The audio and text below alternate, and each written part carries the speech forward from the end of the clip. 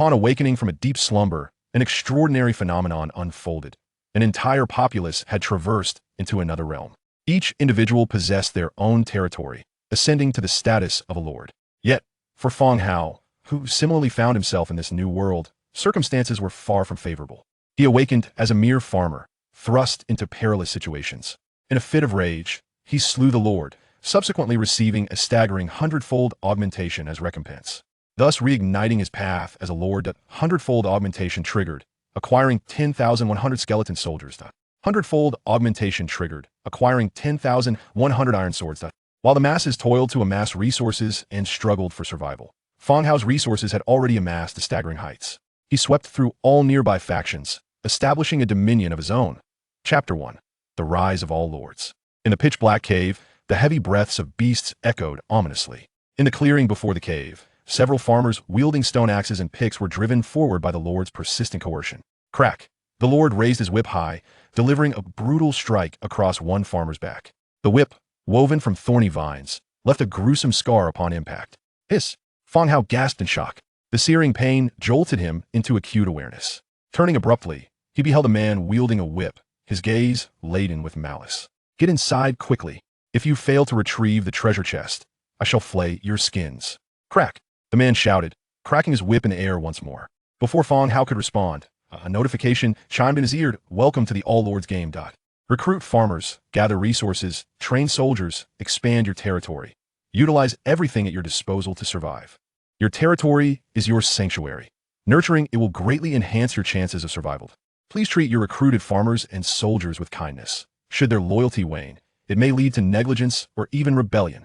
If you encounter others of your kind, congratulations, you have caught a plump pig, though if your strength is lesser, you may well be the pig.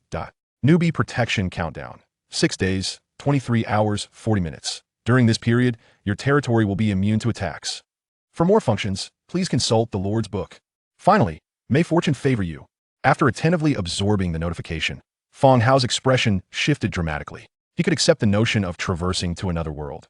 However, it appeared that his current predicament was far from promising. Dressed like a farmer, the man behind him exuded the true essence of a lord. Moreover, he bore a brown leather tome at his waist, presumably the Lord's Book mentioned in the notification. I'm doomed. I am but cannon fodder. Fang Hao cursed his ill fate. The 5 villagers trudged forward, their faces drawn with despair, pleading loudly. My lord, we are but ordinary farmers. We cannot procure the treasure chest. Yet, their pleas earned no sympathy from a lord. Silence. Quit your prattle and move. The man barked, his demeanor fierce and impatient. With no choice, the villagers continued their advance. Throughout, Fang Hao remained silent, refraining from looking back. Clearly, this lord was utilizing the farmers as scouts, risking their lives for potential resources to gain an early advantage. At worst, he would sacrifice these farmers without a second thought. Slowly, the 5 villagers stepped forward, ultimately entering the cave. As they ventured deeper, the cave grew increasingly dim. The heavy breaths of beasts became more pronounced. Fear etched across the farmers' faces, some trembling as they leaned against the walls to move forward. Step by step, they pressed on until they beheld the cave's master. A colossal brown tiger awaited them, its black stripes marking a fearsome presence, far larger than any tiger Fang Hao had seen on television at that moment. The tiger's crimson eyes locked onto them, radiating ferocity and resentment. We're done for. The farmers' hearts sank. With their meager combat abilities, they stood no chance against an adult tiger. It's injured, Fang Hao whispered. In the dimness of the cave, the scent of blood hung thick in the air, revealing the tiger's grievous wounds. Dark red blood pooled beneath its abdomen. Let's stick to the walls and grab the treasure chest before we leave, one suggested softly. Recognizing that the lord would not relent until the treasure was procured, they suppressed their terror and cautiously navigated around the tiger towards the chest. Each prayed fervently that the tiger, weakened as it was, would grant them mercy. Moving slowly along the walls, the tiger's gaze remained fixed upon them, its eyes tracking their every movement. As they attempted to bypass the beast and head straight for the treasure, it unleashed a furious roar, dragging its bloodied form towards them. Fight back! Kill it! Or we shall all perish! Fang Hao shouted, swinging a stone axe. In an instant, the cave erupted with the tiger's enraged roars and the villagers' desperate screams. Minutes later, Fang Hao emerged, drenched in blood, and gestured towards the man in the distance. Is the beast dead? The man called from afar. Fang Hao nodded. A look of uncontainable joy washed over the man's face. Splendid. Absolutely splendid. Muttering to himself, he rushed into the cave. Upon entering, he beheld the lifeless tiger and the bodies of 4 villagers, not pausing for a moment as he advanced further. Upon sighting the wooden treasure chest, a look of confusion crossed his features. Why is it already opened? At that moment, an overwhelming sense of danger surged from behind. Thud! The sound of wood being cleaved echoed. A stone axe struck heavily at his neck from behind. The axe, though not sharp, tore through flesh, embedding deep into his neck. You! The man's eyes widened in shock, filled with disbelief. How could this be? The farmers sent by the system were attacking him? Why was this happening? Fang Hao struck again with his axe. Blood sprayed forth. In an instant, a head rolled away, coming to rest nearby. You, as a farmer, have slain the territory lord. Evil value 500. Fang Hao exhaled deeply. Bending down, he seized the tome from the man's waist. The cover was brown leather, adorned with intricate golden patterns. In the center, the words "The Lord's Book" were embossed in bold lettering. Upon touching the Lord's Book, another notification appeared. Detected initial data error in the Lord. Correcting data. Compensation issued. 100-fold augmentation. Detected evil value of 500. Automatically categorized into the evil faction. Necromancer. It was over.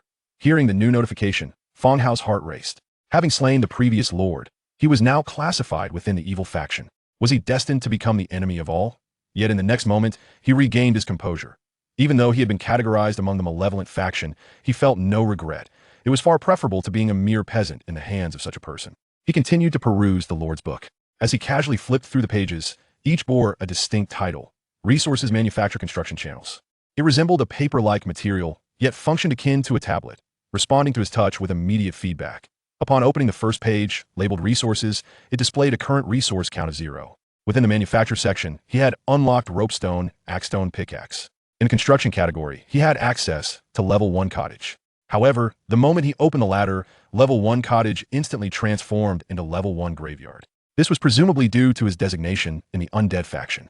He proceeded to turn to the channels page. Speaking privileges, 10 messages per day. Then, a flurry of messages rapidly appeared. Has anyone left the village? Is it dangerous outside? Someone help me. There's a wild boar outside my house the size of tiger. At this rate, I might as well be trampled by it. Wow, this is thrilling. I request premium content. How are your peasants faring?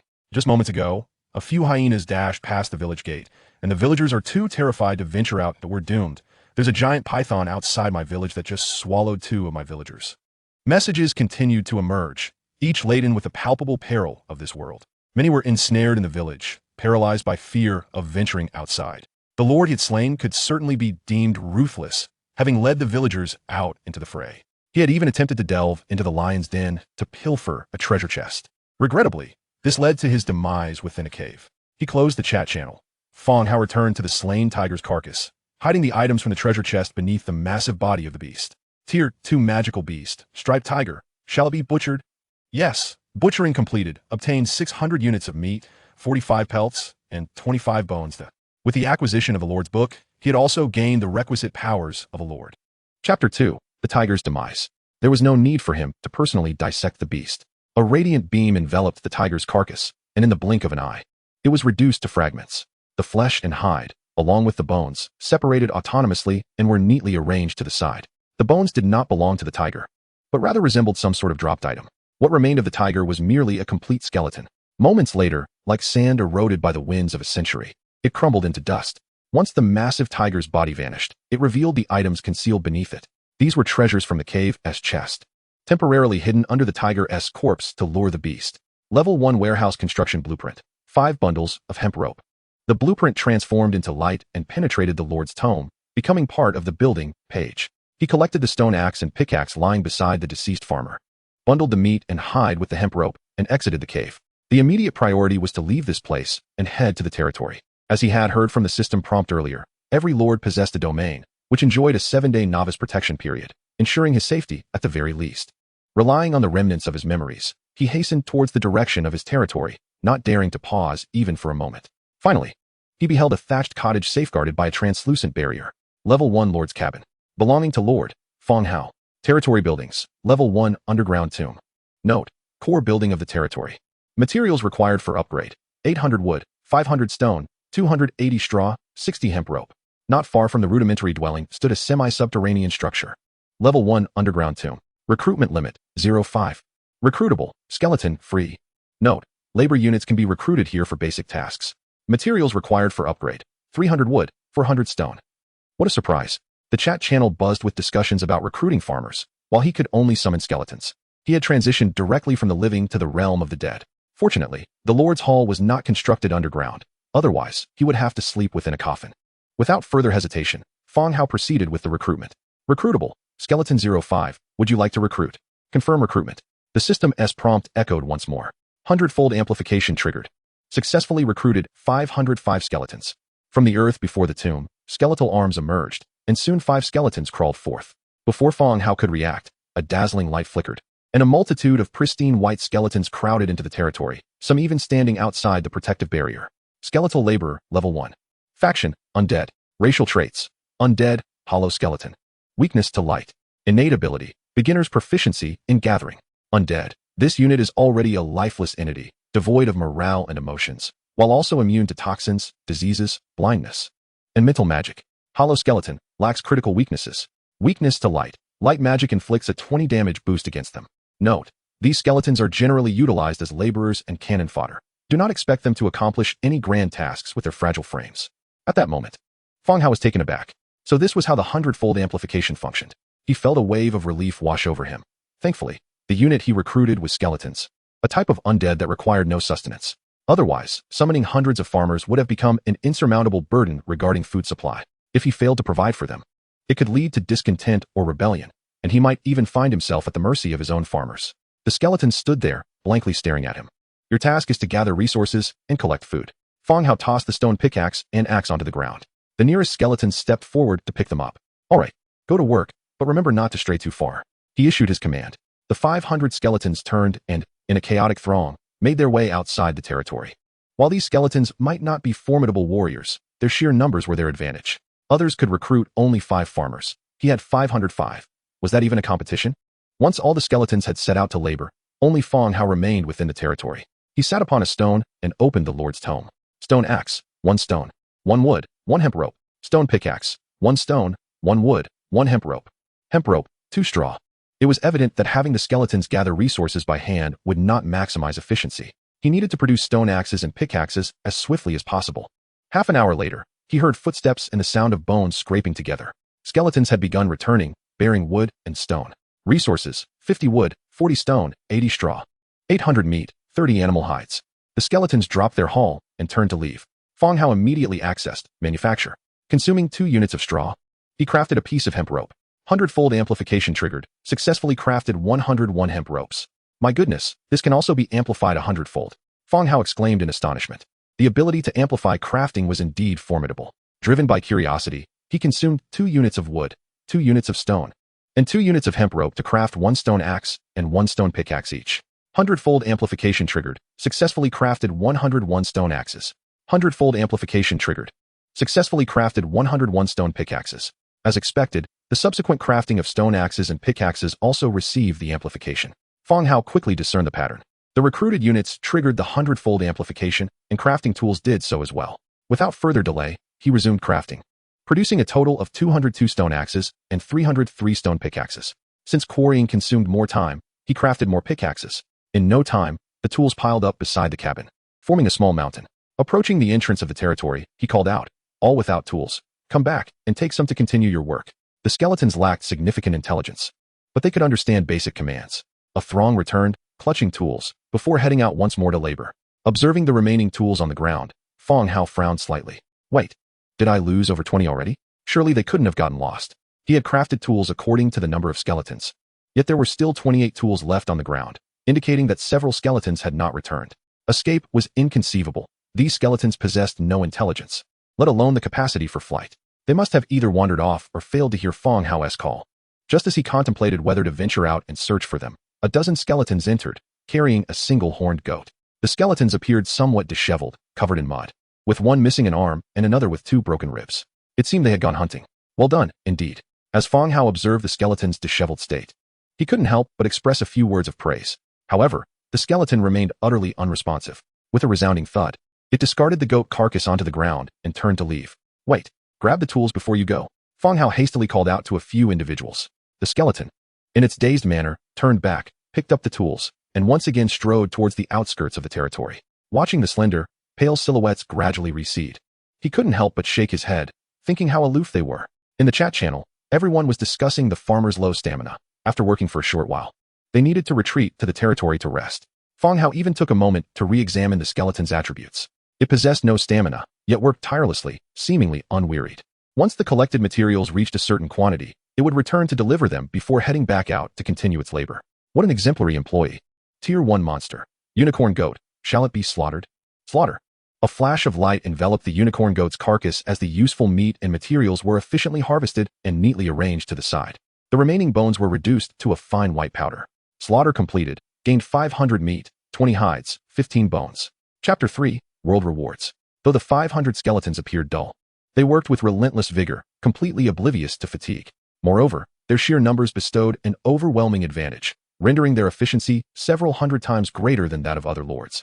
Before long, the open space in front of the wooden hut was piled high with various basic resources. This cannot continue, Fang Hao thought, his brow furrowing as he surveyed the amassed resources.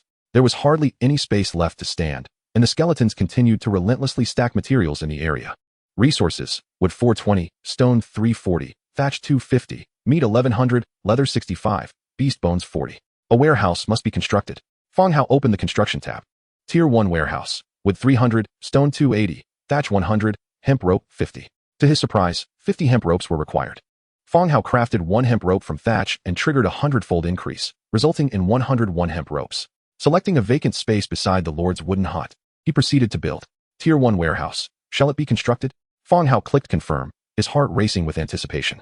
He wondered if he might also receive a 100-fold increase, producing 100 warehouses at once. Construction completed. The imagined 100 warehouses did not materialize. Instead, a single wooden framework topped with a thatched roof appeared before him. The remaining materials on the ground were neatly organized and placed into the warehouse.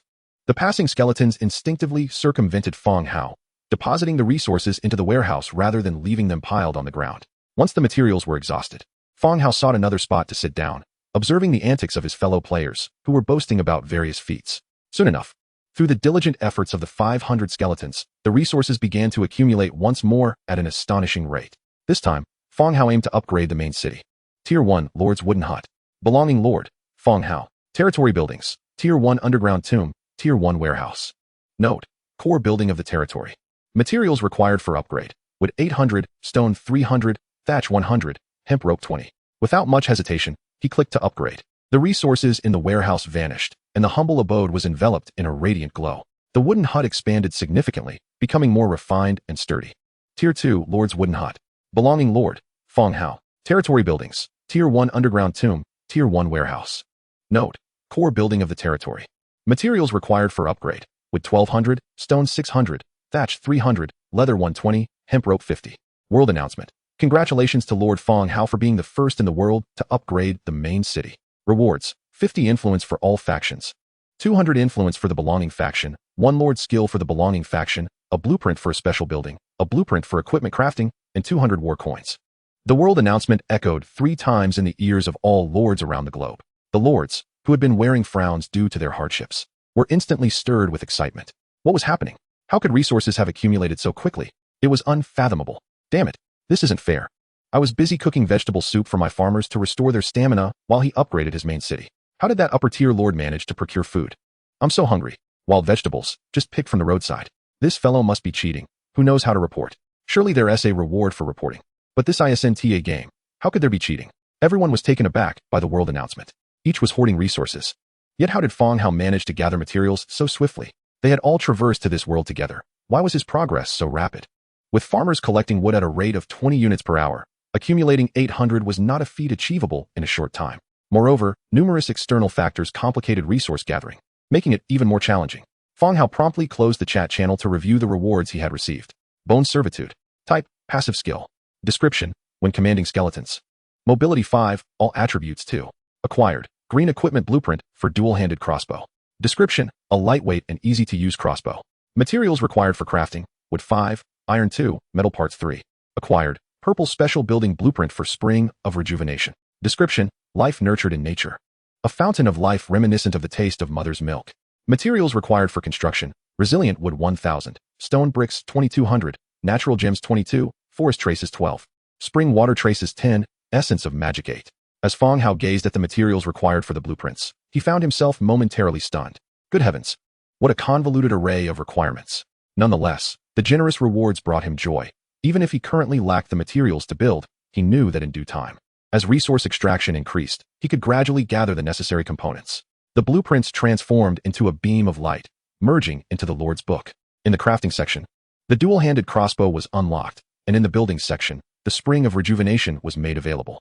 Regrettably, due to insufficient materials, he could only wait until he had everything in order before crafting. While Fang Hao was contemplating the rewards, another influx of resources arrived. To further his advantage, he decided to upgrade the underground tomb. Tier 1 Underground Tomb. Materials required for upgrade. Wood 300, stone 400. After confirming the upgrade, the semi-underground tomb expanded significantly, and its attributes underwent a transformation. Tier 2 Underground Tomb. Recruitment cap, 510. Recruitable. Skeletons, free. Note: this building allows for the recruitment of labor units for basic tasks. Materials required for upgrade. Wood 600, stone 800, hemp rope 120, shadow stone 2. The recruitment cap increased from 5 to 10, a delightful surprise for Fang Hao. The recruitment limit signifies the number of individuals that can be summoned through construction, rather than the total population. Otherwise, even with 500 skeletons, it would be exceedingly difficult to surpass the current population count, regardless of the number of buildings erected. This recruitment ceiling allows Fang Hao to summon an additional 5 skeletons. He promptly opts for recruitment. Available for recruitment, Skeleton 05, would you like to proceed? Recruitment confirmed. The 100-fold amplification is triggered, successfully recruiting 505 skeletons. Lo and behold, a fresh expanse of skeletal remains emerges before him. Fortunately, Fang Hao has acclimatized to this phenomenon and experiences no discomfort. He continues to utilize the 100-fold amplification to craft 202 stone axes and 303 stone pickaxes, ensuring each skeleton is equipped before they venture out to gather resources. How? Just as Fang Hao finishes speaking, a wolf's cry reverberates from outside the territory, interrupting his words. Standing atop a stone, he gazes into the distance and spots over 10 robust prairie wolves excitedly pouncing on the working skeletons, incessantly gnawing and tearing at them. A few nearby skeletons initiate an attack, but without a numerical advantage, they stand no chance against the prairie wolves. They are swiftly torn apart, bones scattering across the ground. These fiends dare to bully the undead. Fang Hao curses in anger. He calls out to the skeletons laboring outside, commanding, "Slay the wolves." Although his voice does not carry far, nearly 100 skeletons hear his command. They pivot in unison, directing their gaze toward the prairie wolves. After a brief pause, they wield their weapons and charge at the wolves. Unlike humans, the undead do not experience fear, even when faced with a formidable foe. They heed the Lord's command and charge recklessly into battle. In an instant, the clash between the skeletons and the wolves ensues. The sounds of bones shattering and wolves howling echoing throughout the vicinity. Soon, an increasing number of skeletons gather, leaving behind 6 wolf carcasses while the remainder break through the encirclement and flee. Fang Hao steps outside his territory, surveying the chaotic scene. He instructs the skeletons to bring in the wolf corpses and collect any discarded tools. First tier magical beast, prairie wolf. 6. Would you like to butcher them? Confirmation to butcher. Butchery complete. Gain 2,400 meat, 120 pelts, and 90 bones. The butchery yields a substantial amount of meat, pelts, and bones. Yet Fang Hao feels no joy. His brow furrows as he observes the injured skeletons. The prairie wolves are undoubtedly a threat. Not only do they hinder the skeleton's work, but they may attack him one day. Now is the best time to eliminate this potential danger while the territory remains secure. Everyone, arm yourselves and follow me. Fang Hao bellows as he strides outward, flanked by over 900 skeletons moving towards the direction the wolves fled. Chapter 4. The Skeleton Soldiers. Traversing through the lush woods, they arrive at a vast, flat grassland, littered with the bleached bones of animals that have been devoured. A group of over 20 prairie wolves lounges lazily in the sun, some bearing visible wounds, their still fresh injuries staining the grass a dark red. Behind the pack lies a natural cave, shrouded in darkness within.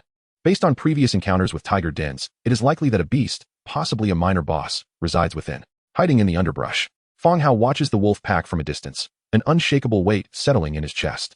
If he lacked the 100-fold amplification ability, like other lords with merely 5 farmers, would he be able to survive against such prairie wolves? It would be exceedingly difficult. Surround them and launch a joint attack. He instructs the skeletons. Yet, the skeletal army remains impassive, their expressions unreadable, offering no response. All right then, charge. Leave none alive. Fang Hao concedes with a sigh. With a rustle, the skeletal army surges forth from the underbrush, weapons held high as they rush towards the wolves. No tactical arrangement is necessary. The sheer number of skeletons naturally forms a fan shape, encircling the wolves and the cave. The sudden onslaught of skeletal warriors startles the wolf pack, but they are given no opportunity to react before the battle ensues. Despite their ferocity, the prairie wolves are vastly outnumbered. In a mere moment, they are overwhelmed by the sea of skeletons. In the blink of an eye, more than 20 prairie wolves lie slain by the chaotic flurry of axes. From within the cave, a pair of emerald eyes glimmers ominously, akin to flickering ghostly flames. Out strides an exceptionally powerful prairie wolf king, its fury palpable as it emerges from the cave and unleashes a thunderous roar. Howl. Prairie wolf king, second tier. Skills, bite, pounce. Yet, the moment it registers the dense throng of skeletons before it, the roar abruptly ceases. The skeletons turn their heads in unison, fixating their gaze upon the wolf king. The next instant, they pour into the dark cave, and another cacophony of battle and lamentation ensues. Minutes later, the skeletons emerge from the cave, several of them carrying the wolf king's carcass alongside a wooden treasure chest. With a thud, they unceremoniously drop the chest at Fang Hao's feet. Are you not foolish? You know to bring the chest to me. There is some semblance of intelligence among you, he muses, albeit the skeletons that transported the chest turn and leave, presenting him with their retreating backs. He opens the chest. Acquired. Level 1 barracks blueprint, ordinary wooden shield blueprint, white. The two blueprints transform into beams of light, merging into the Lord's book. Although they are few and merely common blueprints, Fang Hao cannot suppress his delight. A barracks blueprint. Once constructed, he can recruit soldiers, thereby enhancing his security.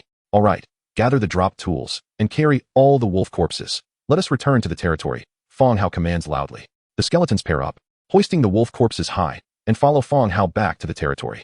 Upon their return, the skeletons deposit the surplus tools into the warehouse and place the wolf carcasses in the open area before heading back to work. First tier magical beast, prairie wolf, 24. Would you like to butcher them? Confirmation to butcher. Butchery complete. Gain 9,600 meat for 180 pelts and 360 bones. Second tier magical beast, prairie wolf king. Would you like to butcher it? Fang Hao continues to confirm. Butchery complete. Gained 800 meat, 50 pelts, and 40 bones. With the butchery complete, the corpses piled in the open area transform into beams of light, flying into the warehouse. In the warehouse, the stockpile of meat exceeds that of the other resources.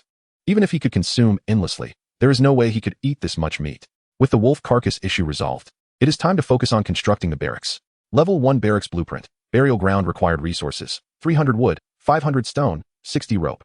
The undead faction structure consumes a modest amount of wood, while the stone expenditure is considerably higher. A location has been chosen, and construction of the barracks has commenced. A radiant glow envelopes the area as the barracks, the burial ground, is completed. Level 1 burial ground. Recruitable, skeleton soldiers. Skeleton soldier, 300 bones. Note, this building allows for the recruitment of faction-specific units, and upgrading its level unlocks new types and higher-tier soldiers. Materials required for upgrade, 500 wood, 720 stone, 80 leather, 240 rope, 5 shadow stones. The burial ground is somewhat larger than the underground graveyard. The graveyard resembles a cemetery, while the burial ground resembles a mass grave. Surprisingly, the recruitment requirement includes 300 beast bones. Had I not just slain a pack of wolves, the quantity of bones would have been insufficient. Concurrently, there are reports in the channel of an item called Soul Crystal, a rare item for summoning units, serving a purpose akin to the bones I possess. Without hesitation, I choose to recruit, for they must be summoned sooner or later. The sooner they emerge, the faster the development of the territory. 100-fold amplification triggered. Successfully recruited 101 skeleton soldiers. A robust skeleton rises from the depths of the barracks, accompanied by a cascade of light as the remaining 100 skeleton soldiers emerge. Skeleton soldier, tier 1. Faction, undead. Racial traits, undead, hollow skeleton, vulnerability to light magic. Skills, shield bash. Innate abilities, basic combat mastery, basic swordsmanship, basic shield mastery. Undead. This unit, being a lifeless entity, possesses neither morale nor emotions, and is immune to toxins, diseases, blindness, and mental magic. Hollow skeleton, lacks critical weaknesses. Vulnerability to light. Light magic inflicts an additional 20 damage. Shield bash, equipped with a shield, slams the shield into an enemy, dealing blunt damage with a chance to stun the target. Note, the skeleton soldier, wielding a weapon, raises its bony arm. It exhibits initial combat prowess, yet remains fragile against sustained enemy assaults. The skeleton soldiers are slightly taller than laborer skeletons, not entirely exposed in skeletal form, but adorned with tattered cloth shirts that flutter in the breeze like a bundle of mop strands. To be candid, the newly acquired combat unit does not evoke much excitement in Fang Hao. The first 3 abilities mirror those of laborer skeletons, with the addition of the shield bash skill, which requires a shield for effective use. Incidentally, today's weapon blueprint pertains to shields. I promptly navigate to the crafting page of the Lord's book. Wooden shield, 3 wood, 2 rope, craft. 100-fold amplification triggered, successfully crafted 101 wooden shields.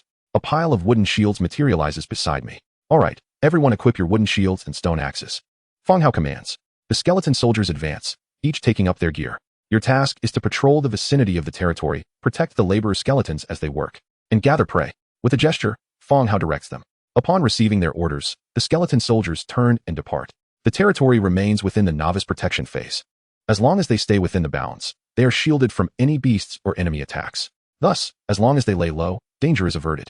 Conversely, the laborer skeletons require protection to prevent any beast attacks that might disrupt their work. Once all instructions are given, twilight descends. A growl from his stomach reminds him of his humanity. He has not eaten all day. Within the Lord's cabin, there is a flint. He ignites a campfire and, using the stone axe, chops the meat into chunks, skewering them on wooden sticks to roast over the flames. Instantly, the aroma of grilled meat wafts through the air. While awaiting the meat to cook thoroughly, he idly opens the chat channel. Without a mobile phone, this has become his sole source of diversion. Is there anyone with food? I'm so weak from hunger. Please, just a bit of food. I'm starving too, and I don't dare go outside. Can anyone help me? Who has a way back? 5 million. I'll transfer it to you immediately. Wake up upstairs. It's time to face reality. Resources for food. The farmer's loyalty has already plummeted. If they don't get food soon, they might just eat me. Who has food? Resources for food. Seeking food. I'm from the Film Academy. Can we trade for resources? He reflects on the surplus of food behind him. Rather than letting it rot, he decides to exchange it for something he actually needs. With a thought, he researches how to trade items in the Lord's book. Trader, Fang Hao. Registered item meat. Quantity, 1,000 units. 1 unit requires 50 units of wood, 40 units of stone, 5 units of iron, or any type. Note, for special items, private messages can increase the quantity of food. As soon as the information is posted, the chat channel erupts. Wow, someone has listed meat, and it's 1,000 units. Boss, you're amazing. Do you need a trinket? Fang Hao, is that the top player who upgraded the main city first? I can't believe it. Wow. Fang Hao has such a lucky start. This is outrageous. 1 unit of meat requires so many resources. Are you even human? Boss, I have a gold tooth. Does that count as a special resource? If you want it, I'll snap it off for you. You can keep your yellow teeth to ward off mosquitoes. Fang Hao, I have a gold chain. Can I trade it for 2 units of food? Keep your gold chain for hanging yourself. Chapter 5, Shadow Stones. I got it. I can finally eat. Wait, how did it sell out so fast? I didn't get any. Bro, can you list more? I just missed out. The meat listed by Fang Hao vanishes at an astonishing rate, with all 1,000 units sold out in under 2 minutes. Immediately after, his private messages flood in. Brother, I didn't manage to snag any. Can I trade wood for food? I'm starving. Brother, saving a life is worth more than building a pagoda. Fang Hao, I'm so hungry. I took some particularly private photos. Can I trade them for food? Fang Hao disregards the pleas of those attempting to take advantage of him. Hunting outside the territory indeed poses dangers. However, the quantity of materials he has set for exchange is by no means excessive. One could even say it is affordable for everyone. The sheer number of individuals who have traversed here, coupled with the absence of direct food acquisition methods in the initial territory, has rendered food the most scarce resource. Conversely, water sources are not in short supply. Numerous territories are near water sources, and a river or freshwater lake suffices for sale. No matter how much water one sells, it's impossible to drain a river dry. Thus, water resources are not expensive, and many individuals are willing to sell. Timber and stone can indeed be gathered gradually, ensuring an everlasting supply. However, the absence of sustenance is far less forgiving. Fang Hao pondered for a moment before listing another 500 units of meat, maintaining the same exchange rate as before. The channel erupted once more. Holy cow, hurry and grab it. He really listed it. How does the big shot have so much meat? Is he using cheats? I've said it countless times. This is reality, not a game. Great one. Please take me along. I am willing to serve you in any capacity. Does the handsome Fang Hao need a girlfriend? When venturing out, having friends can lend you a helping hand at crucial moments, and I can assist you multiple times. Wow. The person above has something to offer. As he watched the channel scroll incessantly, netizens exchanged various playful remarks. Fang Hao finally comprehended just how scarce meat was. The vast majority of people currently lack the means to venture beyond their territories to hunt for wild beasts. Those who did venture out, if fortunate enough to kill a beast, would procure merely a single piece of food. They would likely hesitate to sell it, opting instead to find ways to preserve it for themselves and the farmers. In contrast, Fang Hao's repeated listings of 1,500 units of meat attested to his ample reserves. The freshly listed 500 units of meat also sold out rapidly. Over 2 transactions, he garnered 60,000 units of timber, 11,920 units of stone, and 20 units of iron. This figure truly astonished Fang Hao. The materials exchanged once again filled his warehouse and all available space within his territory, leaving only a narrow path for himself and the skeletons to pass through. Ding! A private message chimed. Brother, how much meat do you think this can be exchanged for? Resources are scarce, so please take care in the early stages. Accompanying this was an image of a blueprint. Simple leather armor blueprint, white. Type, equipment. Materials, 2 animal hides. 2 hemp ropes. Equipment blueprint. This person's luck is extraordinary. A blueprint emerges at such a time. Although it is of white quality, it is precisely what is needed in the early stages. Why aren't you using it yourself? Fang Hao inquired curiously. Shortly, the other party replied, their tone tinged with resignation. There's no choice. I've run out of materials for upgrading buildings, and both I and the farmers need food, so I must sell it. All right, for a white quality item, I'll offer you 50 units of meat, Fang Hao responded. Okay, thank you, brother, I will initiate the trade immediately. The other party expressed their gratitude repeatedly. It can be said that Fang Hao did not take advantage of the situation during this food shortage. Even if he priced it at 10 units, the other party would have no choice but to accept. The Lord needs to eat, and so do the farmers. Yet, Fang Hao generously offered 50 units, which was quite magnanimous. Soon, the equipment blueprint appeared in the designated trade area, and Fang Hao placed the promised 50 units of meat. Once he secured the blueprint, he promptly recorded it in the Lord's book. The aroma of overcooked meat wafted from the grill, prompting Fang Hao to close the channel and focus on his meal. If he let it cook any longer, it would turn to charcoal. After satisfying his hunger, he contemplated crafting the leather armor first. Nighttime may not pose any immediate danger. He reopened the Lord's book, simple leather armor, 2 animal hides, 2 hemp ropes. Manufacture. 100-fold amplification triggered, successfully crafted 101 simple leather armors. Simple leather armor, white. Category, chest armor. Defense, level 1 defense. Note, simple leather armor made from hides and hemp rope provides a certain level of protection. Quite satisfactory. Of course, one cannot expect too much. He donned one piece and distributed the rest among his skeletal soldiers. Each one of the snow-white skeletons donned leather armor, giving them a semblance of formidability. Once all was settled, the night had deepened. Fang Hao gathered several stacks of thatch from the warehouse and laid them in the Lord's wooden house. He closed the door and drifted into a deep slumber. The night passed without incident. Although he slept soundly, he awoke with a sore back and a feeling as if he had lost his kidneys. His body seemed unaccustomed to sleeping on thatch. Upon exiting the hall, the laboring skeletons continued their diligent work, seemingly oblivious to fatigue.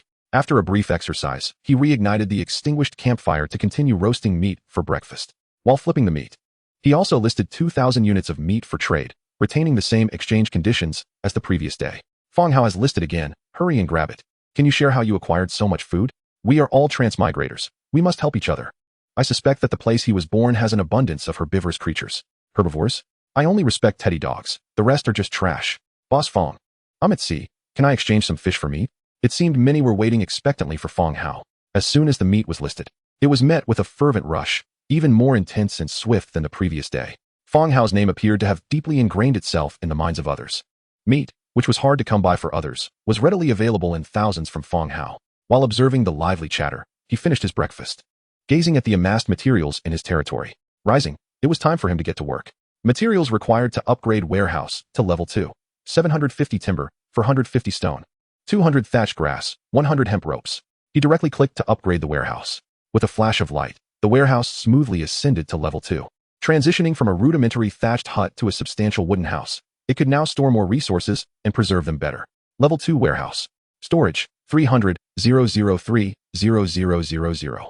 Note, resources within the warehouse will be better preserved. Food storage is less prone to spoilage. The higher the warehouse level, the more resources can be stored, and the better the preservation effect.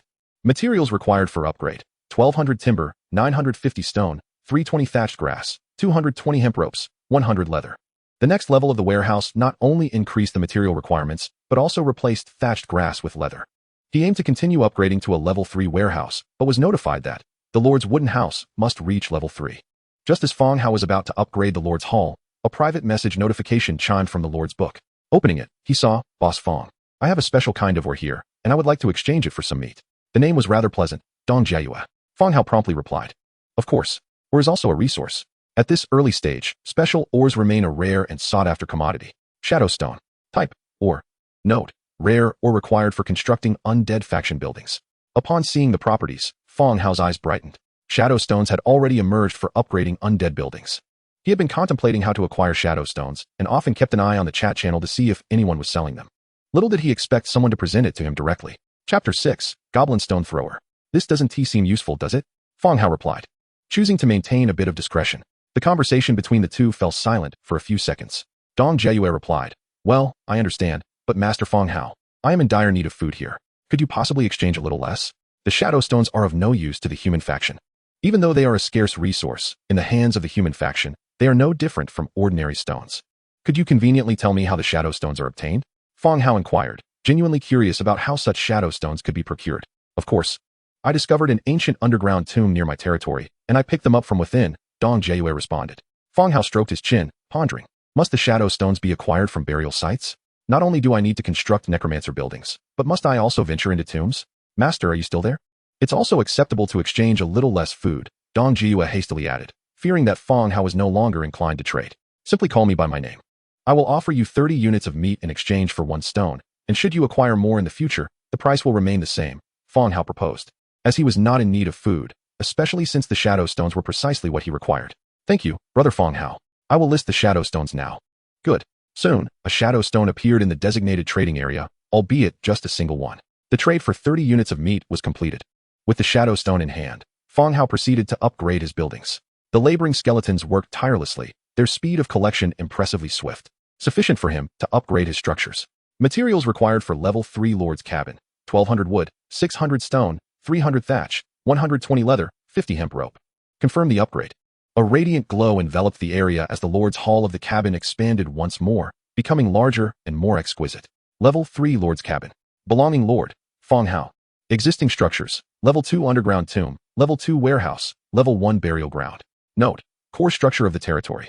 Materials required for upgrade: 2,200 wood, 1,000 stone, 200 brick, 240 leather, 180 hemp rope. Upon reaching level 4, a new material, bricks, appeared, the method of which he had yet to discover. After a brief wait, the anticipated sound of rewards from the first upgrade of the main city did not resonate. Feeling a twinge of regret, he continued to inspect other structures within the territory. The underground tomb and burial ground remained unable to upgrade due to the lack of shadow stones, but he could proceed to upgrade the warehouse to level 3. Level 3 warehouse: 1,200 wood, 950 stone, 320 thatch, 100 leather, 220 hemp rope. Confirm upgrade. The warehouse was successfully elevated to level 3. Level 3 warehouse. Storage: 500,005,0000. Note: resources within the warehouse will be better preserved. Food storage will be less prone to spoilage. The higher the warehouse level, the greater the capacity for resource preservation and efficiency. Materials required for upgrade: 2,000 wood, 1,500 stone, 400 brick, 300 leather, 220 hemp rope. The total storage capacity increased to 50,000. However, the overall resources within the territory consistently exceeded the warehouse's capacity. The warehouse was saturated, with various resources piled up in the open spaces of the territory. After completing the building upgrades, Fang Hao recalled all the skeleton soldiers. It was time to explore the surrounding map of the territory. Tightening his leather armor, he grasped a stone axe. While other lords began to survey the landscapes around their realms, he too could not limit himself to the present. Just like Dong Jiayue, who had traded him the shadow stones, he sought out a nearby burial site where he could acquire more. Alas, apart from himself, the other skeletons lacked the ability to explore and chart the map, leaving him to venture forth alone. Of course, compared to other lords, his forces held a distinct advantage, thus mitigating the dangers. Observing the gathered skeleton soldiers, he commanded, "Follow me. Your task is to protect me." The skeleton soldiers, unresponsive, stood blankly by, clutching wooden shields and stone axes. "Let us depart." Fang Hao took the lead, stepping out of the protective barrier. The woods before the territory had been cleared extensively. The laboring skeletons continued their tireless efforts. Leading a throng of skeleton soldiers through the dense forest, they emerged onto a vast plain, where a clear stream flowed gently. Fang Hao took a wooden plank and marked the location of the stream. It was closer than his water source and posed no evident dangers. Regrettably, he had not brought any containers. Otherwise, he could have filled some and sent the skeletons back to the territory with them. Following the stream upstream, Fang Hao's expression suddenly shifted. He stepped forward, crouching to inspect the ground's markings. Wool tracks. The soil beside the stream was soft, clearly revealing the impressions left by wheels. A lord? Or another faction? Fang Hao murmured, gazing at the tracks. He then beckoned to the skeleton soldiers, instructing them to follow the trail of the wheel marks. A new neighbor unexpectedly emerged near the territory, stirring both curiosity and concern regarding potential dangers. Soon, Fang Hao encountered the owner of the tracks. It was a humanoid creature with a massive dog-like head and a hunched body. On the cart were bloodied animal carcasses. Dog-headed stone thrower, level 2. Skill, sling. The dog-headed stone thrower stood at a modest height of approximately 1 to 1.5 meters. Its skin was a pale gray, resembling that of a hairless dog. The sight of Fang Hao's party, consisting of hundreds of skeletons, caught the attention of the creature. After a brief moment of astonishment, it emitted a series of piercing howls, swinging its sling and launching an attack. Bang, bang, bang. The slingshot, seemingly rudimentary, possessed a substantial force. The projectiles whistled through the air, striking the wooden shields with deafening sounds, knocking the frontline charging skeletons askew. Attack! Eliminate them! Fang Hao commanded. With a clamor, hundreds of skeleton soldiers raised their wooden shields and charged towards the dog-headed creatures. The disparity in numbers was significant. Even though the slingshot attacks were formidable, the wooden shields and leather armor of the skeleton soldiers provided substantial protection, preventing any meaningful damage. The dense army of skeletons swiftly closed in. The dog-headed creatures numbered only about 20. Once the skeleton soldiers were within striking distance, they found it exceedingly difficult to mount an effective counterattack. Armed with short daggers, they screamed and flailed helplessly before the onslaught of skeleton soldiers. A few cries of despair echoed as they fell beneath the blows of shields and axes. Once the chaos subsided, Fang Hao approached. Observing the lifeless bodies strewn across the ground, along with several scattered skeleton remains, he commanded, "Clean the battlefield." The skeletons began to gather the equipment dropped by the dog-headed stone throwers. His gaze fell upon the corpse of the fallen dog-headed creature, where white bones resembling vertebrae appeared beside it. Wriggling spine. Type: consumable. Description: a sacrificial offering for the undead, used for recruiting undead units. Chapter 7: The Undulating Spine. Upon witnessing this, one could already discern the origin and purpose of the undulating spine. It had been mentioned in the chat channel. Constructing barracks does not permit unlimited recruitment of troops. The human faction drops a consumable item known as the Soul Crystal, an essential material for recruiting various units. Just as Fang Hao requires 300 beast bones to summon skeleton soldiers. However, while beast bones serve as materials for slaughter, suitable for recruiting undead units, they are not the primary recruitment items for the undead faction. Rather, they function as a temporary substitute. The undulating spine serves as the principal recruitment material for the undead. Akin to the role of the Soul Crystal, the skeleton soldiers efficiently cleared the battlefield. The resources had been gathered. Loot: 21 iron daggers, 8 undulating spines, 1 cart, 2 corpses of horned goats, 1 corpse of a giant horned deer. The number of gnolls amounted to over 20, yet only 8 undulating spines had dropped. It appears there exists a certain drop rate. Not every corpse yields one. Fang Hao refrained from taking further action, instead becoming absorbed in thought. It was evident that there was a gnoll stronghold or camp nearby. Otherwise, the hunting gnoll teams would not have appeared. Investigating the location and military strength of the enemy became paramount. Fang Hao himself secured an iron dagger at his waist. Iron dagger, white. Type: dagger. Attributes: first order damage. Description: a wooden handle affixed with an iron blade. What a peculiar method conceived in the mind. You few, change your weapons, Fang Hao commanded. He selected 20 uninjured soldiers, replacing their stone axes. Although the stone axes were of white quality, their function differed.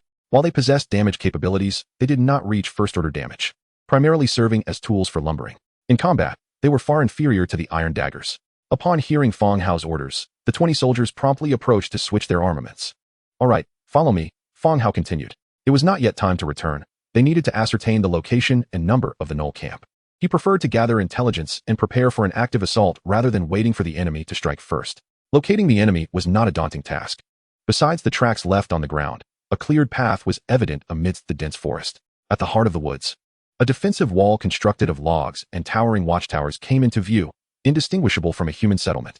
Numerous gnolls moved in and out, logging, quarrying, and collecting various basic resources.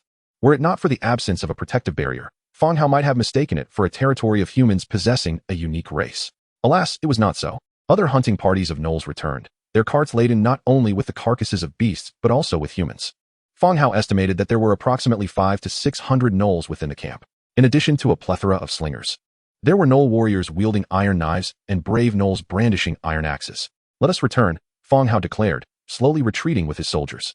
The camp must be eradicated, but not at this moment. Sufficient manpower was required to mount an offensive. Upon retreating to the edge of the forest with the previously acquired cart and provisions, they returned to their territory. Arriving back at the territory, the sun was directly overhead. "Continue your patrols," Fang Hao instructed. He guided the cart into the protective barrier, while the skeleton soldiers resumed their posts, patrolling to ensure the laboring skeletons were not disturbed by wild beasts. Of course, should any beasts appear, it would also be a fortuitous event, increasing their food reserves. First-order beasts. Horned goat 2. First-order striped deer. Shall we slaughter? Slaughter. Slaughter completed. Obtained 1,200 meat, 90 animal hides, 60 beast bones. Besides acquiring the undulating spines, the cart and meat were indeed commendable gains for the day. Most importantly, they had discovered the gnoll camp near their territory. The thought of so many gnolls residing so close to their domain rendered him instinctively tense. This was not a game. It was reality. Every day, individuals succumbed to various perils. He was not one to hesitate. He promptly approached the barracks. Level 1 burial ground. Can recruit. Skeleton soldier. Skeleton soldier, 1 undulating spine. Note: This building can recruit faction units. Upgrading the building level unlocks new soldier types and higher tier units. Materials required for upgrade: 500 wood, 720 stone, 80 leather, 240 hemp rope, 5 shadow stones. Previously, recruiting skeleton soldiers required 300 beast bones. Now, only 1 undulating spine sufficed. This meant that 1 undulating spine equated to 300. Can recruit. Skeleton soldier, consumption, 8 undulating spines. Shall we recruit? Confirm recruitment. The system's notification chimed once more. 100-fold amplification triggered. Successfully recruited 808 skeleton soldiers.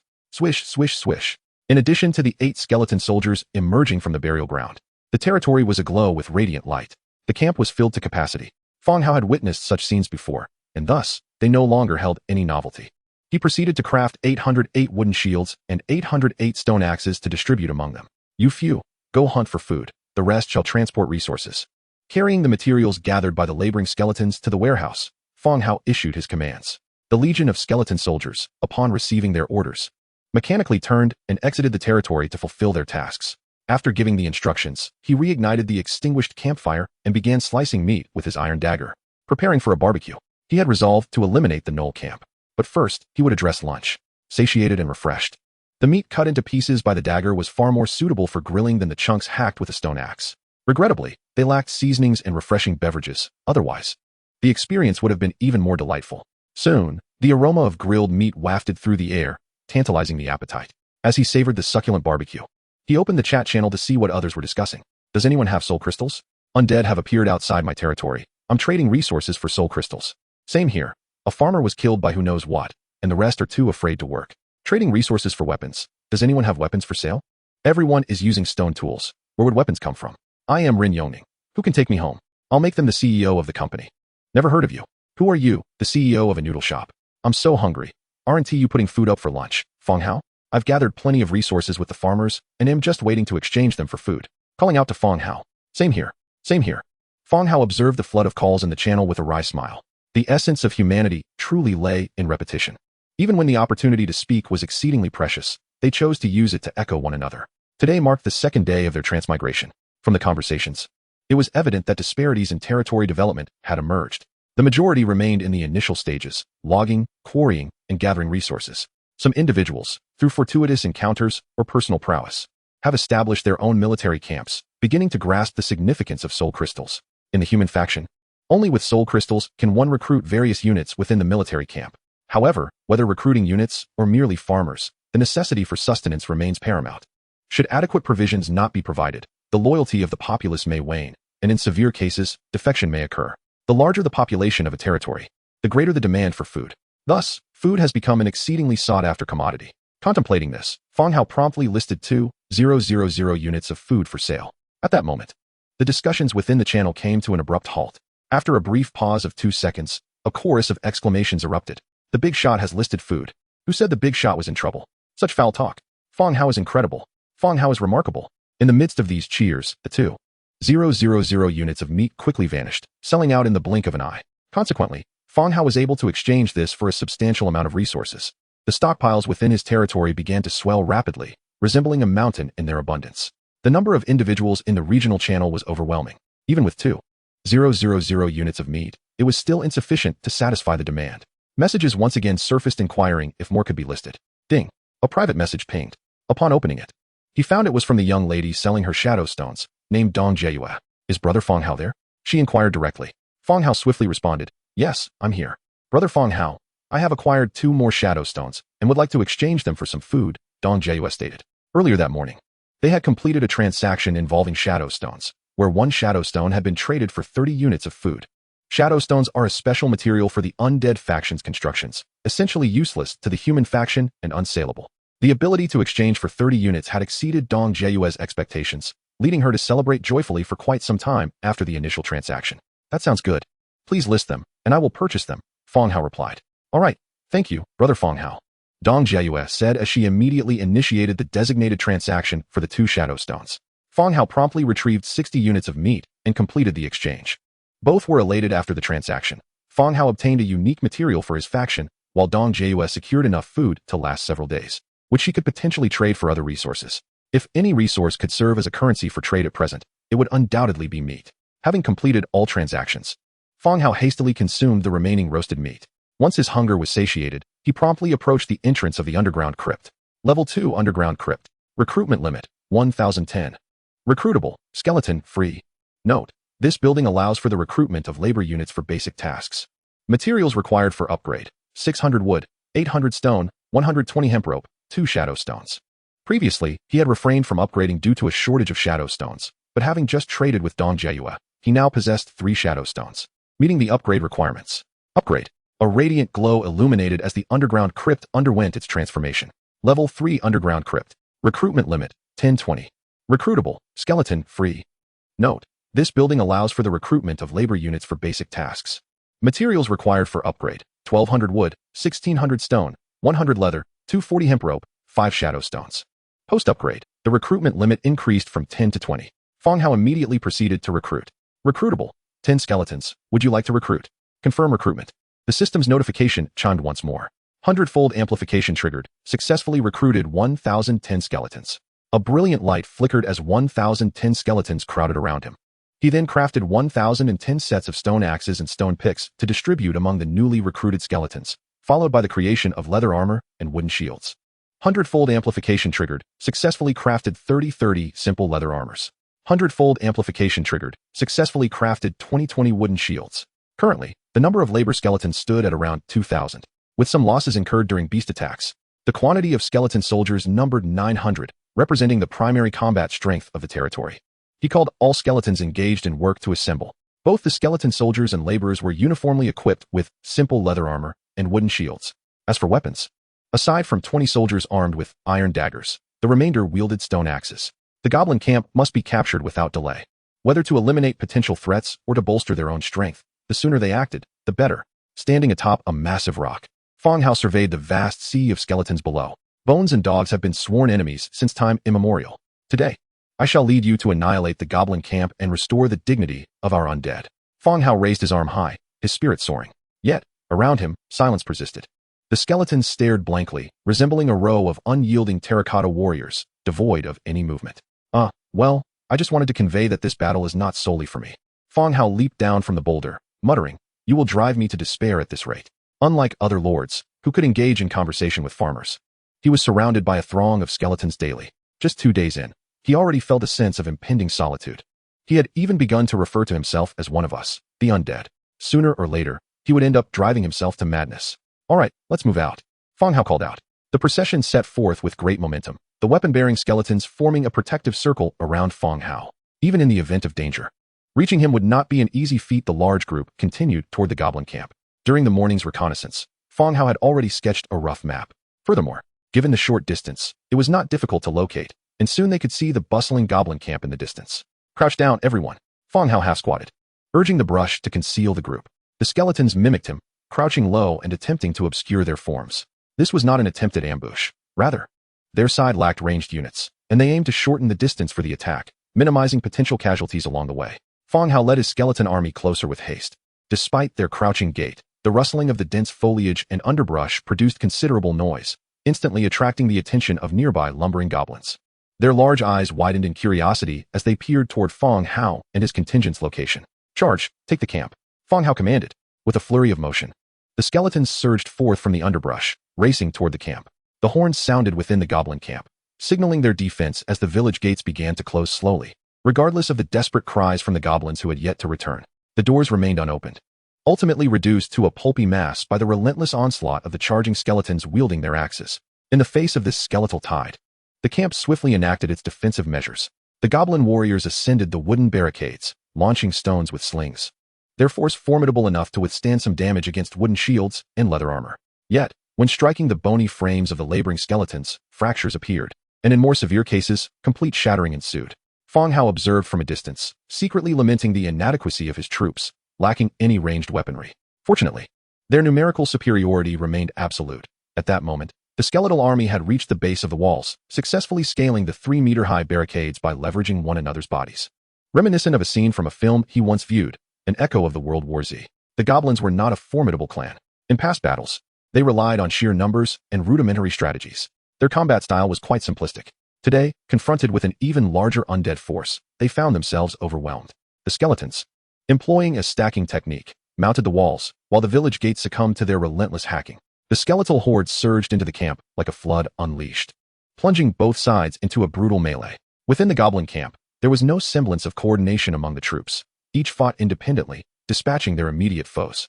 Soon, under the fearless assault of the skeletons, the goblins were utterly overwhelmed. As silence fell upon the camp, with the skeletons standing motionless and awaiting orders, Fang Hao approached the chaotic battlefield. He surveyed the devastation before issuing a command: clear the battlefield and gather all equipment and resources. The immobile skeletons sprang into action, commencing the collection of fallen gear. Logically, one would expect the presence of a boss within the camp, perhaps the village chief or chieftain.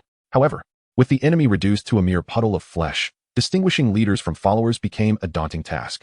In the face of death, all souls are rendered equal. As the skeletons busied themselves with the cleanup, Fang Hao led a dozen skeletal soldiers into the largest wooden structure of the tribe. This was likely the chieftain's chamber, or perhaps a council hall. The furnishings exuded a distinctly wild aesthetic. "Let us take this bear skin rug back, and move the tables and chairs outside to be carried away shortly," Fang Hao instructed, gesturing within the hall. The skeletons began their task, hauling everything outside for future transport. The camp was devoid of wealth, with the only furniture being a pile of straw where he rested. At the rear of the hall, a door revealed a spacious bedroom, complete with a large bed draped in a fur blanket. In the corner of the room lay a chest, its black surface gleaming with a metallic sheen. "Yes," Fang Hao exclaimed, fist clenched in triumph. He finally had a bed. As for its previous goblin occupants, he paid them no mind, given the harsh conditions. One could not afford to be picky. A thorough wash of the fur blanket upon his return would suffice. At last, he would no longer have to sleep on a heap of straw. Turning his attention back to the chest, he noted the stark difference from the previous wooden chests. This one was evidently of a higher grade, indicating richer rewards within. Carefully moving the wooden bed and fur blanket outside, ensuring not to damage them, the skeletons continued their work. Fang Hao approached the chest, rubbed his hands together, and, with a fervent wish for fortune, opened it. Acquired: market building blueprint, cart crafting blueprint, iron axe crafting blueprint, 20 warfire coins. The bounty was indeed abundant, just as he had imagined, having previously opened 2 wooden chests yielding only 2 common items. This black iron chest offered 3 blueprints, all practical, in addition to 20 warfire coins. This camp proved quite prosperous. With his newfound equipment, he exited the building. In the central clearing of the camp, the amassed resources formed a small mountain. Without pause, he proceeded to the storage area.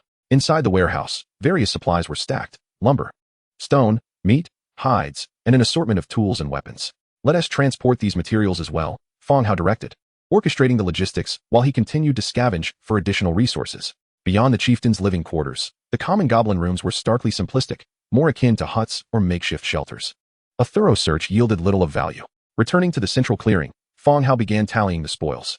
Resource tally: 122 writhing spines, 5,520 units of wood, 3,220 units of stone, 47 units of iron, 3,225 units of meat, 144 units of hides, 20 warfire coins. Equipment tally: 120 iron daggers, 72 single-edged knives, 45 battle axes, 12 carts.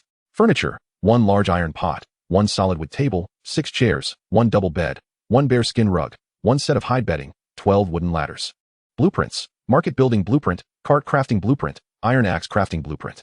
As he reviewed the inventory, a smile gradually spread across his face. Indeed, plunder was the swiftest path to advancement. The spoils from conquering this camp would sustain his growth for a considerable time. Of course, his own losses were significant, having sacrificed at least a third of his forces. Yet, this was of little concern. Laboring skeletons could be summoned freely, albeit with a cooldown period. The skeleton soldiers were even less of a worry. Having collected 122 writhing spines meant he could recruit an army of 10,000 at a moment's notice. With this calculation in mind, he commenced loading the carts. Having acquired 12 carts, they were perfectly suited for transporting these goods, facilitating the task. However, he underestimated the sheer volume of resources. 12 carts proved insufficient. Thus, he opened the crafting menu to begin constructing additional carts. After all, they would be useful in the future. It was better to build them now. Cart: 22 wood, 8 hemp rope. Fortunately, these were all basic materials readily available. Construction commenced. 100-fold amplification triggered, successfully produced 101 carts. One by one, the carts appeared, and the skeletons began to instinctively load the resources, securing them with hemp ropes. Simultaneously, Fang Hao reassessed the camp, his mind brimming with ideas. His advantage lay in the sheer number of skeletons, who required neither food nor rest, tirelessly toiling away. However, the resources near his territory were finite and would soon be depleted. This camp, being an excellent stronghold, would allow him to station a portion of the laboring skeletons here for resource gathering. With the warehouse and accommodations already established, there was no need for additional construction. Lost in thought, all materials were eventually loaded. After briefly barricading the village gate, the main force departed from the goblin camp, returning to their territory. Due to the carts and their cargo, they could not traverse the forest as they had upon arrival, opting instead to follow the main road back. Reclining on the cart and resting against the fur behind him, as I opened the Lord's book to pass the time, I found myself grappling with this wretched stone axe. What a pathetic tool it is. It is excruciatingly slow for logging, and after just a few swings, it shatters. Enough of the complaints. This is the reality we face. I must gather as much as I can to enhance my buildings, and any surplus can be traded with the esteemed Fang Hao for some sustenance. How unfortunate it is that there lies a river near my territory. I had fashioned a net, and each day I could fish out one or two. However, when I checked it just now, I was nearly frightened to death. What did I find? A net full of bones. As I pulled it up, it was brimming with skeletal remains, some even clutching stone axes in their bony hands. It was utterly terrifying. Could it be that there is a mass grave nearby? I have no idea. I retrieved the fish and buried the bones. Even bowing my head twice in respect, I dared not consume the fish, opting to sell them instead. I'll buy your fish upstairs. But you're trying to swindle me. What do you mean, swindle? The fish are perfectly fine, lively and kicking. Then why don't you eat them yourself? I fear they might be toxic. Damn it, you better watch out. Chapter 10, Establishing the Market. Amidst the amusing banter between the two, Fang Hao took a moment to observe the ID of the individual involved, Zhongbin. Near the goblin camp, there flows a stream. The recent battle cost my skeletons dearly, and some bones were swept away by the current. This must be the reason for the abundance of bones in Zhongbin's net. It also serves to confirm that their territories are not far apart. Of course, even if he neglects to bury those bones, they will eventually vanish with time. As this world has been digitized, a grand procession returned to the camp, with no need for manual sorting. Various resources were automatically categorized and neatly arranged in their designated places. Directing the skeletons, I had them carry beds into the Lord's wooden lodge. Fur carpets and blankets were sent to the nearby river for washing. I then opened the Manufacture tab, bringing forth the newly acquired Iron Axe blueprint. Iron Axe, 2 iron, 2 wood. The demand for iron axes is modest, yet iron remains a somewhat scarce resource. Fortunately, the annihilation of the goblin camp yielded some. In the warehouse, there existed 59 units of iron, ample for crafting iron axes. I immediately set to work. 100-fold amplification triggered, successfully crafted Iron Axe X808.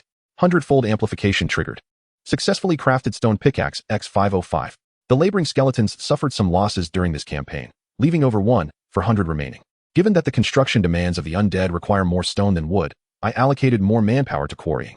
With the existing surplus tools combined with the newly crafted stone pickaxes, 900 laboring skeletons were assigned to quarrying, while 500 equipped with iron axes continued logging. The remaining iron axes were distributed to the skeleton soldiers, replacing their stone axes. With the increase in skeleton soldiers, there was no longer a need for so many to patrol. 200 skeleton soldiers were reassigned to push carts for transporting supplies, thereby eliminating the necessity for laboring skeletons to shuttle materials back and forth, saving time and significantly enhancing work efficiency. Once everything was organized, all skeletons commenced their respective tasks according to the plan. I propped up a wooden pole, draping the freshly washed furs over it to dry, anticipating a comfortable night's sleep.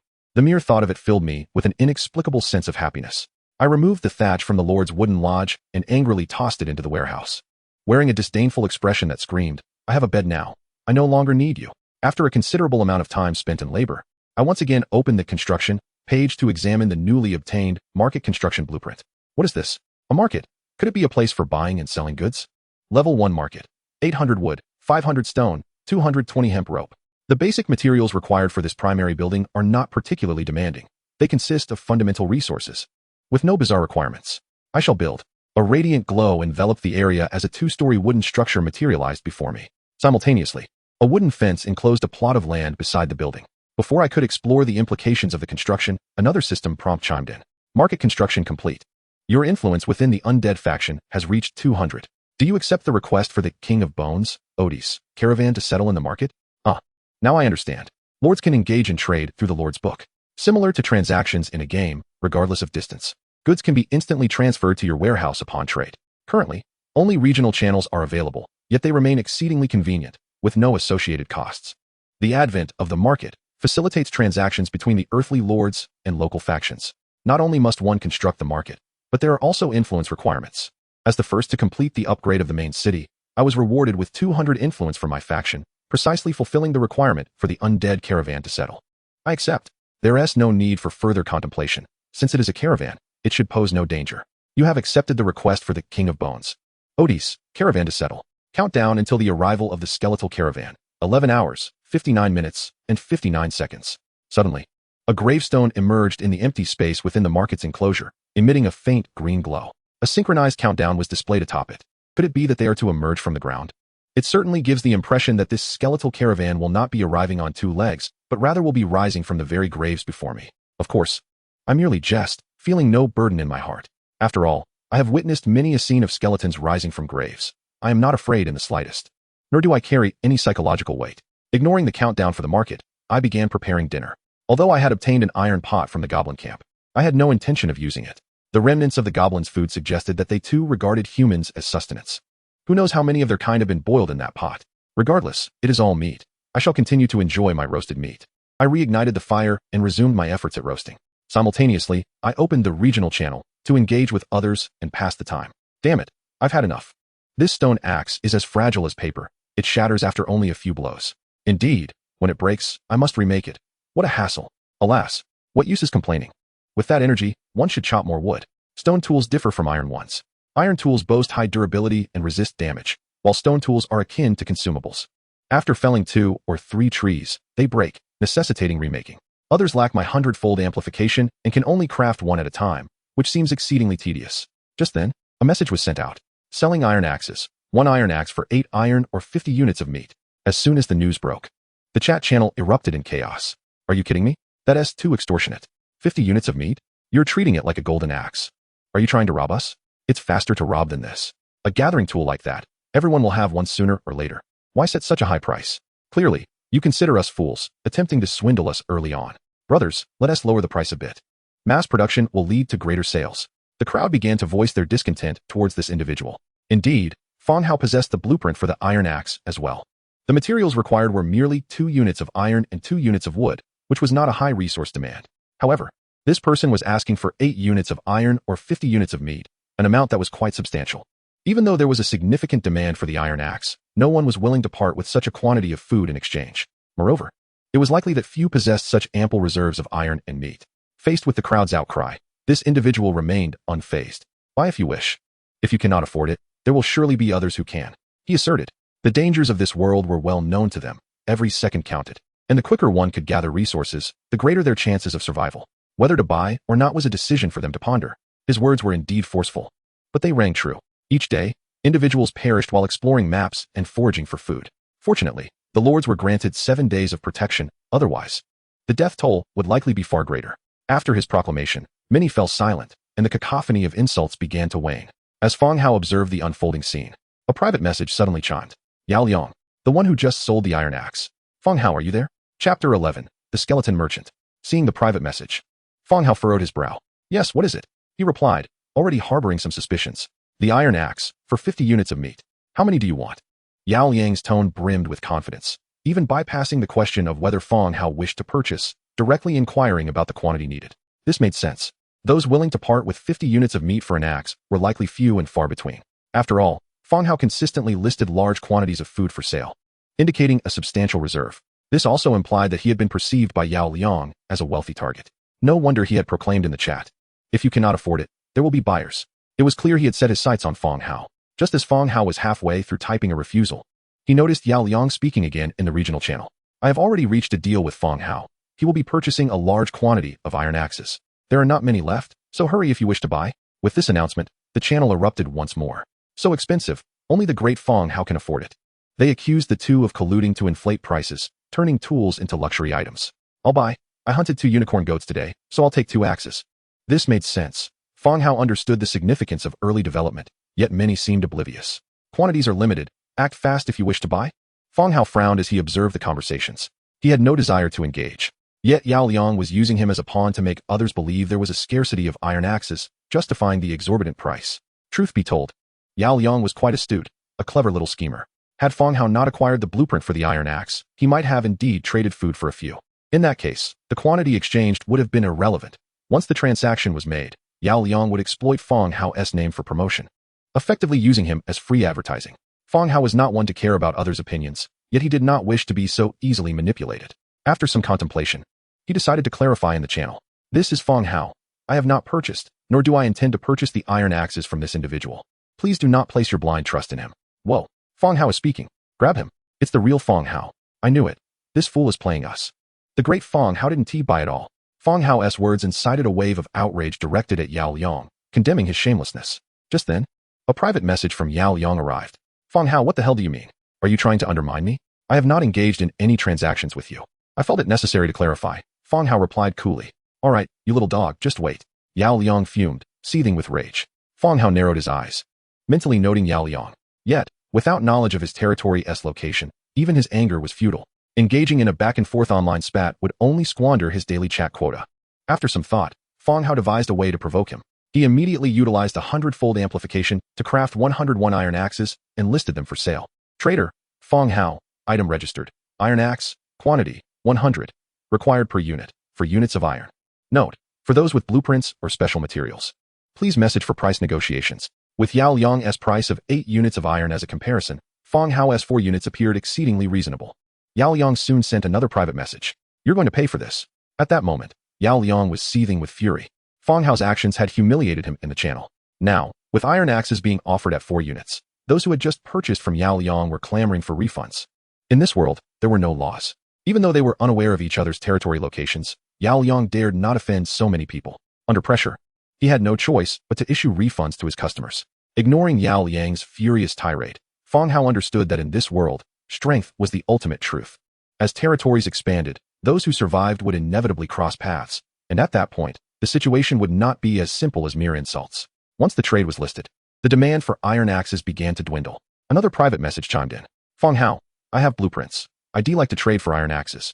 The blueprint was sent over. Blueprint, wooden barrel, white. Materials required, 5 units of wood, 2 units of hemp rope. I'll give you 2 iron axes for it. Fang Hao proposed. All right, thank you. The two completed the transaction, and the blueprint was immediately recorded in the Lord's book. Fang Hao set to work. Triggered 100-fold amplification, obtaining 101 wooden barrels. Just then, a skeleton returned with supplies. Go fill these barrels with water, Fang Hao instructed. The skeleton promptly picked up the barrels and headed out. Simultaneously, several private messages began to flood in, all offering blueprints in exchange for iron axes. Obtained white blueprint, wooden bench, 5 units of wood, 2 units of hemp rope. Note, a simple wooden bench, accommodating up to 3 individuals for rest. Obtained white blueprint, drying rack, 3 units of wood, 2 units of hemp rope. Note, used for air drying raw meat for long-term storage. Obtained white blueprint, simple single bed, 7 units of wood, 6 units of hemp rope, 3 units of leather. Note, a simple yet practical single bed, allowing for restful slumber without fear of falling off. I now possess a double bed, and it's solid wood. Fang Hao mused. Previously, he had no bed and was forced to sleep on straw, suffering from aches and pains. Having recently acquired a large double bed, he now obtained plans for a single bed. Why was it that he either had nothing or was suddenly inundated with options? Aside from the blueprints, Dong Jieyue also reached out to him, trading 10 iron axes for shadow stones. After all, the food exchanged previously was sufficient to sustain her and the farmers in her territory for some time. And thus, the story continued. Fang Hao had placed 2,000 units of meat on the shelves before returning to the Lord's cabin to rest. As dawn broke, he stepped out of the cabin, stretching luxuriously. The bed had indeed been comfortable. The nascent sun bathed his face in warmth, while the dew on the adjacent lawn glimmered like diamonds. A gentle breeze wafted by, carrying with it a subtle fragrance of foliage. Truth be told, the air here was far superior to that of his previous world. Grabbing a nearby wooden board, he etched the number 3 upon it, signifying that this marked the 3rd day of his journey in this realm. He ignited a fire pit, and, while preparing breakfast, he did not forget to stock food for others as well. As he awaited the meat to roast, Fang Hao began crafting a drying rack. Upon acquiring the blueprint for the drying rack the previous night, it had been too late to make it, so he decided to wait for daylight. 100-fold amplification triggered, obtaining 101 drying racks. 100 drying racks materialized in the clearing. He called over a passing skeleton, instructing, "You shall be responsible for drying the food henceforth." The skeleton set down its iron axe, approached the warehouse, and hung a piece of meat on the drying rack. These skeletons were peculiar creatures. Despite their lack of intelligence, they managed to execute the basic tasks assigned to them with remarkable proficiency. Their movements were notably adept, as if they were executing a program. Methodically hanging 3 pieces of meat on each drying rack for drying. Watching the skeletons busily at work, Fang Hao savored the last piece of roasted meat, swallowed it, and extinguished the fire. Suddenly, a notification echoed in the air. The skeleton merchant caravan has arrived at your territory. The Lord may proceed to inspect it at their leisure. The market he had constructed yesterday had a notification arrival time of 12 hours. After a night had passed, the time had indeed come. You lot, follow me, he commanded. For safety's sake, Fang Hao summoned a few skeleton soldiers. Although he felt confident there would be no danger, it was better to be cautious. Several skeleton soldiers immediately gathered, axe and shield in hand, trailing behind Fang Hao. Upon reaching the market, they beheld the grave that had been transformed into a structure, alongside which sat an elegantly garbed skeleton draped in a long robe.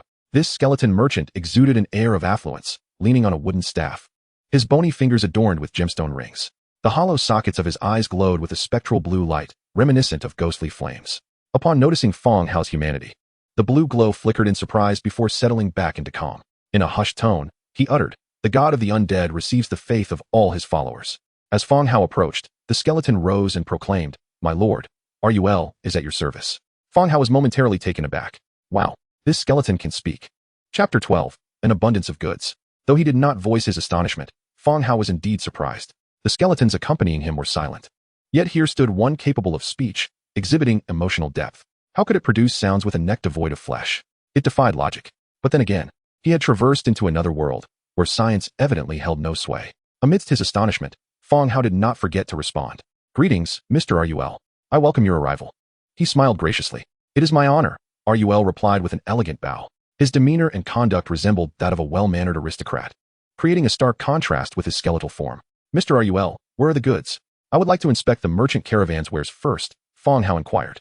Of course. RUL tapped his staff upon the ground, and a shadowy tunnel opened beside the grave, revealing a shelf composed of bones that rose up. 6 items were displayed upon the shelf. Iron sword blueprint, white. Price, 5 battle coins. Leather helmet blueprint, white. Price, 3 battle coins. Metal parts blueprint, white. Price, 2 battle coins. Organ jar green. Price, 50 battle coins. Lord skill, divine descent, undead. Price, 120 battle coins. Blank map. Price, 2 battle coins. Merchant caravan stay duration, 4 hours, 26 minutes. The first 3 blueprints were self-explanatory in their utility. However, he was uncertain about the latter item's purposes. Organ jar green. Type, item. Description, the organ jar is an ancient vessel imbued with mysterious energy by the undead, used to plunder the organs of powerful creatures for army enhancement and divine offerings. Upon reading the description, Fang Hao grasped the significance of the organ jar. Such practices had been depicted in modern society. Tales of ancient Egyptian pharaohs, who were mummified and had their organs preserved in vessels, echoed in his mind. This bore a resemblance to that situation. Divine descent, undead. Type, active skill. Description, allows the Lord to descend into the bodies of undead under his command, manipulating them for combat. The lower the spiritual level of the controlled body, the higher the compatibility. Upon seeing this skill, Fang Hao's eyes sparkled with excitement. This ability was indeed advantageous. The greatest characteristic of his troops was their lack of intelligence, and particularly low spiritual awareness, which would surely result in high compatibility.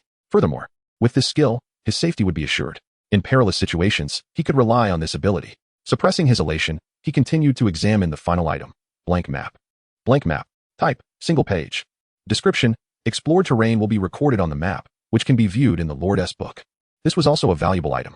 The last time he had explored the map, venturing to the goblin camp, he had inscribed it upon a wooden board. It had been imprecise and rather vague. Such hand-drawn maps could only lead him to recorded points for a day or two. Over time, he found himself lost amidst his own sketches. If he had a blank map to record at any time, it would certainly prove immensely convenient. Fang Hao meticulously studied the product descriptions. While the skeleton merchant scrutinized Fang Hao's territory, a village-level domain, yet it boasted both undead and human architecture, a truly extraordinary place. Naturally, the purchasing power of such a territory was limited. The goods offered by the merchant caravan were directly correlated to the territory's level. As it stood, only low-tier items were available. "What do you think? Is there anything you require?" RUL's raspy voice broke the silence. Fang Hao returned his gaze, declaring, "I shall take them all." With a modest amount of battle coins in hand, bolstered by the system's rewards and the spoils from vanquishing the goblin camp, he had just enough to procure all the items. "Thank you for your generosity," RUL said. He then retrieved all the items from the shelf and presented them to Fang Hao. The 3 white blueprints were promptly recorded into the Lord's book. Accessible on the crafting page, the blank map was also integrated into the Lord's book. Upon reopening it, a 5th page had emerged: resources, manufacture, buildings, channels, and the newly added maps. The map was shrouded in fog, with only the territory's boundaries visible. Lord skill, divine descent, learning conditions met. Would you like to learn it? Confirmed. The divine skill book transformed into a radiant light, penetrating Fang Hao's body. Ultimately, there was the organ jar, a terracotta vessel adorned with intricate golden patterns. Its lid was a fist-sized metallic skull, exuding an inexplicable eeriness. "Mr. RUL, when will the next shipment of goods arrive?" Fang Hao inquired. Though this transaction had depleted all his battle coins, the benefits he reaped were substantial. Money held in hand was of no use. Only by venturing out and enhancing his strength could he ensure a safer existence. Thus, he eagerly anticipated the next offerings. The merchant caravan will arrive at your territory in 7 days, Rul replied. He was quite pleased with such a decisive and generous lord as Fang Hao. Fang Hao nodded, committing the number 7 to memory. This indicated that the shop's inventory refresh period was indeed 7 days. By the way, if I have goods, can I sell them here? Fang Hao suddenly pondered. If he could sell items, utilizing his 100-fold amplification skill could potentially yield profits. Not yet. You can only sell goods at the market once your territory has a registered merchant caravan, Rul answered. Ah well, Fang Hao sighed. Realizing this was a measure to prevent exploitation of glitches. After exchanging a few more words, the skeletal merchant Rul bowed slightly and retreated into the fissure of the grave. Simultaneously, a countdown for the 7-day cooldown appeared above the tomb. With the departure of the skeletal merchant, Fang Hao found himself alone once more. After finally locating someone to converse with, he lamented the brevity of their interaction. Had he known, he would have purchased items one by one and engaged in further dialogue with the skeleton, perhaps even inquiring about its familial status or how to distinguish female skeletons and propagate their kind. Now that the merchant had departed, any further conversation would have to wait another 7 days. Next, Fang Hao approached the burial ground, barracks, with the intention of recruiting troops. From the previous day's battle, he had acquired 122 wriggling spines, which was precisely enough for a complete recruitment. Skeleton warriors consumed no food and imposed no burden. The more he had, the better. He promptly initiated the recruitment. The 122 spines vanished, and a notification soon followed. 100-fold amplification triggered. Recruit skeleton soldiers 12322. In an instant, the skeletal forms filled his territory. Just as he was about to assign tasks to the newly produced skeleton soldiers, a private message chimed in. It was Dong Jiayue, with whom he had previously conducted transactions. Fang Hao, are you there? I wish to discuss some matters with you. I'm here, go ahead. Fang Hao initially thought she might want to exchange shadow stones again, but it seemed she had something else in mind. I have explored the 3rd layer of the tomb, where undead creatures emerged. I would like to request some iron axes as weapons, she stated. Chapter 13, Divine Presence. Dong Jiayue was fortunate. Her territory was situated near a mountain range, abundant in timber and stone resources, ensuring a steady supply. In reality, her grandfather owned a martial arts school, and she had learned some martial skills from a young age. Thus, on the 2nd day after her arrival in this world, she ventured out of her territory to explore the surroundings. In a valley, she discovered an ancient tomb, from which she soon unearthed some blueprints and shadow stones. The blueprints were intended for her territory's development, while the shadow stones were sold to Fang Hao in exchange for resources. Among the lords who had arrived with her, she was among the more prosperous. Today, while leading militia to explore the 2nd layer of the tomb, numerous undead creatures suddenly appeared. Not only did 2 militia perish, but she also sustained injuries, forcing her to retreat to her territory to reconsider her strategy. The tomb was the foundation of her advantage over others, and despite the dangers, she resolved to continue her exploration. After much contemplation, she thought of Fang Hao and sought to request some weaponry in advance. Unbeknownst to her, Fang Hao possessed iron weapons. She merely believed that iron axes would wield more lethality than stone axes and intended to request a few. You wish to request some iron axes for combat? Fang Hao asked, surprised. Ah, is that possible? Dong Jiayue responded hesitantly, recognizing the gravity of every resource that pertained to her development and survival. She quickly added, let it be considered in advance for the shadow stones. Fang Hao inquired again, what kind of troops do you have? What weapons are they equipped with? He was not well versed in human troop information. Just ordinary militia. There are no special units, Dong Jiayue replied, assuming Fang Hao was familiar with the militia classification, given that they were all individuals who had traversed from Earth and belonged to the human faction. How many do you have? 3. Previously, there were a few first-tier militia, but after the last battle, only 3 remain, including myself, totaling 4. Fang Hao did not hesitate and responded directly, I can provide you with weaponry. When you uncover valuable items during your explorations, you can prioritize trading them with me. All right, thank you, Fang Hao. Thank you for your trust. Dong Jiayue expressed her gratitude promptly. This was not merely a transaction, but a testament to Fang Hao's faith in her. A trust that was particularly precious in their current circumstances. Good. Please list a unit of wood or something, so I can trade the items with you, Fang Hao instructed. The system only facilitated transactions and not gifts at this time, yet there were many methods to navigate this. For instance, picking up a stone and listing it for trade in exchange for gold was permissible. Okay. Soon, Dong Jiayue listed a unit of timber for trade. Fang Hao then provided her with 4 single-edged swords and 4 wooden shields. When Dong Jiayue realized that the items she received were not iron axes, but genuine weaponry, her mouth fell agape. How advanced had Fang Hao's territory become? On just the 3rd day, he already possessed true weapons. Moreover, the fact that he could provide such equipment indicated an abundance of supplies on his end. At that moment, Fang Hao's impression in her mind grew ever more formidable and enigmatic. Immediately, she sent him another message to express her gratitude. Thank you, Fang Hao. All right, stay safe. Surviving brings hope, Fang Hao advised. The shadow stones were essential materials for upgrading undead structures, and currently, only Dong Jiayue could acquire them. Thus, it was imperative to support her explorations within the tomb. Although they had conducted a few transactions, they were not exactly friends. Yet Fang Hao held a positive impression of her and wished to see her avoid danger. After the transaction concluded, both individuals returned to their respective tasks. Fang Hao accessed the crafting page to begin forging weapons and shields for over 10,000 skeleton soldiers.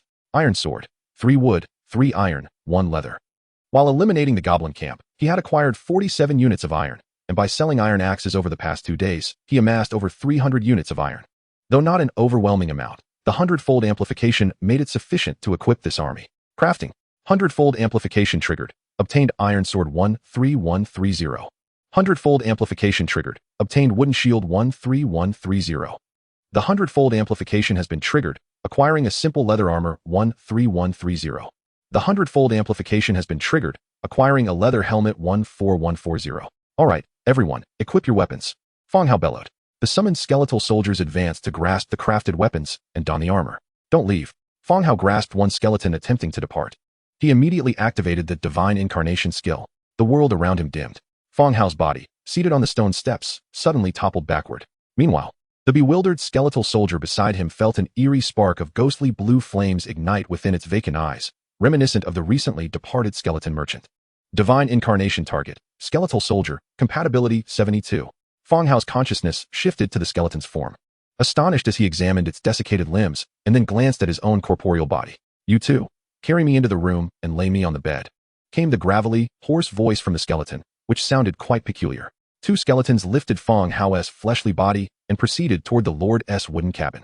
Thud. With a dull thump, the skeleton bashed open the wooden door with its skull before unceremoniously tossing him onto the bed. Witnessing this, Fang Hao, exasperated, kicked the rear of the 2 skeletons with his bony foot. Are you trying to kill me? The 2 skeletons stumbled slightly, but remained obliviously motionless. Fang Hao then proceeded to assign tasks. Some would patrol, while others would assist the laboring skeletons in resource gathering. He selected approximately 2,000 skeletal soldiers to explore the surrounding territories. The Lord's Book now featured an additional page titled Map. As long as the area was explored, the terrain would be automatically recorded.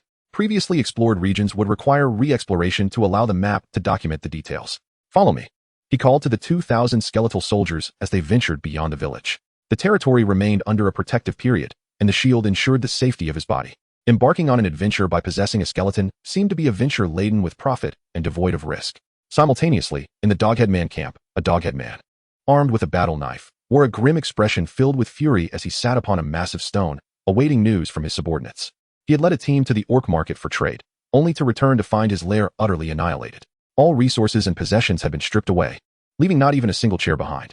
Enraged, he commanded his men to bring him a stone to sit upon as he awaited news. Chief, we have news. Several Doghead men rushed over, exclaiming loudly. Though not particularly clever, Doghead men were still considered an intelligent race, with the occasional shaman among them possessing wisdom on par with humans. Speak, the chief commanded, his voice laced with anger. We followed the tracks of the carts to a necromancer village, where many undead have gathered. How many? I observed, at least several thousand. Upon hearing this number, the chief's expression darkened. Their adversaries were far too numerous to confront. Contact the Fireblade tribe and inform them of a prosperous village we have discovered, inviting them to join in the plunder. Chapter 14, The Map of the Dragon's Tomb. Unbeknownst to Fang Hao, he continued to lead the exploration of the surrounding map. Even though the Lord's Book resided within his original body, the locations explored by the skeletons would still be accurately recorded. After 2 hours of exploration, the skeletal scouting party had already secured 5 wild boars and 3 unicorn goats. The beasts of this world were far superior to terrestrial creatures. 2 wild boars occupied a flatbed cart, requiring the combined effort of 2 skeletal soldiers to keep pace with the group. Swinging his iron sword, Fang Hao cleared the thorns before him.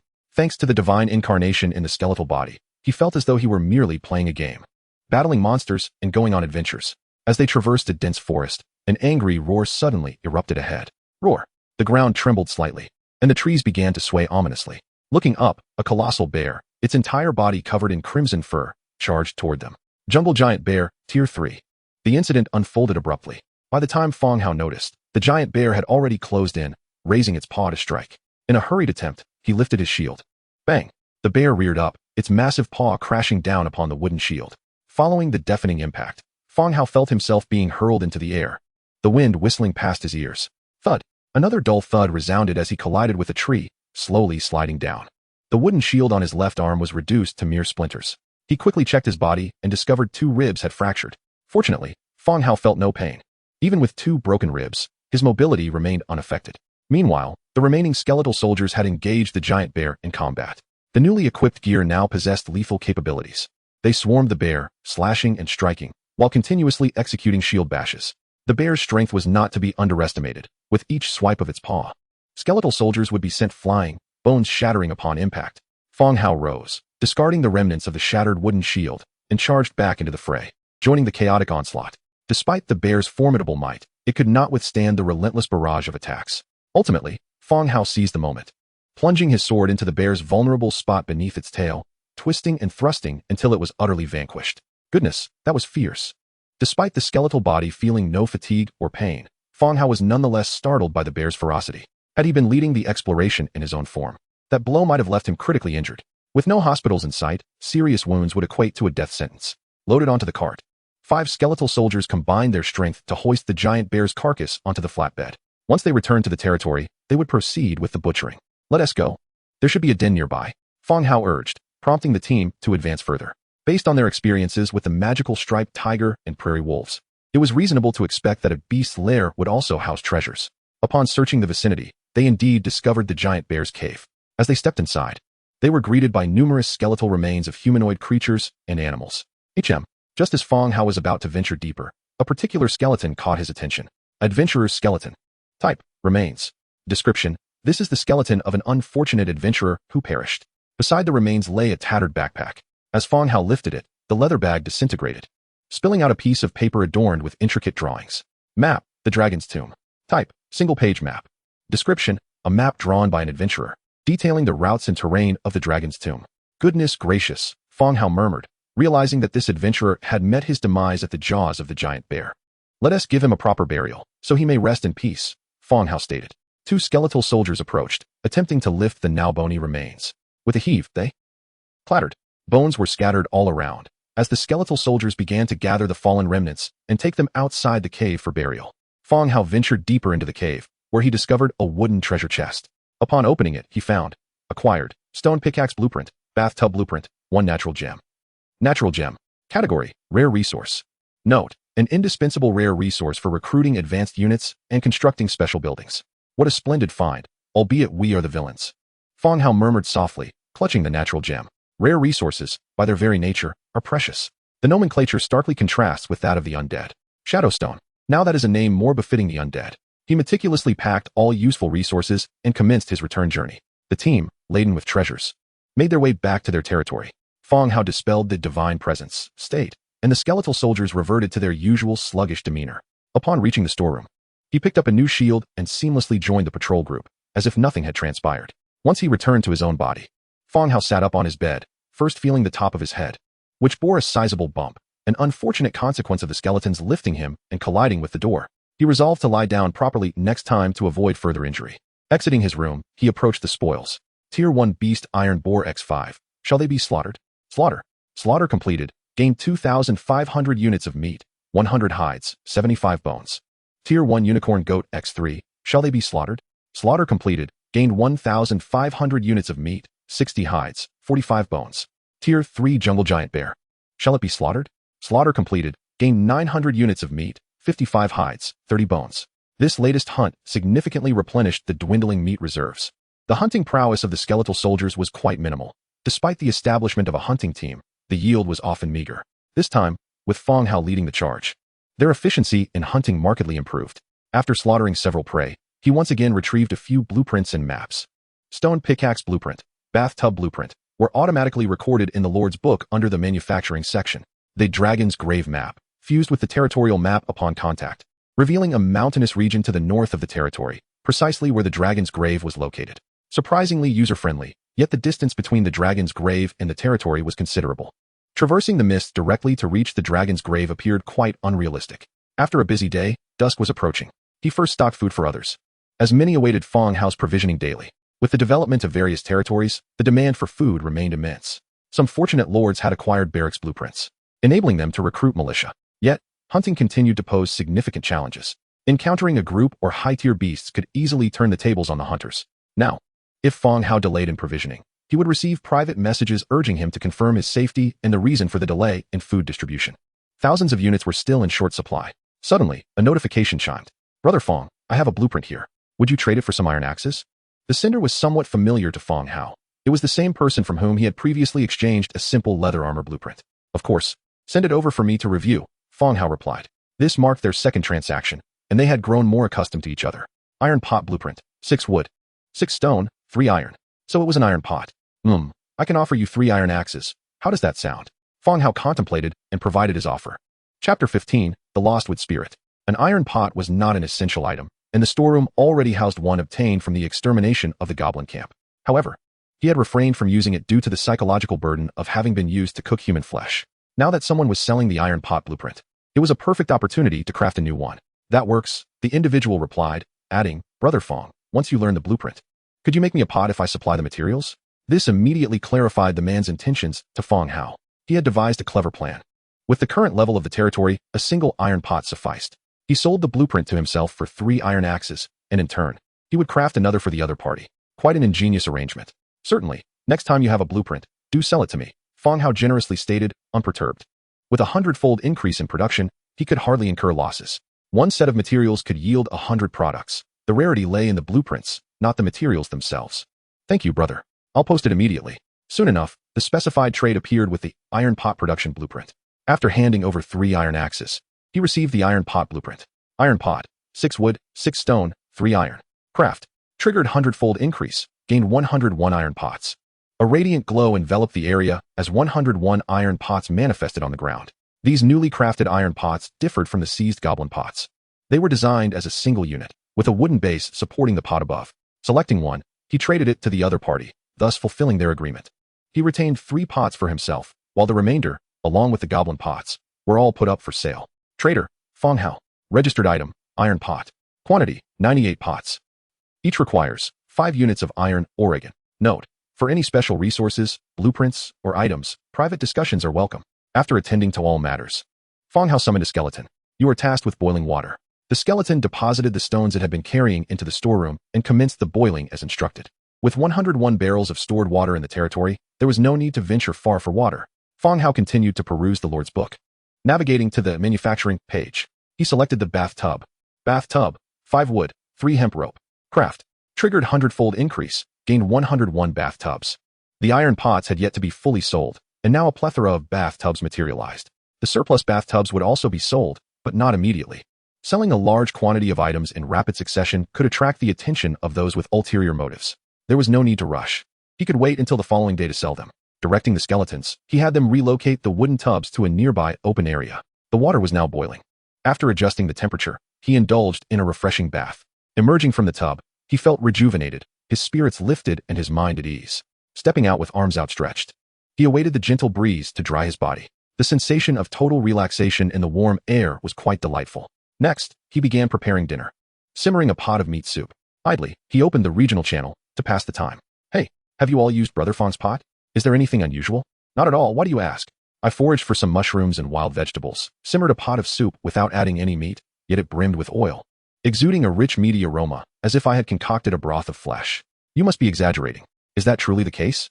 "My mushroom soup is merely a clear broth. Indeed, I just tasted it, and it truly possesses the flavor of meat." "Goodness, my friend, you have struck gold. Doesn't this mean you have a perpetual meat broth? It seems your pot has acquired a hidden property. Would you sell it? I would pay a handsome price."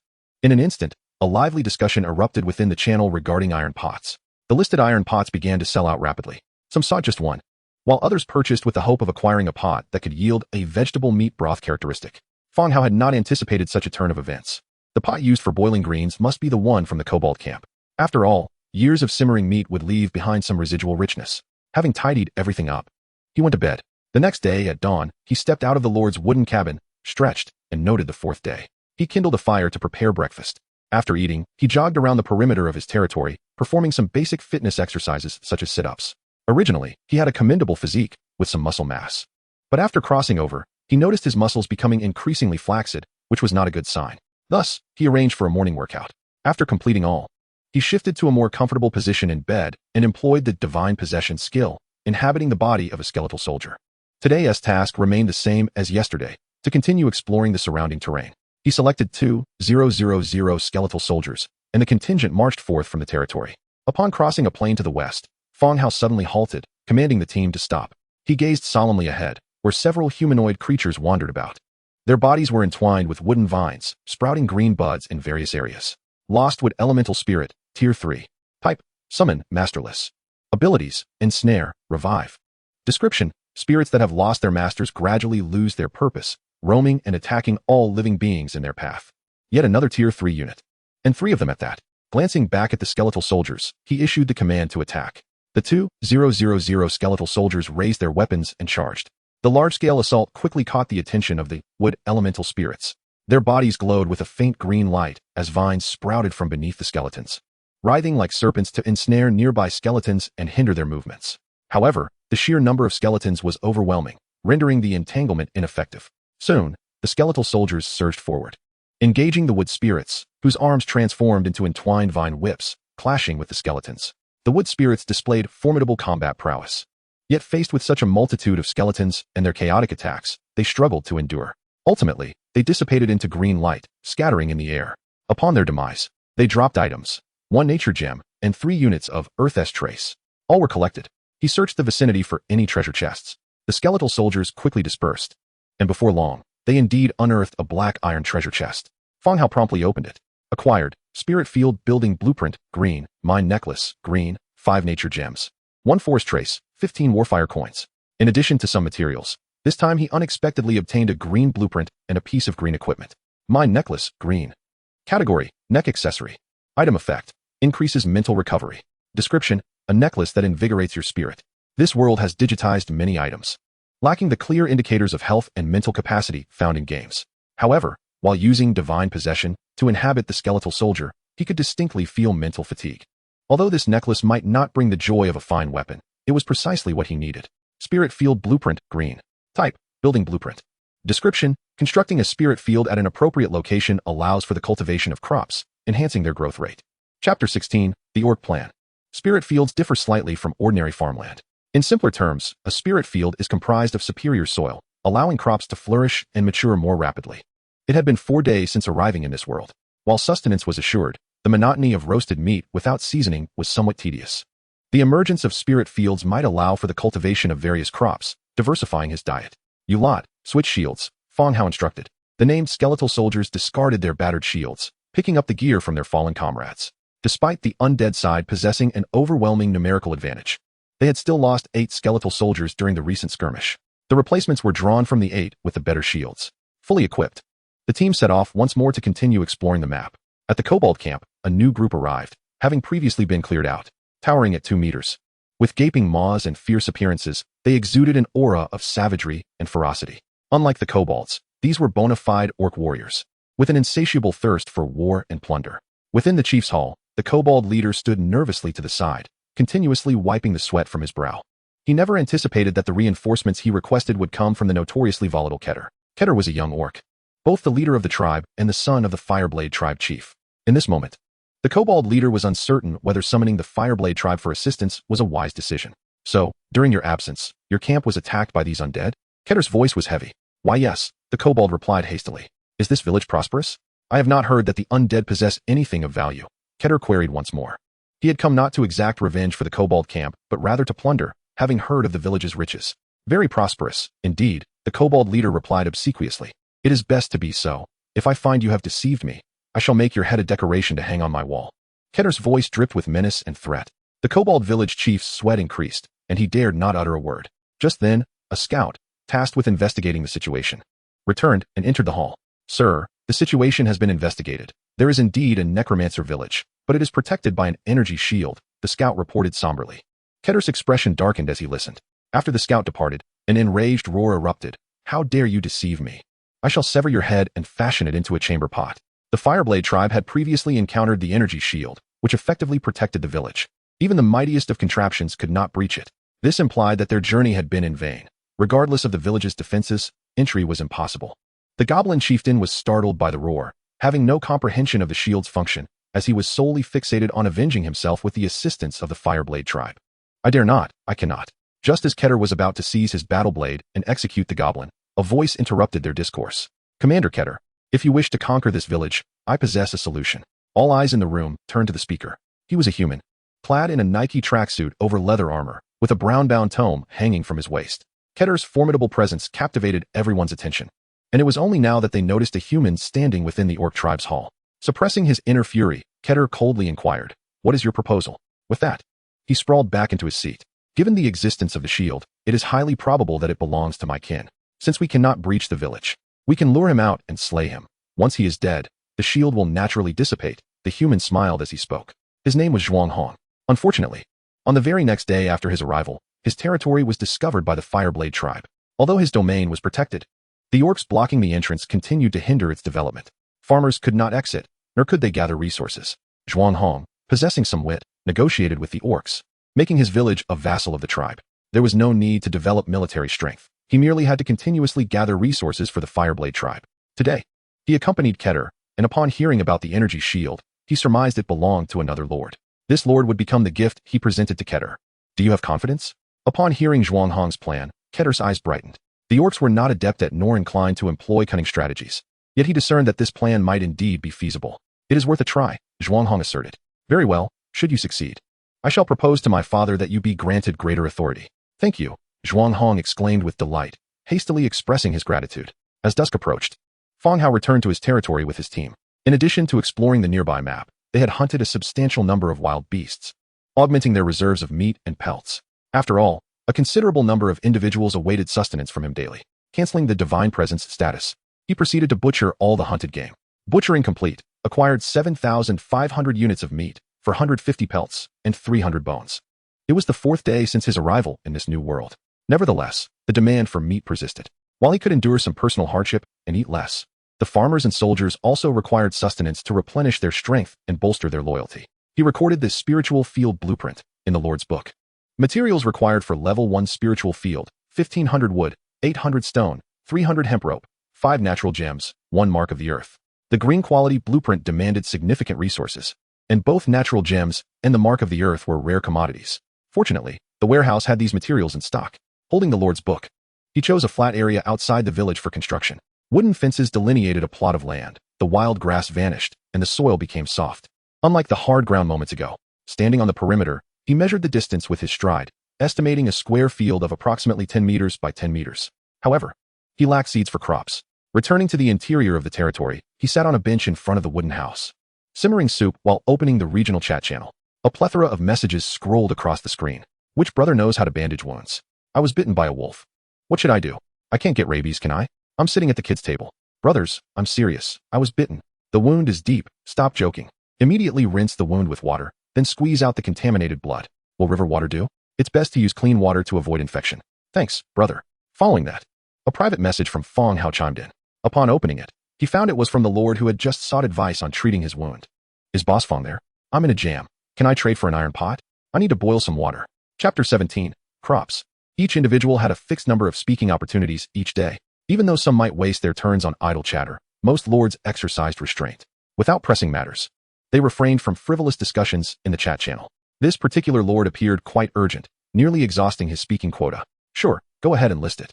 I'll trade with you." Fang Hao was not a villain, yet neither was he indifferent. He wouldn't engage in charity, but neither would he coldly watch others suffer.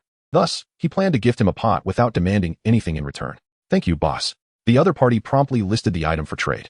Bone arrow blueprint. Exchange for iron pot. Bone arrow. Type, arrow. Damage, level 1 damage. Description, arrows crafted from sharpened bones, exceedingly fragile. Upon striking a target, the bone tip shatters. It turned out the other party had no intention of taking advantage. They simply recognized that the bone arrow's utility was somewhat limited, being the most rudimentary of arrows, akin to a stone axe among weapons. Fang Hao made no further comments and clicked to confirm the exchange. The listed iron pot vanished, and in its place, he held a blueprint for bone arrows. Recording the blueprint into the crafting section, he also recalled the two-handed crossbow blueprint obtained earlier. After the skeletal merchant appeared and exchanged for the metal components blueprint, the conditions for crafting were satisfied. However, there had been no significant battles. The occasional wild beasts and skeleton soldiers were easily manageable. Upon reflection, the two-handed crossbow weapon was particularly suited for the laborious and simplistic actions of the worker skeletons. Its lethality would not rely on their combat prowess, but rather on the crossbow's destructive capability. In any case, that could wait for later. It was not needed at present. As he dined on dinner, he listed 5,000 units of food in the channel. Contemplating, he spoke in the channel, "Who has crop seeds? If so, please message me with the price." The moment Fang Hao made his statement, the scrolling chat paused for several seconds, then erupted like a boiling pot. What the hell? Boss Fang is about to develop agriculture? What is going on? Are we all in the same world? While we're still living off raw meat. This boss has entered the agricultural era.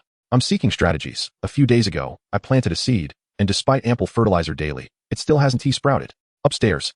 Based on years of clinical experience, your feces are toxic. How do you know? Your oral ulcer is due to that. Vomit.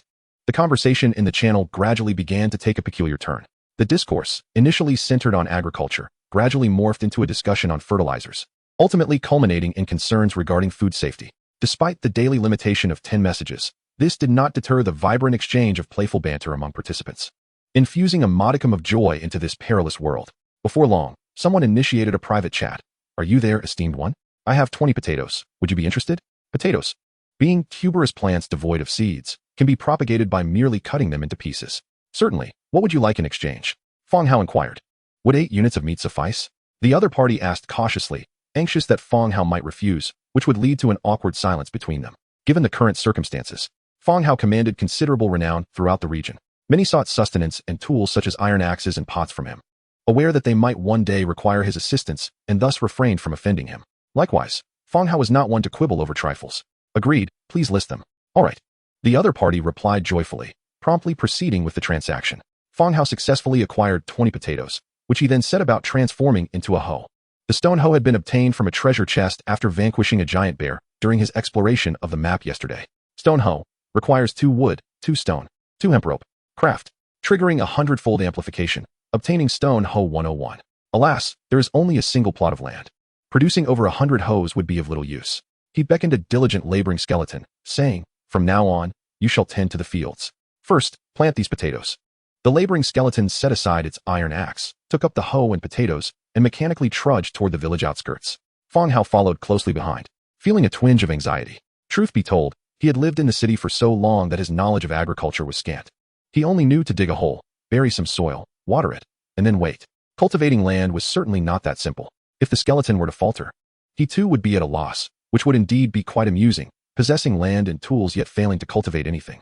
However, reality proved that Fang Hao's worries were unfounded. The skeleton arrived at the enchanted field, deftly breaking the ground and planting the potatoes with practiced ease. The area where the potatoes were sown radiated a faint glow, indicating a countdown.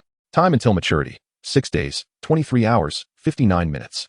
Goodness, this enchanted field is extraordinary. They mature in just 7 days. Does this mean I shall have potatoes to eat in a week? Shortly thereafter, another individual reached out to Fang Hao, offering to sell him garlic and chili seeds. The quantities were modest, and after the exchange, he entrusted them to the farmer skeleton for planting. Once all tasks were completed, he took a leisurely stroll around his territory, performing some sit-ups.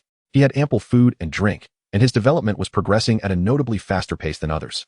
The next competition would be one of longevity. He must ensure that while his territory flourished, his own health did not falter. Hence, regular exercise was essential. Just as he was completing his 3rd set of sit-ups, 2 skeletons approached him, hoisting the carcass of a wild boar aloft. With a resounding thud, they dropped it beside him, stirring up a cloud of dust. As Fang Hao was doing push-ups, his face was dusted with dirt and his mouth filled with grit. "What on earth? Can't you see someone is here?" he bellowed in frustration. The skeletons, however, paid him no heed and continued on their way. Fang Hao's attention was drawn to the boar's remains. The creature bore several grievous wounds, and tied to its tail was a smooth piece of hide, inscribed with the words, "Brother, I am the lord of a nearby territory. Come out and let us converse. We can assist each other. I await you at the eastern edge of the woods." The characters were in Chinese, indicating that the writer was not merely imitating the language, but was genuinely adept at it.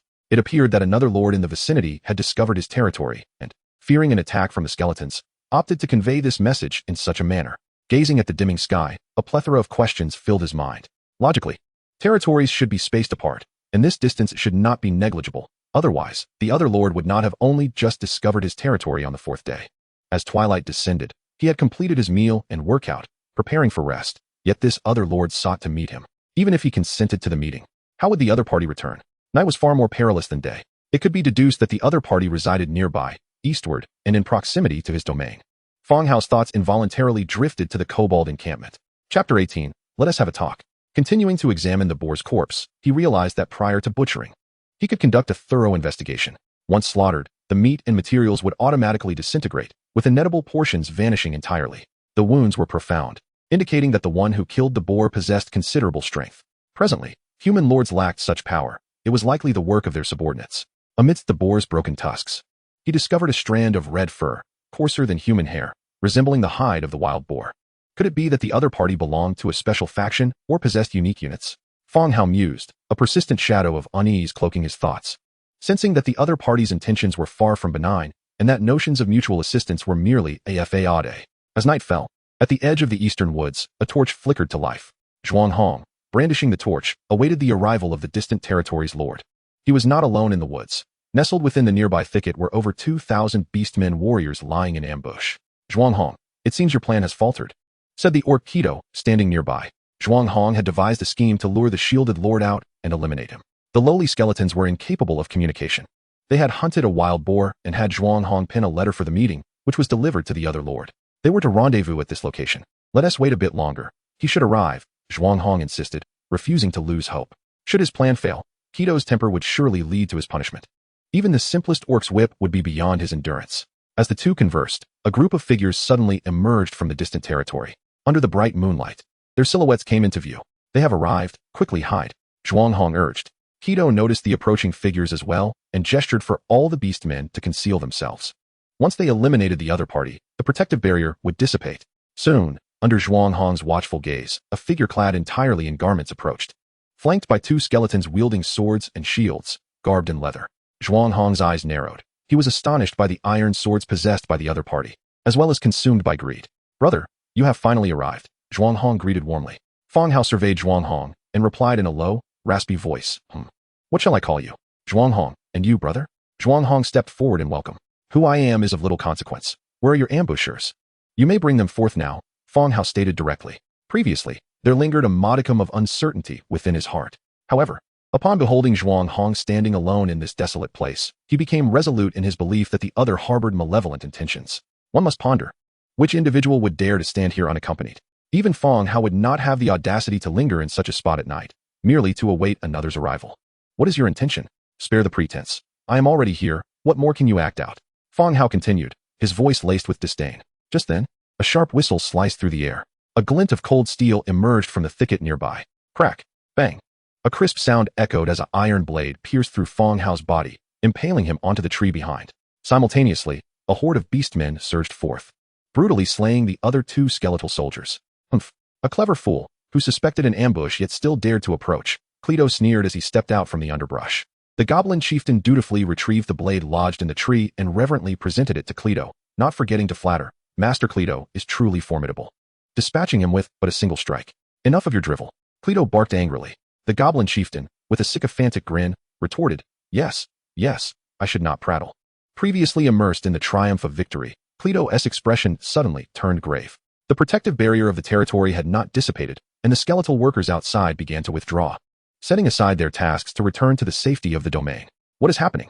Cleto's voice grew colder. The formerly loquacious goblin shrank back, closing his mouth and stealthily retreating to the side. Zhuang Hong's countenance also darkened as he stepped forward, unveiling the clothing to closely examine the body pierced by the blade. Upon seeing the visage, Zhuang Hong's expression shifted dramatically. Master Cleto, look. Cleto and the surrounding beastmen turned their gazes. This was no human lord. Like the other two skeletal soldiers, it was merely a skeleton, stuffed with straw to appear more substantial. We've been deceived. Let us return to camp. Tomorrow we shall station guards at the entrance, Cleto commanded. It was unclear what method the opponent had employed to utilize the skeleton for probing, but it was evident that the adversary was still alive. They began to consolidate their forces, retreating behind the protective barrier, leaving them utterly powerless against the foe. The only recourse was to return to camp and await further opportunities on the morrow. The beastmen ignited their torches and commenced their withdrawal, while behind them, a small skeleton followed at a distance, guided by the flickering light of the torches. In the dead of night, Fang Hao rose from his bed, rubbing his temples, his expression tinged with fatigue. He had just followed the retreating beastmen and confirmed their destination, the goblin camp. He was acutely aware that their scheme had failed this time, and they would not let him off the hook. Conversely, Fang Hao was equally determined not to allow such a group of uncontrollable threats to linger nearby. Exiting his chamber, he kindled a fire and began crafting tools. Metal parts, metal 1. Fabricate. Triggered a 100-fold amplification, acquiring 101 metal parts. Dual-handed crossbow, wood 5, iron 2. Metal parts 3. Selecting a direct quantity of 20. Triggered a 100-fold amplification, acquiring 20 dual-handed crossbows. Dual-handed crossbow, green. Category, dual-handed ranged. Damage, level 2 damage. Description, a lightweight and easy-to-use crossbow. He tested it with a skeletal soldier. It functioned perfectly, without a hitch. Bone arrow, wood 1. Beast bone 2. Bone arrows are consumables. Selecting a direct quantity of 100. Triggered a 100-fold amplification, acquiring 100 bone arrows. Instantly, the open space was piled high with weapons, resembling a small mountain. Loading the bone arrows onto carts, all the laboring skeletons seized their dual-handed crossbows. Fang Hao commanded loudly. Several carts were pushed forward, and bundles of bone arrows were loaded onto them. The laboring skeletons discarded their tools, picking up the dual-handed crossbows instead. Additionally, he inspected the weapons and armor of all the skeletal soldiers, selecting a few to exchange their shields and armor. Everything was prepared. He returned to his room to lie down and invoked divine presence. In the next moment, a spectral blue flame ignited within the chest of a skeletal soldier. Advance. With the flickering of the ghostly flame, Fang Hao issued his command. The skeletal army emerged from the camp, marching towards the goblin encampment. In the goblin camp, the shelters were far too small to accommodate the towering beastmen. In the central open area, makeshift tents crafted from animal skins had been erected. Over 2,000 robust beastmen congregated in the center of the encampment, feasting on their evening meal. In their attempts to lure Fang Hao into a trap, they had labored until now, only to return empty-handed. Within the chieftainess hall, the beastmen Cleto and Zhuang Hong were partaking of the meat on their plates. Zhuang Hong found the gluey, peculiar meat stew somewhat difficult to swallow. Master Cleto, although this attempt has failed, it nonetheless proves the feasibility of the plan. When we encounter other human lords, we shall undoubtedly succeed, he said softly, setting down the stew. Cleto remained silent, while the goblin chieftain cast a peculiar glance at Zhuang Hong. The beastmen revered strength, and while it was not uncommon for kin to slay one another, it was rare to see someone like Zhuang Hong, so keen on offering strategies to outsiders to harm his own kind. Chapter 19, Slaying Zhuang Hong. As Zhuang Hong spoke, he cautiously observed Cleto. The previous plan had been flawless. The other had come to meet them, providing proof of its feasibility. Yet, they had clearly underestimated that lord, a being of a unique faction capable of controlling skeletons. The failed ambush left Zhuang Hong exceedingly unsettled, feeling like a tenant beneath another's roof, reliant on their whims. The beastmen possessed the power to determine his fate, compelling him to tread carefully in his flattery. If you were not of use, I would have slain you long ago, Cleto remarked coldly. Zhuang Hong's territory had already become a subordinate village of the Fireblade tribe, tirelessly gathering resources for the clan each day. Such a source of free labor would be a pity to waste. Indeed, I shall work diligently. Zhuang Hong incessantly wiped the sweat from his brow, fervently assuring. You had better demonstrate your worth. Just then, a sudden flurry of wind echoed from outside the room, followed by the anguished cries of beastmen warriors. Cleto sprang to his feet and strode outside, only to witness arrows raining down upon them. Thud, thud, a deluge of arrows fell like a massive net, enveloping the entire encampment. The arrows pierced through the tents, and beastmen continued to collapse in droves. Bone arrows. Cleto swiftly picked up an arrow from outside the doorway. The bone tip shattered upon contact with the ground, leaving only fragments of bone at the shaft. Seek cover, do not scatter, Cleto bellowed. The panicking beastmen began to search for shelter from the onslaught of arrows. The available cover within the camp was scant. Those who managed to find refuge survived, while those who did not, the rain of arrows persisted for over 10 minutes. Aside from a handful of orcs utilizing the corpses of their fallen comrades as shields, many perished directly beneath the relentless rain of bone arrows. Never had they witnessed such a merciless volley, akin to a torrential downpour. As the barrage ceased, Keter and his companions emerged from the hall and ascended the battlements. Upon beholding the skeletal figures wielding crossbows under the moonlight, Keter could no longer suppress the fury swelling within him. He bellowed, "It is those wretched lowly skeletons. Warriors of the Fireblade tribe, arm yourselves and follow me to annihilate them." The orcs' spirits ignited, seizing their weapons and roaring with fervor. Over 1,000 orc warriors surged forward like enraged beasts, their eyes ablaze with madness, exuding an overwhelming aura of intimidation.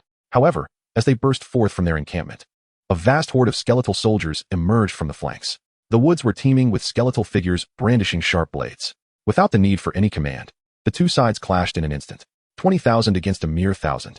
In that fleeting moment of confrontation, the sea of skeletons engulfed the orc warriors, rendering them virtually invisible, save for their furious and defiant cries.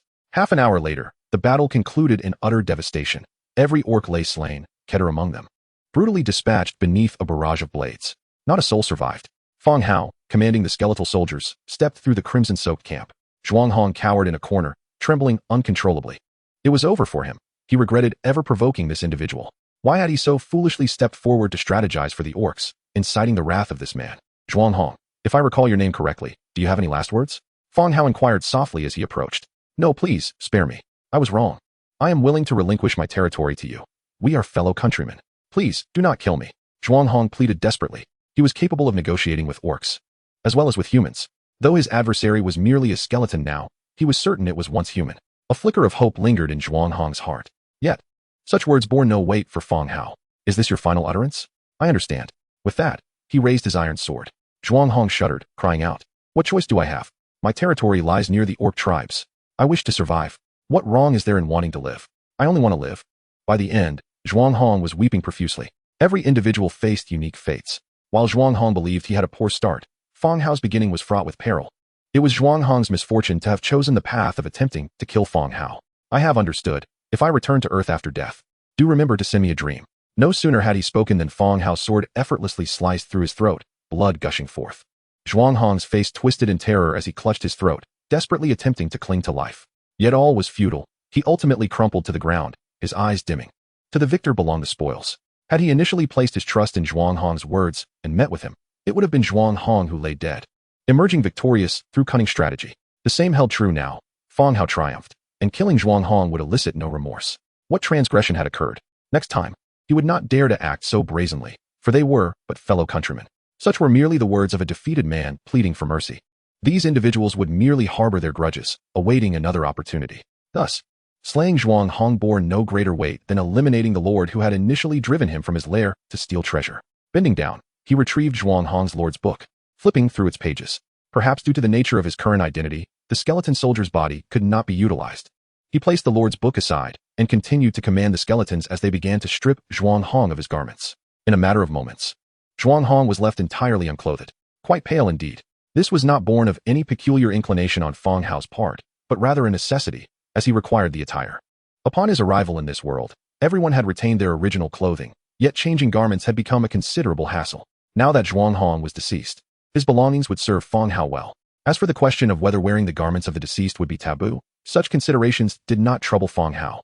In this realm, it was a matter of survival. He would kill a person, so why hesitate to wear their clothes?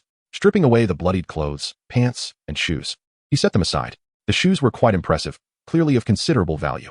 Bring him to burial, he commanded.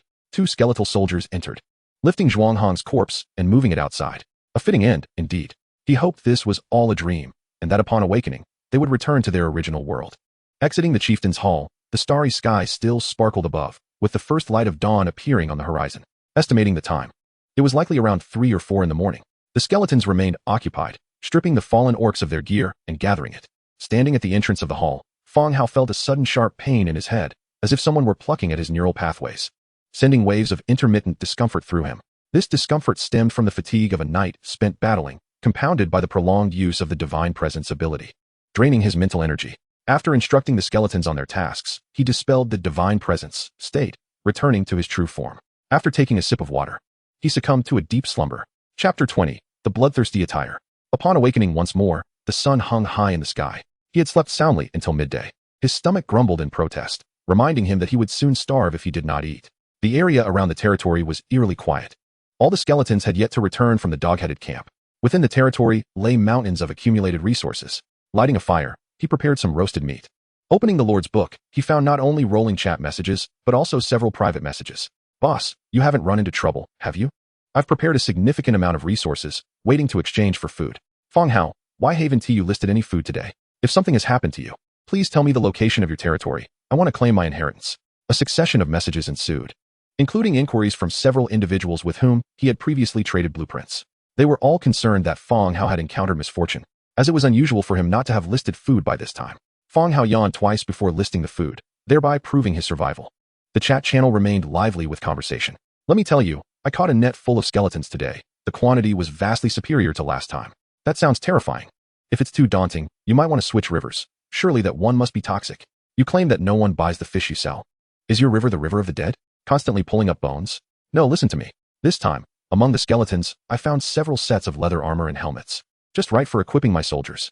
Wow, that is incredibly lucky. I envy you. I have neither soldiers nor leather armor. How many sets did you find? Are you selling them? I'll trade resources. Not selling. I ventured upstream along the river, intending to seek out and procure what I could for your benefit. Once again, it is this Zhang Bin. During the previous skirmish with the goblin camp, he had boasted of casting a net and reaping a multitude of skeletons. At that moment, Fang Hao surmised that this individual's territory lay downstream of the stream adjacent to the goblin encampment. Last night witnessed yet another battle, and today, the adversary had once more unearthed skeletons, along with leather armor and helmets. This further substantiated the proximity of his domain to the goblin camp. Fang Hao observed the others engaged in idle chatter while finishing off their roasted meat. After a few bites, he retreated to his chamber, meticulously selecting his units and invoking the divine presence skill. In the blink of an eye, Fang Hao found himself at the goblin camp. The skeletons had completed their cleanup of the battlefield and, devoid of new commands, stood motionless like terracotta warriors. After surveying the area, he approached the central cache of supplies. Resource category: 1. 742 writhing spines, 120 units of iron, 80 units of hides, 50 war coins. Equipment category: 2. 012 orc cleavers, 842 orc leather armors, 655 orc helmets. 1. 055 orc boots, 32 orc iron armors, 11 orc iron helmets, and 12 carts. Miscellaneous: for baskets of fruit, 42 units of salt, and a map of the mana market. Thus, it is evident that only through war can Fang Hao achieve rapid advancement. By sustaining warfare, under 100-fold amplification, each conflict results in an explosive increase in his military strength. This time, acquiring 742 writhing spines, amplified 100-fold, would lead to an astonishing surge in his forces. The abundance of orc equipment would also bolster the combat prowess of the skeletons. The fruit and salt are invaluable as they enhance their diet. Mana market. Category: single map. Description: a peaceful market established by orcs, where all fighting and plundering is strictly prohibited. This bears resemblance to the map of the Dragon's Grave, previously obtained. The single map delineates the route to the orc market, prompting thoughts of his own marketplace. In 5 days, the skeleton merchant would arrive with new wares. Yet he was unprepared with sufficient war coins. This orc market might present an opportunity to acquire the requisite coins. Beside the heap of supplies, a complete set of equipment was displayed: bloodthirsty helm, bloodthirsty chestplate, bloodthirsty gauntlets, bloodthirsty boots. Bloodthirsty set, purple. Category: body defense. Defense, level 5. Set effect: berserker. For each enemy slain or assisted in slaying, strength increases by 1, lasting for 8 seconds. This effect can stack up to 50 times. Description: the clanking of armor resonates like thick blood spilling onto the ground. Fang Hao recalled this equipment, previously belonging to Kidu. It now appeared to be part of a rare set. The chestplate featured metal plates enveloped tightly with a layer of black leather armor, intricately carved with elaborate patterns. The bloodthirsty set was a treasure of the Fireblade tribe, previously donned by the orc chieftain, Fireblade. During Kidu's expedition, as the favored son of the Fireblade chieftain, he had worn this set for protection. Who could have anticipated that they all underestimated this undead village, devoid of even walls? Kidu was now forever trapped here. Picking up the bloodthirsty gauntlets for inspection, he turned them over, only to have a mangled orc finger tumble out. There was no need for speculation. The difficulty in removing the gear, combined with the clumsiness of the skeletons, had led to this grim discovery. He resolutely yanked off the finger along with the gauntlet. Thankfully, upon inspecting the gauntlets and boots, there were no remnants of flesh. With the goods secured, he made his way back to the territory. The skeletons loaded all the spoils onto the carts, securing them tightly with ropes before setting off in a grand procession back to the domain. After several hours of travel, the procession finally returned, unloading all the goods in their designated spots, allowing the skeletons to resume their duties. Life must continue, to guard against future dangers. The pace of development must remain relentless. Fang Hao dispelled the divine presence and emerged from the Lord's cabin. Observing the world through the eyes of a skeleton rendered a stark contrast to his own perspective. To the skeletons, everything appeared bleak and colorless, evoking a sense of the underworld. It was far more gratifying to perceive the world through his own eyes. Living is indeed a blessing. Although this encounter was a passive battle, the spoils were substantial. Not only had he acquired a wealth of orc equipment, but also over 1,000 writhing spines. With the protective measures for novices nearing their conclusion, these spines could significantly enhance the security of his territory post-expansion. Unlike other lords, skeleton soldiers required no sustenance when recruiting troops, alleviating the burden of food supply calculations. Moreover, he had obtained Zhuang Hong's Lord's Book and Kidu's Purple Quality Set, both invaluable treasures. Descending the steps, he approached the supplies, and a system prompt immediately followed. You may devour the Lord's Book. Subsequently, Zhuang Hong's Lord's Book transformed into shimmering specks of light, merging into Fang Hao's Lord's Book. You have acquired the decision-making power of Zhuang Hong's territory. Occupy Abandon. Occupy. This will become your subordinate territory, available for further development. Abandon. You will receive 5,080 territorial resources from this territory, which will be abandoned. Chapter 21. A Great Commotion. Fang Hao did not make an immediate decision. Instead, he opened the map for review. After devouring Zhuang Hong's Lord's Book. According to the rules, Fang Hao had effectively taken control of Zhuang Hong's territory, becoming the new lord. The Lord's Book served as a sort of credential for lordship. Once consumed, it conferred the right to make decisions regarding that territory. On the map, the position of Zhuang Hong's territory was displayed to the east of his own. The distance was indeed considerable. Given his current strength, it was impossible to divide his forces. Especially since Zhuang Hong had mentioned that his territory was in close proximity to the orc tribes, nominally becoming an orc subordinate village. After some contemplation, he ultimately opted to abandon it. The priority was to develop steadily. With the 100-fold amplification at his disposal, he could reclaim it in the future. You have abandoned the subordinate territory, receiving 80 territorial resources and 50 construction resources in return. A radiant glow enveloped him as a substantial amount of materials appeared, transferred from Zhuang Hong's territory and laid out in the vacant space within his domain. The previously illuminated territory on the Lord's Book map was once again shrouded in mist, rendering it unobservable. The Lord has leveled up to level 2, with marching speed increased to 1, resource gathering to 2, and daily speaking limit in regional channels set to 10. New blueprints unlocked: torch crafting blueprint, ranch building blueprint, lumber yard building blueprint. Fang Hao was left wondering if he was the first to slay another lord and devour their Lord's Book. It is certain, however, that the majority remain oblivious to the fact that the Lord's Book possesses the capacity to absorb and enhance this particular rule, beyond merely acquiring resources from opponents. The Lord's Book can also be upgraded, thereby unlocking additional functionalities and privileges. The enhancement of marching and gathering speeds is equally as tempting as the allure of exquisite equipment. Should this rule be made public, it would likely intensify the conflicts among lords. Those who wish to abstain from battle would still remain vigilant against the covetous gazes of others. The newly unlocked blueprints within the Lord's Book also represent a significant gain. As a vassal territory of the orcs, Zhuang Hong received some funding from the tribe to better exploit resources, which included blueprints for facilities such as pastures and lumber mills. Zhuang Hong did not disappoint the orcs, consistently yielding substantial resources daily. Now, having been directly abandoned by Fang Hao, the blueprints have merged into Fang Hao's Lord's Book. Upon inspecting the Lord's Book, the regional channel continued to scroll with information, including news related to Zhang Bin, who consistently salvaged skeletons using his fishing nets. Brother, sell me a few sets of leather armor. You have more than you can use. Indeed, Zhang Bin, why not sell the surplus to us? Zhang Bin, there are many wild beasts outside the village. If you share 2 sets, when we meet, I'll treat you well, alright? Bin Gu, you're incredible. Are you taking in disciples? Fang Hao observed the channel, exclaiming in admiration for the esteemed figure. He was momentarily taken aback. Scrolling through the chat history, he finally uncovered the origin of the commotion. It turned out that Zhang Bin had acquired several pieces of leather armor and helmets from the skeletal remains he fished out. He had set out with militia along the river, returning with an abundant haul of over 10 armor and helmets. After boasting in the channel, the previous scene unfolded, with many lauding him as remarkable.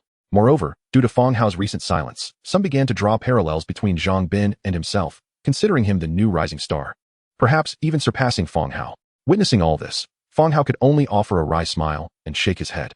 These individuals seemed to lack ambition. After all, they were merely a few pieces of basic armor. Was it truly necessary to flood the channel with such excitement? Furthermore, these rudimentary armaments were the very ones dropped by his skeletons, washed down the river. If they knew he possessed hundreds of Orcish armors, along with a complete purple set, would they not flood the channel with their praises? No, it appeared they had already done so several times before. At that moment, a private message chimed in from Dong Jiayue. Having been absent for 2 days, Fang Hao had begun to worry for her safety. How good are you still alive? What kind of question is that? Fang Hao, engrossed in scrolling through the chats, replied promptly. How good? I've obtained a few shadow stones here. Do you want any? Shadow stones were a rare commodity, of which only Fang Hao had any real use. He was the only one willing to exchange resources for them. Yes, how many do you have? Fang Hao responded eagerly. His territory was developing well, yet he had not discovered a method to obtain shadow stones. Thus, Dong Jiayue had become his sole source for acquiring them.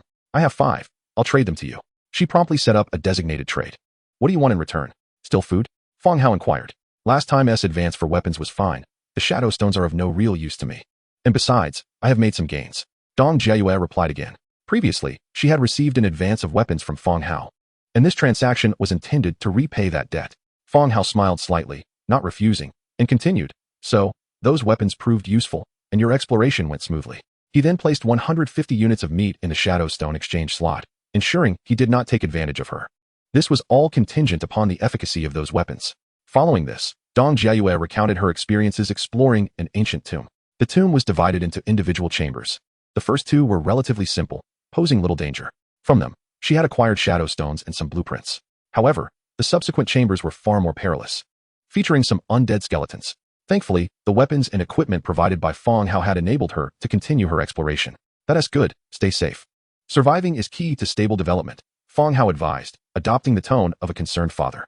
The ordinary undead skeletons mentioned by Dong Jiayue posed no significant threat, as their low intelligence limited their actions to basic movements. Defeating them was not particularly challenging, especially in the absence of a commanding presence. Fang Hao skeletons exemplified this, but their overwhelming numbers and unified command made them formidable. Otherwise, these intellectually deficient skeletons would struggle to exhibit effective combat capabilities. By the way, how go? Do you have any armor? Anything will do? Dong Jiayue inquired once more. Yes, do you need armor? Fang Hao replied. Ah, you really do have some. That's wonderful, Dong Jiayue exclaimed. While communicating with Fang Hao, she also reached out to Zhang Bin, as the channel buzzed with discussions about his recent acquisition of numerous armors. However, her initial offer did not meet Zhang Bin's expectations, and the transaction did not materialize. Upon reaching this point in her conversation with Fang Hao, she casually asked a question she had not anticipated the answer to. To her surprise, Fang Hao indeed had armor available. How many do you need? I'll prepare some for you, Fang Hao offered. Chapter 22, Constructing the Pasture. Dong Jiayue stared at the private message, taking a long while before responding. She had never imagined that Fang Hao's resources were so abundant. He consistently sold vast quantities of food and now possessed not only iron weapons, but also armor. Especially with his generous inquiry, how many do you need? I'll prepare it. She realized just how sought after Zhang Bin was for the leather armor he had collected. Now, opening the regional channel, many were still praising him, eagerly awaiting the next opportunity to acquire items from him. If they were to discover that Fang Hao not only had armor but also weapons, would the regional channel not explode with excitement? 7 sets.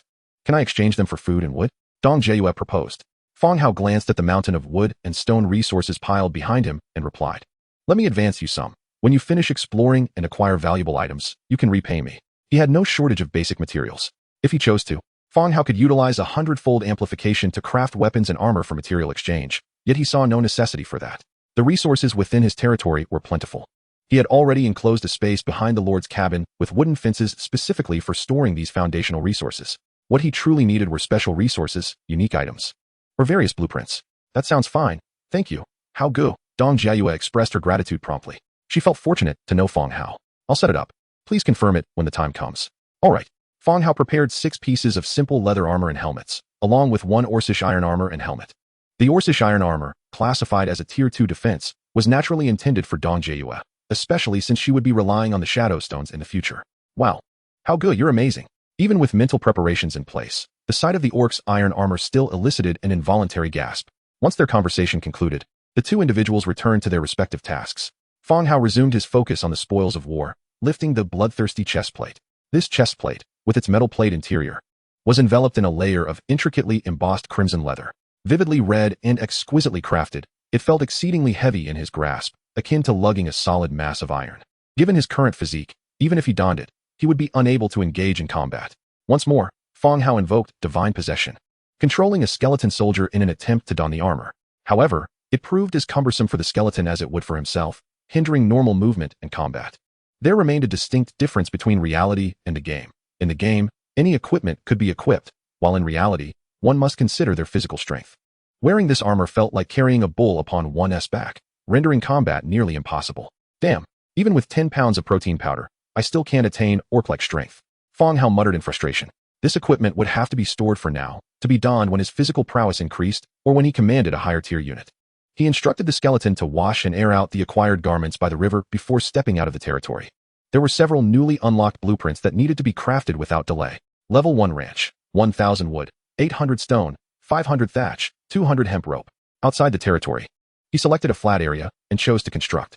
Wooden fences enclosed the space, and a simple wooden shed was erected in the center. Yet, the ranch remained desolate, devoid of any animals. Clearly, he would need to capture some gentle creatures for domestication next time. With the ranch established, he continued searching for a suitable location to build a lumber yard. Initially, he considered constructing it at the goblin camp, but after careful consideration, he decided against it. The orc tribe issue had yet to be resolved, and a more cautious approach was prudent. He chose a spot near the woods for the lumber yard. Level 1 lumber yard, 2,000 wood, 1,200 stone, 200 thatch, 550 hemp rope, 120 iron. Description: lumber yard area, wood collection efficiency 5. He opted for immediate construction. A lumber yard materialized before him, with nearby laboring skeletons commencing their work around it. He assigned several skeleton soldiers to guard the structure against potential beast attacks before returning to the territory. Having completed the construction of 2 out of 3 blueprints, he felt the remaining torch was unnecessary. He decided to rest for the night, while the skeletons, being undead, needed no torchlight to work in the dark. Whenever he required it in the future, he could always craft it then. Aside from the blueprints and equipment, the most significant bounty was the collection of over 1,700 wriggling spines. This represented the potential to recruit an army of 100,000 skeletons, capable of surpassing ordinary lords by a considerable margin. At present, however, Fang Hao did not intend to recruit. Such a vast number of skeletons could invite unnecessary troubles, which would be detrimental to the current development of his territory. After organizing everything, the sky was still bright, allowing for further exploration of the map. Fang Hao activated Divine Possession, once more, entering the body of a skeleton soldier. The battle with the orcs was merely the beginning, and the days ahead promised to be increasingly perilous. To survive in this world, exploration and development must not cease. He set forth with 2,000 skeleton soldiers, continuing to explore the surrounding areas. Crossing the southern valley, the trees and plants grew denser. Drawing his iron sword, he cleared away the branches and thorns obstructing his path. He noted this spot as a potential wood collection point. As he pondered, his steps suddenly halted. Instinctively crouching to remain hidden, all the skeleton soldiers behind him also paused. Standing still, in an open area ahead, a young unicorn sheep grazed leisurely, lowering its head to munch on the grass. The forest was teeming with beasts, and there was an abundance of carnivores. It was easy to encounter herbivores or wandering creatures. Fang Hao leaned down, peering beneath the sheep's belly. Perfect. A female.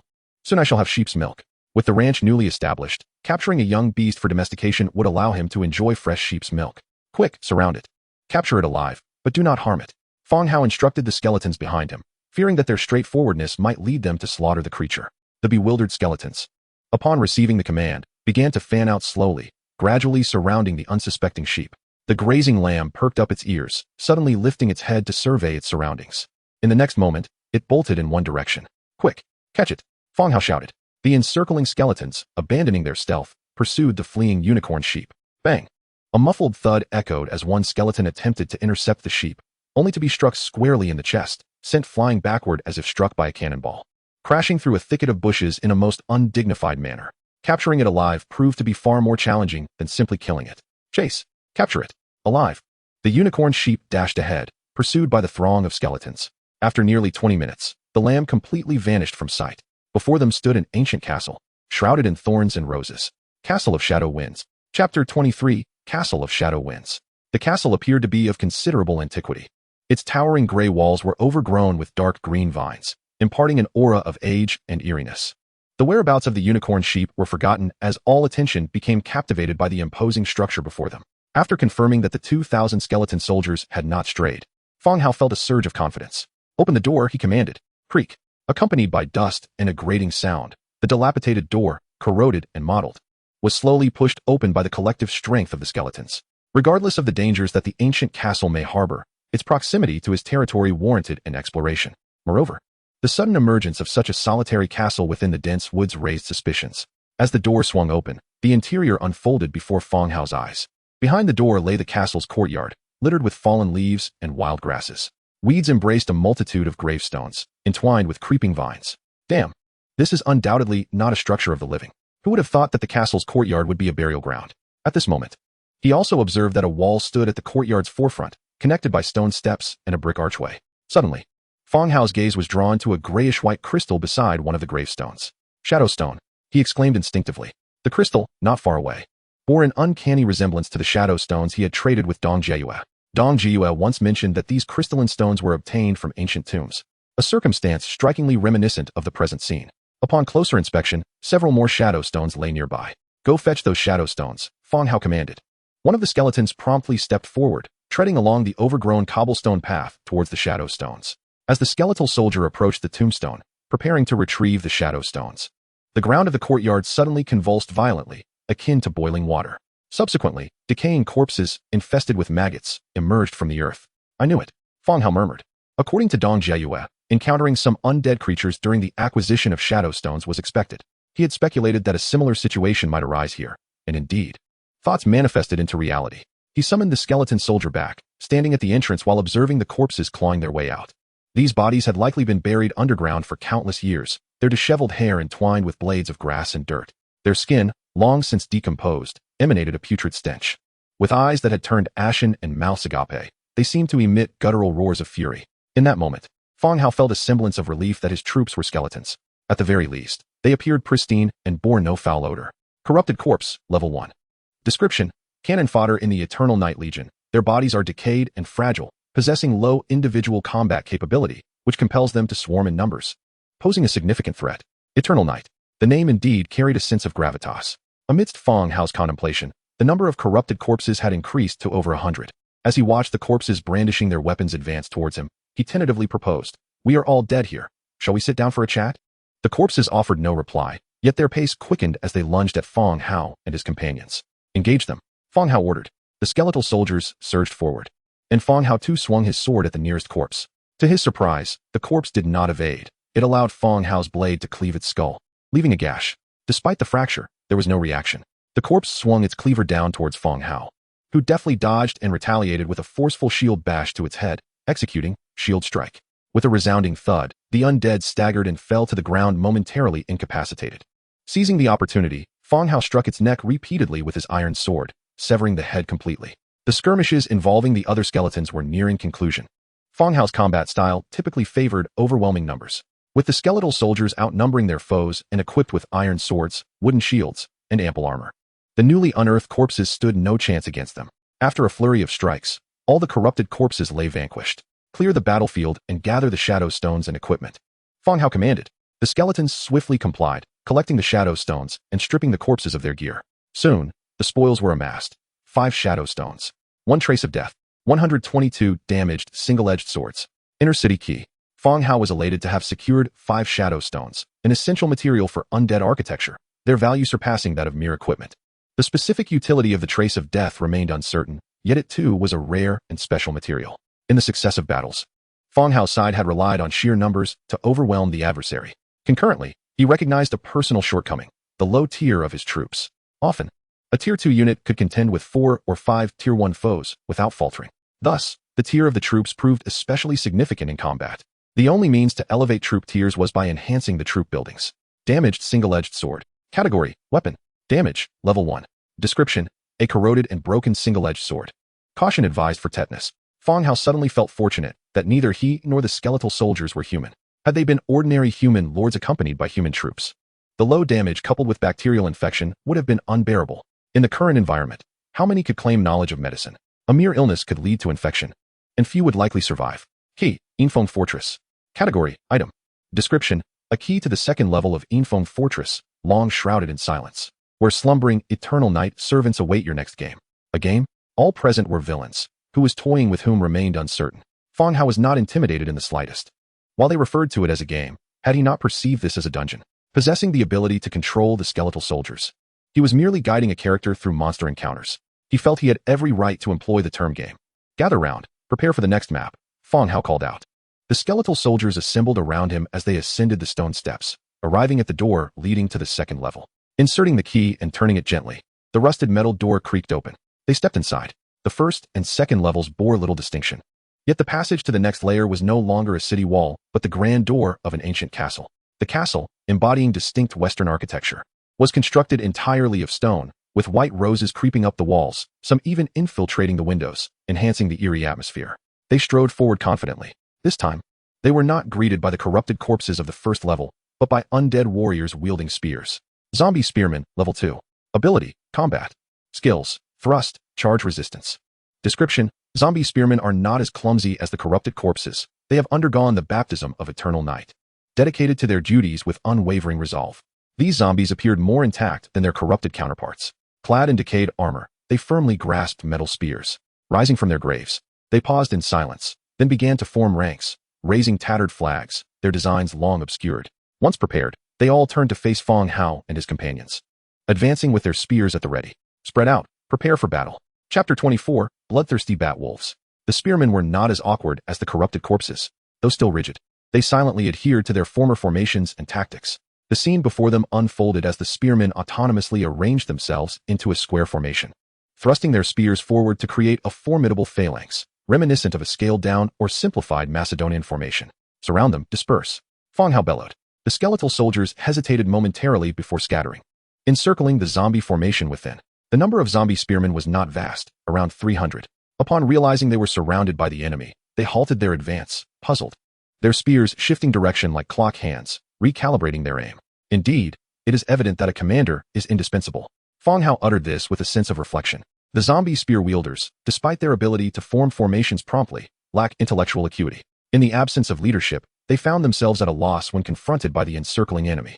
The formations incessantly shifted direction. Without further ado, Fang Hao seized the opportune moment and issued a command, attack. With a cacophony, the skeletal soldiers launched their assault, surging towards the target from all directions like ravenous beasts. Those engaging in frontal combat were unceremoniously lifted high by the prodding spears. Their tips lodged in the ribs of the skeletons, hoisting them aloft as they bared their fangs in a primal display of fury. Meanwhile, in the remaining 3 directions of the spear formation, the skeletal soldiers closed in, their blades striking with precision. Fang Hao initiated an attack from the flank, seizing the redirected spear and swinging his iron sword towards the adversary's neck. With a sickening sound, the iron sword cleanly severed the neck. Dark blood, thick as syrup, clung to the wound without dripping. Damn it, Fang Hao muttered under his breath, narrowly dodging an incoming strike while relentlessly slashing with his sword. The gash in the neck widened until it cleaved through the bone. The intensity of the battle escalated. The zombie spear wielders, classified as Tier 2, possessed superior base attributes compared to the skeletal soldiers. After the total annihilation of the zombie spearmen, over 30 skeletal soldiers had also sustained injuries. Even the soldier under Fang Hao's control had his left shoulder's rib shattered by a spear strike, leaving him unable to lift his wooden shield. Fortunately, the skeletal frame was devoid of pain. Otherwise, he would have suffered greatly. As Fang Hao surveyed the battlefield, he exclaimed, "Damn, these zombies are quite formidable." He tore a strip from the decaying banner of the zombies, attempting to bind it to the ribcage. The skeletal soldiers commenced the cleanup of the battlefield, gathering the spoils. 7 shadow stones, 2 marks of death, blueprint, iron spear, 324 rusty iron spears, castle key. In addition to the shadow stones and marks of death, they also acquired the blueprint for the iron spear. This world conferred upon the Lord the rules of crafting, rendering blueprints particularly significant. One need not be a designer or a weaponsmith. Possessing the blueprint suffices to forge desired items and equipment. Even though they obtained over 300 iron spears, none could rival the preciousness of this singular blueprint. Once all the spoils were organized, they approached the ancient castle. After inserting the key, Fang Hao instructed the skeletal soldiers to collectively push the door open. Upon entering the castle, Fang Hao's eyes widened in astonishment. Unlike the grim exterior, the castle's grand hall was exceptionally bright and opulent, resembling a miniature palace. The polished floor gleamed, the wooden wall panels were adorned with exquisite carvings, and the crystal on the bronze sconces emitted a gentle glow, illuminating the interior.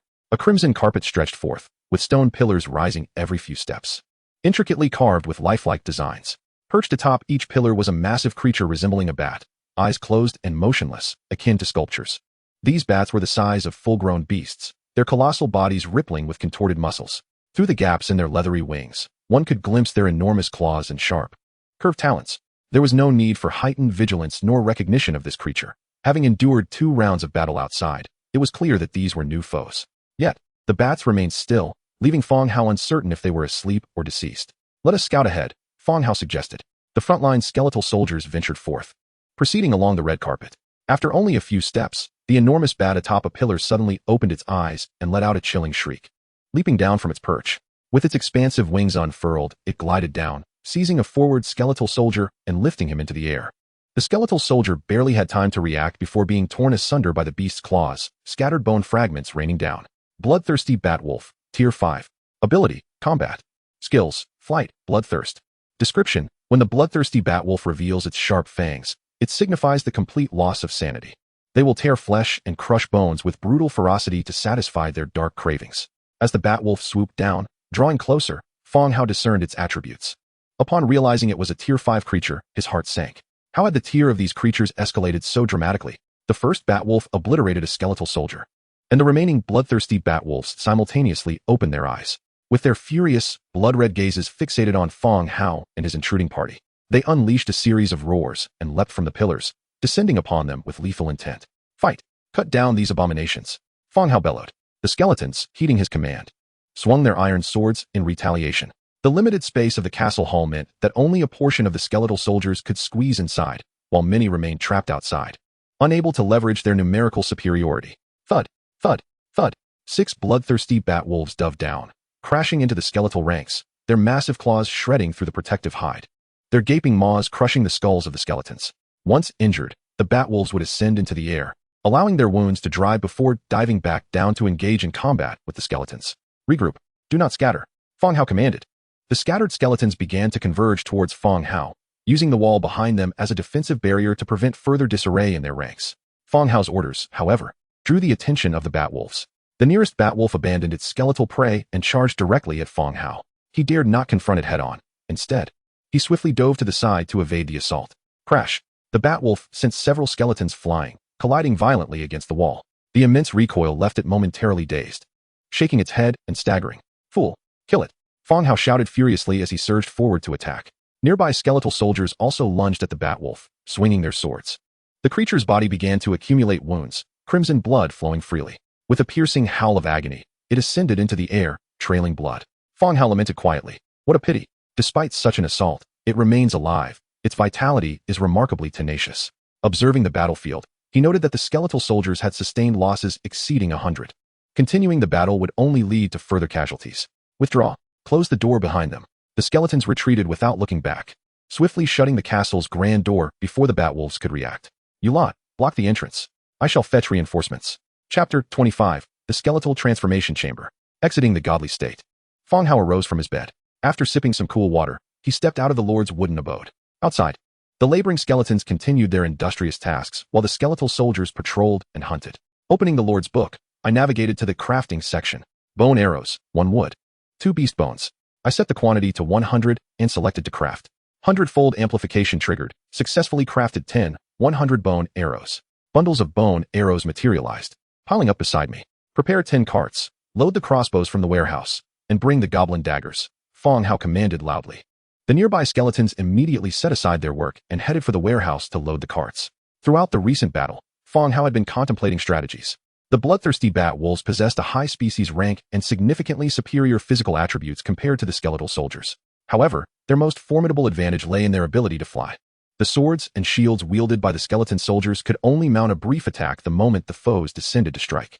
Yet the bat-wolves moved with such swiftness that the skeletons struggled to keep pace with their speed. Thus, Fang Hao resolved to alter his tactics.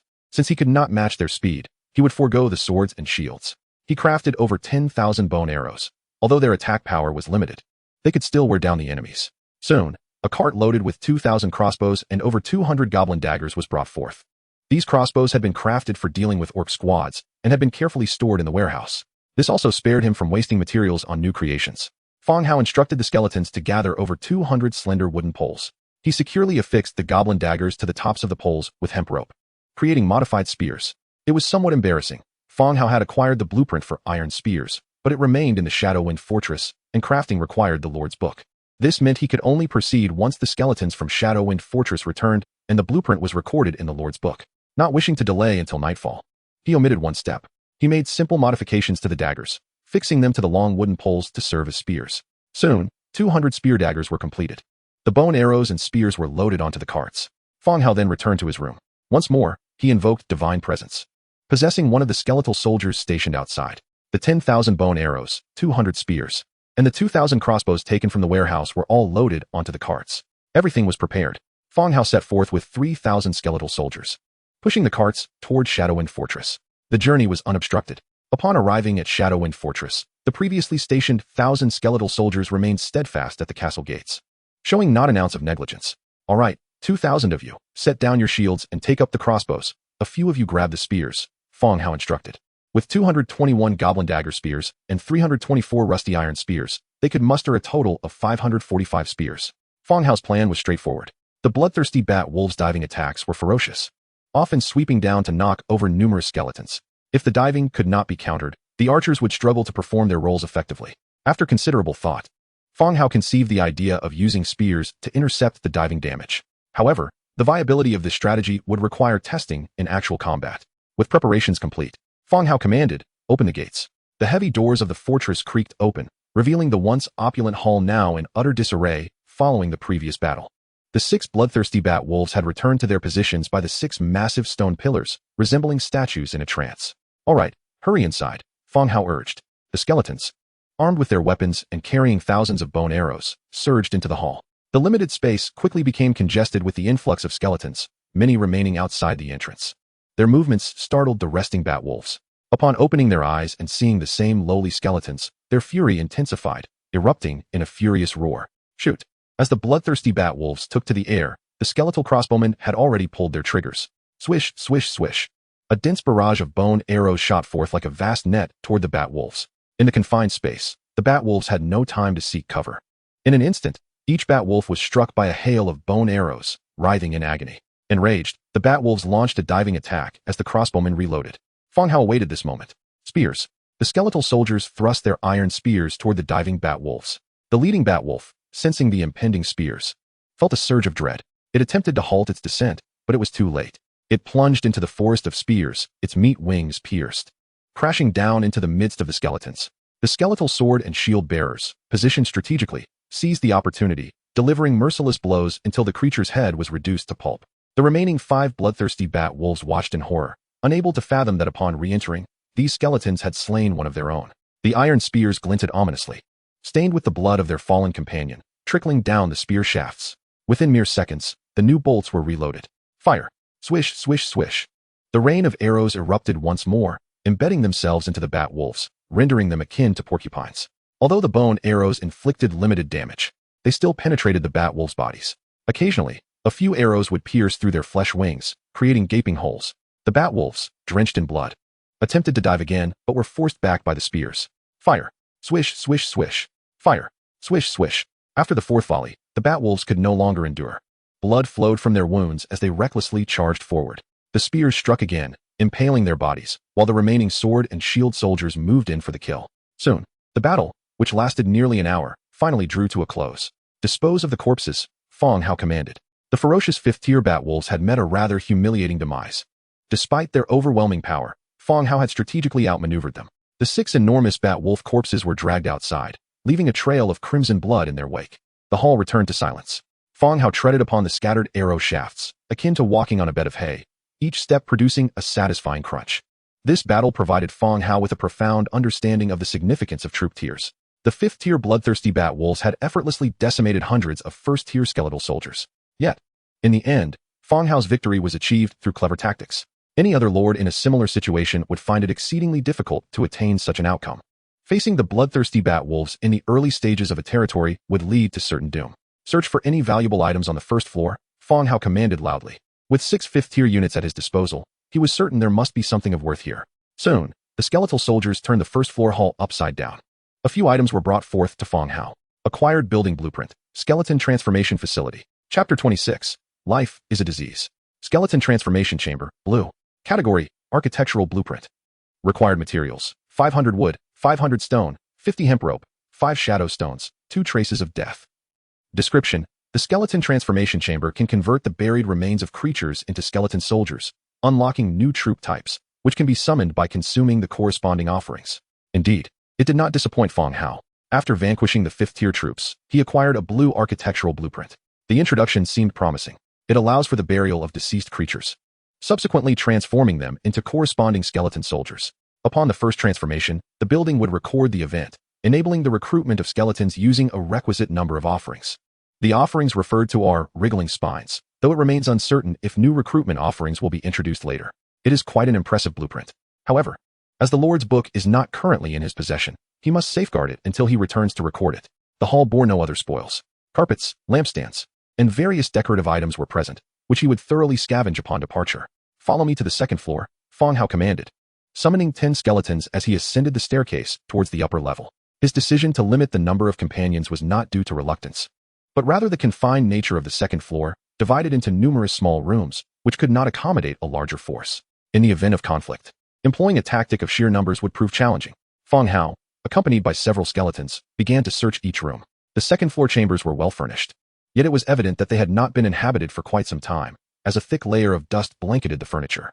Upon reaching the final room on this floor, he found a study, adorned with exquisitely carved desks and chairs, and heavy blue curtains that attested to the former owner's fondness for this space. After confirming the absence of danger, Fang Hao strode inside.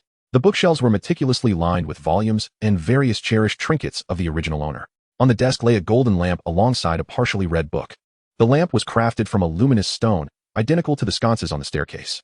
Glowstone. Category or remark. a mineral with luminescent properties. It emits a gentle glow in the dark or at night. Ah, a night pearl, Fang Hao mused. Let us search for more treasures, shall we? He casually picked up the book from the desk and glanced at its first line. Life is a form of cancer, yet I have discovered the remedy. A prompt chimed in his mind. Collected clues for the elixir of immortality, 15. This piqued Fang Hao's interest. For humanity, the allure of longevity, or immortality, has always been profound. Had he encountered such a statement in his previous world, he would have dismissed it outright and perhaps even alerted the authorities. Yet now, in a realm teeming with diverse races and formidable beings, where he belonged to the undead faction and where skeletons could converse, the notion of an elixir of immortality no longer seemed like a mere fabrication. Thus, under the right circumstances, he might pursue the clues regarding this elixir. He skimmed through the book, gleaning insights about this world. He recalled the Eternal Night Legion, where Eternal Night represented the vampire faction, while his own undead faction was referred to as the Immortal. Both factions commanded the undead, yet their allegiances diverged. Upon finishing, he secured the book and continued to rummage for items. The skeleton searching methods were rather uncouth. Perhaps their orders solely encompassed treasure hunting, devoid of any directive to handle items delicately. Soon, the room was in disarray, and in Fang Hao's possession were 2 additional items: directional teleportation scroll, healing potion, 27 fire battle coins, and 5 bloodstones. Aside from the furniture, the study yielded few valuable spoils. He obtained a magical scroll, teleportation scroll. Category, magic scroll. Description, can record a target location and teleport to that area upon use. The teleportation scroll resembled the return scrolls he had once encountered in games. After use, it would transport him to a designated spot. Quite useful, indeed. One could never predict when it might come in handy. He tucked it away and proceeded to examine the next item, healing potion. Category, potion. Description, can heal certain injuries. Fang Hao scrutinized it before promptly stowing the healing potion. Those who had traversed into this world found themselves devoid of hospitals or physicians. Minor ailments could very well prove fatal here. He recalled a fellow player who, after being attacked by prairie wolves outside their territory, barely made it into the protection shield, only to sustain grievous wounds. Had a healing potion been available at that time, it could have significantly expedited his recovery. A little extra security never hurt. In the drawers of the desk lay 27 fire battle coins. Living in such a grand castle, yet only possessing these meager coins, how miserly! He exclaimed. Bloodstone. Type, or description, rare mineral required for constructing buildings within the vampire faction. The function of bloodstone parallels that of shadowstone. The distinction lies in the former being a material for the vampire faction, while the latter serves the undead. Now, let us continue our ascent, Fang Hao declared. The castle boasted 3 floors, yet each room's ceiling was significantly taller than that of typical structures. The grand hall on the first floor reached heights of 6 to 7 meters, and each room on the second floor exceeded 4 meters. The skeleton soldiers, having set down their findings, followed Fang Hao out of the room, continuing up the staircase. At the top of the third-floor staircase stood 2 sculptures resembling creatures with mouths and protruding fangs. They bore a resemblance to the bloodthirsty bat wolves encountered on the first floor, albeit smaller in stature. Although fierce in appearance, their surfaces were coated with a layer of dust due to prolonged neglect. Upon ascending to the 3rd floor and taking a few steps forward, Fang Hao halted before a grand chamber. The tall door was intricately carved with exquisite designs, featuring various flora and diverse figures. While it did not rival the castle's main entrance, it still appeared imposing and substantial. This door certainly seemed valuable. Applying gentle pressure, he found the wooden door immovable, with only the dust upon it falling onto his head as he stirred it. Let us push it open together, he suggested, stepping back to allow the skeletons behind him to take action. There was no need for him to exert himself with so many subordinates at his disposal. The skeletons advanced, uniting their strength to heave the door. As dust cascaded down, the wooden door slowly yielded to reveal a narrow opening.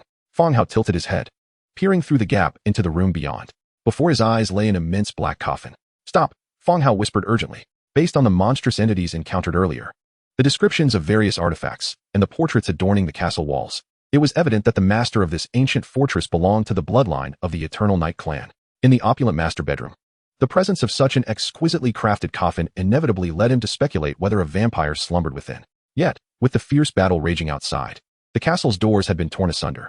Even a decade-long sufferer of hearing impairment ought to have heard the commotion. You wait at the door, Fang Hao instructed as he slipped through the gap in the doorway, treading lightly towards the curtains. Chapter 27, The Ring of Flames. Stepping through the narrow opening, Fang Hao entered the room sideways. The bedroom was spacious and adorned with remarkable elegance and luxury. In the center stood a remarkably ornate black coffin, its opulence a rarity indeed. Even without a keen understanding of coffins, he could discern from its materials and craftsmanship that it was undeniably of superior quality. After a brief glance, he hastened to the window. His intent was simple: to draw back all the curtains and let the sunlight flood in. If a vampire truly lay within, let the sun mete out its punishment. He vaguely recalled that vampires were fearful of sunlight, and wondered if garlic and silver would prove effective. Time permitting, he wished to return and gather a substantial amount of garlic to encircle the coffin, leaving no opportunity for escape. With a swift motion, Fang Hao yanked open the heavy curtains. Upon seeing the window, he paused momentarily. The castle's windows were not transparent. Instead, they resembled two sealed door panels. Only by opening these panels could sunlight stream into the room. As the light poured in, the luminescent stones embedded in the walls and ceiling began to dim gradually. After flinging open all the windows, the room was instantly bathed in brilliant sunlight. "Come in," he beckoned, and the skeletal soldiers outside hurriedly approached, standing at attention. "Open the coffin." The skeletons positioned themselves on either side of the coffin lid, their hands gripping it firmly. Together, they pried the lid open just enough for Fang Hao to peer inside. Empty. The coffin was fully opened, revealing an unoccupied interior, devoid of the anticipated vampire. It was hardly surprising. With such a ruckus, even one fearful of sunlight would surely have awakened. Exquisite corpse nurturing coffin, blue. Category: coffin for nurturing corpses. Description: a coffin belonging to the Eternal Night clan, lying within grants immediate tranquility to the mind, possessing the ability to nourish spiritual strength. Wow! Fang Hao exclaimed internally. The coffin possessed attributes. However, it felt somewhat ominous. Whether it truly nourished spiritual strength was uncertain. But such a sealed coffin would certainly suffocate anyone inside. At that point, burial would be the most convenient option. "Close it," Fang Hao commanded. The coffin, classified as rare blue quality, was of no use to him, but perhaps in the future, he could sell it to another vampire. Next came the phase of looting. The skeletons discovered a hidden chamber adjacent to the room, within which lay a golden treasure chest. Oh my, a golden one! At the center of the dark chamber stood a chest radiating a faint golden glow. This was the first golden treasure chest Fang Hao had encountered since arriving in this world. The highest grade he'd previously come across was merely a black iron chest. The sudden escalation to gold caught him off guard. Rubbing his hands together, he silently prayed to various deities, hoping for good fortune and the acquisition of fine equipment. Upon opening the chest, he received: acquired, wall construction blueprint, guardian pavilion construction blueprint, exquisite corpse nurturing coffin crafting blueprint, blue, hardwood board crafting blueprint, ring of flames, blue, 120 warfire coins, 40 bloodstones. The golden treasure chest did not disappoint. It yielded 3 blueprints and a piece of blue equipment, along with 120 warfire coins. The emergence of the marketplace had granted utility to the warfire coins, yet Fang Hao had yet to discover a reliable method for acquiring them. Level 1 wall construction blueprint, 1200 wood, 500 stone, 300 straw, 800 hemp rope. The construction materials for the level 1 wall were significantly higher than for other buildings. However, upon reflection, it made sense. Walls need to encompass the structures within their territory, thereby requiring more resources. Guardian Pavilion. Category: special building. Required materials: 500 wood, 300 stone, 120 straw, 100 hemp rope. Description: troops or heroes stationed within the Guardian Pavilion gain 2 to all attributes and can sense all dangers within the guarded area. The Guardian Pavilion is classified as a special building. The term Guardian does not merely refer to protecting the territory, but indicates safeguarding specific locations. Thus, constructing a Guardian Pavilion in key areas allows for the deployment of troops or heroes to defend that region. If Fang Hao were to build the pavilion, he would prioritize placing it in front of the Lord's wooden tower. Once the protective barrier around the territory dissipated, his safety would be significantly enhanced. Hardwood board, 2 wood, exquisite corpse nurturing coffin, 12 hardwood boards, 6 leather, 6 quality fabrics. Goodness, is this meant to turn me into a coffin maker? He mused, pondering the popularity of the funeral industry in this world. Ring of flames, blue. Category: ring, skill, fireball. Description: a ring imbued with destructive energy. Fireball launches a fierce fireball at the target, inflicting tier 3 damage and ongoing burn damage. Cooldown: 1 hour. A magical ring. The ability to wield a spell known as fireball filled Fang Hao with delight. He now possessed a measure of offensive power. Overall, he was quite satisfied with this adventure in the ancient fortress. Not only had he secured scarce shadow stones, but he had also acquired numerous blueprints in the Ring of Flames, significantly enhancing his strength and chances of survival. Gathering his spoils, Fang Hao descended the staircase. "Everyone come in and carry everything that can be taken to the courtyard," he instructed the waiting skeletal soldiers. The territory resembled a dilapidated mountain village. Everything he laid eyes upon seemed valuable, and he intended to take it all. Crash! Suddenly, as Fang Hao stepped out from the hall, he stumbled over a flagstone beneath his feet. Though his skeletal form felt no pain, he could still perceive the considerable force of the stumble. Stone brick, building material. Fang Hao's interest was piqued. Following the stone brick upward, he noticed a gap above the door, a remnant from the battle with the bloodthirsty Batwolf. Due to the constraints of limited indoor space, the Skeleton Legion found it challenging to leverage the advantage of sheer numbers. Therefore, Fang Hao issued a directive to dismantle the Grand Castle's entrance. In the process of this unconventional disassembly, stones began to fall away. So, does this mean we have the materials for an upgrade? Fang Hao mused quietly to himself. To upgrade the level 4 Lord's cabin, the required materials included stone bricks. Yet, the blueprints for stone bricks had eluded him thus far, and within the channels, no one had reported acquiring either stone bricks or their schematics. Thus, upon seeing the stones, a thought took root in his mind: to dismantle the castle. Such a grand edifice must surely yield a substantial number of stone bricks. With this thought in mind, he deactivated the divine presence, stayed, and awakened from his slumber in the bedroom. Rubbing his fatigued temples, he reflected on the immense pressure of the divine presence, especially when engaged in sustained combat. Stepping outside, he began to summon all the industrious labor skeletons. The labor skeletons had participated in previous skirmishes, and their number had diminished from 2,000 to approximately 1,700. Nevertheless, Fang Hao's available workforce still vastly surpassed that of other lords, whose peasant counts ranged only between 5 to 10. Comparatively, 1,700 was an insurmountable difference. Bring your tools and carts. Follow me, he commanded. Chapter 28, The Great Dismantling Project. Fang Hao led the labor skeletons out of the territory.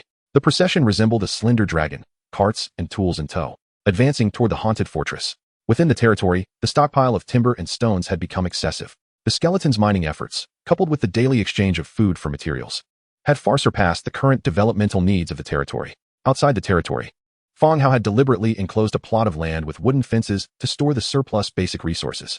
Since no one would steal or claim these materials, he felt secure in their accumulation.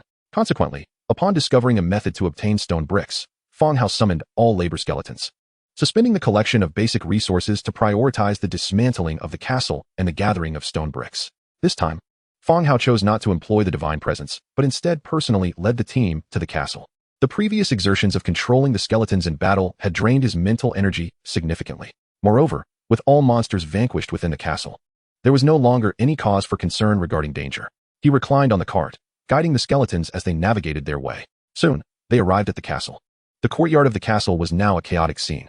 All furniture and items from within had been removed and piled into a small mountain. Bending down, he retrieved a flattened copper candlestick, which appeared to be beyond salvage. Clearly, while the skeleton soldiers could execute scavenging orders, they lacked the discernment to recognize the value of items or how to arrange them without causing damage. Yet, this was to be expected, given their low intelligence. Their current accomplishments were commendable. He recorded the acquired blueprints into the Lord's book and stowed the scrolls, bloodstones, and other items into his backpack, which was not a system backpack, but rather one he had fashioned from leather and rope. The ring of blazing flames adorned his left hand. With his palm open, he contemplated the fireball spell. A fireball, the size of a fist, surged with flames, hovering above his palm and radiating intense heat. Surprisingly, his left hand felt no trace of scalding heat. Go. He aimed at a nearby dilapidated stone tablet and flicked his left hand. The fireball shot forth in an instant. Bang! A dull thud resonated as the blazing sphere struck the target. The destructive force cleaved the stone tablet in two, and despite the absence of flammable materials, the surface of the stone ignited and burned for approximately 3 minutes. Impressive indeed. Fang Hao nodded in satisfaction at the fireball's potency. After its use, the fireball entered a cooldown period of 1 hour. Having tested the ring's power, Fang Hao turned his attention back to the labor skeletons awaiting his command. Ascending to a higher step, he addressed the skeletons below in a loud voice. All right, your next task is to dismantle the castle and categorize the materials. He had summoned all laborers in an effort to collect sufficient materials for the upgrade in the shortest time possible. The labor skeletons sprang into action, wielding hoes as they commenced their work. You are responsible for the carts. Transport all goods back to the territory. Fang Hao retained 5,000 skeleton soldiers, with 1,000 tasked with cart transportation to ferry the collected materials back to the territory. The remainder was assigned to maintain security in the vicinity, particularly against wandering beasts and monsters that might pose a threat. The skeleton soldiers began loading the furniture from the castle courtyard onto the carts, pulling them toward the territory. Fang Hao reboarded his cart and opened the Lord's book to pass the time. As he perused, several private messages appeared. Fang Hao, do you still have iron pots? Can I exchange Earth's trace for an iron pot? Earth's trace had surfaced when constructing blue-tier spirit fields, yet most were still unaware of its utility, even if acquired. They lacked a place to use it. Fang Hao pondered briefly before responding. The materials for crafting an iron pot are plentiful. If you provide an additional piece of iron, I can make one for you. There was a moment of silence before the cinder replied. All right, when will it be ready? In about 20 minutes. I'm currently in the wilderness, waiting to return. Thank you, Fang Hao. Presently, blueprints remained scarce. The items crafted from these rare blueprints had become highly sought after. Many had acquired scarce blueprints and were demanding exorbitant prices for the finished products. In contrast, Fang Hao's offerings appeared remarkably reasonable. However, they remained oblivious to the fact that, under the 100-fold amplification, no matter how he sold them, profits were inevitable. After closing the first chat, a second private message arrived. "Hey, I would like to trade for some iron axes." "Hey," Fang Hao replied, "are you there? Is everything all right?" Due to his previous immersion in the divine presence, controlling the skeleton soldiers in battle with the castle's monsters, he had not noticed the private messages. The sender had evidently sent several messages in quick succession, appearing rather anxious. "Yes, I can trade iron axes. How many do you want?" Fang Hao responded. 15 iron axes, which would amount to 45 units of iron, correct? The sender replied almost immediately, indicating they were also using the Lord's book. Upon hearing the offer, Fang Hao was momentarily taken aback. Though he had been in this world for a few days, it was rare to encounter someone possessing such a substantial quantity of iron. It seemed they had discovered a reliable source for iron resources. "That's no problem. It will take about 20 minutes. I will prepare them when I return to the territory," Fang Hao affirmed. "Great. By the way, could you share how you obtained so much iron ore?" Fang Hao inquired further. Iron is not considered a rare resource, but it is indeed quite difficult to acquire at present. There's no need to keep it a secret. I discovered an iron mine near the territory where I can gather some resources. By the way, do you have an iron pickaxe? I can offer a trade. After explaining, the sender immediately added another comment. Exchanging 15 iron axes is not solely intended for the purpose of timber harvesting. A portion of these axes is designated for arming valiant warriors, as in their realm, an iron axe is deemed a weapon. I have yet to acquire the blueprints for the iron pickaxe. Once I have crafted the iron axes, I shall reach out to you. Very well, thank you. The conversation between the two was promptly concluded. The caravan was drawing near to the territory. Just as he intended to peruse the public channel to see what others were discussing, a distant cacophony of furious battle cries echoed. The skeletons near the territory would not engage in such outbursts. This indicated that a conflict was unfolding nearby. A pang of unease gripped Fang Hao, prompting him to ascend the cart's roof and gaze towards the source of the tumult. Indeed, close to the territory, a convoy of horse-drawn wagons was encircled by the skeletal soldiers stationed in the vicinity. An intense clash was underway. Under the relentless assault of the skeletons, the opposing force suffered grievous losses, and their annihilation was merely a matter of time. "You shall transport the spoils to the storage area outside the territory," Fang Hao commanded as he leaped off the cart. The skeletal soldiers tasked with hauling the goods continued towards the territory, while Fang Hao made his way towards the battleground. "Halt the assault and encircle them," Fang Hao's voice resonated. All the skeletal soldiers ceased their attacks, enclosing the adversaries in their midst. Chapter 29, The Pig-Headed Ones. Before him stood a band of pig-headed creatures, panting heavily from the recent skirmish, their eyes ablaze with rage as they glared at the surrounding skeletal soldiers. They constituted a merchant caravan, transporting goods from their village to the Manim Orc market for trade. Upon passing through this area, they had spotted the territory and the vast stockpiles of goods enclosed by wooden palisades. Greedy, the pig-headed ones harbored malicious intentions, hoping to pilfer some of the resources to sell for a handsome profit at the market.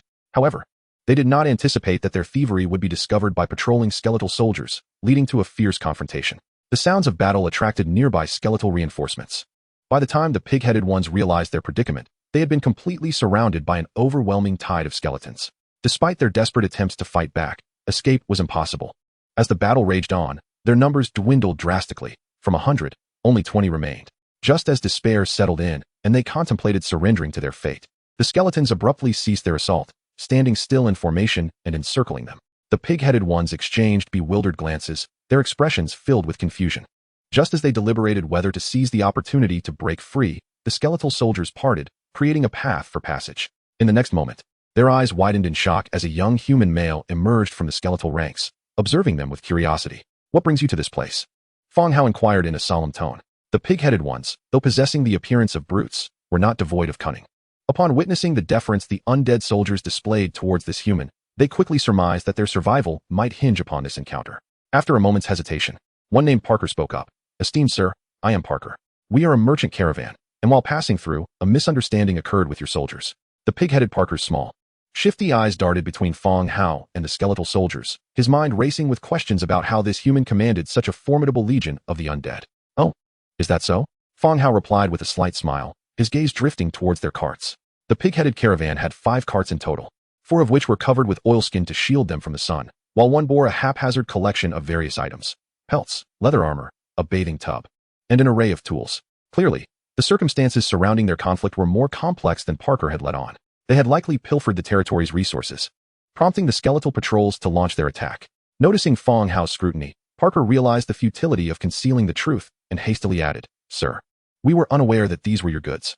We made an unfortunate decision and are willing to offer compensation." At this juncture, Any further words could provoke disdain. So Parker directly proposed restitution. Orcs are known for their avarice and belligerence. Many tribes eschew agriculture and mining, opting instead to expand through plunder. Thus, most orcs adhere to a singular principle: strength. If one is stronger, they may command respect. If weaker, they face merciless aggression. Let us speak in a different location. Fang Hao suggested, glancing at the lifeless bodies of the pig-headed ones strewn on the ground. The earth stained a deep crimson with blood, and the air thick with the stench of carnage. Fang Hao turned towards the territory, with Parker and his fellow pig-headed ones trailing behind, flanked by numerous skeletal soldiers. Upon reaching an open area before the territory, Fang Hao settled upon a stone, while Parker and the others stood respectfully to the side, their large heads cautiously stealing glances at Fang Hao's domain. You are a merchant caravan? Fang Hao inquired with curiosity. Indeed, my lord, Parker affirmed. From where do you hail? From a small village to the north, Parker eventually replied. Are the goods on your carts yours? Where do you intend to transport them? Fang Hao continued, eager to gather information about this unfamiliar world. We aim to take the goods to the Manhwa market in exchange for other supplies, Parker recounted in detail. The Manhwa market? Fang Hao echoed, a flicker of recognition crossing his features. He recalled having seen that name on a map obtained from the goblin encampment. Consulting the Lord's book, he confirmed that the location of the Manhwa market was indeed marked on the map. Yes, it is a peaceable trading hub established by orcs. The orc populace is militarized and has a propensity for raiding and combat. Intertribal interactions are common, accompanied by conflict. Thus, the Manhwa orc market was established, instituting its own regulations. Within the market, fighting and pillaging are strictly prohibited, and all transactions must be consensual. The orcs adhere to these rules, transporting surplus goods to the market in exchange for other commodities or currency. Can anyone access this market? Fang Hao inquired further, his interest piqued. Parker glanced at Fang Hao and then at the multitude of skeletal soldiers surrounding them, hesitating as he said, that may prove somewhat challenging. Fang Hao nodded in understanding. Now, let us discuss your compensation. Having stolen my possessions and caused the death of so many of my soldiers, it would hardly be reasonable to simply let you go. Fang Hao's tone grew increasingly grave. Parker surveyed the surrounding skeletons, swallowing hard as he gritted his teeth. My lord, we are willing to relinquish one cart of goods as compensation. Huh? Fang Hao suddenly burst into laughter. Having slain you, all these goods are now mine. Why would you think that offering me a cart of goods would secure your release? The pig-headed one's large faces began to glisten with sweat as Fang Hao's words left them at a loss for further argument. The most valuable assets of this caravan resided within the cargo of their carts. If these goods cannot be regarded as compensation, what else could they possibly offer to persuade their adversary against taking their lives? My lord, observe these wares of mine. Parker intended to elaborate further, but Fang Hao interjected, halting his words. You have one final minute. Should you fail to present what I desire, you shall not leave. With that, Fang Hao fell silent. Instantly, all the pigmen were enveloped in a heavy silence. Sweat beaded upon their foreheads, cascading down like raindrops. The palpable tension of impending death left their minds in turmoil, rendering them momentarily blank. Soon, the minute elapsed. Very well, time's up, eliminate them, Fang Hao commanded decisively. Wait, my lord, the battlefire coins. We offer you battlefire coins, Parker exclaimed in a fit of desperation. Fang Hao's gaze sharpened, and the skeletal warriors lowered their weapons, resuming their standby positions. Continue, Fang Hao urged, directing his attention back to Parker. Wiping away the sweat that trickled into his eyes, Parker hastily replied, My lord, battlefire coins are the common currency of the continent. If you so desire, we are willing to exchange them for your forgiveness. Upon hearing the mention of battlefire coins, Fang Hao felt a flicker of interest. Before the next arrival of the skeleton merchant, he would need to amass sufficient battlefire coins to procure blueprints. However, it seemed that acquiring these coins was not as straightforward as he had hoped. Do you possess battlefire coins? Yes. Parker nodded eagerly. Then produce them. Let me determine if they suffice to purchase your lives. And no, we don't have any on us, Parker stammered. Fang Hao's expression instantly turned icy. Are you attempting to deceive me? And no, my lord, please listen to me, Parker implored. This is your final opportunity. Speak, Fang Hao demanded. My lord, our village possesses some battlefire coins. We are willing to leave behind some of our number as collateral while we fetch the money, Parker proposed urgently. This suggestion piqued Fang Hao's interest. Given the scale of the pig-headed merchant caravan, the tribe could not pose a significant threat to him. If they were indeed willing to barter their lives for battlefire coins, it could prove to be a lucrative transaction. After all, the value of the coins outweighed the mere act of slaughtering a few pigmen destined for the butcher's block. How much are you willing to offer to secure your lives? Fang Hao continued his inquiry. Noticing Fang Hao's slight concession, Parker breathed a sigh of relief. My lord, we are but a small village and cannot present too many battlefire coins. We should be able to gather over 100 and present them all to you. Fang Hao mulled it over. 100 coins seemed acceptable. He reasoned that by the time he opened the treasure chest, he could gather additional funds, sufficient for the next visit from the skeleton merchant. Since they were willing to compensate, he need not proceed with their execution. Very well, I consent. But how can I trust that you will not flee and never return? Fang Hao pressed once more. My lord, the situation is as follows. Our old captain was injured during the journey, and he cannot move. We will leave him behind and return with the money. At which point we will take him and depart, Parker explained, lifting the tarpaulin from the last cart. On the cart laden with hides lay a feeble pigman. His leg bandaged, yet still seeping blood. Fang Hao rose and scrutinized the contents of the carts. 2 carts filled with hides, 1 carrying iron ore, and another pilfered resources belonging to Fang Hao. The final cart contained the hides and the injured pigman. Fang Hao approached to examine him, asking, Are you their old captain? The pigman, clearly weakened, glanced at Fang Hao and replied, Yes. Are you willing to remain here while they fetch your ransom? Fang Hao queried. Before the injured pigman could respond, Parker interjected hastily, Captain Bolton, you are injured and will likely slow us down. We will return with the money and come back for you. The injured pigman surveyed Parker and then the other pigman.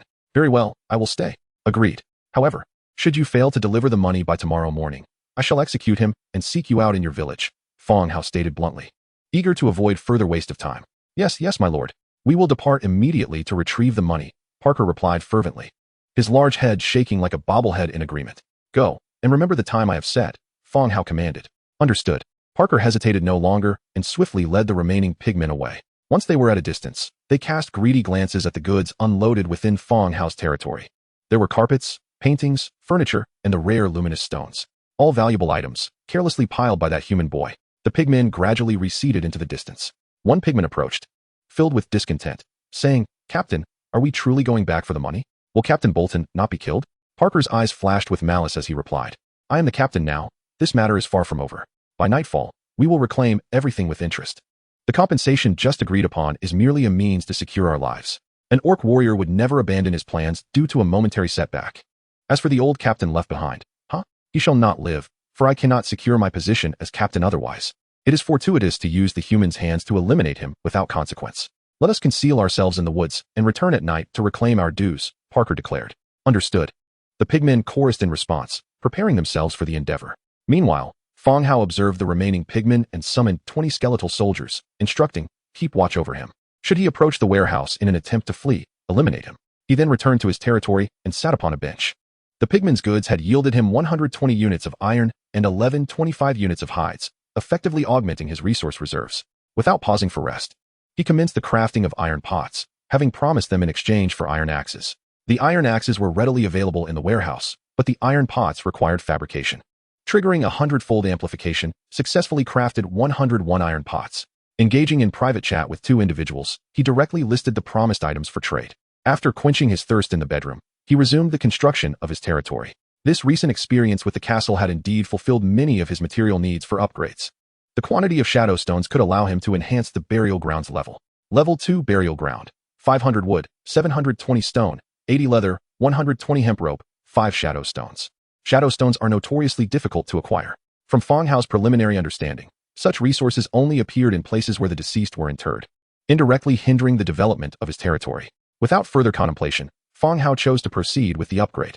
A radiant glow enveloped the burial ground as the upgrade was completed. Level 2 burial ground. Recruitable, skeleton soldiers. Skeleton soldier, undulating spine 1. Note, this structure allows for the recruitment of faction-specific units. Upgrading the building level unlocks new soldier types and higher tier units. Materials required for upgrade, 700 wood, 1200 stone, 120 leather, 300 hemp rope, 8 shadow stones. With the upgrade complete, Fang Hao found himself in possession of 13 shadow stones. Just in time, I can elevate my status once more. I once again choose to upgrade. The burial ground is once again enveloped in radiant light. Moments later, the structure is complete. Level 3 burial ground. Recruitable, skeleton soldier. Skeleton spear wielder. Skeleton soldier, wriggling spine 1.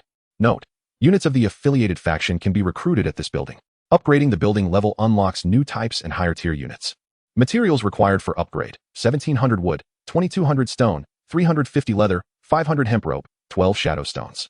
Excellent. Upon seeing the recruitable section, the addition of the skeleton spear wielder brings joy to Fang Hao's heart. Let us recruit one to examine its attributes. Will you consume wriggling spine 1 to recruit a skeleton spear wielder? Recruit. 100-fold amplification triggered. Successfully recruited 101 skeleton spear wielders. Chapter 31, The Guardian Pavilion. Skeleton spear wielder, Tier 1. Faction, Undead. Racial traits. Undead, hollow skeleton, weakness to light. Skills, spear thrust. Inherent abilities, basic combat mastery, basic spear mastery, basic shield mastery. Undead. This unit is lifeless, devoid of morale and emotion, while being immune to toxins, diseases, blindness, and mental magic. Hollow skeleton. Lacks fatal weaknesses. Weakness to light. Light magic deals an additional 20 damage to this unit. Spear thrust. Equipped with a spear, thrust the spear at the target, inflicting substantial damage. Note: the preserved skeleton soldier, upon equipping the spear, becomes capable of withstanding any charge, disregarding all charge bonuses. Visually, the skeleton spear wielder bears little distinction from the skeleton soldier, yet their attributes have undergone a transformation. The skeleton soldier possesses proficiency with sword and shield, indicating familiarity with those weapons, whereas the skeleton spear wielder has transitioned to a combination of spear and shield, gaining attribute bonuses when equipped with the spear. In fact, during the siege of the castle, the advantages of unit composition had already manifested, relying solely on the sword and shield combination. The skeleton soldiers were thoroughly overwhelmed by the bloodthirsty bat wolves. With just slight modifications, substituting some soldiers' weapons for spears and light crossbows, the tide of battle shifted. From being on the defensive, they pressed the attack against the bloodthirsty bat wolves, ultimately annihilating them. Thus, while higher-tier units are preferable, the strategic composition of various units is equally crucial, providing significant advantages and effects on the battlefield. Subsequently, Fang Hao proceeded with 5 additional recruitments. 100-fold amplification triggered. Successfully recruited 505 skeleton spear wielders. He crafted a sufficient quantity of wooden shields and iron spears, equipping 606 skeleton spear wielders. Alright, go patrol the vicinity and hunt any beast you encounter, Fang Hao ordered. The skeleton spear wielders turned and exited the territory. Once the skeletons had departed, Fang Hao reopened the Lord's Book, having acquired several blueprints within the castle. Level 1 wall construction blueprint. 1200 wood, 500 stone, 300 thatch, 800 hemp rope. The wall plays a pivotal role in the fortification of a city. In 2 days, when the protective barrier dissipates, it will be the final bastion for safeguarding the territory. Hence, the sooner the wall is erected, the better, and the higher the construction, the greater the defense. He selected to build immediately. A square beam of light enveloped the territory, and in the next moment, a wooden wall standing 2 meters tall was established, safeguarding the domain. It turns out the level 1 wall is made of timber. It seems that to fortify the wall further, its level must be upgraded. Level 2 wall, 2,400 wood, 1,600 stone, 500 thatch, 1,600 hemp rope. The material requirements have doubled. Fortunately, Fang Hao possesses a multitude of labor skeletons. A typical lord would take considerable time to gather resources for construction. The level 2 wall is completed. The wall's height has increased significantly, rising to nearly 5 meters. Level 3 wall, 3,600 wood, 3,000 stone, 1,000 thatch, 2,800 hemp rope. The resources required for the level 3 wall have escalated dramatically. The quantities of wood and stone have surged by over 1,000 units, which is quite daunting. He clicked to upgrade. 5 minutes later, the construction of the level 3 wall was complete. The wall now stands approximately 5 meters tall. Its material transitioned from entirely wood to a blend of wood and stone. The lower 3 meters are built of stone, while the upper section remains robust timber. Personnel can now be stationed on the wall for patrolling and guarding. With the construction finished, Fang Hao continued to peruse the newly acquired building blueprints. Guardian Pavilion. Category: Special Building. Description: Units or heroes stationed in the Guardian Pavilion gain 2 to all attributes and can sense all dangers in the guarded area. Materials required: 500 wood, 300 stone, 120 thatch, 100 hemp rope. In Fang Hao's view, the purpose of the Guardian Pavilion resembles that of a gatekeeper or perhaps a guardian deity. It can oversee specific areas and enhance the attributes of station units or heroes by 2. Though modest, all buildings can be upgraded, and as the building's level increases, so too will the attributes it confers. After some contemplation, he resolved to construct the Guardian Pavilion in front of the Lord's cabin. Currently, he is the sole living being in the territory. The other skeleton soldiers do not require special protection. His own safety is paramount. He confirmed the construction. A radiant glow appeared, and a simple wooden pavilion emerged in the open space in front of the Lord's cabin. Please select the guarded building, Level 3 Lord's cabin or Level 3 warehouse. The Guardian Pavilion automatically detects nearby buildings for selection. He chose the Lord's cabin. Guardian Pavilion radiated light once more, sending a ripple over the Lord's cabin. Please select the station units. 2 skeleton soldiers, 1 hero. The skeleton soldiers he possesses are all Tier 1. Considering whether the soldier or spear wielder is more suited to serve as a guardian, it was evident that the spear wielder's weapon may not be well suited for action within this pavilion. Thus, he chose the skeleton soldiers. 2 skeleton soldiers silently approached, taking their positions on either side to guard the Lord's cabin. Fang Hao circled the pavilion, inspecting it from all angles. It appeared satisfactory. Once more construction resumes in the territory, he will reposition the pavilion slightly. Just as he was about to construct the skeleton transformation chamber, his stomach growled in protest.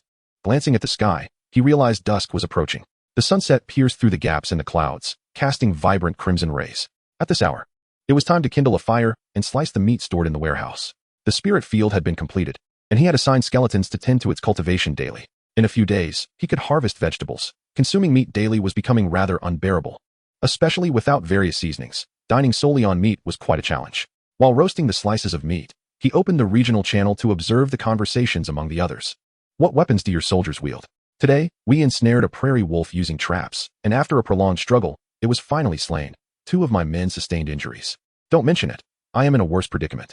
I prepared a pot of mushroom soup, and while I stepped out for a brief respite, by the time I returned, the farmers were all sprawled on the ground, frothing at the mouth. Now, I find myself tending to them like a caregiver, following Dr. Zhang's guidance to administer an antidote. Here, the role of a doctor has emerged as a new profession. These individuals possess medical knowledge that is uncommon among the general populace. When faced with a dilemma, one can expend resources to consult them, and they will provide guidance based on their expertise. I feel for my brother upstairs. It has been ages since I indulged in large mushrooms. Is the person upstairs a lady? Where is your territory? Shall we develop it together? Do not heed his words. My lady, let us privately discuss the matter of mushrooms growing larger. Without further ado, I urgently require spear-like and bow-type weapons to slay the aquatic beasts. Offering the blueprint for a hardwood shield in exchange. Those genuinely interested, please come forth. Chapter 32, Skeleton Giant Bat. Hardwood shield. White 4 hardwood planks, 2 hemp ropes. Although both are of white quality, there exists a distinction in their hierarchy. Currently, Fang Hao equips the skeletons with inferior white wooden shields, while the hardwood shield, also white, boasts greater durability. As Fang Hao savored his roasted meat, he was drawn to the messages from the other party. After some contemplation, he decided to inquire about their pricing. He promptly initiated a private chat, asking, "What do you propose for an exchange?" "Wow, Fang Hao, if we're trading. It depends on the type of spear you possess," came the reply. There are indeed various kinds of spears. Presently, the market features wooden spears, bone spears, and stone spears. All of white quality, yet differing in superiority. Without much thought, Fang Hao responded directly, "Iron spear." Wow, the big shot possesses iron weapons. Upon hearing that Fang Hao had the blueprint for an iron spear, the other party's excitement became palpable. "What do you propose for an exchange? Let me assess." Fang Hao inquired again. The other party seemed to fall into contemplation, pausing for a few seconds before stating, "I have 12 militiamen. Can I trade them for 13 iron spears?" "White blueprints cannot yield such a quantity of iron spears," Fang Hao replied. "Iron spear, 2 wood, 2 iron." Following the standard process for crafting iron spears, 13 iron spears require 26 units of iron. At present, no lord in the region has reported discovering iron mines, making iron resources exceedingly scarce. Although Fang Hao possesses a 100-fold augmentation ability, he must refrain from misusing it to disrupt market equilibrium. Transactions must adhere to standard market prices. "Boss, I truly need these weapons. How many can you spare?" Consider it a favor for a brother. The other party understood that their initial offer was unreasonable. After being turned down, they immediately urged Fang Hao to state his price. Fang Hao pondered and replied, "I can only offer you 3 iron spears. But if you can provide 5 units of iron, I can give you 10 damaged iron spears as a temporary measure." Subsequently, he sent the attributes of the damaged iron spear. The damaged iron spear was loot obtained from slaying zombie spearmen in an ancient castle. Unlike normal iron spears, they are rusted and in poor condition. Currently, with no blacksmith profession in the territory, the equipment cannot be repaired, making it more advantageous to sell. Nevertheless, even in their dilapidated state, their lethality and sturdiness still surpass those of ordinary wooden or bone spears. "Boss, could you make an exception? I only have 3 units of iron. Would that suffice? I promise to repay the remaining 2 units later." "Very well, post it." The two swiftly completed the transaction through a designated channel. 3 iron spears and 10 damaged iron spears vanished, and Fang Hao acquired a blueprint for the hardwood shield and 3 pieces of iron. After recording it in the Lord's book, the crafting conditions for the hardwood shield were illuminated. They closed the private chat and returned to regional communication. The transaction for the hardwood shield blueprint has been successfully completed with Boss Fang Hao. There is no need to message me further. By the way, Boss Fang Hao is impressive. What is happening? Did you trade for an AK? Why the excitement? What equipment did you acquire? My stone spear has become obsolete. Could it be that Boss Fang Hao now possesses iron spears? Wow, you're incredible, boss. I too desire iron weapons. After swallowing the last morsel of roasted meat, Fang Hao closed the chat channel. It was evident that his development pace far surpassed that of most lords. This is commendable, yet one must not become complacent. There are too many individuals who have crossed over, each an elite in their own right. Daily, lives are lost in this realm. To survive and thrive, one must continuously elevate oneself in the territory. After taking a sip of water and rinsing his mouth, he commanded the skeleton soldiers to boil water. He intended to indulge in a proper bath before bedtime. Previously, such luxuries were unattainable, but now, with all necessities at hand, he could afford to relax. Rising from his seat, Fang Hao dusted off his trousers and strolled around the territory, ultimately halting at the vacant land adjacent to the burial site. He resolved to construct a skeleton conversion facility. Skeleton conversion facility, rare 500 wood, 500 stone, 50 hemp ropes, 5 shadow stones. Description: the skeleton conversion facility can transform buried biological remains into skeleton soldiers, requiring an equivalent number of sacrifices for recruitment. The skeleton conversion facility fundamentally differs from barracks. It necessitates the recording of species to unlock corresponding soldier types. Only after unlocking can one consume sacrifices for recruitment. Once the location was determined, Fang Hao selected to build. A radiant light enveloped the area, and a structure materialized before him. The skeleton conversion facility stood tall, adorned with a gravestone approximately 2 meters high. In front of the gravestone was a pool, encircled by stone, measuring 5 meters square. The pool contained soft, uneven soil, reminiscent of a dried-up swimming pool. Bring over the corpses of the blood-sucking bat wolves, Fang Hao directed. 2 skeleton soldiers turned and proceeded towards the resource pile. After several trips, they returned with 6 blood-sucking bat wolf corpses. Toss one in, Fang Hao continued. He was curious about the conversion process and what form the corpse would ultimately take.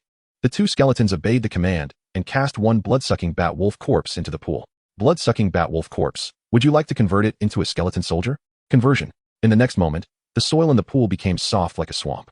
The blood-sucking bat wolf's corpse slowly sank, gradually being engulfed by the earth. After 1 minute, the conversion process concluded. Conversion complete. Obtained the skeleton giant bat soldier type. In the next instant, a skeleton giant bat erupted from the soil, landing on the adjacent ground.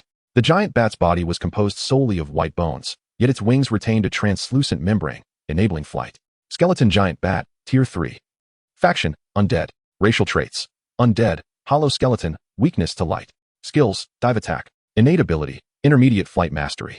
Note: the skeleton soldier type, transformed from a corpse, retains characteristics and attack methods from its life. Previously known as the bloodthirsty bat wolf, it possessed a massive physique comparable to that of an adult wolf, with wings that could unfold to approximately 3 meters in length.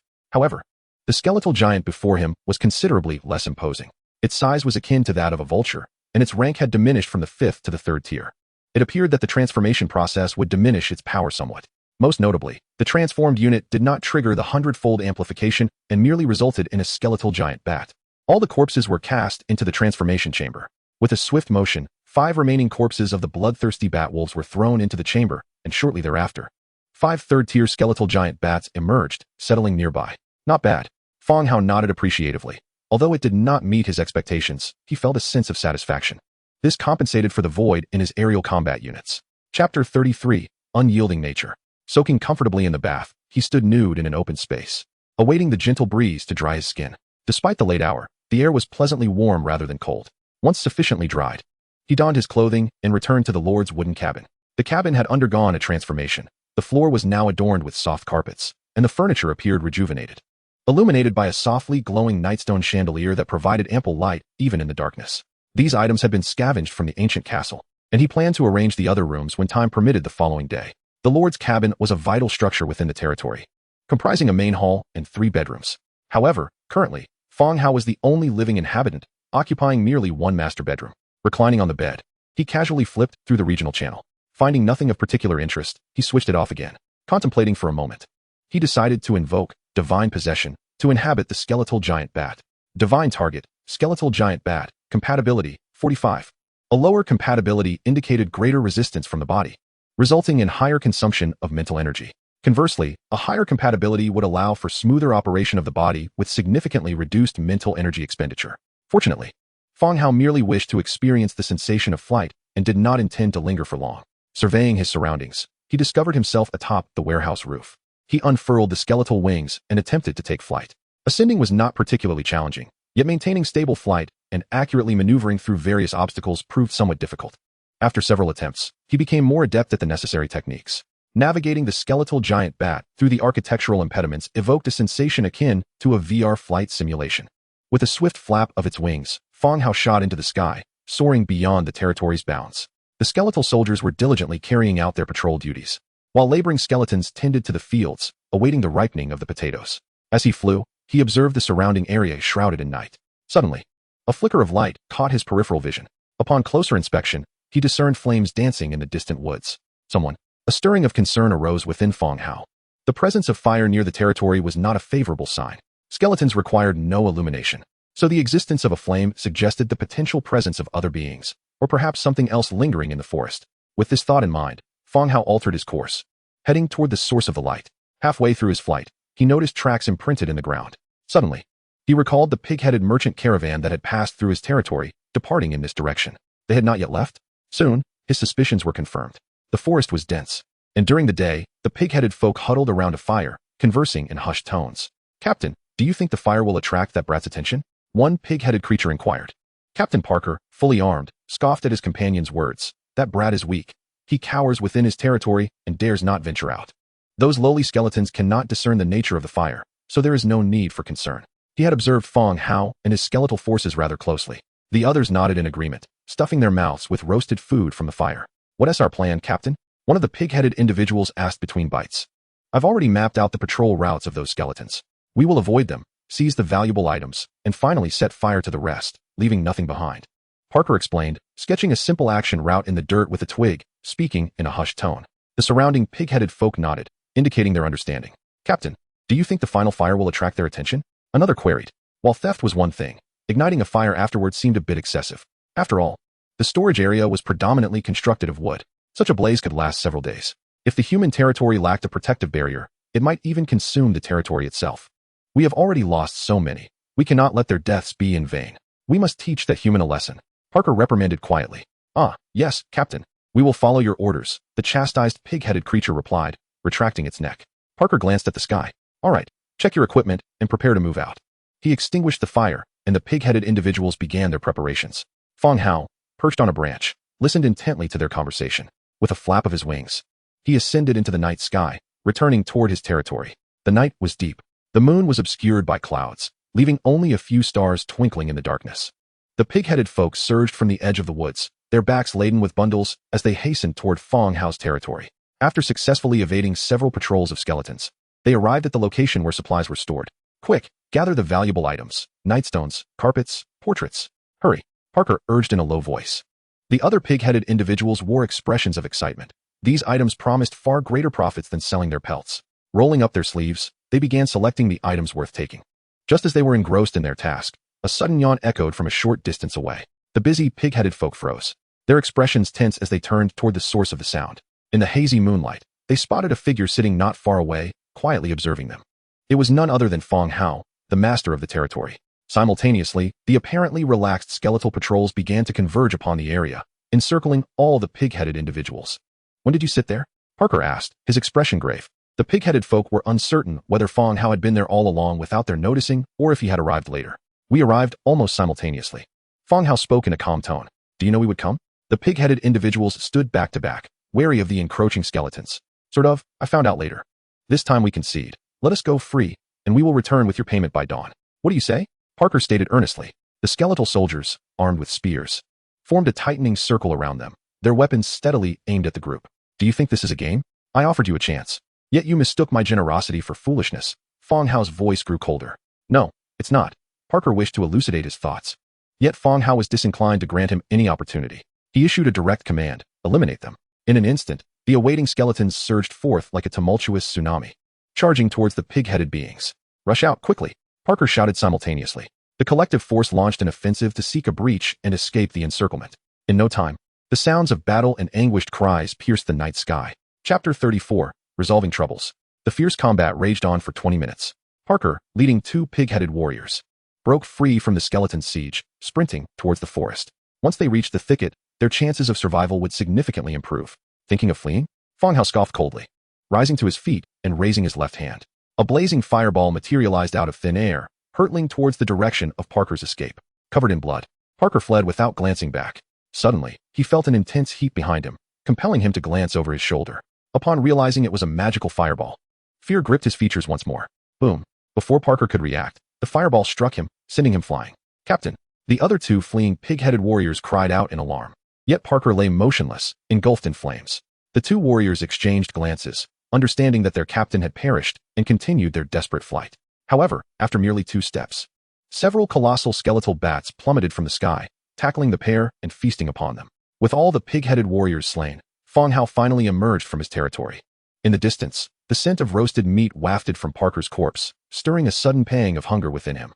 Gather the spoils and dispose of the bodies in the conversion chamber, Fang Hao commanded loudly. The skeletons sprang into action. The pig-headed warriors were stripped bare.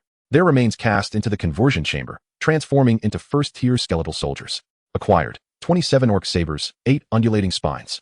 Restore all items to their original positions, Fang Hao instructed. The skeletons dutifully returned the scattered belongings of the pig-headed warriors to the enclosed area. Within his territory, Fang Hao observed the injured pig-headed warrior remaining before him. He had been left behind as a hostage, the sole survivor. Your comrades have just met their demise at my hands. Do you have anything to say? Fang Hao inquired. The night had grown late, and he lacked the patience to prolong the conversation with the pig-headed beings. I am aware, I heard Parker's cries. They were coveting your wealth, and they brought this upon themselves, the weakened pig-headed warrior replied. I am curious about your relationship with them, even if they stole the goods. Do you not fear that I might simply kill you? Fang Hao pressed on, voicing his inner doubts. Cough, cough. The pig-headed warrior cleared his throat and continued. I was originally the captain of this team, and Parker was my subordinate. The wounded warrior began recounting his tale. They hailed from a northern pig-headed tribe, and their mission was to transport goods collected from their village over the past few months to the Manhwa orc market for sale. Along the way, his subordinate Parker suddenly usurped control, wounding him and placing him under house arrest. Had he not been more familiar with the route to the Manhwa market than Parker, he likely would have been killed and left to rot in the wilderness. Now, with the goods lost, Parker had handed him over to Fang Hao, conveniently using him to eliminate the competition for leadership. Since you understand Parker's intentions, why did you choose to remain here and await your fate? Fang Hao continued to question. The population of our pig-headed village is too small. If all perish here, it will be even more difficult for our village. It is better for me to remain and negotiate for their return, the pig-headed warrior replied. How noble, Fang Hao muttered under his breath. To his surprise, the elderly pig-headed warrior was willing to cooperate with Parker's charade, remaining behind as a hostage for this very reason. What does noble mean? The old pig-headed warrior did not comprehend, but continued. My lord, I apologize for the actions of Parker and his companions, but these were their personal deeds. Please do not hold our village accountable. Fang Hao remained silent, yet he pondered the old pig-headed warrior's words repeatedly. The Manhwa market, endowed with a 100-fold amplification effect, could grant him the capacity for mass production. An open orc market might present him with opportunities to thrive and acquire war coins. You tell a compelling story. I shall not hold your village accountable, Fang Hao stated. Thank you, my lord. The pig-headed warrior, dragging his injured leg, knelt before Fang Hao, expressing his gratitude. However, it comes with conditions. You shall stay outside the territory tonight. Tomorrow I will inform you of your next steps. Do not entertain thoughts of escape, or your fate will be far worse than that of your companions, Fang Hao coldly warned. Yes, my lord. Fang Hao provided the pig-headed warrior with a blanket and instructed the skeletal soldiers to keep watch over him, while he retreated to his chamber for rest. The following morning, a light mist enveloped the mountains and forests. Having rested well the previous night, Fang Hao emerged from the lord's wooden dwelling, stretching widely. At the entrance, he recorded the 6th day since his arrival in this world. Tomorrow marked the 7th day, the expiration of the novice protection period. Each time he thought of this, a sense of impending crisis enveloped him. Taking a deep breath to calm his thoughts, he began his morning exercises. First, he jogged several laps around the territory, followed by 5 sets of push-ups and sit-ups. By the time he finished, he had worked up a light sweat. Instructing the skeletons to boil water for a bath, he kindled a fire to prepare breakfast. He also ensured to set aside some food for everyone in the area. Even though the skeletons were not adept at hunting, they managed to slay 5 or 6 beasts daily, maintaining a sufficient food supply. Bring in the pig-headed warrior from outside the territory, Fang Hao instructed as he flipped the meat. The nearby skeletons complied. Is non-territorial individual Bolton permitted to enter the territory? Due to the protective barrier, non-residents required the Lord's permission to enter. Granted. Soon, the pig-headed warrior from the previous day entered, looking grim as he was prodded by a spear at his back. He approached Fang Hao swiftly, bowing respectfully. My lord, you summoned me. Chapter 35, The Fireblade Tribe. Have a seat. I forgot to ask you your name yesterday. Fang Hao gestured for him to sit. I am Bolton, my lord. Bolton replied nervously, settling beside him, speculating the reason for Fang Hao's summons. Not killing him, yet not allowing him to leave. What could this mean? Fang Hao placed the roasted meat before him and inquired, is the Manhwa market exclusively for orc tribes? Bolton blinked in surprise, beginning to grasp the situation. The fact that he had not been executed indicated Fang Hao's interest in the Manhwa market.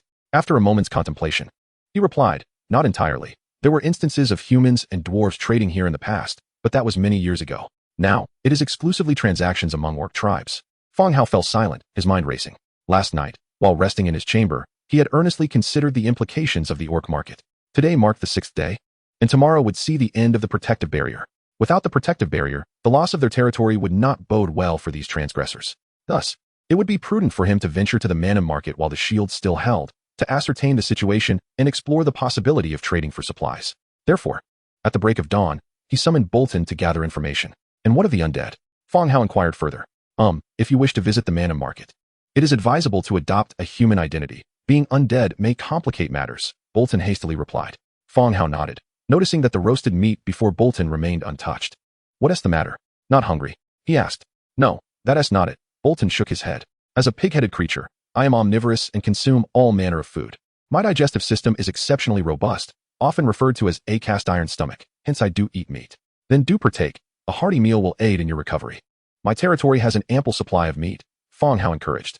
Thank you, my lord, Bolton said cautiously, taking a piece of roasted meat and placing it in his mouth. Fang Hao continued his inquiries. What goods sell well at the mana market?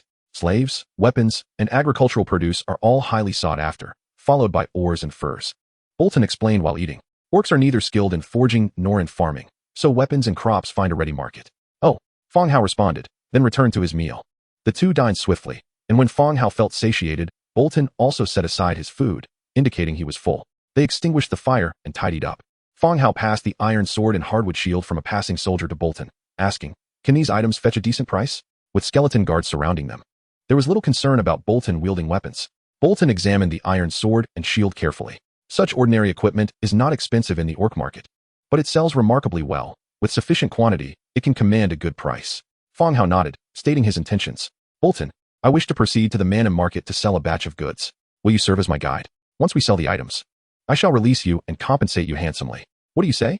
Although Fang Hao possessed a map to the mana market, having Bolton accompany him would mitigate many potential troubles, especially since it was an orc market.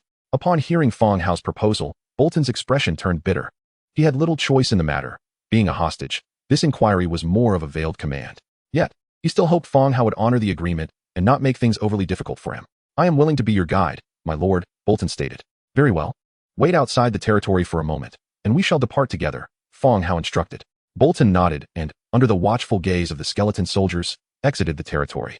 As he stepped outside, the towering walls concealed the outside world, alleviating any concerns that Bolton might uncover Fang Hao's secrets. Fang Hao opened the Lord's book and began crafting iron swords. Iron sword, 3 wood, 3 iron, 1 leather. Setting the quantity to 10. Craft, 100-fold amplification triggered. Obtaining 1,010 iron swords. A staggering number of iron swords materialized in the space before him. Bring the wagons over and load the swords, Fang Hao commanded. Before long, 5 wagons left behind by the pig-headed creatures were brought forth. The horses were quite docile, showing no significant reaction to the surrounding undead. The wagons pulled up to the side, and the skeletons followed instructions to load the iron swords onto the wagons. Next, they proceeded to the burial grounds to recruit some soldiers. 100-fold amplification triggered, recruiting 10, 100 skeleton soldiers. 100-fold amplification triggered, recruiting 20, 200 skeleton spearmen. Having previously amassed 700 bones from the conflict with the Fireblade tribe, which had remained unused in the warehouse, he now found himself well equipped for expenditure. He continued crafting iron swords, iron spears, hardwood shields, and armor to equip the newly recruited troops. Once everything was ready, an army of over 30,000 troops surrounded the 5 wagons as they exited the territory. Outside, Bolton witnessed the throng of skeletons emerging from the stronghold, his eyes widening in disbelief. He had just shared breakfast with Fang Hao, and there had been no sign of such a vast army within the territory at that time. Where had they come from? Bolton, get on the wagon. I will need your guidance for the journey ahead, Fang Hao invited, seated in the wagon. The encircling skeleton army parted to clear a path. Bolton nervously climbed onto the wagon and took a seat at the back. My lord, such a multitude of undead may incite panic, Bolton cautioned in a hushed tone. Small tribes comprise only a few hundred individuals, and large tribes can approach 1,000. Mobilizing tens of thousands of troops to escort these wagons brimming with supplies was a feat only Fang Hao could accomplish. Fear not, Fang Hao reassured him. Offering no further explanation, the wagon set forth, heading toward the mana market. Meanwhile, to the east of the territory, in the Fireblade tribe, the goblin chieftain, who had suffered defeat at Fang Hao's hands twice, knelt in the center of the orc hall, trembling uncontrollably. 2 nights prior, over 2,000 orc warriors had been overwhelmed by the undead army. Familiar with the camp's layout, he had hidden amidst the waste piles to survive. After much hesitation, he ultimately chose to return to the Fireblade tribe to deliver the news of Ketter's demise, hoping they would seek vengeance on his behalf. However, he also risked incurring their wrath. Yet, at this moment, he could not afford to dwell on such concerns. For revenge, he could only rely on the strength of the Fireblade tribe. You say Ketter is dead? A deep voice suddenly resonated. At the front of the hall sat a burly orc, his bare torso displaying dark red tattoos and numerous scars. His beard was white, and his tiger-like eyes filled with murderous intent, bore down on the goblin chieftain. He was Kent, the leader of the Fireblade tribe.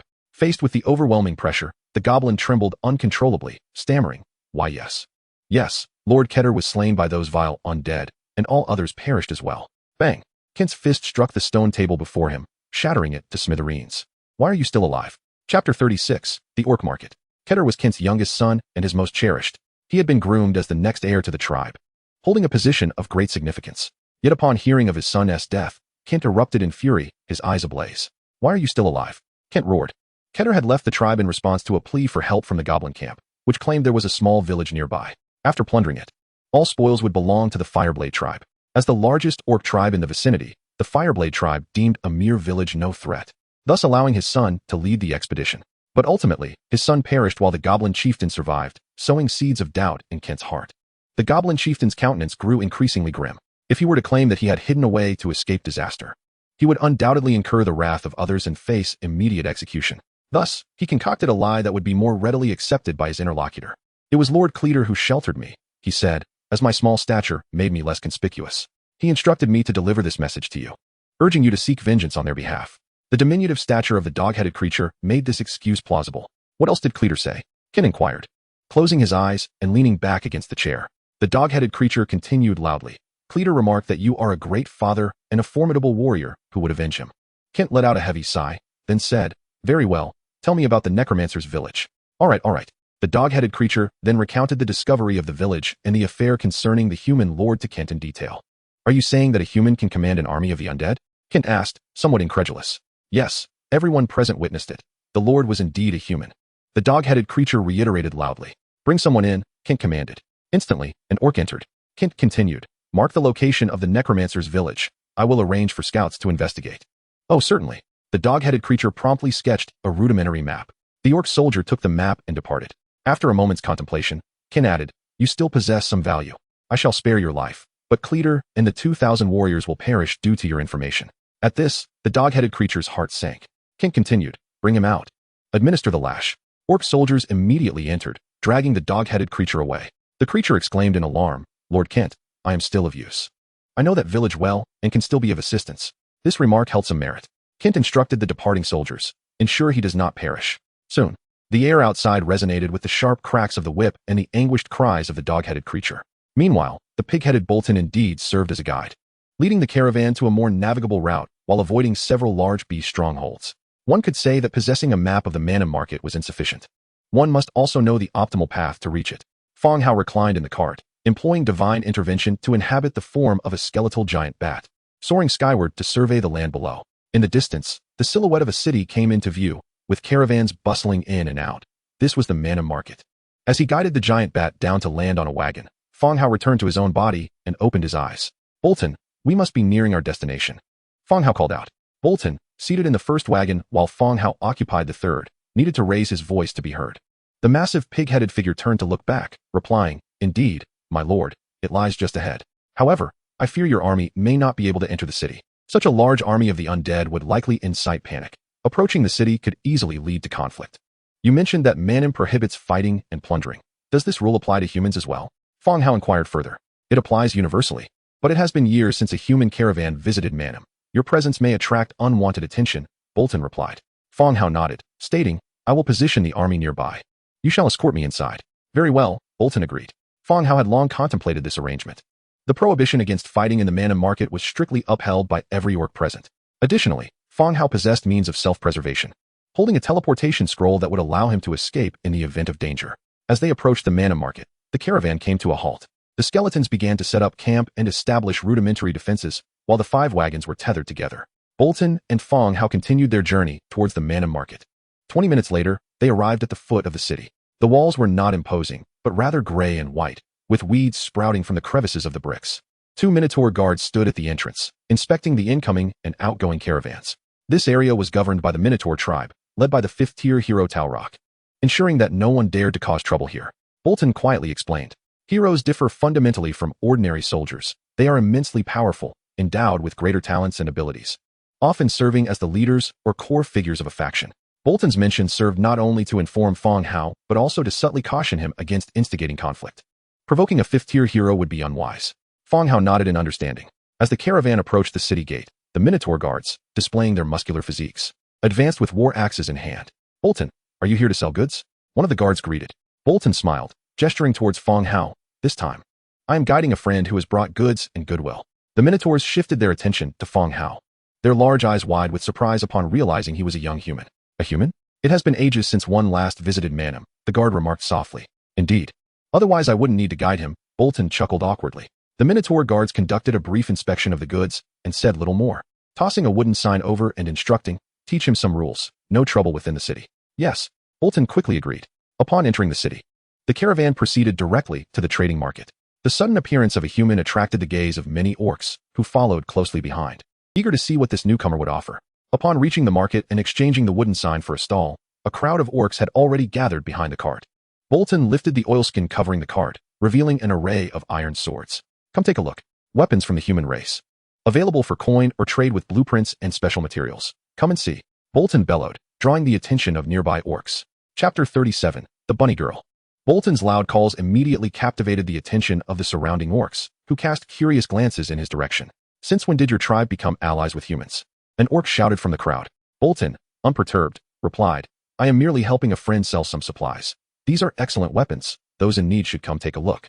Orcs excel in warfare and plunder, and for much of the year, they are engaged in battle or seeking conflict, resulting in a high demand for weaponry. "How much?" One orc stepped forward, brandishing an iron sword and swinging it a few times. "1 battle coin each, but I'm open to trading for blueprints and special materials. Negotiable."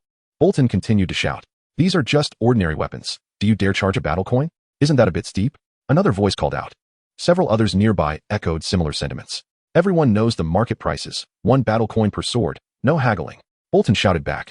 The crowd fell silent for a moment before someone exclaimed, "I'll take 100 swords." "Very well. For those wishing to make a purchase, please proceed here. Merely pay, and you may take your goods." The orc approached Fang Hao, revealing a leather pouch crafted from beast hide, from which he extracted 100 battlefire coins and handed them over to Fang Hao. In return, Fang Hao retrieved 100 iron swords from the wagon, allowing the orc to take them freely. The currency commonly circulated within the orc tribes is known as beast head gold, yet its minting quality varies significantly, leading to inconsistent gold content. Conversely, battlefire coins serve as a universal currency, recognized in both major trading hubs and informal exchanges alike. Battlefire coins remain the prevailing medium of trade, ensuring their liquidity is never in question. With the first transaction completed, other orcs in need of weaponry began to rush forward to purchase as well. In less than half an hour, over 300 swords had been sold.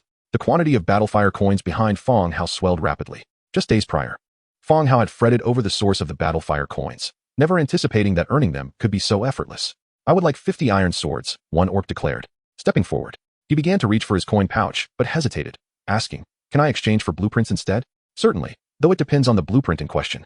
There are some I would not accept," Fang Hao replied. "Then how about this?" The orc produced a blueprint and offered it to him. Fang Hao accepted it, glancing at the document. Level 1 Arrow Tower Blueprint, white. "Not bad. I don't have this one," he remarked. 10 swords. "Really?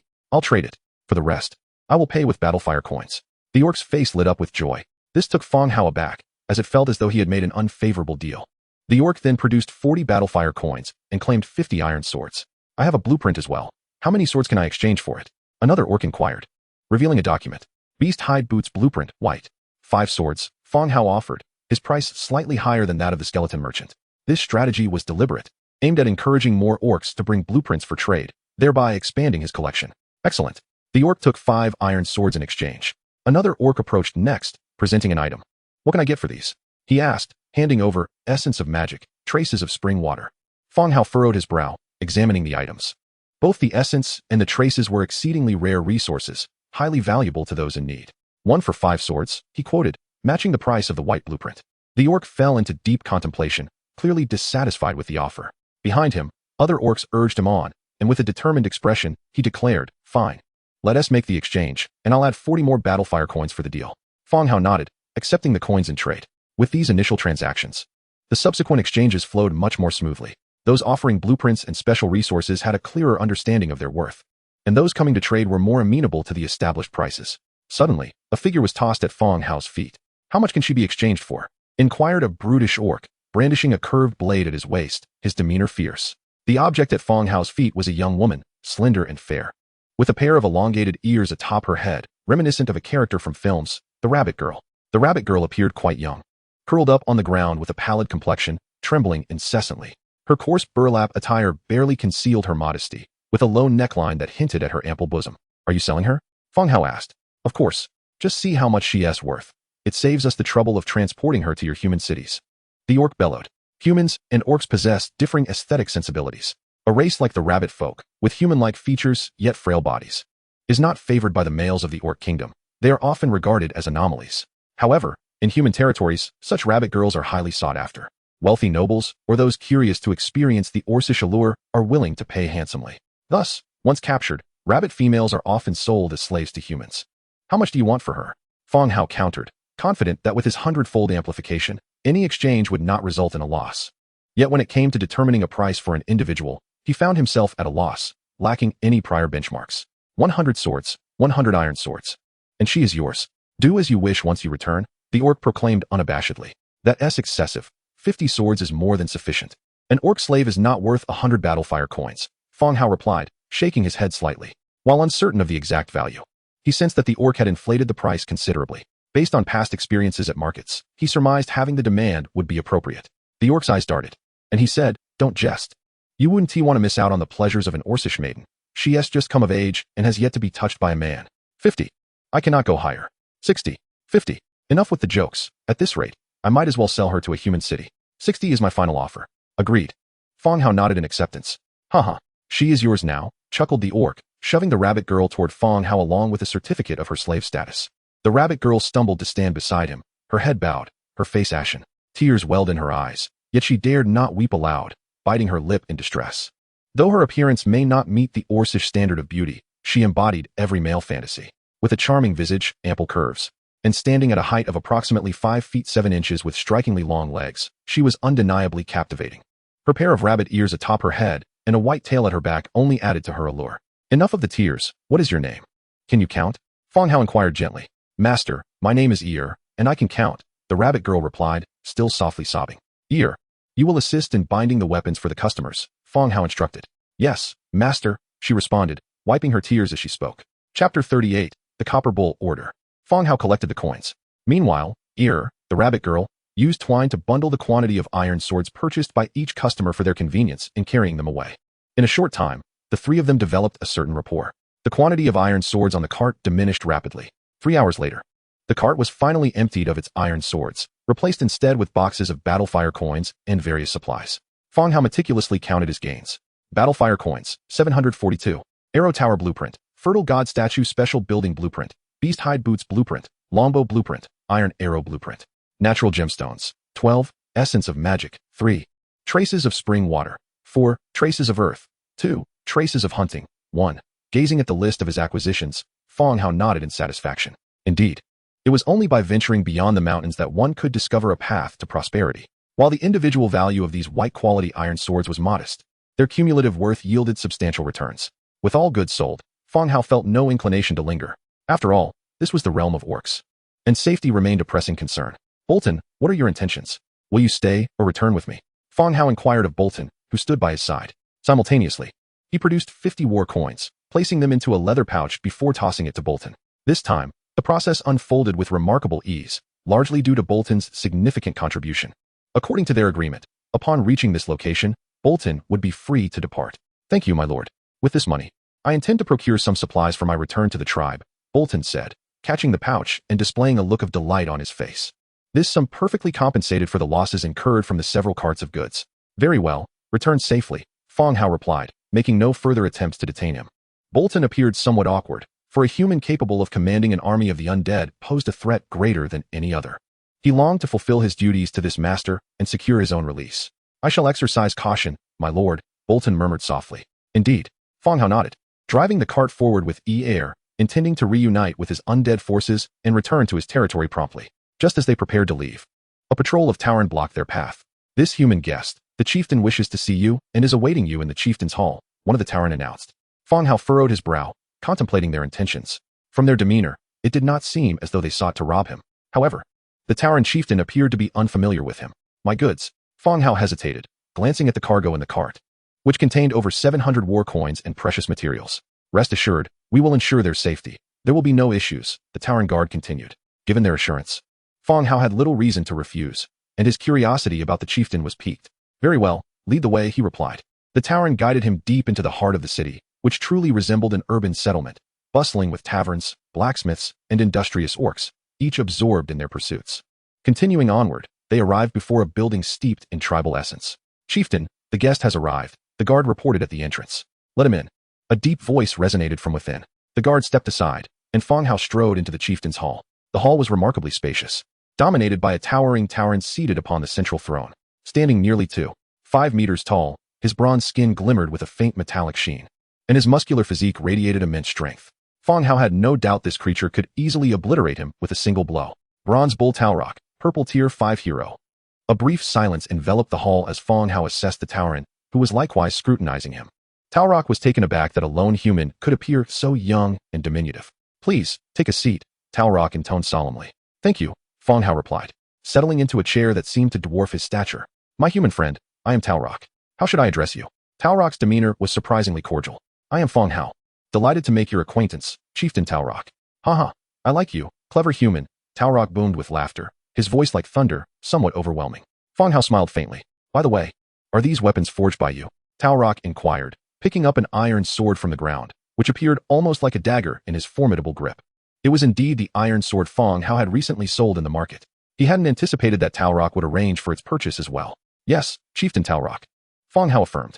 Then your territory must have many blacksmiths capable of producing such a quantity of similarly crafted weapons, Taurok continued. Fang Hao hesitated, as the Lord from another world could create items through the Lord's book. The production of identical items naturally resulted in comparable quality, if not identical replicas. Indeed, it is possible to mass-produce some equipment, Fang Hao replied vaguely. Well, let me be frank. I wish to order a batch of weapons to be transacted in war coins, Taurok declared. Fang Hao's interest was piqued. Was there a client proactively seeking his services? Iron swords? No, such weapons are too light for us. I wish to order 3,000 battle axes. Fang Hao was momentarily at a loss. He did not possess the blueprints for battle axes. Chieftain Taurok.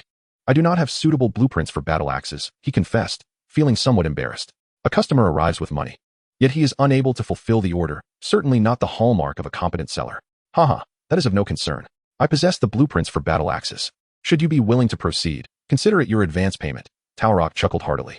Fang Hao's eyes brightened. Such good fortune? What is the price? 8 war coins per axe.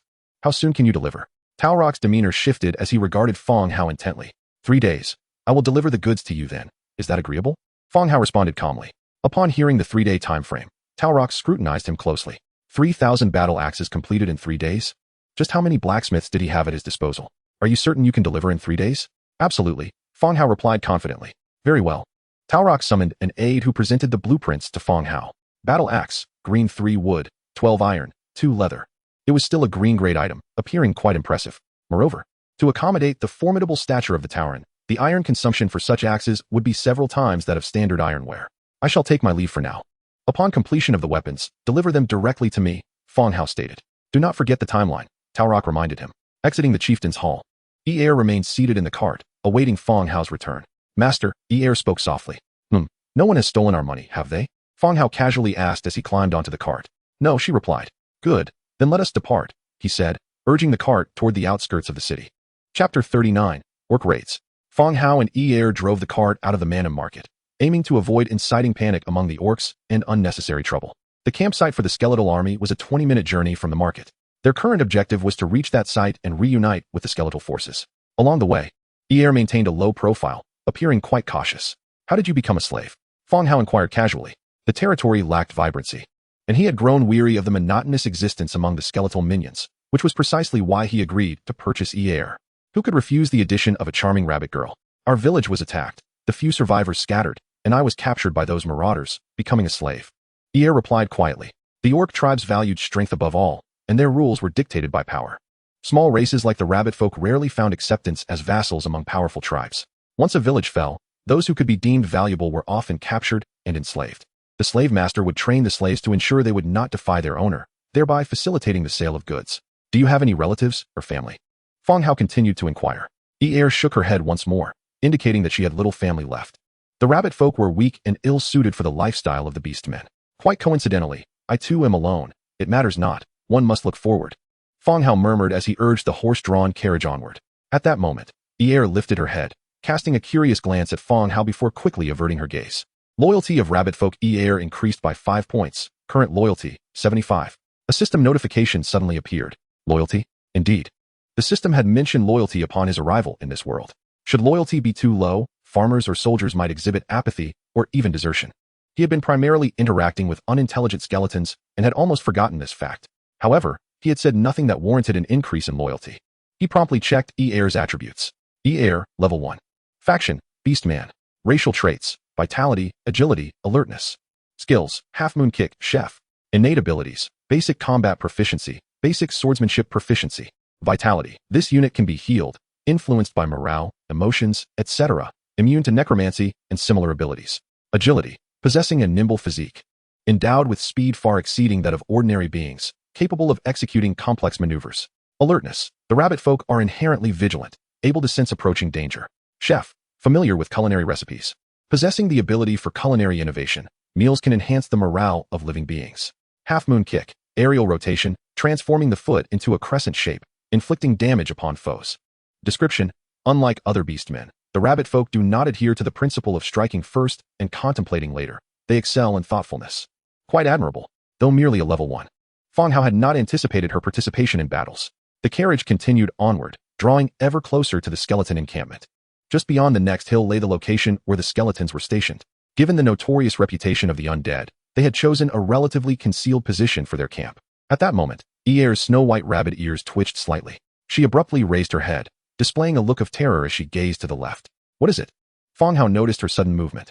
Master, a crowd is approaching swiftly, heir said anxiously. What?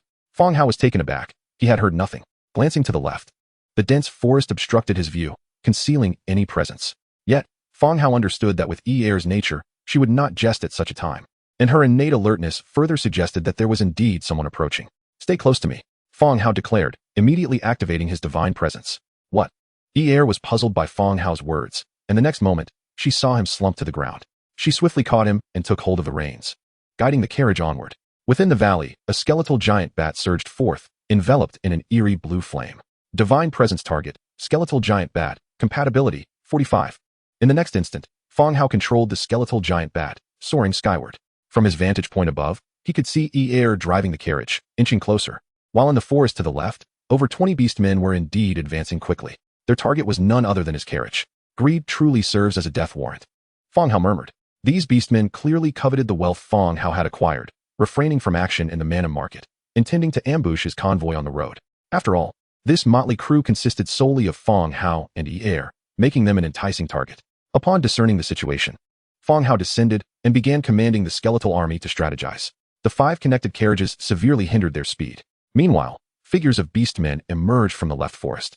Racing toward the carriage's direction, Fang Hao deactivated his divine presence, maneuvering the carriage off the main road and veering toward the right front. He plunged into the valley. Just as he did so, the incoming beastmen blocked his path, encircling the convoy. Fang Hao regarded the assembly of beastmen with an air of calmness, stating flatly, "The rules of the mana market prohibit any faction from plundering. Do you intend to violate these rules? Huh. As long as we kill you. Who will know we were responsible?" A beastman sneered, his gaze fixated on the boxes atop the carriage. The beastmen had effectively surrounded Fang Hao's convoy. Fully aware that the dilapidated wooden box contained a fortune in war coins, the prospect of seizing such wealth was irresistible. So, no negotiations then? Fang Hao retorted without a hint of fear. Haha, an amusing human. Do you truly believe you will survive? The beastmen laughed arrogantly. We shall flay your skin, chop you into pieces, and simmer you into a stew for all to enjoy. One beastman licked his lips, adding, leave no corpse. Who would know how you met your end? The beastmen cackled, toying with their prey. Remember, dispose of his head, he is a fool, and eating him may affect our wits. Another beastman bellowed. Initially, the beastmen had harbored some trepidation on the main road. However, they could scarcely believe that this human was such a fool as to drive his carriage into this valley. It was indeed a prime location for murder and plunder. As the beastmen debated their culinary plans for the two, heir, trembling, implored, Master, what shall we do? She lamented her misfortune, having just been sold to a human, only to find herself embroiled in such peril. Fear not, merely a few sacrifices, Fang Hao replied with a smile. Suddenly, the surrounding clamor fell silent. Anger crept onto the faces of the beastmen. This human truly seemed oblivious to the gravity of his situation, daring to mock them even as death loomed. You seek death.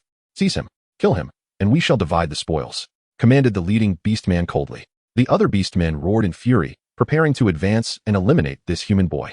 Just then, a chorus of bone-crunching sounds filled the air. Subsequently, a multitude of skeletal warriors clad in leather armor emerged from the valley, surrounding everyone. Chapter 40. Do you wish to become a skeleton? What is happening? Why are there so many undead here? The beastmen's expressions shifted dramatically. Yet, no one could provide a satisfactory answer. The 20-odd beastmen huddled together, their faces grave as they watched the skeletons gradually constrict the encirclement. Upon realizing that a squadron of skeletal soldiers was protecting the human boy, they began to comprehend that this entire scenario was orchestrated by him. Boy, who exactly are you? A beastman bellowed. Fang Hao merely smiled and replied, It matters not. Have you decided how to feast upon me? My brain is quite remarkable. Consuming it may not render you foolish. The undead soldiers continued to tighten their encirclement. The orcs, preoccupied with their primal instincts, had no inclination to deliberate the merits of consuming brains. Let us charge forth together, bellowed one of the orcs, and the others nodded in agreement. Naturally, Fang Hao harbored no intention of delaying matters. He declared resolutely, slay them all. In an instant, upon the issuance of the command, the skeletal warriors launched their assault, overwhelming the orcs in a swift tide. Within a mere 5 minutes of combat, tranquility descended upon the world once more. Gather the spoils and bury the dead. Fang Hao instructed with an air of indifference. Such occurrences had become all too frequent. To him, the 20 or so lives lost represented nothing more than a one-sided massacre. Soon, the bodies were interred, and the spoils were loaded onto the cart. Loot: 8 writhing spines, 22 orc weapons, 15 orc leather armor, 43 war coins. Well, it's a modest haul, he mused. The orc weapons and leather armor held little value for him. The writhing spines and war coins were far more advantageous. All right, let us return to the territory, Fang Hao announced. Tens of thousands of skeletal soldiers encircled the cart, marching in the direction of his domain. Your eyes widened in disbelief as she beheld the scene before her. Sitting in the cart, her mind struggled to comprehend the situation. What was happening? Her master appeared to be no ordinary human, capable of commanding such a vast legion of skeletal warriors. Was he, perhaps, a necromancer in human guise?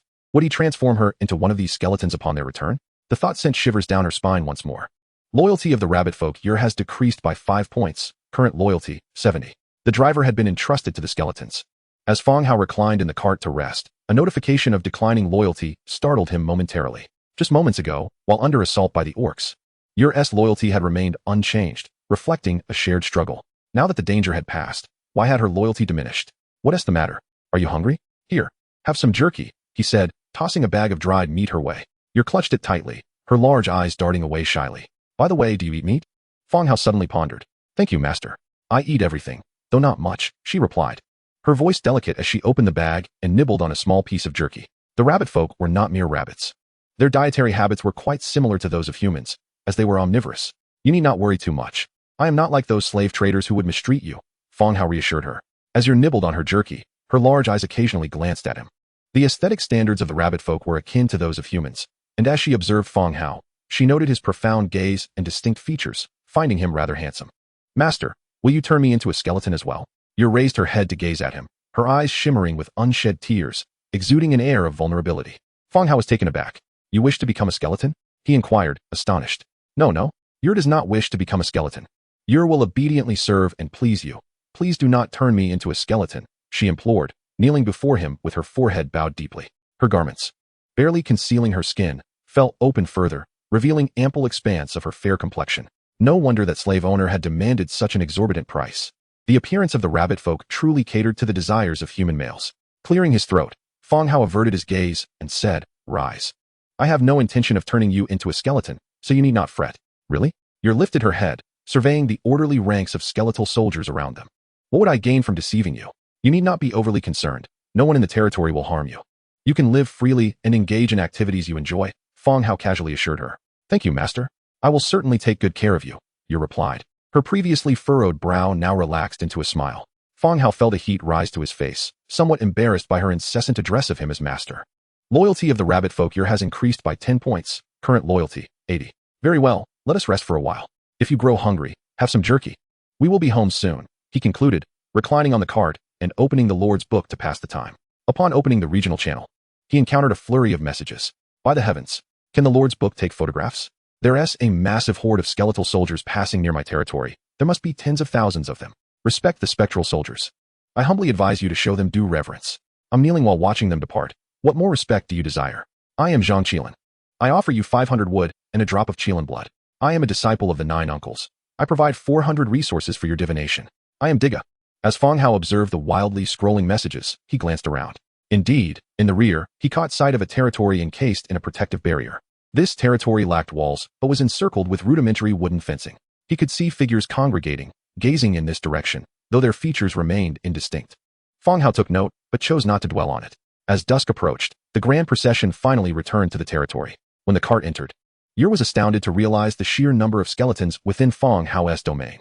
Patrols, cultivators, and transporters, all were skeletal. This was no human settlement. It was a veritable gathering of the undead. Move these into the hall carefully. Do not spill them, Fang Hao directed, pointing to the box filled with war coins. The box was small and safest within the Lord's wooden abode. The remaining resources were to be stored in the warehouse. Yer, yes, master. You command.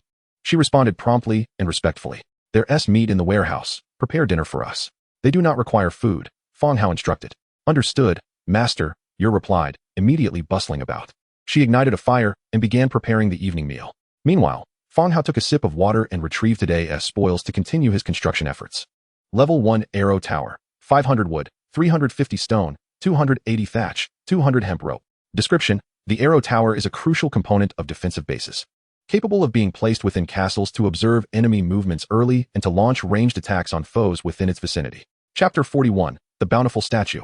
The Arrow Towers were to be established upon the city walls. After surveying the territory, he ultimately selected the four corners of the walls as the locations for the Arrow Towers.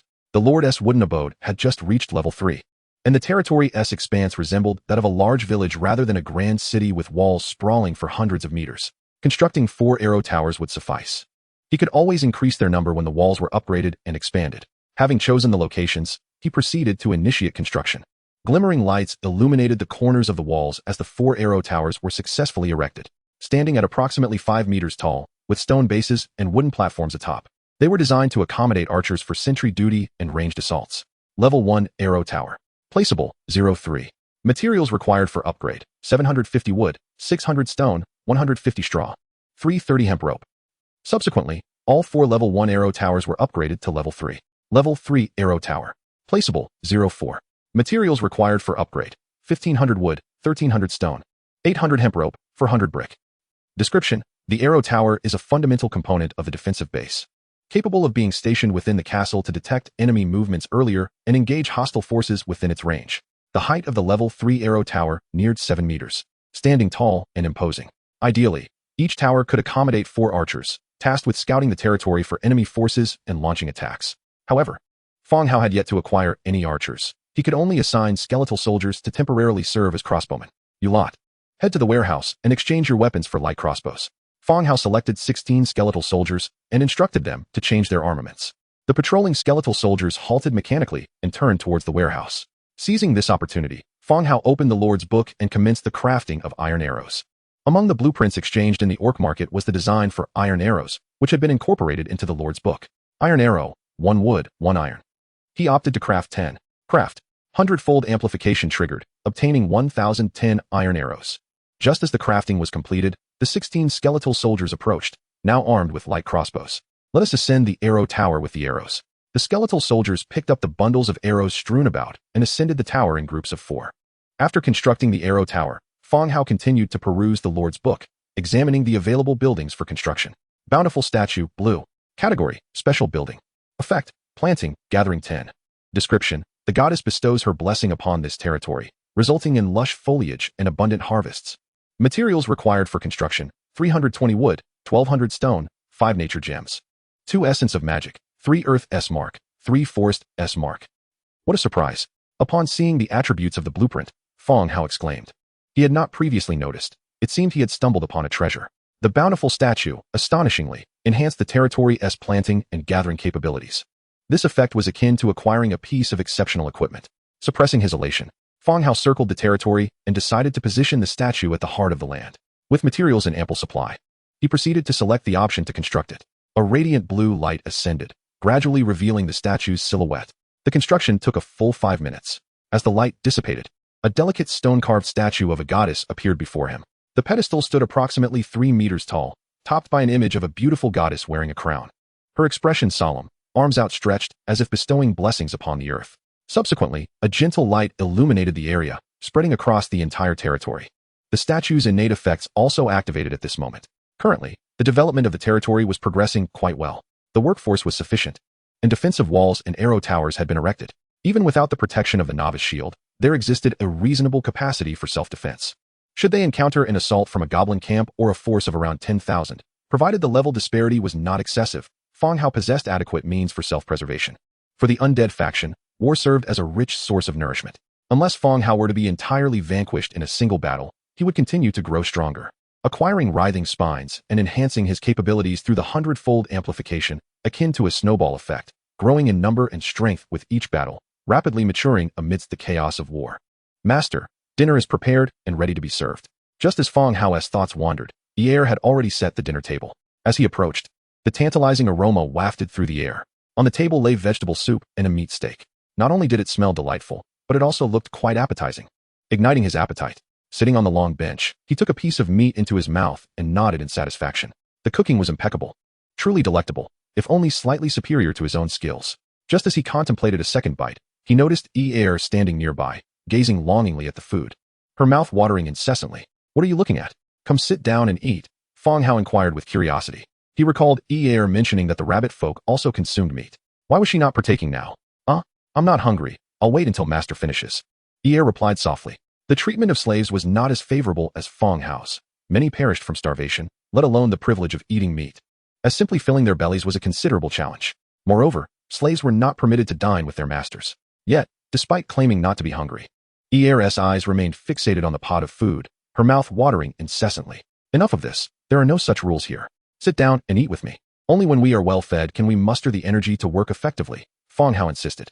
Ye hesitated, stepping forward only to retreat again. "Come, sit down and eat," Fang Hao encouraged once more. Finally, Ye cautiously took her seat, appearing as obedient as a child who had suffered some grievance. She ladled herself a bowl of vegetable soup, stealing furtive glances at Fang Hao before bringing it to her lips. Seeing Ye sit quietly and eat, Fang Hao opened the Lord's book to check the chat channel for the day. As soon as he opened it, messages began to flood in. "Oh no, it seems something has happened to our esteemed Fang Hao. He didn't restock food at noon, nor did he do so in the evening. Indeed, I constructed a barracks and was looking forward to swapping food for recruitment with Fang Hao. Could it be that something truly went wrong? Why do people keep saying something has happened to Fang Hao? It's been 6 days since our arrival, and it's always the same.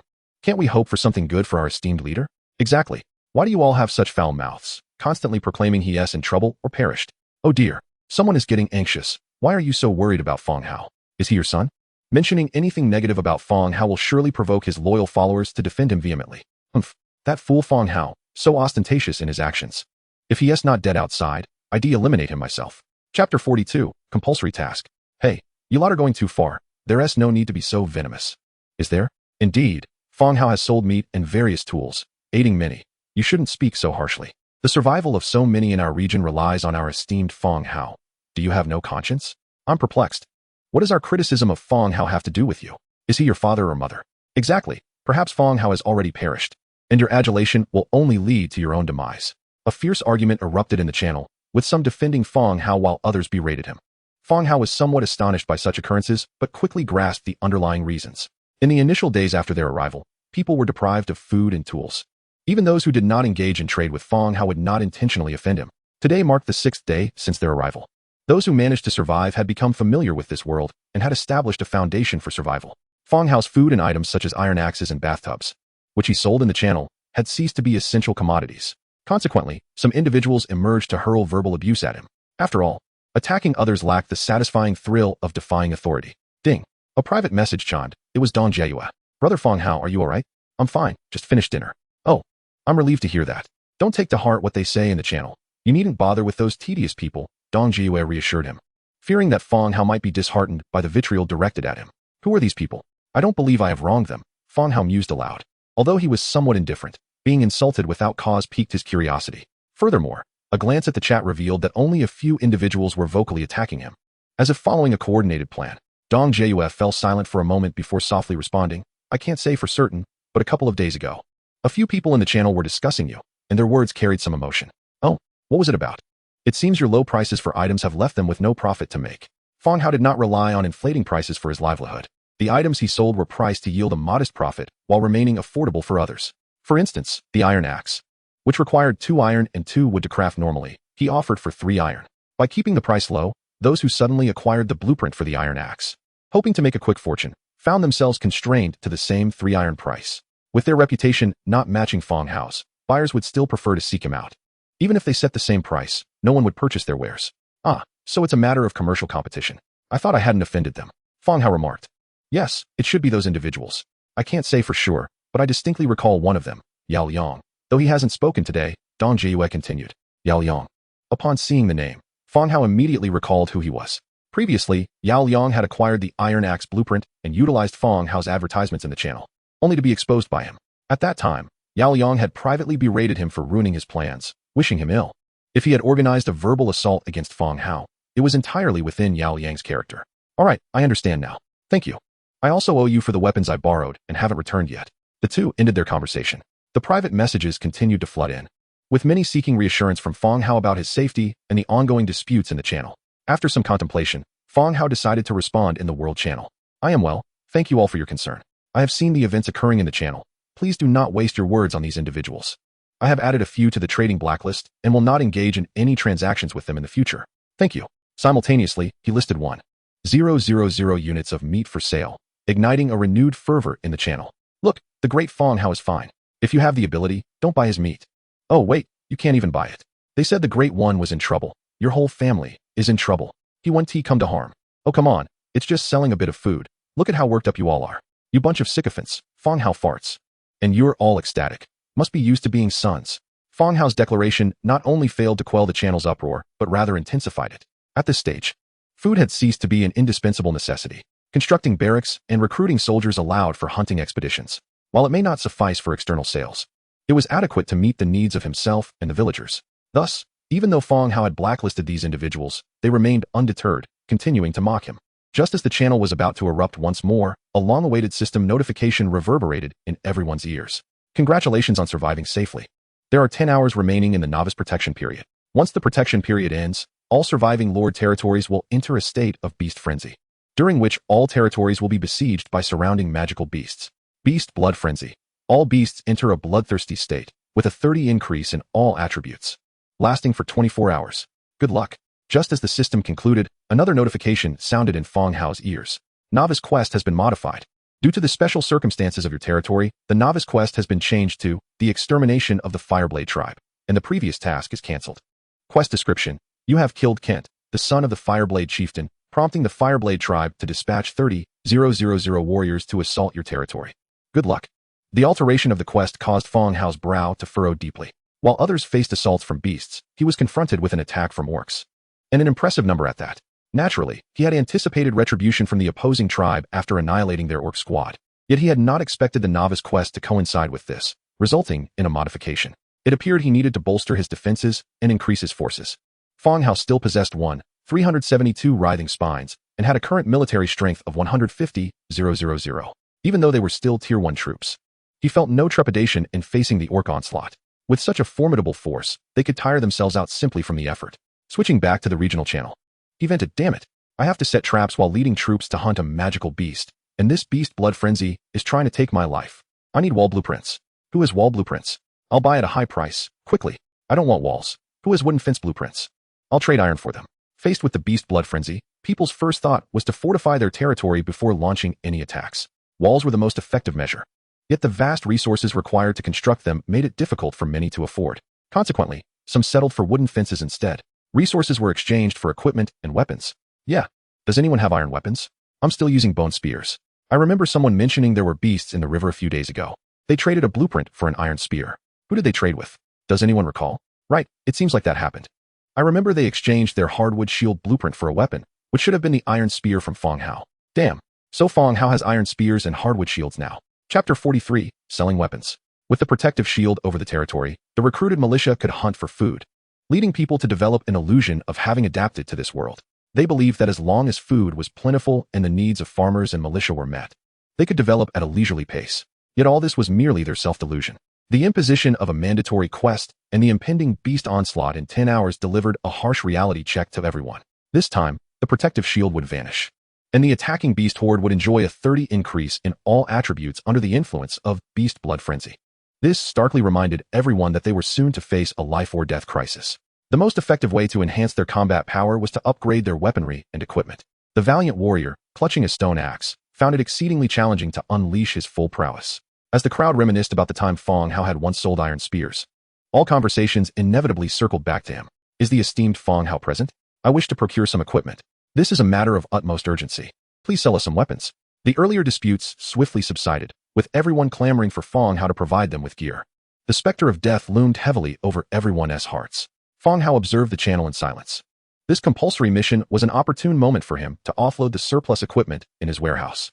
The accumulated items in his storeroom primarily consisted of two categories. One group comprised of self-crafted items that had become obsolete due to upgrades, while the other was a collection of spoils from several battles, including weapons from orcs and those dropped by zombies in the ancient castle. These weapons generally exhibited low durability and were quite worn. After a brief organization, he promptly listed the weapons for sale. Miscellaneous weapons. 1, 142, wooden shields. 4, 212. Each requiring 300 wood, 150 stone, 5 iron, and 2 special resources, any one type. The miscellaneous weapons encompassed a diverse array of spoils, including damaged single-edged knives, broken spears, and orc weapons. The wooden shield was one of the earliest blueprints Fang Hao had obtained, long since rendered obsolete and merely gathering dust in the warehouse. Despite their diminished state, these weapons still possessed lethality, albeit with varying degrees of wear and tear. Subsequently, Fang Hao replaced the damaged armaments of his skeleton soldiers. The discarded items were once again listed in the channel for sale. The impending mandatory mission loomed like a sharpened sword over everyone's heads. Even the most avaricious among them, when faced with the imminent battle, would choose to part with their hard-earned resources to acquire a fresh batch of equipment essential for survival. After all, only by living could one contemplate the future. Being dead rendered any amassed resources utterly futile. Hence, Fang Hao wielded the power to set prices for weapons. It mattered not that his prices were deemed reasonable. Even if he were to double or triple them, they would still be compelled to purchase them to enhance their chances of survival. Fang Hao is incredible. This batch of equipment can save countless lives. Why are there so many more wooden shields than iron spears? Isn't it obvious? The supply of wood is abundant, so naturally, more can be produced. How much iron can one possibly have? You have a point. Fang Hao, did you misinterpret my words? I certainly did not speak ill of you. Why am I now barred from trading? This is an injustice, more unjust than Do-E's plight. Oh, spare us your theatrics. You were the one who mocked him the most just a moment ago, and now you play the victim. Do-E, truly cursed fate. Fang Hao, my apologies. I was merely jesting and followed the crowd. Please, let my trading ban be lifted. Fang Hao, you are like a father to me. I regret my words. I slap my own face in shame. The beast tide is upon us tomorrow. Please sell me some weapons, I beg you. The situation underwent a complete reversal. People lauded Fang Hao's prowess, and those who had previously hurled insults now repented, apologizing profusely, embodying the spirit of reform. Of course, Fang Hao had no intention of lifting the trading ban, especially upon learning that a faction had begun to form among some of these individuals. The sooner they revealed themselves, the better. It would allow Fang Hao to discern who among them bore ill will towards him. Simultaneously, he received some private messages. Esteemed one, take a look at this blueprint. How many weapons can it be exchanged for? Wooden cup blueprint, white. Wooden cup, white, 1 wood, 1 hemp rope. Description, a simple vessel for holding water. This seems rather inconsequential, Fang Hao remarked. The cup he currently used for drinking was also fashioned from wood, a single piece with a groove carved out for sipping water. Thus, this wooden cup blueprint held little value, to the point that its existence was nearly irrelevant. Esteemed one, let us exchange it for something else. Consider it a reserve of blueprints, his interlocutor hurriedly suggested. Concerned that Fang Hao might refuse the exchange. What do you desire? An iron spear. Fang Hao didn't mind too much. The request was modest enough, so he agreed. Very well, list it, and I shall provide you with one. In no time, the two completed their transaction, and Fang Hao acquired the wooden cup blueprint. He subsequently obtained numerous other blueprints and some rare materials. Grid wooden window blueprint, white. Animal skin pants blueprint, white. Alarm bell blueprint, green. Blueprint exchanges were indeed quite challenging. Once obtained, most individuals would directly record the blueprints in their lord's book, causing them to vanish and rendering them non-tradable. The blueprints that remained were either intended for sale or were surplus. Thus, the trading volume of blueprints was minimal. Before long, the listed weapons were snatched up, and Fang Hao amassed a wealth of supplies, including many special resources. Aside from familiar natural gems and traces of the earth, he also acquired copper, ore, and some materials he had never obtained before. Once everything concluded, a brief tranquility enveloped the channel. The battle looming on the morrow compelled everyone to fortify their territories.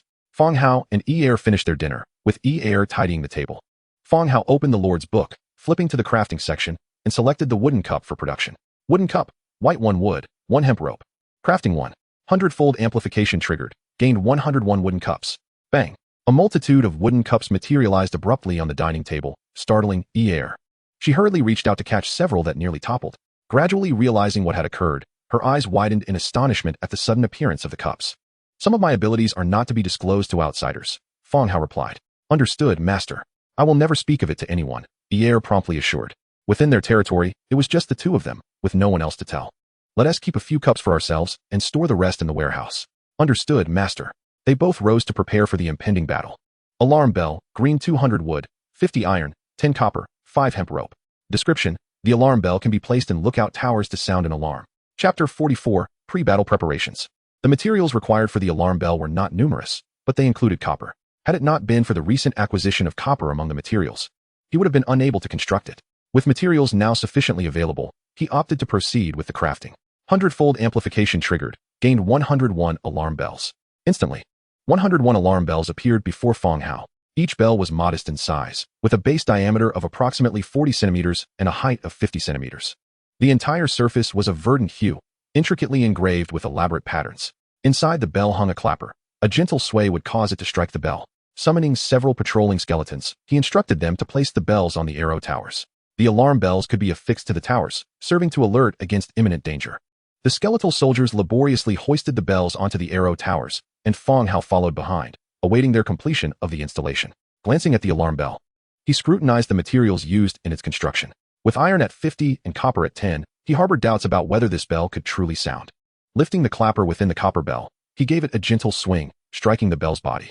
A resounding clang reverberated through the air, causing Fang Hao's head to thrum, while birds scattered in the distant forest. At that moment, he realized the bell could indeed resonate, and with remarkable volume. Descending from the arrow tower, he perused the blueprints revealing the possibility of constructing spiritual fields and lumber yards. However, both sites lay beyond the city walls, and with the orc army poised to attack the following day, it was not the time to expand their numbers. After the battle, there would be ample opportunity to build anew. Thus, he resumed preparations for combat. Arriving at the skeleton transformation site, he noted that two types of troops had been unlocked, the third-tier skeletal giant bats and the first-tier skeletal pigmen. The attributes of the skeletal pigmen mirrored those of the skeletal soldiers, rendering their special recruitment unnecessary. He decided to recruit solely the skeletal giant bats to bolster their aerial combat units, setting the recruitment quantity to 300. Confirming the recruitment, the system's notification chimed once more. 100-fold amplification triggered, successfully recruiting 300 skeletal giant bats. Instantly, 30,000 skeletal giant bats materialized in a radiant glow, dispersing around the territory to await orders. To the territory's outskirts, Fang Hao commanded. The skeletal giant bats ascended into the sky, soaring beyond the confines of the realm to stand by in the open. Having consumed 300 writhing spines, he still possessed 1,072.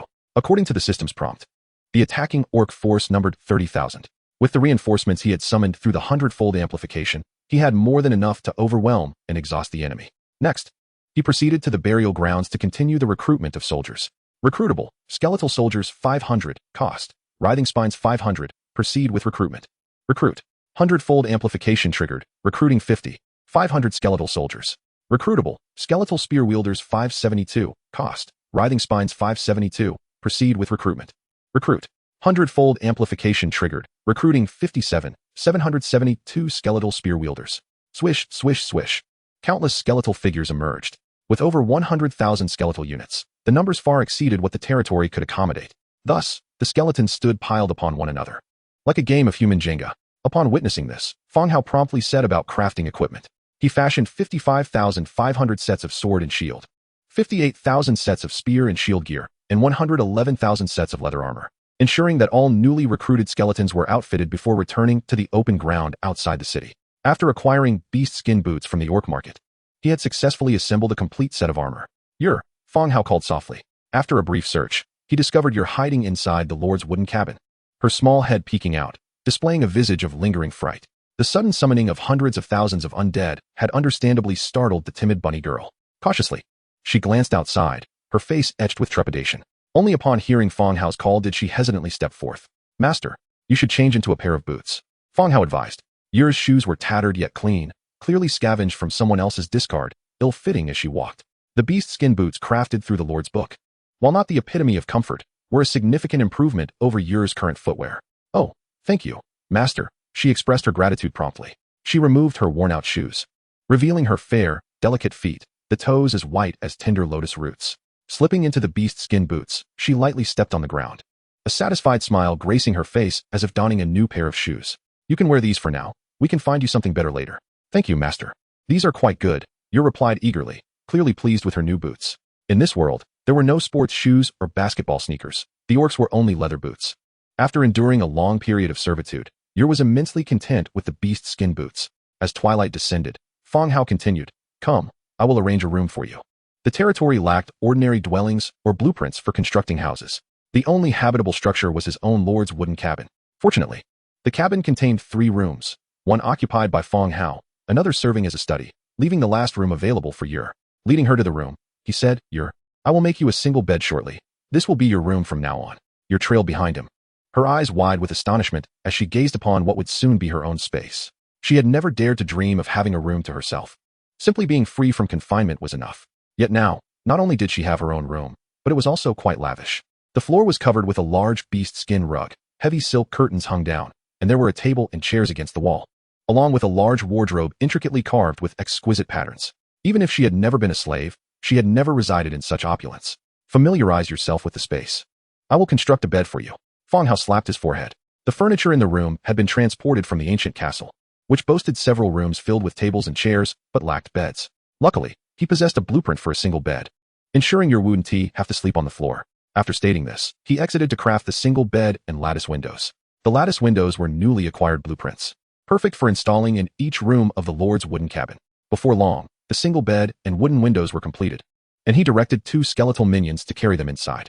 Upon entry, he found Yer barefoot on the carpet, having removed her shoes. Seeing Fang Hao return, she stood bashfully to the side. Directing the skeletons, he arranged the single bed and lattice windows. Fang Hao smiled gently, saying, All right, you can rest now. No one will harm you here. Any physical tasks can be delegated to these skeletons. Yes, master, I understand, Yer replied. Rest early, Fang Hao remarked before turning to leave. As he ascended to the 2nd floor, a notification chimed. The loyalty of the rabbit folk Yer has increased by 10 points, current loyalty 90. Chapter 45, The Orc Legion. With all preparations complete, Fang Hao returned to his room. Lying on the bed, he revisited all his plans in his mind. Tomorrow, once the protective barrier for novices dissipated, the Orc Fireblade tribe would launch an assault on the territory. This was no mere game, it was a genuine war. Should he fall, everything would be lost. He had recruited troops using all the accumulated, writhing spines, to ensure absolute dominance in this conflict. The development of his territory had already surpassed that of other lords, and he could not afford to falter at this critical juncture. Reclining on the bed, he opened the regional channel, finding it rather sparse today. Only a few individuals were conversing, exchanging items. It appeared that the sudden emergence of the mandatory task had indeed placed considerable pressure on everyone. They were preoccupied with fortifying their territories, leaving little time for idle chatter in the channel. Close the channel and immediately enter the divine possession state. Divine target, skeletal giant bat, compatibility 45. Upon reopening my eyes, I found myself embodied within the skeletal giant bat. I flapped my wings and soared into the sky, surveying the vicinity of my territory to ensure no enemies lurked nearby. After a thorough patrol, I discerned no imminent dangers and subsequently exited the divine state, settling onto my bed as I gradually drifted into slumber. The following day, Master, the barely awake Fang Hao sensed a voice murmuring beside him. As he opened his eyes, he beheld Yer bending over, softly calling his name. With her upper body lowered, her already scant clothing revealed a generous expanse of fair skin, a sight that was quite a visual delight. Fang Hao instinctively responded. Master, did you not say there are important matters today that require an early rise? Yer explained in hushed tones. Indeed, today marks the day of the orc assault. Yes. Fang Hao immediately sat up and began to dress. After a swift wash, he exited the room and ascended the city walls to gaze into the distance. The goblin camp lay to the east of the territory, indicating that the Fireblade tribe would also approach from that direction. Standing atop the Arrow Tower, he scanned the horizon but detected no signs of the orc forces. The territory remained largely shrouded in mountains and forests, suggesting that the enemy might already be on their way, concealed by valleys or trees. Fang Hao seated himself on the ground of the Arrow Tower and invoked divine possession once more. Divine target, skeletal giant bat, compatibility 45. Outside the territory, where forces were gathering, a skeletal bat, its eyes aglow with a pale blue light, flapped its wings and flew eastward, surpassing the mountains. He indeed spotted a substantial horde of orcs advancing toward him. It was estimated that they would reach the base of the territory within an hour. Fang Hao landed the skeletal giant bat on a massive tree, simultaneously deploying his forces while continuing to use divine possession to monitor the orcs' movements and troop types. Within the Fireblade tribe, the previous night, orc scouts relayed information regarding the enemy's territory. It was confirmed that a contingent of undead troops patrolled the area, though not to the exaggerated extent claimed by the goblin chieftain. An estimated 5,000 to 6,000 lowly first-tier skeletons were present. Upon hearing the scout's report, Chieftain Kent promptly ordered the execution of the goblin chieftain. At dawn, the entire tribe set forth in a rapid march toward the undead territory, intent on flattening it before nightfall to avenge his son, Keto, and seize all resources from the village. Chieftain, we can see the enemy's territory, a wolf rider whispered as he approached Kent's chariot. The chieftain, resting with closed eyes, slightly opened them upon hearing the report. Have you spotted their human lord? No. The lord is likely hiding behind the walls, too afraid to show himself. However, their forces have increased since yesterday, and they have constructed walls and defensive towers. The rider continued, still facing those skeletal husks. Yes, all are the lowest tier of undead. Increase our pace. We must return with their supplies before nightfall, Kent ordered. Understood, the rider affirmed, relaying the chieftain's commands. The Fireblade tribe was fully armed, with all combatants deployed. Among them were 20,000 infantry, 7,000 spear throwers, and 3,000 wolf riders. Such a formidable fighting force would not fear those lowly skeletons.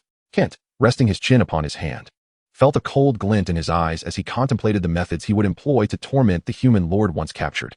He certainly could not allow him a swift death. Instead, he would relish in torturing him before ultimately reducing him to chunks for feeding his wolf mounts. As the forces rapidly approached, they came into view of the skeletal army arranged beneath the enemy's walls. The white skeletons donned armor, wielding weapons and shields. Their numbers indeed formidable, around 100,000 in total. Prepare to attack. Kent chuckled darkly at the enemy's overconfidence, issuing a loud command. On the walls, Fang Hao surveyed the approaching orc army, his expression grave. Despite having made meticulous preparations and calculating numerous scenarios, the impending battle stirred a mixture of tension, anxiety, and various emotions within him. Watching the countdown on the Lord's tome, he awaited the enemy's initial strike. As the countdown reached 0, the system notification chimed once more. The novice protection period has officially ended. Wishing everyone good fortune. The protective barrier above the territory shattered like a deflated balloon, dissipating gradually. In the distance, the Orc Legion sounded the trumpet of assault. With the horns blare, the orcs, fueled by fervor, transformed into a frenzy, roaring as they launched their attack. No particular tactics were employed. All troop types surged forward together, albeit with varying speeds that created disparities. Leading the charge were the wolf riders, hoping to leverage their agility for an initial strike. Archers, prepare to engage, Fang Hao commanded. On the walls, he stationed 1,000 crossbowmen, who, upon receiving his order, raised their crossbows and aimed at the swiftly approaching wolf riders. The sudden downpour of arrows caught the wolf riders off guard, causing their formation to scatter as they sought to maintain their speed. Fang Hao, standing atop the walls, observed the shifting dynamics among the cavalry. Ear, he called softly. Ear, clad in leather armor, bore an expression filled with trepidation. Master, please take care of my body. Do not let me fall or get hurt. Fang Hao then seated himself upon the ground. Before Ear could comprehend, Fang Hao's body slumped backward. She swiftly caught him, her demeanor one of confusion. Below. Divine target, skeletal spear throwers, compatibility 75. Spear throwers, advance 2 paces and prepare for battle, Fang Hao commanded loudly. All spear throwers stepped forward, directing their spears toward the rapidly approaching wolf riders. Chapter 46, Fireblade Kent. The wolf riders, initially intent on executing a rapid charge, halted abruptly upon witnessing the array of spears poised to meet them. Pulling on the reins, they restrained their mounts. Charging forward would only hasten their demise, akin to crashing into a blade. Yet, just as they came to a stop, another volley of arrows descended, inflicting injuries upon many riders and their mounts, eliciting agonized cries. The setbacks faced by the frontline cavalry did not deter the advancing orc infantry. A dark wave of orc warriors, roaring in fury, continued their relentless charge. As the orc spear throwers approached within 400 meters, they halted, drawing their short spears to hurl at the skeletal ranks. After overseeing the arrangement of the skeletal spear throwers, Fang Hao exited the divine status. Rising from Ear's embrace, he once again focused on the movements of the orc forces below. Before Ear could utter a word, his body weakened and he collapsed once more. Divine intervention target, skeleton giant bat, compatibility 45. 30,000 skeleton giant bats lay concealed within the thicket, waiting. As they emerged like a dark cloud overshadowing the battlefield, their enormous shadows swiftly glided overhead. Subsequently, they soared above the orc spear throwers, with their leathery wings folded. The 30,000 giant bats descended like cannonballs into the ranks of the orc spearmen, unleashing a fierce onslaught. The nearby orc warriors hastily rushed to their aid. Yet the mobility of the skeleton giant bats surpassed that of cavalry. After a single wave of attack, they ascended into the sky without lingering for a moment. This lad has even arranged an ambush, Be wary of those skeleton bats and hasten the offensive, Chief Kent bellowed, urging his forces to quicken their pace. The orcs surged forward with renewed ferocity. Fang Hao regained consciousness, disregarding the soft touch of Era's body. He glanced again at the overall battlefield situation below the city. It bore a resemblance to playing a real-time strategy game on a computer, though he was compelled to deploy divine intervention repeatedly. Far more cumbersome than a mere click of a mouse. At that moment, the orc army was already upon the city walls, a mere 300 meters away. It was time to ensnare them, Fang Hao murmured, and his body collapsed once again. Held Fang Hao close, her anxiety palpable as she watched the turmoil below. The orcs below howled in anger, causing her body to tremble involuntarily. Just yesterday, she had felt fortunate to be sold to a decent master, one who ensured she had enough to eat and provided her with a comfortable room. Yet today, she faced an onslaught from the orcs. She understood the orcs' brutality and combat style, and it seemed unlikely that the city could withstand the impending assault. As mourned her new master Fang Hao, the tide of battle suddenly shifted. From the orc ranks, an overwhelming number of skeleton legions appeared at the rear and flanks. The skeletal army formed an orderly formation, with spear wielders and foot soldiers interspersed, swiftly closing in on the orcs. The skeleton giant bats continued their relentless harassment, snatching orc soldiers into the air, where they were torn to shreds by their skeletal counterparts. The sheer mass of the undead began to sow chaos among the once ferocious orc ranks, and their morale plummeted dramatically. The fierce and combative orc army, when faced with the relentless undead, began to suffer significant casualties, their numbers dwindling rapidly. Chief Kent, perched atop his wolf chariot, wore an unusually grim expression. The number of undead far exceeded the intelligence reports by dozens of times. This exchange of life for life could deplete all his warriors. Gripping the reins of his chariot, he shouted, "All of you, gather around me." Clad in iron armor and wielding a long blade, each swing released fiery arcs that cleaved through numerous skeleton soldiers. Fang Hao also took note of Kent. After all, from his vantage point atop the city wall, both the wolf chariot and the swath of cleared space around it were undeniably conspicuous. Fireblade Kent, Blue Tier 3 hero. It turned out he was indeed the Fireblade and a Tier 3 hero. In the orc market, Fang Hao had encountered his first hero orc, the Tauren chieftain, Copperbull Talrock. To his surprise, the chieftain of the Fireblade tribe was also a hero, albeit of a slightly lower tier than Talrock. Nonetheless, he exhibited combat prowess that far surpassed that of ordinary troops. Boom. Kent drove his wolf chariot through the ranks of skeletons, toppling and crushing swathes of them. Breaking through their ranks, he charged towards the city, raising his battle blade and gathering strength for a strike. The blade emitted a tangible crimson arc as it cleaved down upon the city gate. With a thunderous crash, the entire city wall trembled, and a massive crack marred the gate's surface. Such an attack would not allow the Tier 4 wooden gate to withstand for long. As the orc hero prepared to strike again, Fang Hao's expression darkened. He had to delay the destruction of the gate. The skeletal army had already gained the upper hand. Annihilating the orc army was merely a matter of time. He needed to buy time against the orc hero to allow the skeletal legions to overwhelm him with sheer numbers. Hiding atop the city wall, Fang Hao peered through the gaps, noticing that Kent had not detected him. He quickly extended his left hand, conjuring a blazing fireball. A skill bestowed by the Ring of Flames, Fiery Fireball. With a gentle push, the fireball soared forth, hurtling towards the orc hero. Kent, in the midst of gathering strength, felt a surge of heat above him. Without hesitation, his instincts kicked in. He redirected his blade, the blood-red arc slashing upwards. Boom. The blade met the fireball in a violent explosion, reverberating through the air and causing dizziness. Simultaneously, the archers atop the city wall, under Fang Hao's command, launched their assault on Kent. 2,000 archers focused their fire upon a single target. The black arrows fell like a dense net. Kent swung his blade swiftly, deflecting the arrows aimed at him. However, the wolf pulling his chariot was not as fortunate. In the face of such a concentrated barrage, it quickly resembled a pincushion, riddled with arrows before collapsing. Thus, the relentless ranged harassment continued until the battle on the battlefield concluded. The skeleton soldiers, employing a tactic of overwhelming numbers, filled the gaps left by tier discrepancies, exterminating every last orc soldier. Wounded and unscathed, merely 50,000 skeletons remained. The once formidable force of nearly 200,000 had been reduced to a mere 5,000, a truly harrowing sight. The ensuing battle required no further direction from Fang Hao. With only Chief Kent remaining, and without the mobility of his wolf chariot, he found himself encircled by the skeletal legions. Despite his remarkable combat abilities and ferocious attacks, after enduring 30 minutes of siege, he let out a final, defiant roar before being completely engulfed by the sea of skeletons.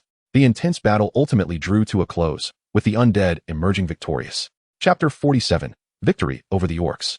The air was thick with the stench of blood. The battlefield lay in ruins, littered with a multitude of corpses and bones. A grim tapestry of dismembered limbs and flowing blood. Drops of blood seeped into the earth, staining the ground a deep crimson. Fang Hao and stood atop the city wall, silently observing the horrific scene before them. After a moment of silence, Fang Hao descended from the wall, and the battered gates creaked open once more. Clear the battlefield, gather all the spoils, and dispose of the bodies in the transformation chamber, Fang Hao commanded loudly. The stationary skeletons sprang into action, stripping the fallen of their equipment and tossing it into the transformation chamber. The transformation process required time, and as the bodies continued to be transported, the duration of the transformation compounded. Soon, all the spoils were collected. The orc chieftain received special attention from Fang Hao. The skeletal soldiers were stripped bare, their mouths pried open to inspect for any valuables such as gold teeth. Loot: 35, 720 orc weapons, 27, 420 sets of orc leather armor, 8, 300 sets of orc iron armor. Moreover, there were 18, 867 writhing spines, the war horn, and the bloodthirsty blade. War horn blue. Category: horn. Attributes: upon sounding, increases morale of friendly units by 5, movement speed by 10, and attack by 2. Description: the art of war hinges upon that initial surge of momentum. Not too shabby. However, morale held no significance for the skeletal soldiers. The denizens of the skeletal faction were devoid of emotion, ignorant of fear and death, rendering the concept of morale moot. Nonetheless, the enhancements to movement speed and attack were indeed commendable. It was no wonder that the moment the horn was sounded, the orc army surged forward like they were invigorated, racing in from the distance. Particularly, the wolf riders exhibited astonishing speed.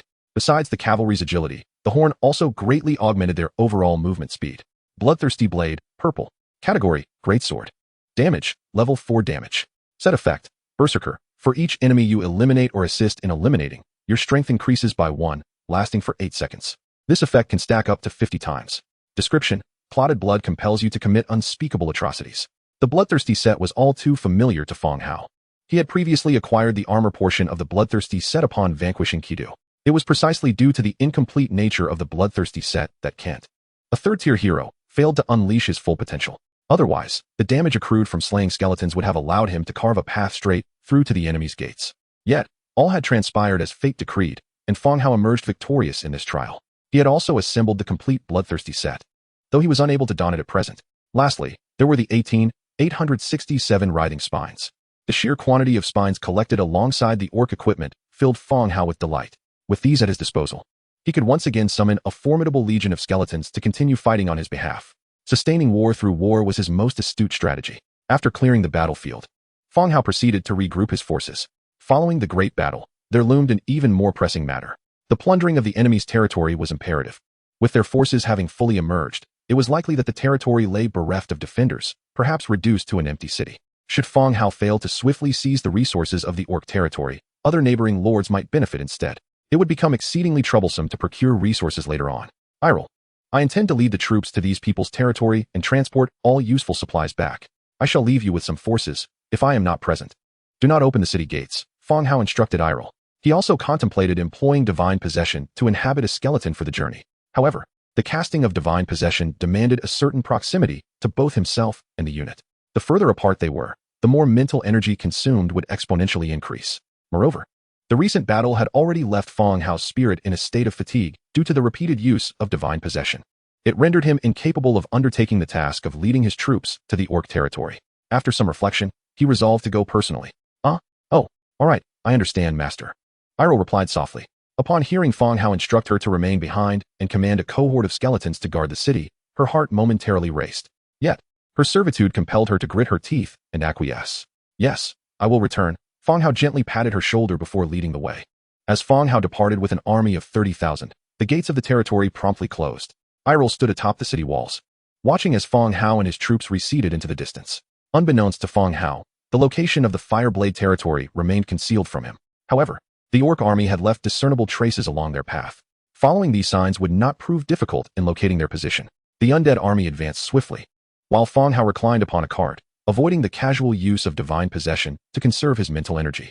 He took the opportunity to open the Lord's book to assess the battle situation. Indeed, the usual bustle was notably absent. My territory is on the verge of collapse. I've lit the beacon.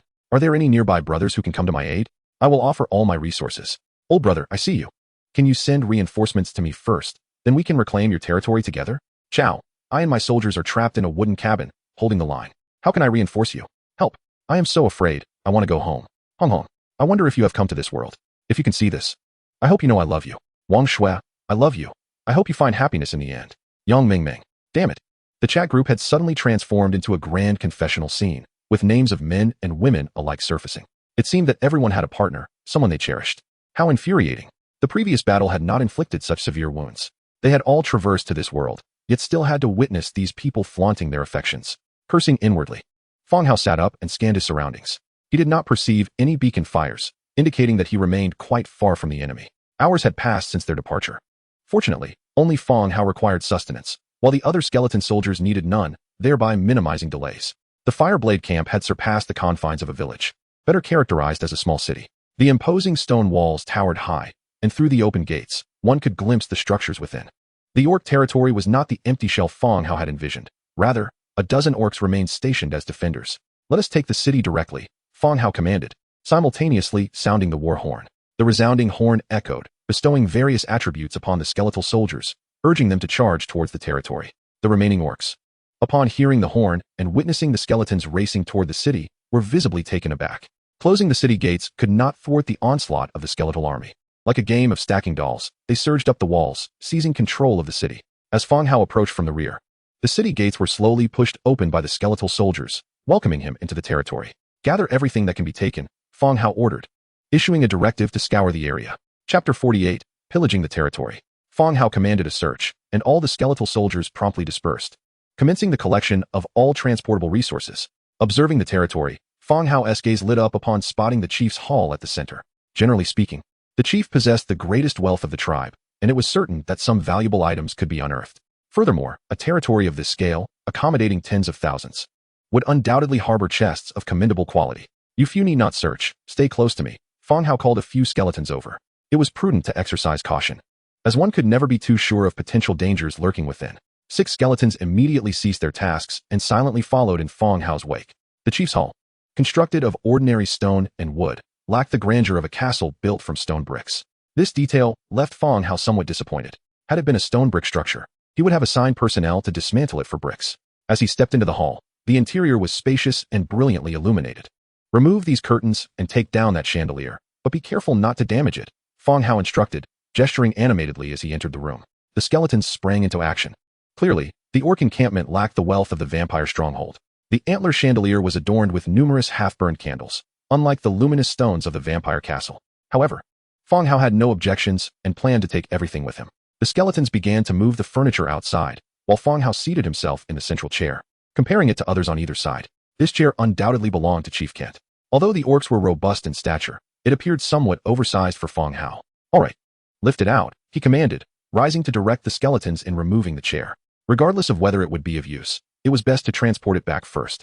Soon, the hall was stripped bare. Fang Hao proceeded to raid several bedrooms, where an array of furniture, decorations, curtains, and bedding was removed, all awaiting transport.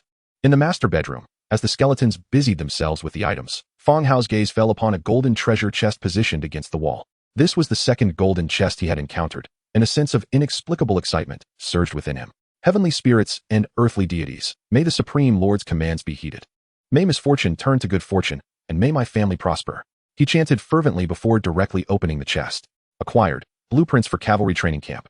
Fine single-edged blade crafting blueprint, green. Quarry construction blueprint, leather saddle crafting blueprint, white. 320 warfire coins, 35 beast tooth stones. The haul was quite satisfactory.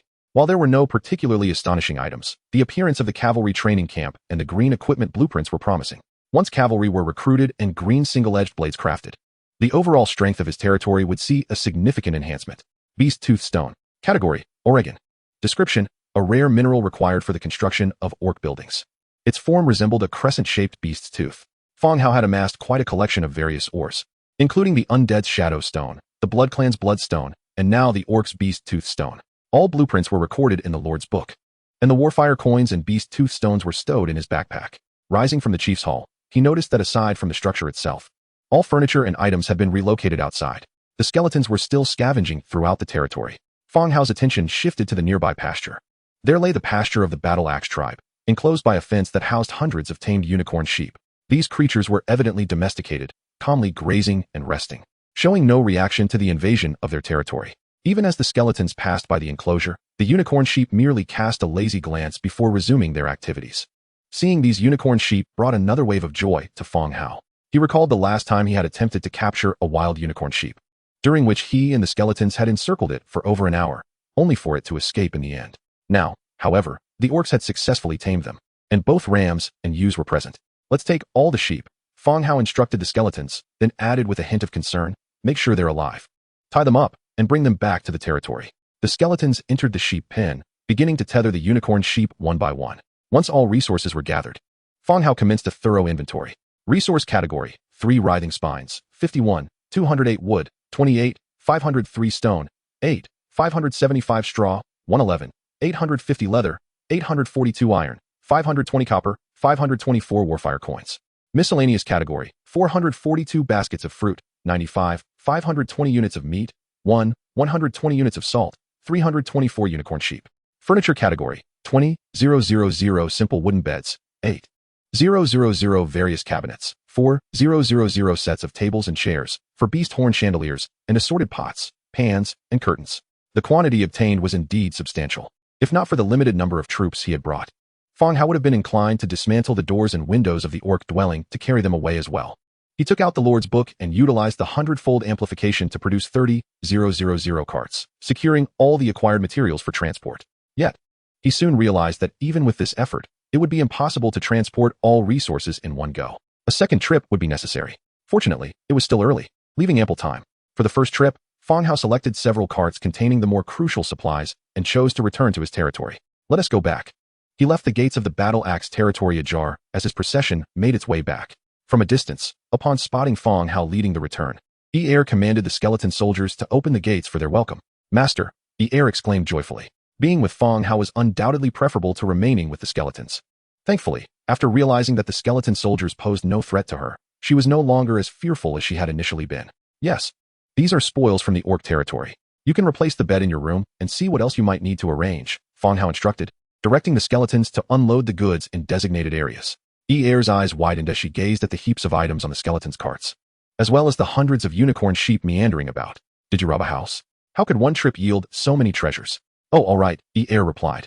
Still in disbelief, Fang Hao nodded, instructing the skeletons to usher the unicorn sheep into the pasture. The territory's pasture was only at level 1, and with over 300 unicorn sheep now inside, it quickly became crowded. With ample resources available, an upgrade for the pasture was immediately warranted. Level 2 pasture, 1. 500 wood, 1. 200 stone, 800 straw, 400 hemp rope. Level 3 pasture, 2. 200 wood, 1. 800 stone, 1. 600 straw, 800 hemp rope, 200 leather.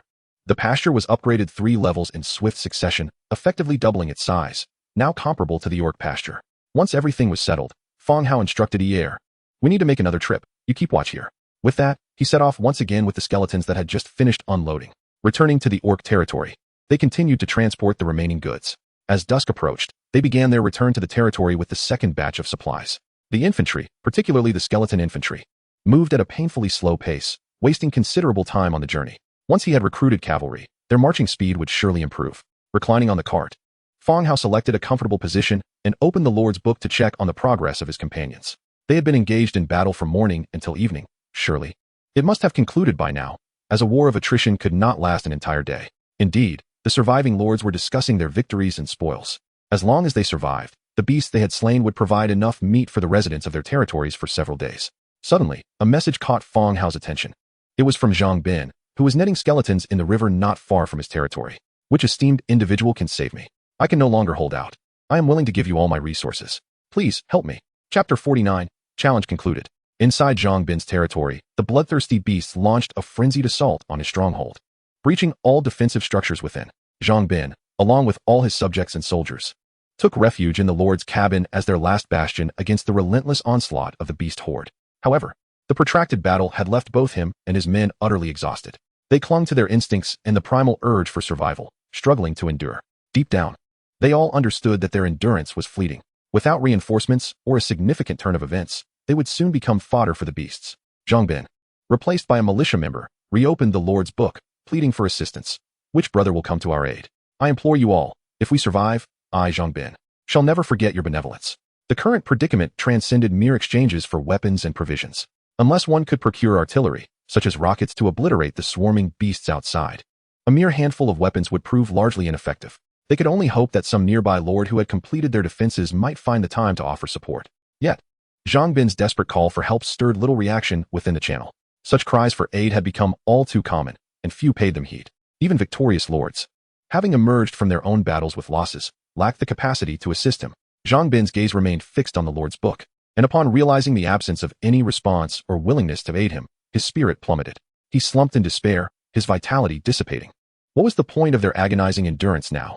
The distinction between dying sooner or later seemed negligible. "My lord, what troubles you? You must hold on. We all depend on you," shouted a soldier nearby. Clad in rudimentary leather armor and wielding an iron spear, the soldier was drenched in blood, resembling a specter of carnage. This blood was a mix of that from the beasts and his fallen comrades. No one wished for death, not even the conscripted villagers or soldiers. "Alas, it is all over, it is all over. Why am I here? Why have I come to this place?" Zhang Bin muttered incessantly, observing Zhang Bin's disheartened state. The soldiers realized their fate was sealed. With the Lord losing his resolve, how could they continue to fight? The morale of all soldiers and villagers plummeted, extinguishing any thoughts of perseverance. The beasts intensified their assault, just as Zhang Bin and the villagers believed their demise was imminent. A cacophony of footsteps echoed from outside the cabin. The sound was unmistakably clear, as if legions were approaching. "My lord, a force is engaging the beasts," exclaimed the soldier stationed at the door with newfound joy. Zhang Bin's spirit surged momentarily. Could it be that a nearby lord had come to their rescue? He promptly rose and approached the door, peering through a gap to behold the unfolding scene. However, a wave of panic and dread washed over him as he beheld the sight outside. Indeed, a highly skilled unit was battling the horde. But this force was not composed of humans. Rather, it was a cadre of skeletal warriors clad in armor and wielding formidable weaponry. These skeletal soldiers, often depicted as antagonists in films and games, were anything but allies. It was akin to facing a ferocious tiger after failing to drive away the hungry wolves. Everyone pressed against the windows or any crevice to observe the spectacle. The skeletal army clashed fiercely with the beasts. However, the sheer number of skeletons was overwhelming, transforming the battlefield into a sea of white bones that swiftly engulfed the few hundred beasts. In a matter of moments, the conflict concluded, leaving the bloodthirsty creatures slaughtered. The skeletal army began to scour the battlefield. Zhang Bin and his companions watched with bated breath, fearfully silent, terrified that even the slightest sound might attract the attention of these undead warriors, who could easily overpower them. At that moment, a soldier whispered, "My lord, what is that skeleton doing?" Zhang Bin startled, shooting the soldier a fierce glare, urging silence. Yet, he too noticed one of the skeletons shifting its position, curious to see its intent. The skeletal figure approached the storeroom, meticulously surveying its surroundings before gathering all the gems within into its backpack. Upon witnessing some of his precious materials being claimed by the skeleton, Zhang Bin remained relatively unfazed. Should reinforcements arrive, he would have shared these resources with them. If the skeleton took them, so be it, as long as it did not harm him. Just as everyone hoped the undead beings would soon depart. The skeletal figure laden with gems halted before the Lord's cabin. "Knock, knock, knock." The door reverberated in response. "Goodness." Zhang Bin and the others trembled, nearly collapsing from fright. Several villagers huddled together, their faces pale with terror. Indeed, these skeletons would not abandon them. Fang Hao, controlling the skeleton, stood at the cabin's entrance, gently knocking on the door. He had no ulterior motives. He merely sought to ascertain whether there were any valuable items within the Lord's abode. After all, Zhang Bin had promised in the channel that whoever came to his aid would receive all his resources. He did not require all the resources for himself. Selecting a few gems and other favored items seemed reasonable enough. However, after knocking on the door, the only response from within was a muffled "goodness," followed by silence. Fang Hao, undeterred, kicked the door open with a resounding bang. He was met with a sea of terrified faces. Among them, one figure, adorned with the Lord's book, unmistakably belonged to Zhang Bin, the lord of this territory. Thud. Zhang Bin knelt before Fang Hao, raising his voice in supplication, "Lord of the undead, we are but ordinary humans who have not disturbed your slumber. Please, spare us your wrath." Fang Hao furrowed his brow, perplexed by the incoherent ramblings. He pushed Zhang Bin aside and continued to examine the interior of the Lord's cabin. The cabin appeared to be of a third-tier level, featuring a second floor with a bedroom. Nevertheless, the furnishings were quite ordinary, comprising simple wooden chairs and tables hastily assembled. Under the incredulous gazes of Zhang Bin and the others, Fang Hao ascended to the second floor, inspecting each room meticulously. After a thorough search, his gaze ultimately landed on an item of interest. Exquisite weapon rack, green. Category, storage rack. Function, weapons placed on the rack slowly recover from wear and tear. Description, you may not appreciate it, but you cannot disregard its significance. What a remarkable find. Zhang Bin must have procured this treasure from somewhere. It was indeed impressive. Cradling it in his arms, Fang Hao descended the stairs. Noticing the still tense Zhang Bin and his companions, he gently patted Zhang Bin's shoulder and exited the Lord's cabin. A multitude of skeletons departed, dragging with them the corpses of over 100 beasts, leaving Zhang Bin and the others in a state of bewilderment, gazing at the retreating undead army. What just transpired? What was the purpose of their visit? They merely selected a couple of materials and a storage rack before leaving? My lord, we have triumphed. We can begin to clear the battlefield. Nightfall approaches. Zhang Bin swiftly grasped the situation and exclaimed, Indeed, let us hasten to clear the battlefield. This evening, we shall feast on meat, for meat is sustenance aplenty. The skeletal legion carried away several beast carcasses, leaving behind a multitude sufficient to sustain them for days. Excellent. The crowd responded, their spirits buoyed by the near brush with disaster. Fang Hao returned to the territory with the final batch of supplies as twilight descended.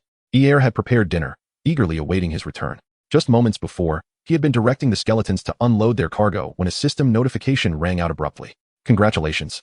Esteemed lords, the Beast Blood Frenzy Challenge has concluded. Rewards will now be distributed according to your task completion scores. The Beast Blood Frenzy Challenge had drawn to a close. The beasts still engaged in battle, their frenzy abated, retreated into the forest of their own accord. Chapter 50. The world's most powerful. Before anyone could exhale in relief, another system notification echoed through the air. World announcement. Congratulations to Lord Fang Hao, who has secured the first place in this scoring round. Rewards. 100 influence points for all factions, 300 influence points for your faction, 1 hero recruitment scroll, 1 special building blueprint, 1 item crafting blueprint, and 300 warfire coins. The system repeated the announcement thrice, broadcasting it relentlessly, regardless of whether the listeners wished to hear it or not. Indeed, Fang Hao had once again claimed the title of world champion. A private message from the system book chimed in. Brother Fang Hao, your prowess is unparalleled. Lord Fang Hao, you are indeed magnificent, eternal, and resplendent. Congratulations, esteemed one. World number 1. Individuals with whom he had exchanged blueprints and supplies sent their congratulatory messages. Fang Hao reciprocated with heartfelt thanks. Meanwhile, the regional channel erupted in exclamations. Our regional champion has claimed the world number 1 title. Lord Fang Hao is incredible, not only the first in our region, but also the first in the world. Thanks to Lord Fang Hao's weapons, I survived. I declare, anyone who speaks ill of him is my enemy. The discussion within the channel revolved around Fang Hao's remarkable achievement. After dinner, Fang Hao began to review the rewards he had obtained. Hero Recruitment Scroll, this faction. Category, Recruitment Scroll. Description, upon use. It allows for the random recruitment of heroes from this faction. Fang Hao clenched his fist, excitement swelling within him. In recent days, he had witnessed the formidable strength of heroes. Copper Bull Talrock, the chieftain of the Tauren, commanded the Mani market with an iron fist. Even the most arrogant of orcs adhered to the rules set forth by Talrock, a testament to his formidable might. Similarly, the Fireblade Tekin, who had fought alongside him today, was a force capable of rivaling an entire army. Relying solely on his strength, he had carved out a safe passage through the ranks of the undead army, while Fang Hao had merely overwhelmed him with sheer numbers of skeletons. It was evident that heroes and troops represented entirely different concepts. Each hero was a powerhouse in their own right. With this recruitment scroll, he, too, could summon a hero. Suppressing his curiosity, he continued to examine the other rewards. Orange Special Building Blueprint, Wish Pool. Wish Pool Blueprint, Orange. Category, Special Building Blueprint. Construction Prerequisite. For statues, 14. Required materials, 5,200 wood, 3,500 stone, 1,200 tough hemp rope, 3,000 stone bricks, 120 natural gems, 120 forest traces, 50 coral crystals, 50 tears of the ocean, 50 white coral of gentle breeze, 50 blue coral of early morning, 10 essence of magic, 5 perfect essence, 1 tear of yasha. Description. Allows for weekly consumption of a set amount of basic resources to make wishes, with a chance to receive the wished-for rewards. My word. An orange building blueprint. The last purple blueprint awarded by the system had yet to be completed due to insufficient materials, and now another orange blueprint appeared. The description of this special building is indeed formidable. Once a week, one can consume basic resources to make a wish, with a chance of receiving the desired item. The prerequisite is the construction of 4 statues, one of which is the goddess of abundance residing within his territory. 3 more statues need to be collected. Moreover, the peculiar materials required will take some effort to gather. Dwarven Fire Gun Crafting Blueprint, Blue. Category, Firearm.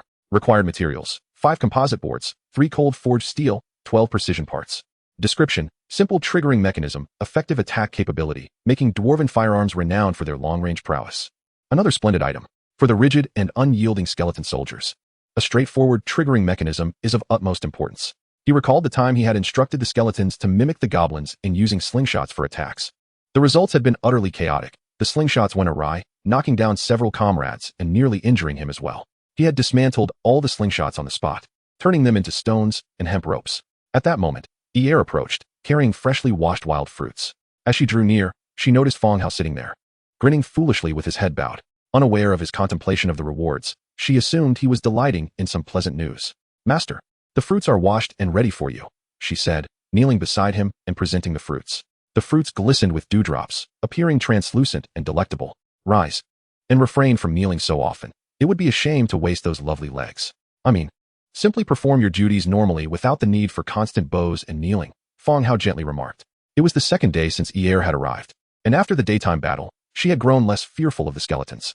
She had even commanded them to replace her bed with a solid wood double bed. Yet, in Fang Hao's presence, she still often knelt, appearing as though she had been wronged. Upon hearing Fang Hao's words, Yer stood, her fair knees slightly reddened. Fang Hao took a fruit, bit into it, and found its flavor reminiscent of a pear, juicy yet rather ordinary. "What is this fruit called?" Fang Hao inquired. "Red fruit." Yer replied. "Ah, I see. It must be named after the color of its skin. Have some yourself. We collected in abundance, and with just the two of us, we might not finish them before they spoil." Fang Hao offered the fruit to Yer, speaking softly. They had brought back several hundred baskets from the orc tribe, each containing no less than 20 fruits.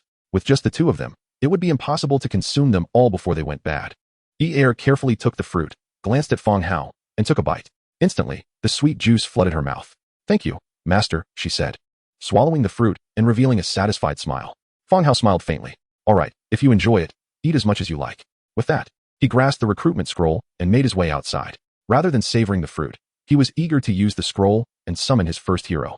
As he stepped out of the Lord's wooden cabin, twilight enveloped the land, and a bright moon hung high in the sky. Holding the hero recruitment scroll, Fang Hao's mind wandered to legendary generals of antiquity. Suddenly, he realized that this was not that world. The figures he envisioned seemed unlikely to materialize here. He could only hope for the emergence of a hero of high rank, endowed with exceptional strength and unmatched prowess. Thus, he could comfortably assume the role of a lord among the idle. However, it appears he is quite idle at present. Would you like to use the recruitment scroll for this faction? If used, it will randomly recruit one hero from this faction. Taking a deep breath, he decided to use it. Immediately, the scroll in his hand emanated a faint glow, gradually dispersing like burnt parchment. In the next moment, a complex magical array materialized on the ground before him. Under the embrace of the orange light, a figure slowly ascended from the earth. Oh my, a golden legend. As the radiance faded, a tall, emaciated silhouette emerged before him. Successfully recruited, Necromancer Nelson, Orange 7th tier hero. Chapter 51, The First Hero. As the light dissipated, the figure of Necromancer Nelson was revealed. Standing over 1.8 meters tall, his form was somewhat stooped, resembling an elderly man. Unlike the typical skeletal soldiers that appeared bare, his bony frame was clad in a rather fine robe, and he leaned on a staff. Fang Hao observed him, while Nelson scrutinized Fang Hao in return. He could hardly believe that a human had summoned him from the void. This seemed rather unconventional. What was to come next? Serving a human? Yet, it appeared that his abilities were not particularly suited for a human. The loyalty of Necromancer Nelson to you has decreased by 10 points. Current loyalty, 60. The system prompt jolted Fang Hao awake. He thought to himself, what the heck? I haven't done anything yet. How did it drop? Ahem. Coughing lightly, Fang Hao said, I am Lord Fang Hao, and I welcome Mr. Nelson to our ranks. Nelson promptly bowed, acknowledging the Lord. Fang Hao nodded slightly in response. As Nelson straightened, he surveyed the surroundings of the territory and curiously inquired, does the Lord not feel afraid upon encountering me? Referring to his skeletal form. It is known that most beings in this world are averse to dealing with the undead. Fang Hao, being so young, remained surprisingly composed at the sight of him.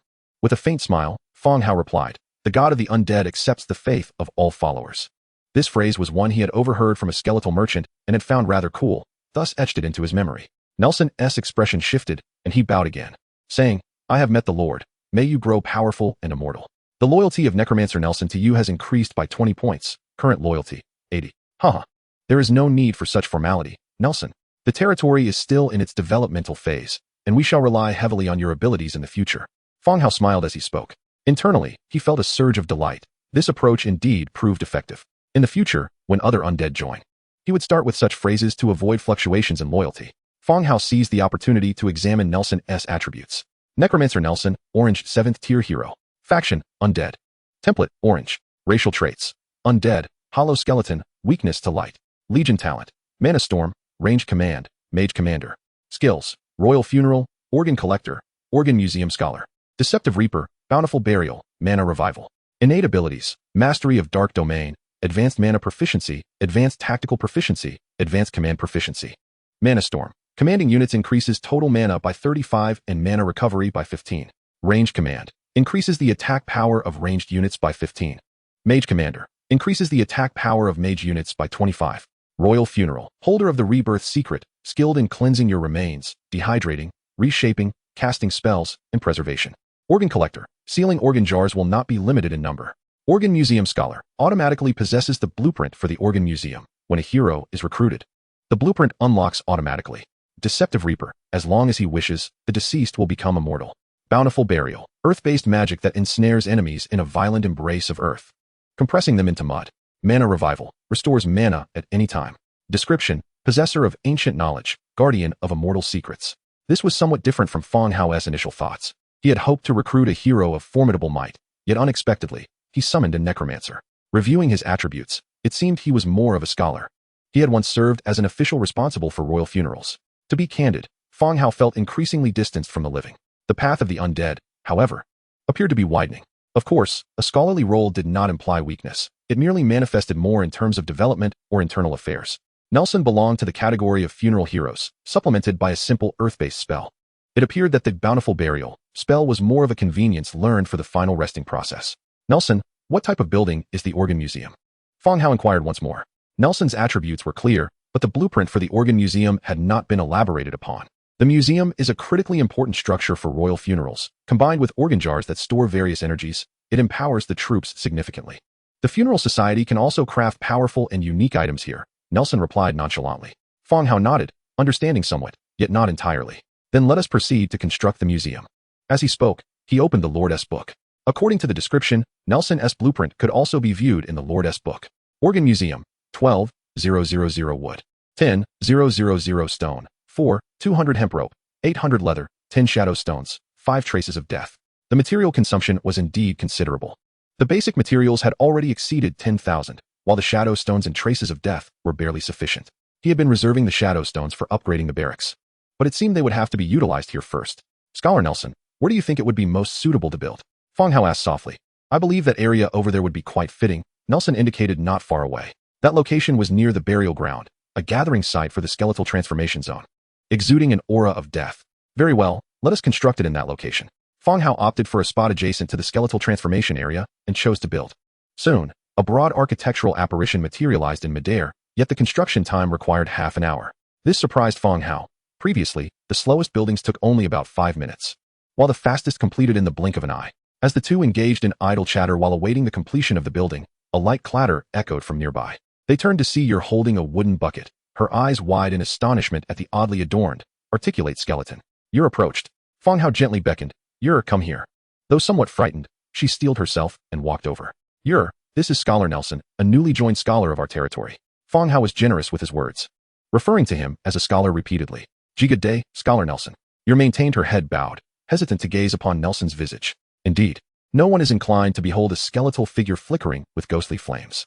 Nelson, too, was somewhat intrigued by the appearance of yet another orc, particularly one as diminutive as a rabbit folk. Esteemed Scholar Nelson, this is my maid, Yer. Should you require anything during your stay, feel free to convey your needs either to me or to her. Fang Hao continued with his introduction. Nelson exhibited an adequate degree of respect, stating, Miss Yer, it is a privilege to make your acquaintance.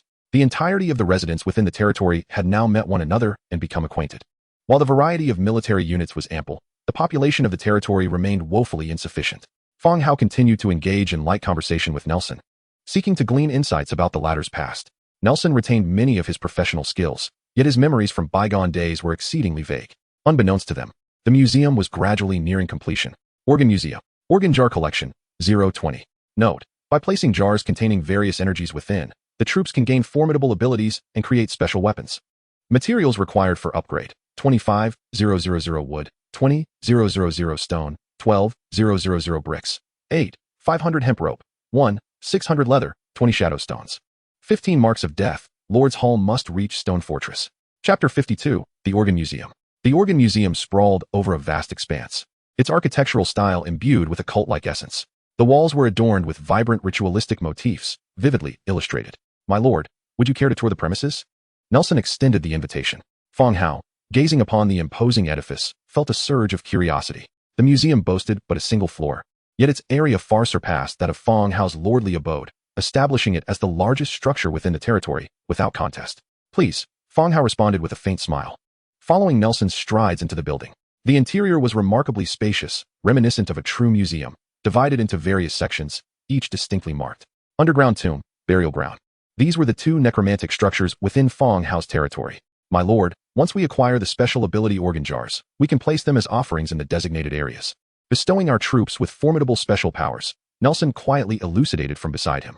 If this explanation had been delivered outside, Fang Hao might have found it incomprehensible. However, within the context of the museum, Nelson's meaning became clear, akin to bestowing runes upon heroes in a game. The organ jars represented the runes, and by equipping the desired units with them, they could attain unique abilities. At this moment, Fang Hao felt as if he had stumbled upon a treasure.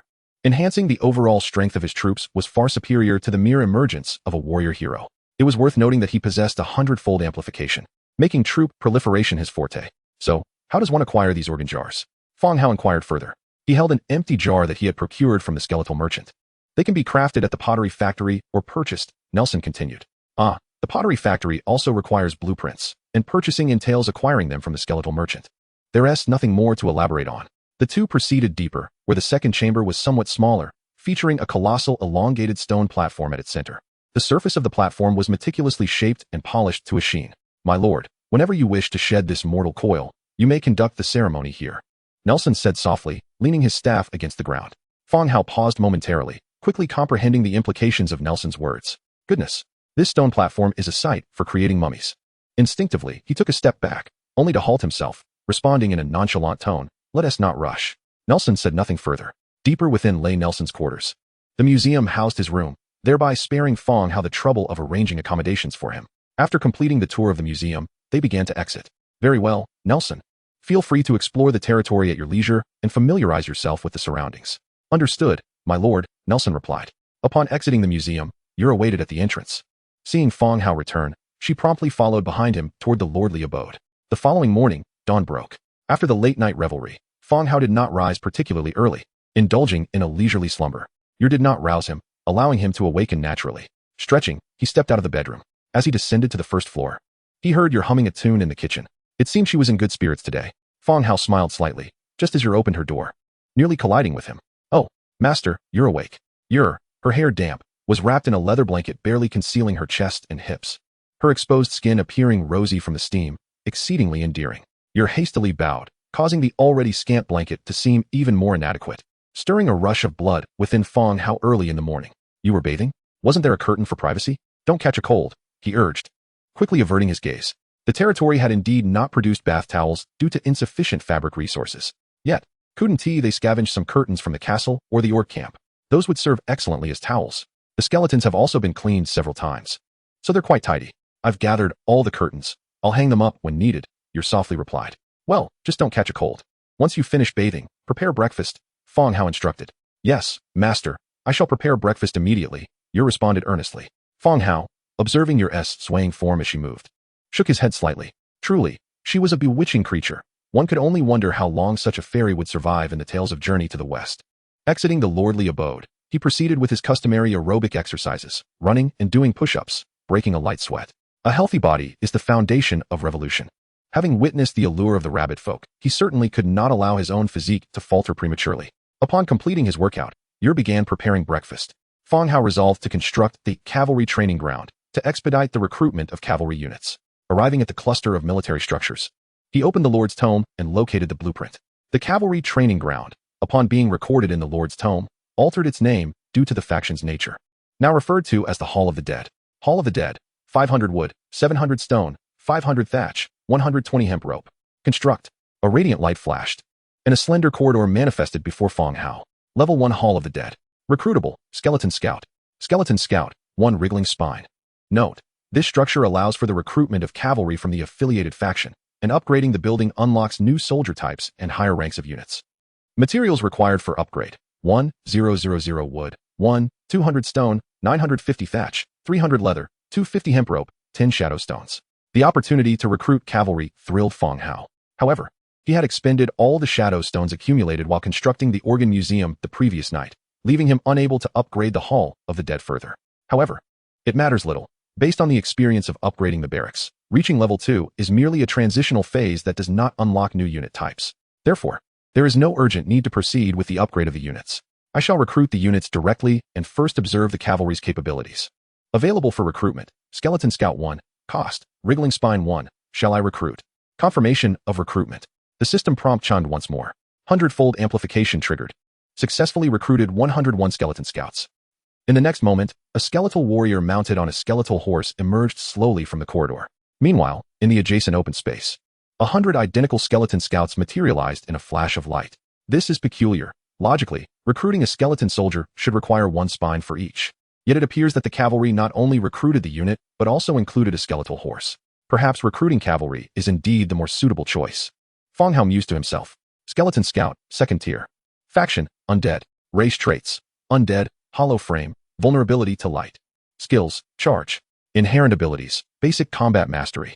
Basic swordplay mastery, basic horsemanship mastery. Charge. Mounted state, can initiate a charge towards the target, swiftly closing the distance or disrupting formations, inflicting substantial damage upon enemies.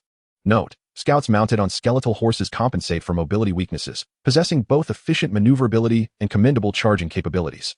The skeletal horse's hooves struck the ground, producing a rapid clattering sound. Fang Hao regarded the scouts with a satisfied nod. Chapter 53, Skeleton Scout. Fang Hao once again opened the Lord's Book to craft equipment for the skeletal cavalry. After several battles, the significance of weaponry and equipment became abundantly clear. The quality of gear can significantly influence the course of battle. Flipping to the crafting page of the Lord's Book, he directly selected the newly acquired blueprint. Quality single-edged sword, greenwood 5, iron 10, leather 3. The quality single-edged sword is classified as green equipment, marking Fang Hao's 2nd green weapon blueprint. The first was the pickaxe blueprint graciously given after accepting the order from the Tauren. Recalling this, Fang Hao suddenly remembered the order he had made with the copper bowl. He had committed to delivering 3,000 battle axes within 3 days, and today marks the 2nd day. Tomorrow will be the final day. He ought to prepare to deliver the goods to the copper bowl. Adjusting the quantity of the quality single-edged swords to 10, he selected to craft. 100-fold amplification triggered. Acquired 1,010 quality single-edged swords.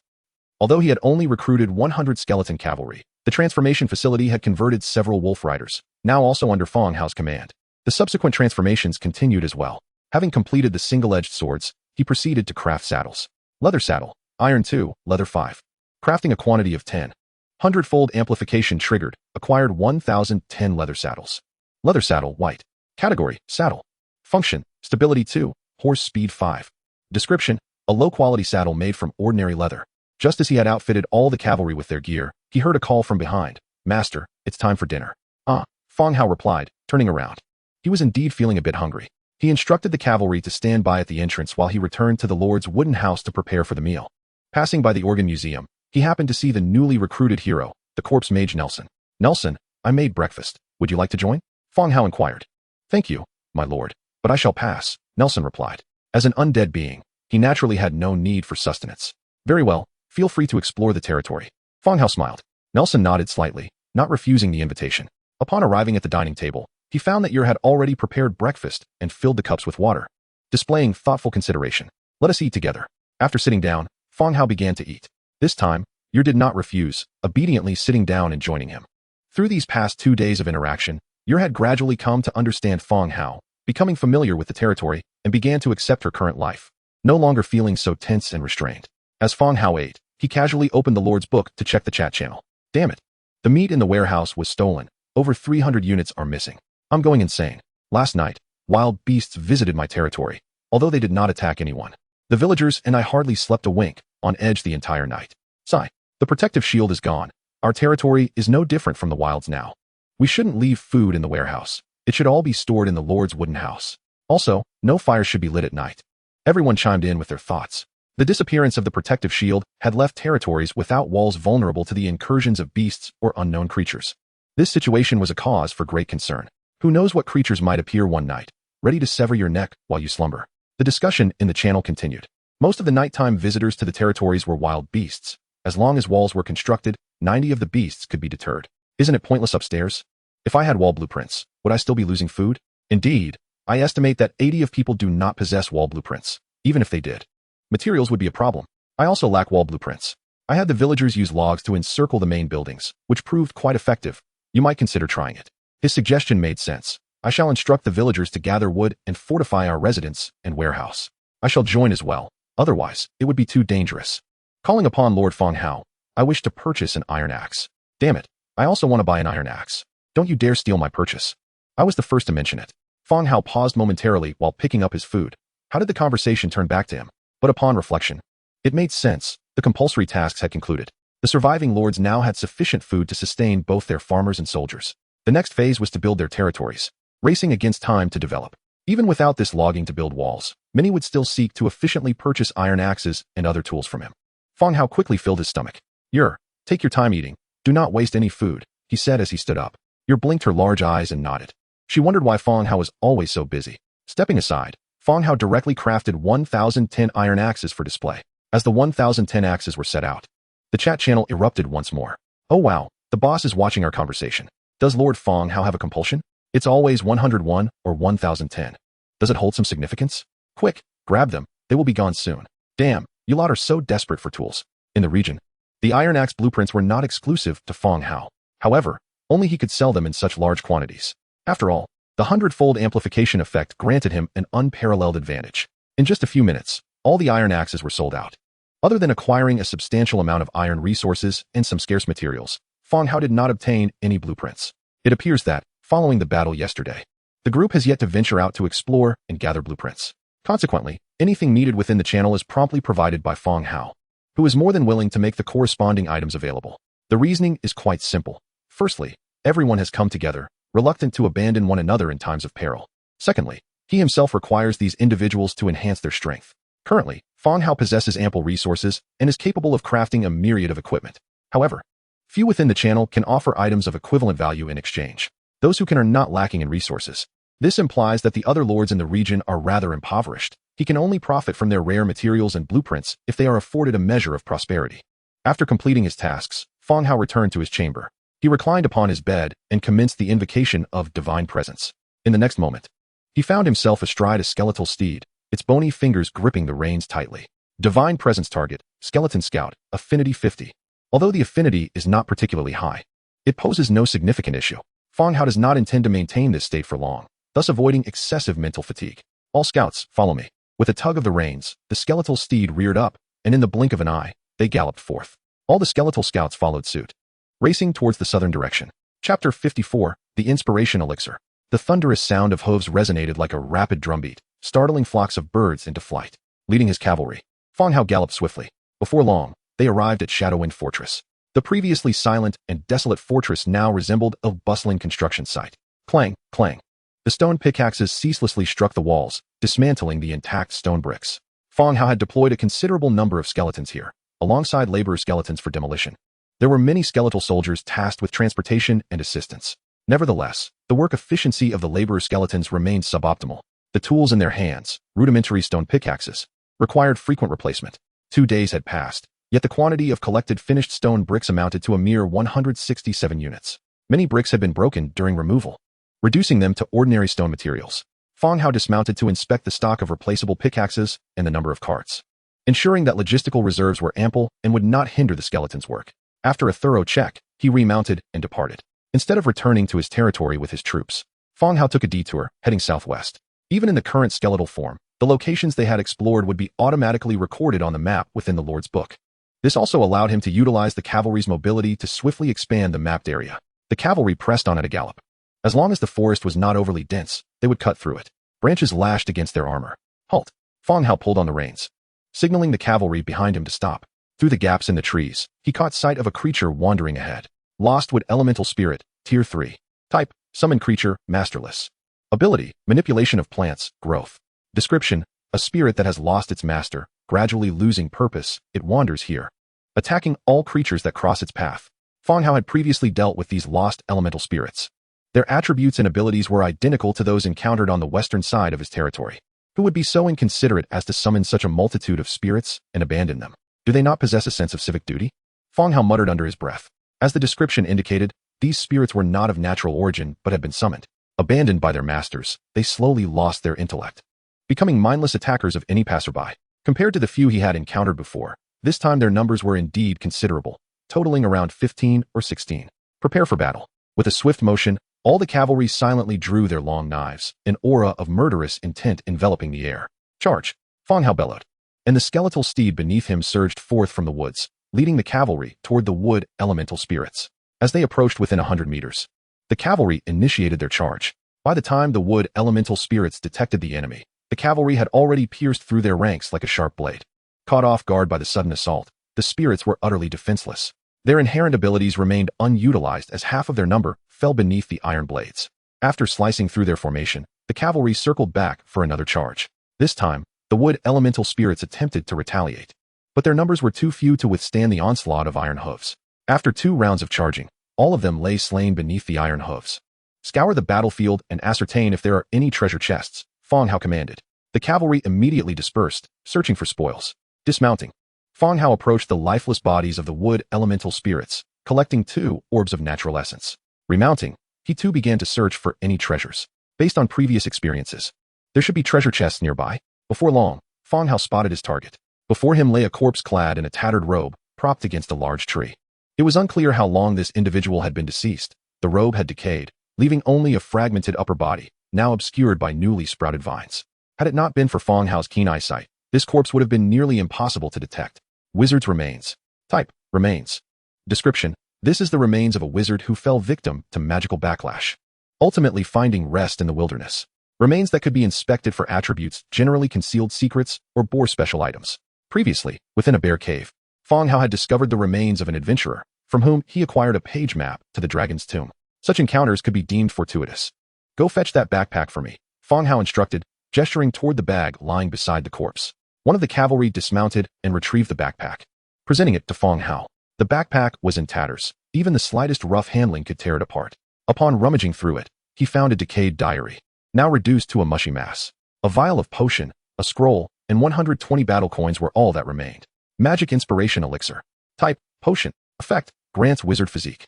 Description, an inspiration elixir crafted by a master alchemist that, when consumed, can awaken one's latent potential and allow one to sense the presence of magic.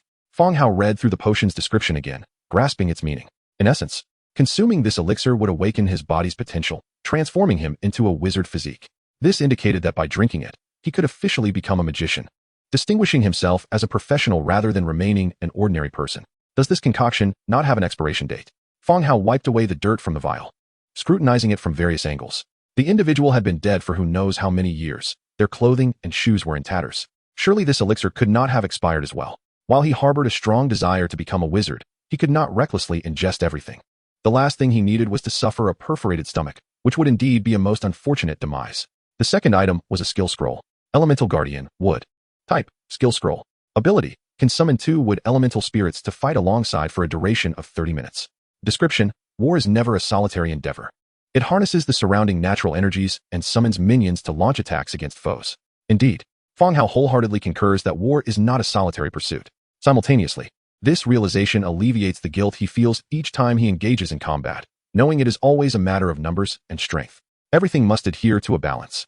Perhaps it would be better for everyone to engage in a battle of wits, reciting poetry and prose, perhaps even crafting a pair of classic couplets. The Elemental Guardian, Wood. Scroll is his third skill, while the previous 2 were faction skills, Bone Servitude and Divine Presence. This particular skill may well unlock the door to his profession. Stowing away the spoils, Fang Hao continued, let us bury him, may he rest in peace. At this point, Fang Hao sighed inwardly. The remains consisted only of the upper chest, the rest having long since decayed. Otherwise, he might have considered tossing it into the transmutation chamber for experimentation. The skeletal rider dug a hole beneath a tree, ample enough for the burial. The body was lifted by 2 skeletons, their arms drooping, causing an object to fall from their grasp. Show me what that is, Fang Hao murmured. One skeleton stepped forward, retrieving the fallen item and presenting it once more to Fang Hao. Chapter 55, Wood Spirit. Fang Hao cradled it in his palm, observing it meticulously. It was the size of a 1 yuan coin, metallic in composition, its surface encrusted with dirt. It appeared to be a pendant, though the chain had long since vanished. A slight protrusion was visible from the side. With a gentle press, a click, the pendant's lid sprang open, revealing yet another layer within. Inscribed inside were the characters Jijilia. Silver pendant. Category, necklace. Description, an ordinary pendant, almost devoid of value, yet it encapsulates a father's longing. You may choose to sell it or return it to Jijilia. Clutching the pendant, Fang Hao felt a stirring within. This seemed, indeed, to be a quest, a task to return a relic. Based on his prior gaming experiences, returning the pendant might yield some special rewards. Yet it mattered little. After all, the pendant bore no worth and possessed no attributes. It was of no use to him. Should he encounter this Jijilia in the future, he would return the pendant to her. Thud. The skeleton unceremoniously tossed the body into the pit and began covering it with soil. It must be said that the wandering with spirits proved to be quite beneficial. Otherwise, the corpse would have long been reduced to nothing, perhaps even the pendant swallowed whole. Once everything was completed, Fang Hao departed with the cavalry. After acquiring the potion of magical inspiration, he felt no inclination to continue patrolling. He made a swift circuit with the cavalry before returning directly to his domain. After assigning the patrol task to the cavalry, he dismissed the divine presence state. Awakening from his slumber, he took a sip of water before stepping out of his room. Upon exiting the wooden cabin, he spotted Ear hanging the freshly washed carpets to dry. "Ear, please fetch Nelson," Fang Hao said softly. "Oh," Ear responded, making her way toward the organ museum. She harbored a deep-seated fear of Nelson, the undead hero. However, she could not defy Fang Hao's command, so she tiptoed to the organ museum and called out softly, "Scholar Nelson, the Lord requests your presence." Her voice echoed within the museum hall, leaving Ear uncertain if he had heard her. Just as she prepared to call out again, the sound of approaching footsteps grew nearer. The skeletal hero Nelson emerged, leaning on his cane, his form slightly stooped. "Very well, where's the Lord?" Nelson inquired gently, a faint blue glow emanating from his hollow eye sockets. "In the Lord's hall," Ear replied, her gaze cast downward, unable to meet Nelson's eyes. "Understood. Please tell the Lord I shall be there shortly." "Very well." With that, Ear turned and hurried away. Fang Hao sat on the long bench before the wooden cabin, scrutinizing the potion of magical inspiration in his hands. Did it possess an expiration date? With 2 consecutive world championships under his belt, it was evident that Fang Hao had surpassed other lords. Yet in this realm, such accomplishments were insufficient. Only by gradually accumulating all advantages could he survive more effectively and securely. Thus, he harbored great interest in the potion of magical inspiration, as it could significantly enhance his prowess. While he pondered, Ear and Nelson approached in succession. "Lord, you summoned me," Nelson spoke softly. Fang Hao offered no pleasantries, directly handing the potion to him. "Can you tell me if this is still drinkable? Is it expired?" As an immortal undead, Nelson was well acquainted with such potions. Upon receiving it, he immediately recognized its nature. "Lord, this is an alchemist's potion. It is indeed safe to consume," Nelson replied, returning the potion to Fang Hao. "Any potion only affects living beings. Even should an undead drink it, it merely cleanses the interior of the bones. Is it not expired?" Fang Hao still felt some trepidation. "Expired? Do you mean is the potion dirty?" Nelson appeared puzzled by the term. Although the vial had been wiped clean, dark scratches still marred the glass. Does it still retain its efficacy? Consuming it won't cause illness, right?" Fang Hao pondered, attempting to clarify the concept of expiration. "It will not. You can rest assured on that matter," Nelson affirmed with conviction. Satisfied with Nelson's assurance, Fang Hao decided against further hesitation. He uncorked the potion, inhaled its odor, and then drank it in one swift motion. Gulp! A rather unpleasant scent reminiscent of foot odor filled the air. Almost immediately, a warmth radiated from his stomach, spreading throughout his entire being. Fang Hao sensed a change within himself, though he could not quite pinpoint its nature. "Your magical power and mental acuity have increased, granting you a deeper understanding of the elements." Indeed, it was a success. Aside from the initial warmth, there were no further anomalies. When he retrieved the skill scroll, a prompt appeared before him. "Would you like to learn the skill, Elemental Guardian?" "Learn." The scroll transformed into a beam of light, penetrating his being. Eager to test out his newly acquired skill, Fang Hao summoned forth 2 humanoid wood elemental spirits. Wood Elemental, Tier 3. Type, Spirit. Racial traits, wood elemental affinity, ethereal body. Skills, Entangle, Revive. Innate abilities, Intermediate elemental mastery, basic combat proficiency. Wood elemental affinity, reduces damage from wood elemental magic by 50, grants immunity to negative wood magic effects, and increases damage from opposing elemental types by 50. Ethereal body, a magical construct immune to poisoned, mental, and resurrection states, possessing a finite duration. Entangle, vines sprout beneath the enemy's feet, binding their movements. Revive, restores life. While in a revived state, the spirit cannot move, attack, or perform any actions. Description, one of the most common guardians summoned by conjurers. You can trust your spirits with absolute certainty. They will never betray you. The wooden guardian spirit possesses a tall, humanoid physique, intricately entwined with wood, and adorned with vibrant green buds sprouting from various parts of its form. "Wow, Master, you're incredible. Did you summon this?" exclaimed Ear, her voice laced with an exaggerated excitement. Surprisingly, the usually timid Ear felt no fear in the presence of the wooden guardian spirit. Instead, she gasped in awe. "Keep it low-key," Fang Hao quickly admonished. "One must not underestimate the importance of learning new skills," he mused, feeling quite satisfied despite the considerable number of soldiers at his command. "Oh," Ear obediently closed her mouth. "Lift that." Fang Hao pointed towards a wooden bench ahead. One of the wooden guardian spirits stepped forward, its arms extending into writhing vines that coiled around the bench and effortlessly lifted it. Incredible! Both Fang Hao and Ear gasped in astonishment. The bench was no lightweight. Ordinarily, It required 4 skeletons working together to move it. Yet now, a single wooden guardian spirit lifted it with apparent ease, showcasing its remarkable strength. Try moving that one. Fang Hao directed towards another heavy object. Chapter 56, The Hero's Corpse. Fang Hao had already tested the wooden guardian spirit's strength and several of its skills. Once the 30-minute summoning limit elapsed, the spirit vanished. Overall, Fang Hao was quite pleased with the guardian's power and abilities. Though its limitation of summoning only 2 at a time left him yearning for the reassurance provided by his skeletal army. In crucial battles, the skeletal legions remained indispensable, while the wooden guardian spirits served as valuable support or protection. Unbeknownst to them, noon had arrived. Prepared lunch, and as they sat at the table, Fang Hao exchanged a few words with her before habitually opening the chat channel of the Lord's Book. This had become a customary practice for him, allowing him to pass the time while keeping abreast of others' progress and various news. Today, I cleared a cave with the soldiers, wielding my machete once more. Reminiscent of the times I've battled in Copper Harbor. Don't boast too much upstairs, or I won't sell you any materials. My apologies, came the reply, rather than confronting head-on. I believe setting traps presents a more prudent approach, significantly minimizing the risks of direct confrontation. I seek the expertise of a seasoned hunter on trap-setting methods. My own hunting efforts have been rather arduous. I too inquire about the proper techniques for establishing traps, selling simple animal traps, exchanging blueprints for rare resources. Chow, you're just advertising for yourself. How infuriating. I was about to take notes, only to find it's a sales pitch for traps. XD. I've discovered that dual daggers are exceptionally effective. Light and agile, they deliver lethal strikes with ease. The legendary 2-dagger flow. Increasingly, individuals were adapting to this new world. Those who could not adapt or were weak had perished in the trials of the 7th day, vanishing forever from this realm. The survivors possessed certain skills and opportunities. More and more lords ventured beyond their territories, engaging in hunting and combat. Conversations shifted from merely securing food to discussing hunting strategies and battles. After lunch, Fang Hao continued to lead his team in exploring the surrounding map, returning to his territory only at dusk. As he stepped into the territory, still in his divine state, he noticed Nelson approaching him. My lord. Yes, what is it, Nelson? Fang Hao dismounted and inquired softly. At that moment, he was still a skeletal cavalryman and had never mentioned his divine ability to Nelson, yet the latter recognized him immediately. My lord. I discovered the remains of an orc hero in the skeleton transformation chamber. I believe directly transforming it into a soldier might be too wasteful, Nelson stated straightforwardly. During the previous orc war, over 30,000 orcs had been slain. Adhering to the principle of waste not, want not, Fang Hao commanded that all corpses be thrown into the skeleton transformation chamber for conversion, including the remains of the orc hero, Kent.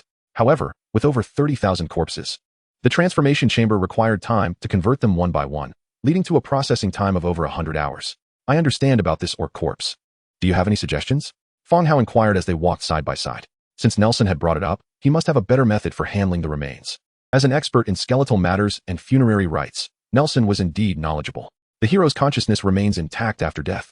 I can invoke it through a ritual, awakening it as a spectral hero to serve the god of the undead and fulfill your bidding, my lord, Nelson explained softly. A spectral hero? Will he become a hero of our territory? Fang Hao's interest was piqued. The strength of heroes was undeniable. And if he could transform it into a hero under his command, the strength of his territory would undoubtedly increase. Indeed, my lord.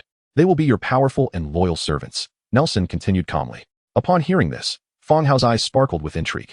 This indeed seemed a lucrative venture. After contemplating, he continued.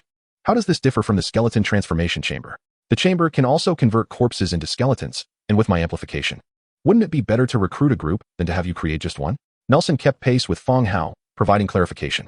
The distinction lies in the fact that the skeleton transformation chamber can convert a named orc into a skeleton soldier of up to level 8, whereas a ritual will retain the original strength and intelligence of the body. Nelson displayed no impatience regarding Fang Hao's ignorance.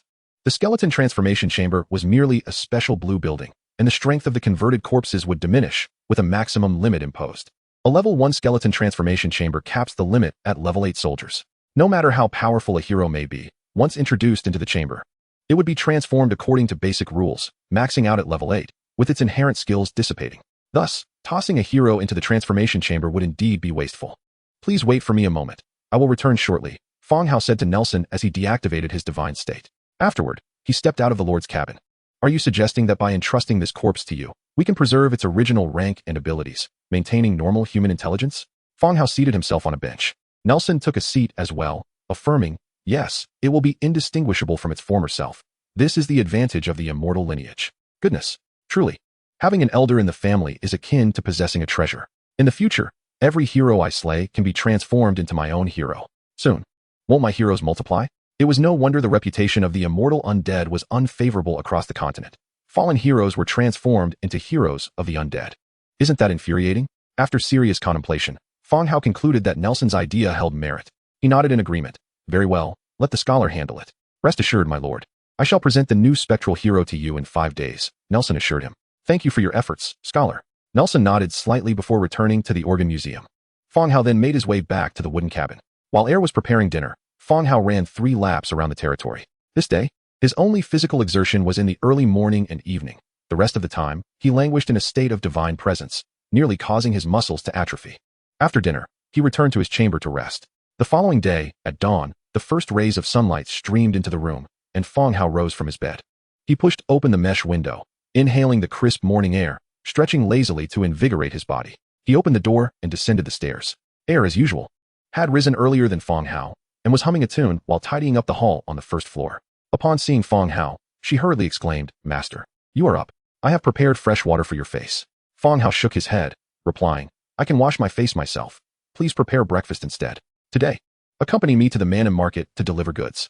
This day marked the appointment with the copper bull, who awaited the delivery of 3,000 chisels. Oh, very well. Air responded, setting down her tools to prepare breakfast. Chapter 57, The Delivery. The food reserves within the territory were ample, perhaps even excessive for both him and Air. As the lords now possessed a surplus of food, meat was no longer a sought-after commodity within the market, making it quite difficult to sell. Fang Hao estimated that this situation would persist for at least another week. Only when the populace had consumed the meat obtained from their fervor for beast blood would the prices rise. He remained unperturbed, for while the demand for meat had dwindled, foundational equipment like iron axes and wooden shields continued to sell well. This posed little impact on him as a merchant. However, the populace remained impoverished, with scarce resources to barter, often utilizing their earthling identity as a pretext to exploit his goods. Fang Hao conducted a brief inspection of the territory. Master, breakfast is ready. Air called out. He returned to the wooden cabin and took a seat at the dining table. Today's breakfast consisted of a meat steak and a bowl of vegetable soup.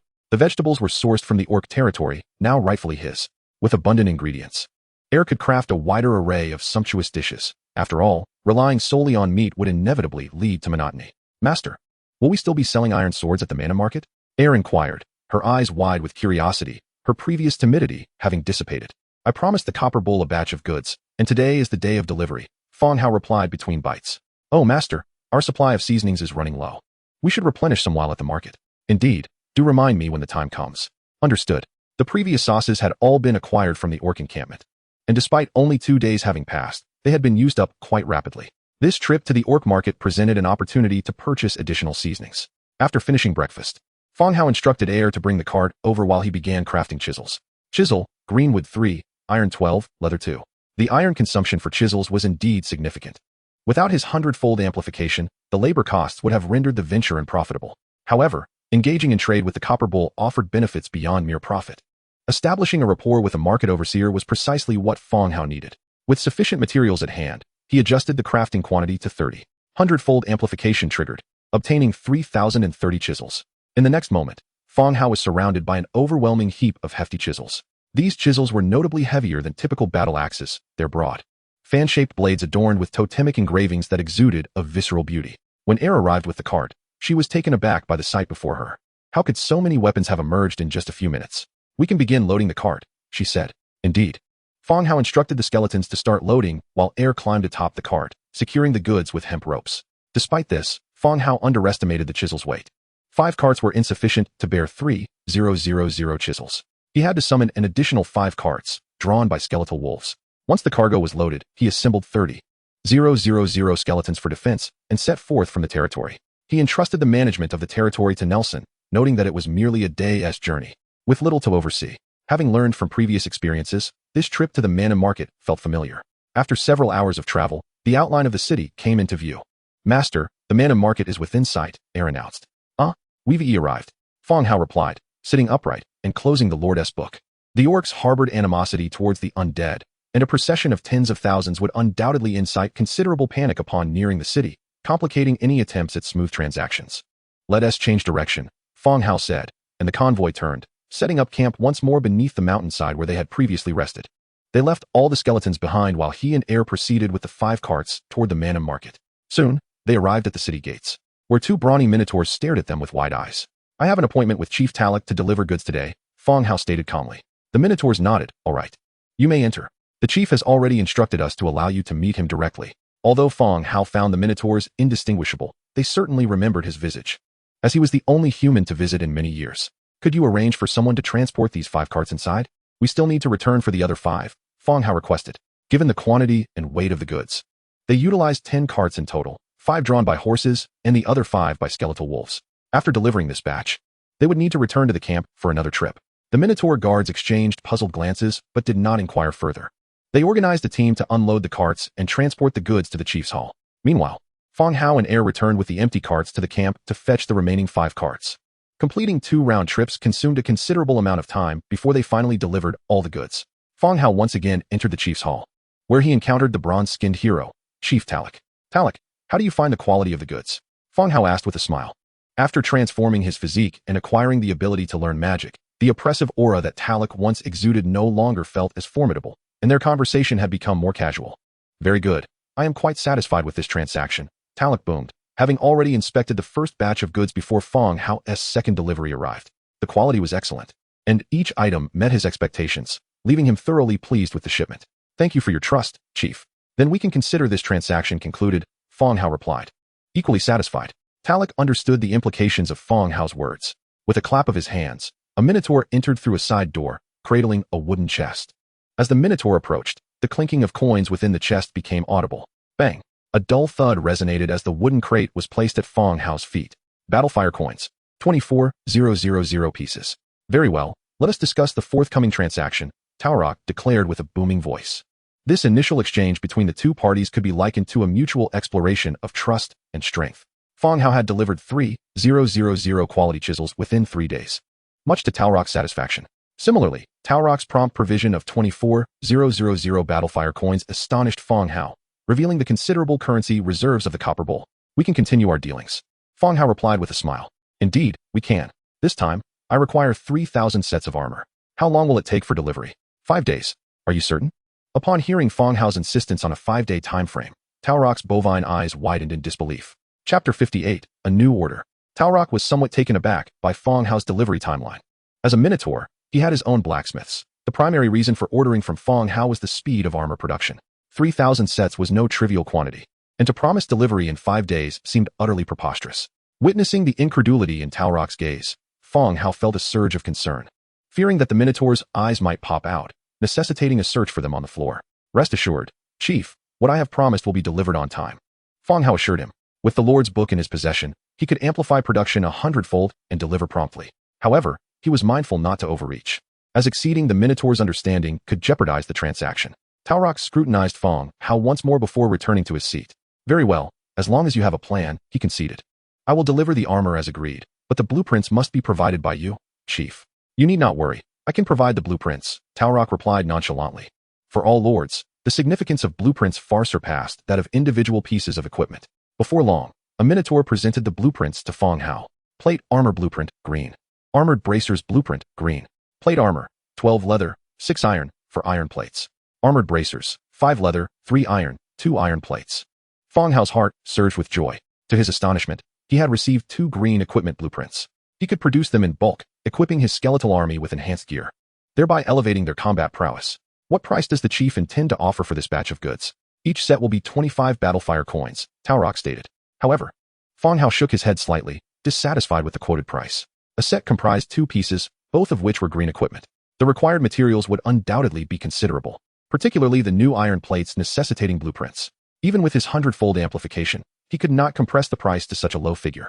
Chief Taurok, this price scarcely covers even the labor costs. I find it difficult to agree. Fang Hao placed the blueprints back on the table, adopting an expression that suggested he needed time to deliberate. Taurok, aware that his offer was low, inquired, what price do you believe is appropriate? 70 battlefire coins per set. Fang Hao deliberately emphasized the phrase battlefire coins. 70 is excessive. Let us each make a concession. How about 50 per set? Taurok replied gravely. Chief Taurok, with only 5 days to ensure quality, I am under immense pressure. 60 battlefire coins is the absolute minimum. Otherwise, I risk incurring a loss on this venture. Fang Hao added 10 more coins to his proposal. Taurok fell silent, seemingly contemplating whether to accept this price. After a lengthy pause, he thumped the table decisively. Very well. I accept. Excellent. Delivery will be on time in 5 days, Fang Hao responded with a smile, carefully stowing the blueprints away. He refrained from doing so in front of Taurok, preferring to keep certain secrets concealed. By the way, Chief Taurok, I wish to purchase some horses and spices. Where should I go to acquire them? Fang Hao inquired once more. The 10 horses within the territory were insufficient for transporting goods, especially with the impending delivery of 3,000 sets of armor, necessitating a greater number of steeds. You can find everything you need in the market. Feel free to explore. You need not worry about safety. No one dares to cause trouble in Manhwa, Taurok assured him. Very well, I shall not disturb the chief any further, Fang Hao said. Taking his leave, outside, Era awaited him quietly, her face lighting up upon seeing him. Master, was everything smooth? She asked cheerfully. Quite so. I made a substantial profit and secured an even larger order, Fang Hao replied, striding forward with a smile. That is splendid. Where shall we go next? Era continued to inquire as she followed closely behind him. Rather than heading toward the stable, Fang Hao made his way to the market. To the market to purchase horses and some of those spices you mentioned, he stated. Oh, Era responded softly, trailing behind him. The two arrived at the market, the most bustling area of Manhwa. Stalls of varying sizes lined the streets, merchants vociferously hawking their wares. The sight of a human wandering amidst the orc market attracted considerable attention, with many covetous gazes appraising Fang Hao from head to toe. Fang Hao remained unfazed, strolling confidently as somewhat timid, kept close behind him. As they meandered through the market, they began selecting items that caught their fancy. It did not take long for Fang Hao to realize that, despite the multitude of stalls, the variety of goods was rather limited. Many vendors simply laid out a cloth with a couple of animal hides or unknown ores, ready for sale. How much for these stones? Fang Hao inquired, squatting before a female orc stall to inspect the displayed resources. Beast Tooth Stone 55, Natural Gem 22, Trace of the Earth 3, Trace of the Savage 5, Trace of Violence 5. The remaining items were various leather products, which Fang Hao had no use for, and thus paid them little heed. What have you set your sights on? These are resources, not mere stones, the female orc corrected him, belonging to the demonic orc lineage. She had a massive jaw and sharp tusks, her physique adorned with bulging muscles. Sitting cross-legged, her exposed thighs were covered in thick hair, resembling a pair of furry trousers. I will take all of these, Fang Hao declared, pointing to the beast tooth stone, natural gem, and all other resources. You want it all? The female orc asked, surprised. Indeed, but if you could offer me a favorable price, I would consider purchasing everything, Fang Hao replied with a slight smile. Such an opportunity to acquire a substantial quantity of rare resources in one go was a rarity. With sufficient currency in hand, he could upgrade buildings or stockpile materials. Will you be paying with currency or trading goods? With battlefire coins. Very well, wait a moment. The female orc fell silent, calculating a reasonable price in her mind, ensuring she did not frighten away the potential buyer before her. I will let you take everything for 55 battlefire coins. How does that sound? After a considerable interval, the female orc finally spoke again. I dislike dealing with fractions. I shall take all of it for 50 warfire coins. Very well. The female orc replied with commendable straightforwardness, agreeing to the terms without hesitation. The two exchanged payment for goods, thereby concluding their transaction. Meanwhile, a throng of orcs had gathered around Fang Hao. As soon as he stood up, someone approached him, inquiring, Human sir, do you require these gemstones? I possess several natural gems and can offer you a preferential price. I have some as well. Take a look. A group of individuals had assembled, eager to market the resources they held. Before long, Fang Hao received an abundance of rare resources, including a blueprint he had stumbled upon. Blueprint for wood reinforcement agent. Bone powder 5, tree sap 4, water 1. Description, a material that enhances the durability of wooden boards. Chapter 59, Intelligence Map. After procuring some resources, Fang Hao and his companion continued onward. Soon, they encountered a stall selling horses. How much for these horses? Fang Hao inquired as he approached the horse vendor. The orc merchant examined the human before him, scrutinizing him from head to toe. Upon noticing the lack of heft in the coin pouch at Fang Hao's waist, a look of disdain crossed his face. However, when his gaze landed on the flame ring adorning Fang Hao's hand, his expression transformed instantly. Based on his years of experience in the marketplace, he surmised that this ring was no ordinary item, but rather a rare magical ring. If the human lacked funds, acquiring this ring would undoubtedly be a lucrative endeavor for him. Hearing the human's inquiry regarding the price, the vendor struck the wooden counter with his whip and displayed a sycophantic smile. Human sir, the prices are clearly marked. 20 gold for a stallion and 40 gold for a mare, both of which are capable of breeding. If you purchase them, you can continue to propagate the herd. Here, the term gold referred to beast head gold, the currency circulated among the various orc tribes. Due to the orcs' limited minting capabilities, the quality of their coins varied significantly, with the exchange rate between warfire coins and beast head gold reaching approximately 15 to 1. One warfire coin equated to 5 beast head gold coins. Indeed, Fang Hao replied thoughtfully, circling the horses. There were 5 horses tied up, 3 stallions, and 2 mares. as he bent down to inspect their underbellies. The merchant followed closely behind him, maintaining his amiable demeanor. Human sir, if your funds are insufficient, you may also consider trading items, such as this ring of yours, which could be exchanged for a stallion. Upon hearing this, Fang Hao paused momentarily. Although he had not utilized the ring frequently, it was undeniably a genuine magical artifact capable of unleashing formidable fireballs. Was it truly worth only 20 gold or 4 warfire coins? It was utterly absurd. If magical equipment were so inexpensive, he could adorn himself with as many rings as he desired, turning him into a formidable mage. I shall take all 5 of these horses, Fang Hao stated quietly. The merchant was taken aback. He had never suggested that 5 horses could be exchanged for a single item. He quickly retorted, No, human sir. I meant that your ring could be exchanged for only 1 stallion, not 5. Just think about it. Trading such a trinket for a magnificent steed is an exceptionally advantageous deal. If you wish, you could even have your mate accompany you on the ride. The broad back of the horse would easily support both of your movements. The horse merchant raised his eyebrows knowingly, a semblance of male camaraderie in his demeanor. Although a bunny girl did not conform to Orcish aesthetics, she was quite popular within the human city-states. What purpose would such a purchase serve? Everyone was acutely aware of the implications. Fang Hao observed the merchant's exuberance, while Air, feeling flustered, noticed her own bunny ears growing warm. Silence. Spare me your prattle. Fang Hao interrupted coldly. His sudden admonition caused the horse merchant's smile to falter. While conflicts and plundering were prohibited here, this was still orc territory. The mere fact that a human, accompanied by a frail bunny girl, dared to reprimand him was intolerable. You insolent human. I was merely trying to enlighten you. And you dare to insult me. If you do not clarify your intentions today, I shall slay you, and Chief Tyrok will be powerless to avenge you. With a sharp glint in his eye, the merchant's cold voice prompted several muscular orcs nearby to rise, casting disdainful glances at Fang Hao. Just as he was about to pull out a few warfire coins, he hesitated upon hearing the merchant's threats. Shaking the gleaming coins in his hand, he retorted, So, are you still selling them? The horse vendor, noticing the warfire coins in Fang Hao's hand, felt his anger dissipate instantly, replaced by a greasy grin. Of course. I will sell them. The other orcs who had risen to confront Fang Hao returned to their previous positions, astonished to see someone who kept their coins not in a pouch, but tucked at their sides. Very well then, 28 warfire coins, and these horses are mine. Fang Hao, uninterested in further banter, directly stated the requisite amount. You have a deal. The horse merchant accepted the warfire coins, a blissful smile spreading across his unattractive face. He proceeded to unfasten the horses and handed the reins to Fang Hao, watching the two depart with the horses. The merchant realized that this young human had seen through his ploy to swindle him out of his ring, prompting his sudden change in demeanor. Yet, he had not anticipated that the human would indeed possess wealth, and the coins he produced were universally accepted warfire coins. This one is quite the catch, the merchant murmured to himself. Apart from the 5 horses, Fang Hao could not locate any other stalls selling horses. He decided to first deliver these 5 horses to the designated area for stabling. There, a specialized barn provided hay and, if desired, they would even groom the horses. Naturally, all services came at a cost. By the time noon arrived, Fang Hao and Air intended to head to the tavern next.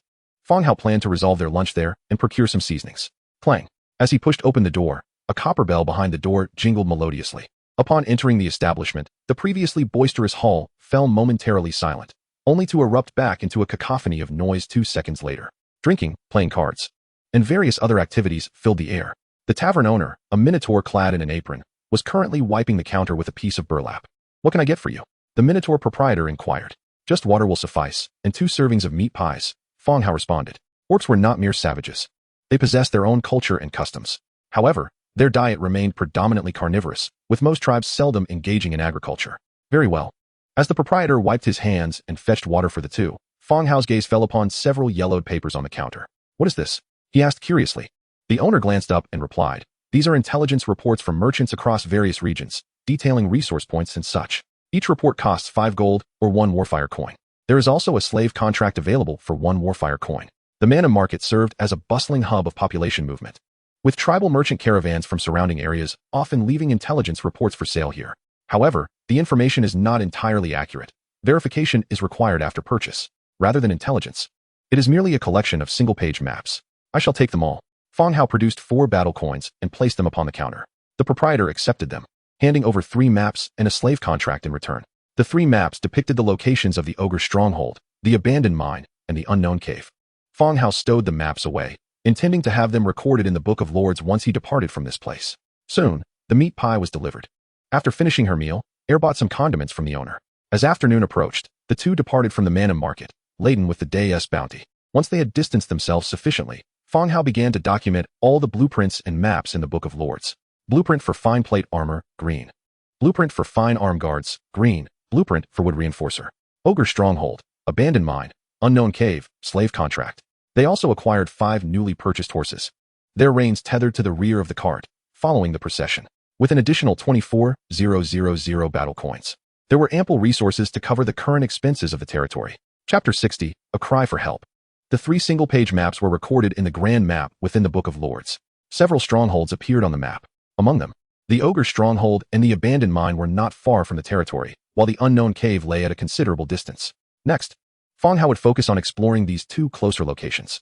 However, while their positions were established, detailed intelligence remained elusive. The scale and combat prowess of the Ogre stronghold, the potential dangers of the abandoned mine, and its viability for resource extraction all required clarification before any further action could be taken. A moment's inattention could lead to substantial losses. The caravan soon reached the campsite, where they rendezvoused with the skeleton army and began their return to the territory. The journey proceeded smoothly. Fang Hao returned to the territory with all the spoils. By this time, twilight was approaching. Air went to prepare dinner, while Fang Hao oversaw the transfer of battle coins and rare minerals into the Lord's wooden abode. These were treasures to be preserved with utmost care.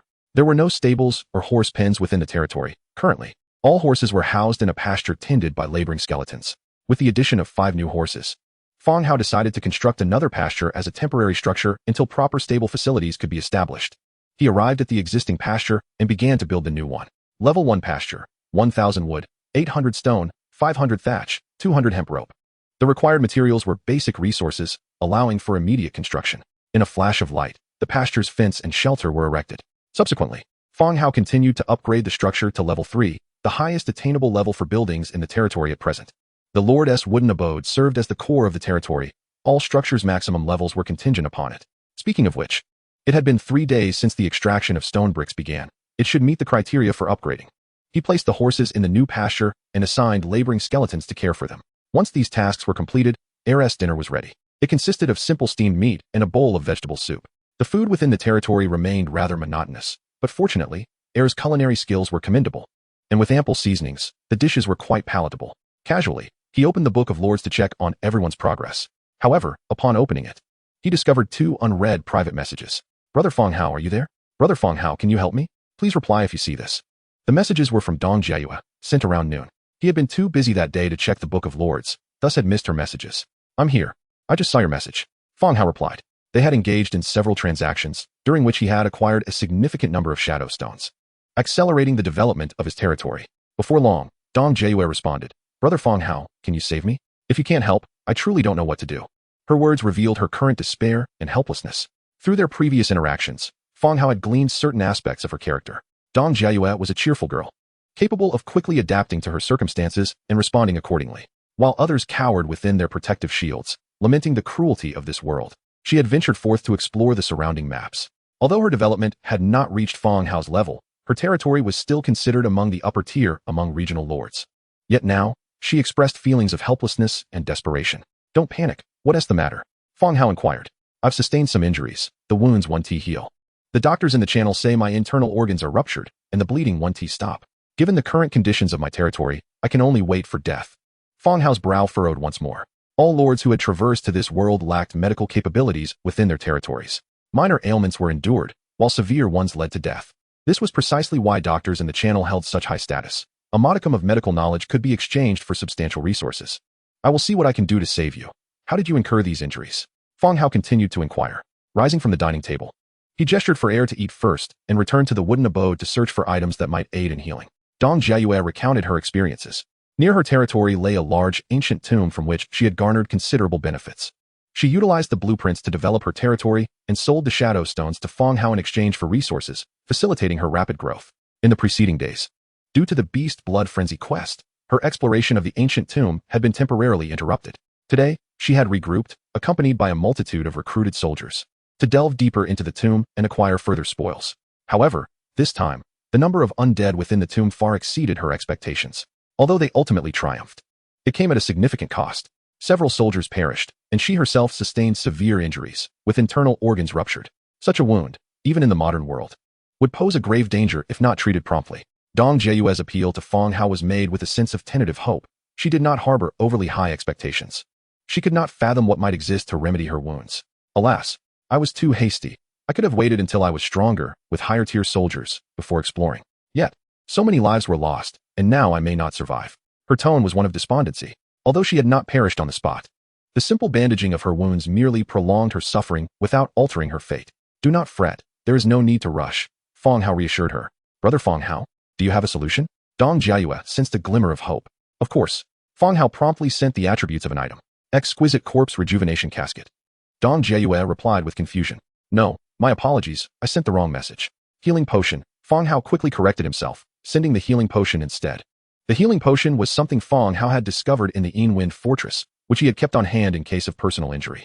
Now it seemed prudent to prioritize saving Dong Jiayue. Upon seeing the healing potion, hope rekindled in Dong Jiayue's heart. In this world, there exists a myriad of extraordinary forces. Healing potions may very well save one's life. Brother Fang Hao, I possess over 5,000 basic resources, a wall blueprint, and 12 shadow stones. Can I exchange them for this healing potion? Dong Jiayue expressed with palpable excitement. When faced with the brink of death, hope ignites fervor in anyone. Yet, Dong Jiayue understood the rarity of the healing potion, akin to gaining an additional life. No one can predict the dangers that may lie ahead or whether they might sustain injuries. When the need arises, a healing potion is far more precious than any blueprint or artifact. She was uncertain whether Fang Hao would acquiesce to her request. Just give me the 12 shadow stones. You may keep the basic resources and the wall blueprint for your own development, Fang Hao stated matter-of-factly. He had no shortage of basic resources, and acquiring Dong Jiayue's would yield little benefit. He had already obtained the wall blueprint, rendering it unnecessary. Instead, this transaction could be seen as a form of support. A gesture of goodwill. Fang Hao was particularly intrigued by the ancient tomb near her territory. How can that be? The healing potion is so valuable. Dong Jiayue protested. Then consider it a debt owed to me. Repay me with something good in the future, Fang Hao replied. Very well, I shall owe Brother Hao. And when I come across valuable items, I will return the favor. All right, you should tend to your wounds, Fang Hao directed as he initiated the trade. Acquired 12 shadow stones. The healing potion vanished, and Fang Hao received 12 shadow stones. Such precious materials command a considerable price in the orc market. Each sought their own needs, resulting in mutual satisfaction. Brother Hao, I have used it. It seems to have some effect. I need to rest now. So I won't chat further, Dong Jiayue said again. Understood, rest well. With that, they ended their conversation. Fang Hao stepped out of the wooden cabin, returned to the dining table, and resumed his meal.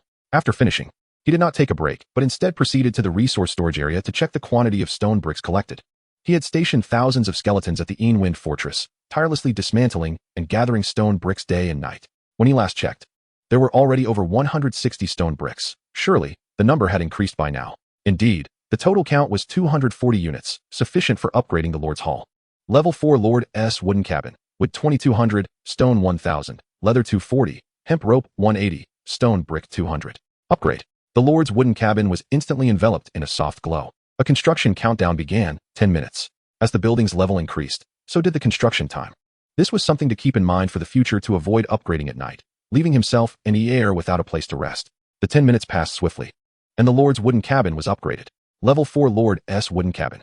Owner, Fang Hao. Existing structures. Level 3 underground tomb. Level 3 warehouse. Level 3 burial ground. Level 3 lumber yard. Level 3 pasture. Level 1 spirit field. Level 3 wall. Level 3 arrow tower. Level 2 necropolis. Guardian pavilion. Skeleton transformation facility. Organ museum. Note. Core structures of the territory. Materials required for upgrade. Wood 3500, stone 2200, tough wood 1200, stone brick 1000, hemp rope 550, iron 220. The level 4 Lord's wooden cabin expanded by another third. Though still termed a wooden cabin, its appearance was now primarily that of a stone edifice, devoid of any wooden components. Master, come quickly. We have added a kitchen. Air exclaimed with glee. Fang Hao entered the wooden cabin to take a look. The hall on the first floor had significantly expanded, leaving ample space where tables and chairs were previously arranged. Additionally, a separate kitchen had been added on the first floor, relieving Air from the need to cook over an outdoor campfire. He continued up to the second floor.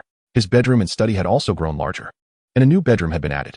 Now, the Lord's wooden cabin boasted a total of 4 bedrooms. After surveying the upgrades, Fang Hao descended to upgrade the other buildings. As he passed through the first floor, he saw Air joyfully arranging various cooking spices in the kitchen. She clearly delighted in having a kitchen of her own. Outside, he first upgraded the underground tomb. Level 4 underground tomb, with 1200, stone 1600, leather 100, hemp rope 240. Shadowstone 5. The underground tomb can be used to recruit labor skeletons. Each upgrade raises the recruitment cap, significantly aiding territory development and resource collection. Upgrade. 5 minutes later, the underground tomb was upgraded. Level 4 underground tomb. Recruitment cap, 2030. Recruitable, skeleton, free.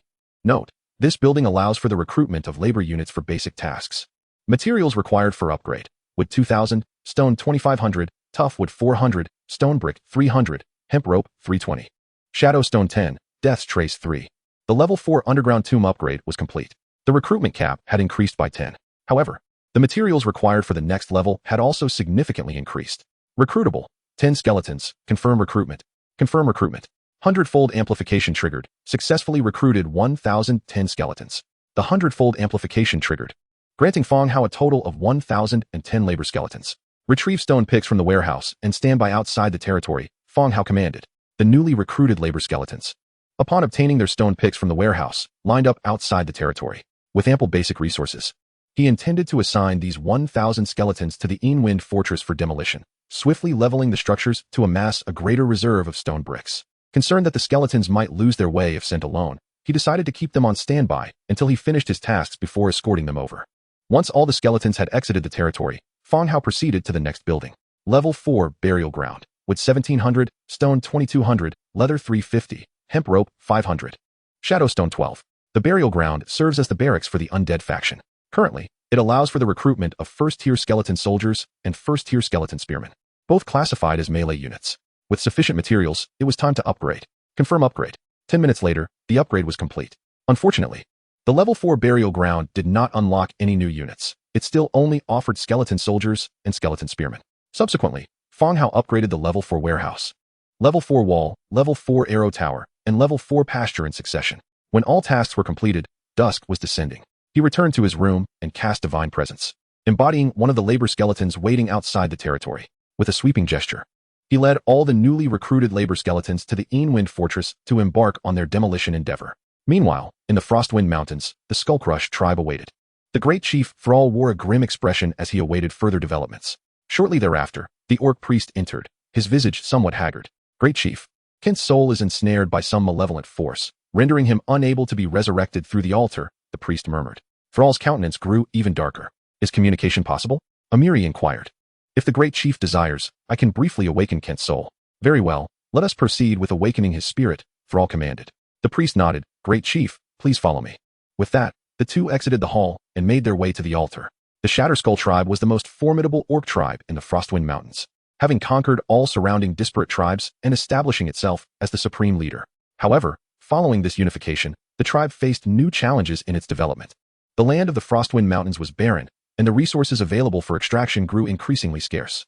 Thus, Thrall focused future growth on the resource-rich plains and forests. Kent was appointed as one of the vanguard forces. Once he had established himself with Thrall's support, the entire tribe would migrate there. In the preceding years, backed by the Shatterskull tribe, Kent's tribe flourished rapidly, soon eliminating several nearby minor tribes and solidifying its position. Yet, just 2 days prior, Kent's soul had returned to the altar, signifying his death, and even the hero's altar could not bring him back. Soon, the two arrived before the hero's altar. Beneath it lay hundreds of beings from various races, their throats cut, their blood pooling together to form strange patterns. Great chief, Kent's time of awakening will be brief. You must inquire swiftly, the priest urged once more. Understood, let us commence, Amiri affirmed. The orc priest began the ritual, and gradually, the indistinct silhouette of Fireblade Kent emerged upon the hero's altar. Great chief, you may begin, the priest stated before stepping aside. Thrall gazed at Kent's flickering figure and directly questioned. Kent, how did you meet your demise? What of the others? Upon hearing Thrall's words, Kent's expression turned slightly bitter as he replied. A necromantic stronghold suddenly appeared near the tribe. They decimated the tribe, and all members perished without exception. A wave of chaos erupted among the orc leaders present. The necromantic faction was notoriously enigmatic, seldom manifesting in areas inhabited by living beings, and each appearance ushered in terror and disorder. Kent's Fireblade tribe had thrived in that region for years without ever discovering a necromantic stronghold. Why had one suddenly emerged? What was the strength of the enemy, and how many were they? Thrall continued to inquire. The enemy was merely a village scale, lacking any heroic units. Yet they possessed a force numbering in the tens of thousands, all of low-tier soldiers, Kent elaborated. However, the silhouette upon the altar began to tremble violently, clearly unable to persist much longer. A village scale, yet how could they muster such a force? Thrall felt something amiss, even doubting whether Kent might have misjudged or his memories had become confused. Indeed, I witnessed it with my own eyes. Their lord was a human, and I suspect he possesses a relic of the undead, enabling him to command so many undead soldiers. Kent attempted to continue, but in the next moment, his gathered soul shattered into luminous particles, gradually dissipating. Great Chief, time is up, the priest announced. Thrall nodded, his mind preoccupied with Kent's words. He felt no sorrow for Kent or the thousands of fallen orcs. War and death were the norm for the orc race, occurring daily. His only regret lay in the support he had provided Kent's territory over the years. Who could have anticipated that a sudden emergence of the undead would shatter so many years of effort? As he felt a surge of frustration, he recalled Kent's last words about the potential relic of the undead. This notion piqued his interest. If the enemy truly possessed such a treasure, it could easily become his own. The Shatterskull tribe was vastly different from the Fireblade tribe. Having already conquered the Frostwind tribe, they could mobilize far greater military resources. Annihilating a village composed solely of low-tier soldiers would be a trivial task. Furthermore, Thrall himself was a level 9 purple hero, incomparable to Kent. Summon the scouts immediately. Thrall commanded. An orc stepped forward. Great Chief, deploy scouts to the Fireblade tribe to ascertain the location of the necromantic village and return with all intelligence, Thrall ordered. His voice resolute. Yes, the orc affirmed before hastily departing to assemble a team. As Thrall strode back, his spirits lifted considerably. If what Kent had said was true, a feeble human wielded a relic capable of commanding thousands of undead. Should he dispatch troops to eliminate them and seize this artifact, the tribe's strength would be significantly enhanced. As for the battle itself, Thrall held no concerns. A village-level structure would offer little in the way of defenses. He possessed absolute confidence in his ability to effortlessly obliterate the village and procure the enemy's treasure. The following morning, sunlight streamed through the window, illuminating the room. Fang Hao rubbed his eyes, stretched, and rolled out of bed. It was yet another new day. After dressing, he sauntered out of his chamber. Good morning, master. Air greeted from the kitchen where she was preparing breakfast, her smile brightening the atmosphere. Over the past few days, Air had grown increasingly cheerful, occasionally sharing tales of her former tribe and the life of the orc race. Morning, Fang Hao waved, exiting the wooden house. He ladled some fresh water from a barrel to wash up. After upgrading the wooden house to level 4, a kitchen had been added. He wondered if there would eventually be running water and sanitation facilities. After washing, Air brought breakfast to the table, a vegetable meat soup and a fruit platter. In the current circumstances, Fang Hao found himself uniquely positioned, living a life distinct from other lords. Air offered a piece of fruit to Fang Hao's mouth. He opened wide, savoring the sweetness and the hint of wine. I added a touch of sweet wine to the fruit. How does it taste, master? Air asked, her large eyes fixed on him. Dressed in a tattered linen coat with a loose collar that accentuated her figure and a pair of snug shorts that accentuated her shapely thighs, it was a distraction indeed. Master, is the taste unsatisfactory? Air inquired, noticing his silence. Cough, cough. The flavor is delightful, truly, Fang Hao praised. The taste was indeed exquisite, with the fruit infused with a hint of wine. Hee, that's wonderful. Air beamed, offering him another piece. After breakfast, Air cleared the table while Fang Hao returned to his tasks. He had important matters to attend to that day. He planned to inspect his territory and identify areas requiring his attention. Passing by the Curiosities Museum, the doors remained open, yet there was no sign of Nelson. Ever since Nelson had mentioned the possibility of crafting skeletal heroes, he had not emerged again. It appears that the creation of skeletal bodies is not as simple as one might imagine. The skeletal transformation site continues its relentless work day and night, converting numerous orc corpses into skeletal forms, which subsequently join the ranks of the undead army. Particularly notable are the transformed dire wolves, many of which have been dispatched to Shadowwind Fortress by Fang Hao for the purpose of transporting goods. After surveying the territory, Fang Hao discovered there was no need for his direct intervention. Returning to the Lord's cabin, he briefed IR and then lay down on his bed to invoke Divine Possession. Divine Possession target, Skeleton Scout, compatibility, 65. Thanks to the magical enhancement potion he had consumed, his compatibility had risen from 50 to 65. During prolonged Divine Possession, the consumption of mental energy decreased significantly. Today's mission was to explore the intelligence map of the abandoned mine. He had no intention of bringing infantry along. Instead, he decided to proceed with cavalry for an initial reconnaissance. According to the map, the location of the abandoned mine was situated to the north of his territory, not particularly close. Having established the direction and position, he called out, "All cavalry, follow me," and set off towards the northern abandoned mine with 101 skeleton scouts. They traversed through the woods and crossed the lowlands, gradually approaching the mine's location. Just as Fang Hao halted his horse to reassess their position, the sudden sounds of combat and furious roars erupted ahead. Is there a fight? Fang Hao furrowed his brow, noticing that the source of the commotion was precisely blocking his path forward. Let us investigate. The cavalry quickly advanced and soon laid eyes upon the skirmish. A squad of 10 pig-headed warriors, armed with swords and visibly tense, faced off against a more terrifying foe, a horde of decaying, hollow-headed beasts that surrounded them and launched their assault. By the heavens, what a scene! Fang Hao had witnessed the undead at Shadowwind Fortress before, yet nothing could compare to the shock he felt now. The animals he was accustomed to seeing had transformed into grotesque monstrosities, their bodies rotting and their movements erratic. A massive horned deer, covered in festering sores, had a significant portion of its skull caved in, with an eye dangling limply. Yet it continued to charge at the pig-headed warriors. The pig-headed warriors who fell in battle rose again as if infected, joining the ranks of the decaying beasts to attack their former comrades. The entire battlefield radiated an eerie strangeness. Corpse of horned deer. Corpse of prairie wolf. Fang Hao observed the information displayed for several animal corpses, all explicitly labeled as mere corpses rather than combat units. This is not right. At Shadow and Fortress, encountering undead would reveal their rank and skills. Why do these simply show as corpses? Clop, clop, clop. The sound of hooves striking the ground drew the attention of both the pig-headed warriors and the undead animals. The pig-headed warriors turned pale at the sight of the undead cavalry, realizing they had unwittingly walked into a den of predators. It seemed certain doom awaited them. The zombie animals, however, were more direct, turning their gaze towards Fang Hao and immediately launching an assault. Onward, eliminate them. I refuse to believe that skeletons can infect us, Fang Hao murmured. Even if they were zombies capable of infection, he doubted that they could spread it to skeletal forms. Upon receiving Fang Hao's command, the cavalry unsheathed their iron blades and charged into battle. The impact of their charge was formidable, cleaving several animal heads in a single encounter. One of the prairie wolf's heads rolled to the feet of Fang Hao's steed. Just as they halted, a slender worm emerged from the severed wolf's head, attempting to flee. Iron-eating worm. Ability, parasitism. With a gentle step of his skeletal steed, Fang Hao crushed the iron-eating worm into a pulp. It seemed that these worms lacked any offensive capability of their own, relying solely on parasitism for their attacks. In no time, the parasitized animals were annihilated by the cavalry, and the iron-eating worms that crawled out from the animal corpses were swiftly dispatched by the surviving pig-headed warriors. Once the iron-eating worms left their hosts, they posed no threat and were easily killed. The battle concluded, and the skeletal cavalry surrounded the remaining 10 pig-headed warriors, awaiting Fang Hao's orders on whether to kill or spare them. Fang Hao approached on his skeletal mount, observing the pig-headed warriors with a cold gaze.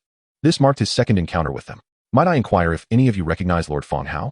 As the skeletal cavalry prepared to strike, one brave, pig-headed warrior stepped forward, albeit with trepidation. Upon hearing the question, Fang Hao paused, surprised. You know me? He inquired. The pig-headed warrior noted that the skeletal cavalry was advancing from the direction of Fang Hao's territory and decided to take a chance. To his astonishment, this skeleton acknowledged himself as Fang Hao. The pig-headed warrior hesitated, cautiously asking, "Are you truly Lord Fang Hao? Just a few days ago, I escorted you to the mana market. Do you remember?" With that revelation, Fang Hao recognized him. This pig-headed warrior was Bolton, the one who had led him to Manhwa. "Bolton, is your village nearby?" Fang Hao directly addressed him. Yes, yes, Bolton exclaimed, excitement surging through him. "Lord Fang Hao, you have saved me a second time." He immediately knelt in gratitude, unaware of why Fang Hao had become a skeleton, nor did he care. He simply knew that acknowledging Fang Hao would ensure his safety. The other pig-headed warriors, witnessing Bolton's kneeling, followed suit and expressed their heartfelt thanks to Fang Hao. "Rise. What brings you here?" Fang Hao inquired. Bolton, along with several pig-headed warriors, stood up respectfully and replied, "My lord, there is a mine ahead where we have been extracting or in a safe location." "Are you referring to the abandoned mine?" Fang Hao asked. "Indeed, it is vast, but it has been overrun by these worms, and no faction has dared to mine it for quite some time. Our village is nearby, and we occasionally send people to extract or from safe areas," Bolton explained softly. Through Bolton's narration, Fang Hao gleaned a general understanding. This mine had existed for a considerable time, with numerous factions attempting to exploit it. However, any creature that approached would fall victim to the iron-eating worms, which would transform them into lifeless puppets. No faction could sustain such losses, thus the mine was left abandoned. The pig-headed village was not far from the mine, and they occasionally risked sending individuals to extract or, despite often facing casualties like today. This was a harsh reality.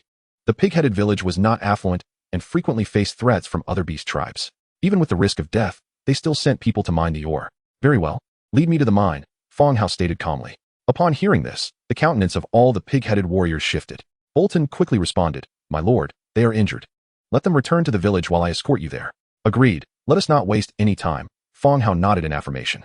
A group of pig-headed creatures cast a glance at Bolton before turning away. Bolton, accompanied by Fang Hao and the cavalry, continued their advance towards the mine. With Bolton leading the way, they soon beheld the entrance of the mine.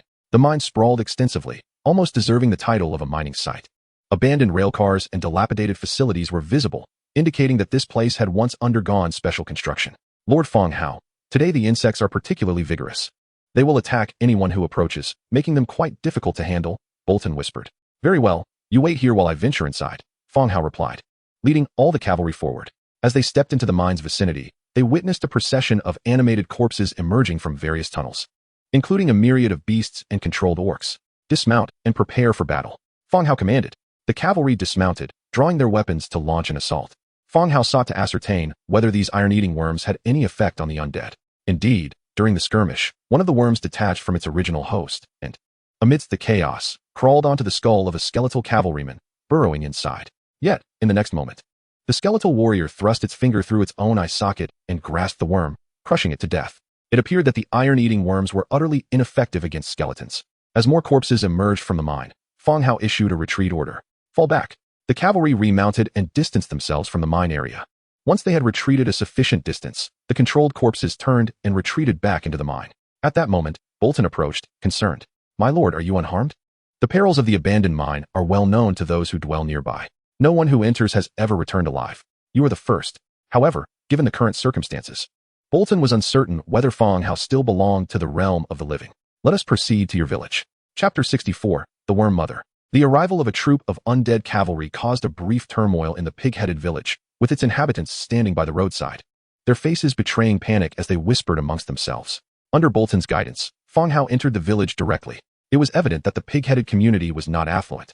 Its size was comparable to that of the previous goblin encampment, housing around 200 to 300 residents.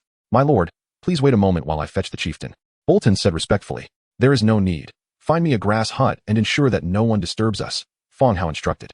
Understood, understood. Bolton scurried to the village's corner and found a grass hut. My lord, will this suffice? He inquired, anxious that Fang Hao might be dissatisfied. Yes, during this time. Do not allow anyone to approach, Fang Hao reiterated. I will inform the chieftain and ensure no one comes near, Bolton assured him. Once Bolton departed, Fang Hao ushered 100 cavalry into the grass hut and immediately dispelled his divine state. His consciousness returned to his body as he sat up from the bed. Exiting the lord's wooden dwelling, he engaged in some physical activity in the open space. After resting for approximately half an hour, he began to formulate his next plan. He opened the lord's book and navigated to the crafting interface, locating the blueprint for the torch. Torch, wood 1, straw 2, leather 1. This blueprint had been acquired from slaying Zhuang Hong and had not been utilized until now. Crafting quantity, 100. 100-fold amplification triggered, obtaining 100 torches. 10,000 torches materialized before Fang Hao. He instructed the skeletons to bring over several carts to bundle and load them. Having prepared everything, Fang Hao returned to his room and activated his divine state once more. Divine target, skeleton soldier, compatibility, 88. Upon reopening his eyes, he found himself within the skeletal soldier-S form. He counted 8,000 skeletal soldiers, 2,000 skeletal spearmen, and 100 skeletal giant bats. A total of 11,000 troops, armed with the prepared torches, made their way back to the abandoned mine. Several hours later, Fang Hao and his contingent arrived once more at the entrance of the forsaken mine. The mining area remained desolate, with withered flora and no signs of life. Spearmen, form ranks. Skeleton soldiers, lower your shields and raise your torches, Fang Hao bellowed as he issued commands. The skeletal spearmen formed a defensive line, their spears thrusting through the gaps in their shields. The skeletal soldiers laid down their shields and picked up the torches from the carts. After igniting one using flint, they proceeded to light each soldier's torch. Fang Hao's strategy was straightforward. The diminutive, elusive worms were difficult to capture with blades. However, the flaming torches could be used to press down and eliminate them. As all the torches ignited, a blaze illuminated the area. Advance and slay all creatures, Fang Hao commanded again. The skeletal army entered the mine, where the dimly lit tunnels once more revealed a multitude of controlled animals and orcs launching their attacks against the skeletal legion. The skeletal spearmen pressed forward, their spears piercing through the assailants with deadly precision. The iron-eating worms scurried from the corpses, desperately seeking new hosts. Yet in the next moment, a torch pinned one down to the ground, incinerating it to a crisp. The 8,000 skeletal soldiers followed closely behind the spearmen, pursuing the frantically fleeing worms. Faced with the long-dead undead, these parasitic worms were utterly helpless, meeting their demise as the hosts perished, either burned or crushed beneath heavy boots. Soon, the center of the mining area was littered with hundreds of various animal carcasses, alongside the charred remains of the worms. With the battle outside concluded, it was time to delve into the mine. Prepared to enter the mine, Fang Hao began to organize. The mine's width was limited, allowing only 3 individuals to walk side by side. Fang Hao arranged for 3 skeletal spearmen to lead the advance, followed by 3 ranks of torch-bearing skeletal soldiers, while the remaining soldiers stood by at the entrance. With everything in place, they began to form ranks according to their plan, entering the mine. Fang Hao positioned himself in the 3rd rank, holding a torch and closely following the spearmen. Inside, the darkness enveloped them, and the chilling winds caused the flames of the torches to flicker. By the feeble glow, One could see the walls of the tunnel etched with various marks from mining operations. It seemed that when the mine was first excavated, these worms were absent. They had appeared later, seizing control of the tunnels.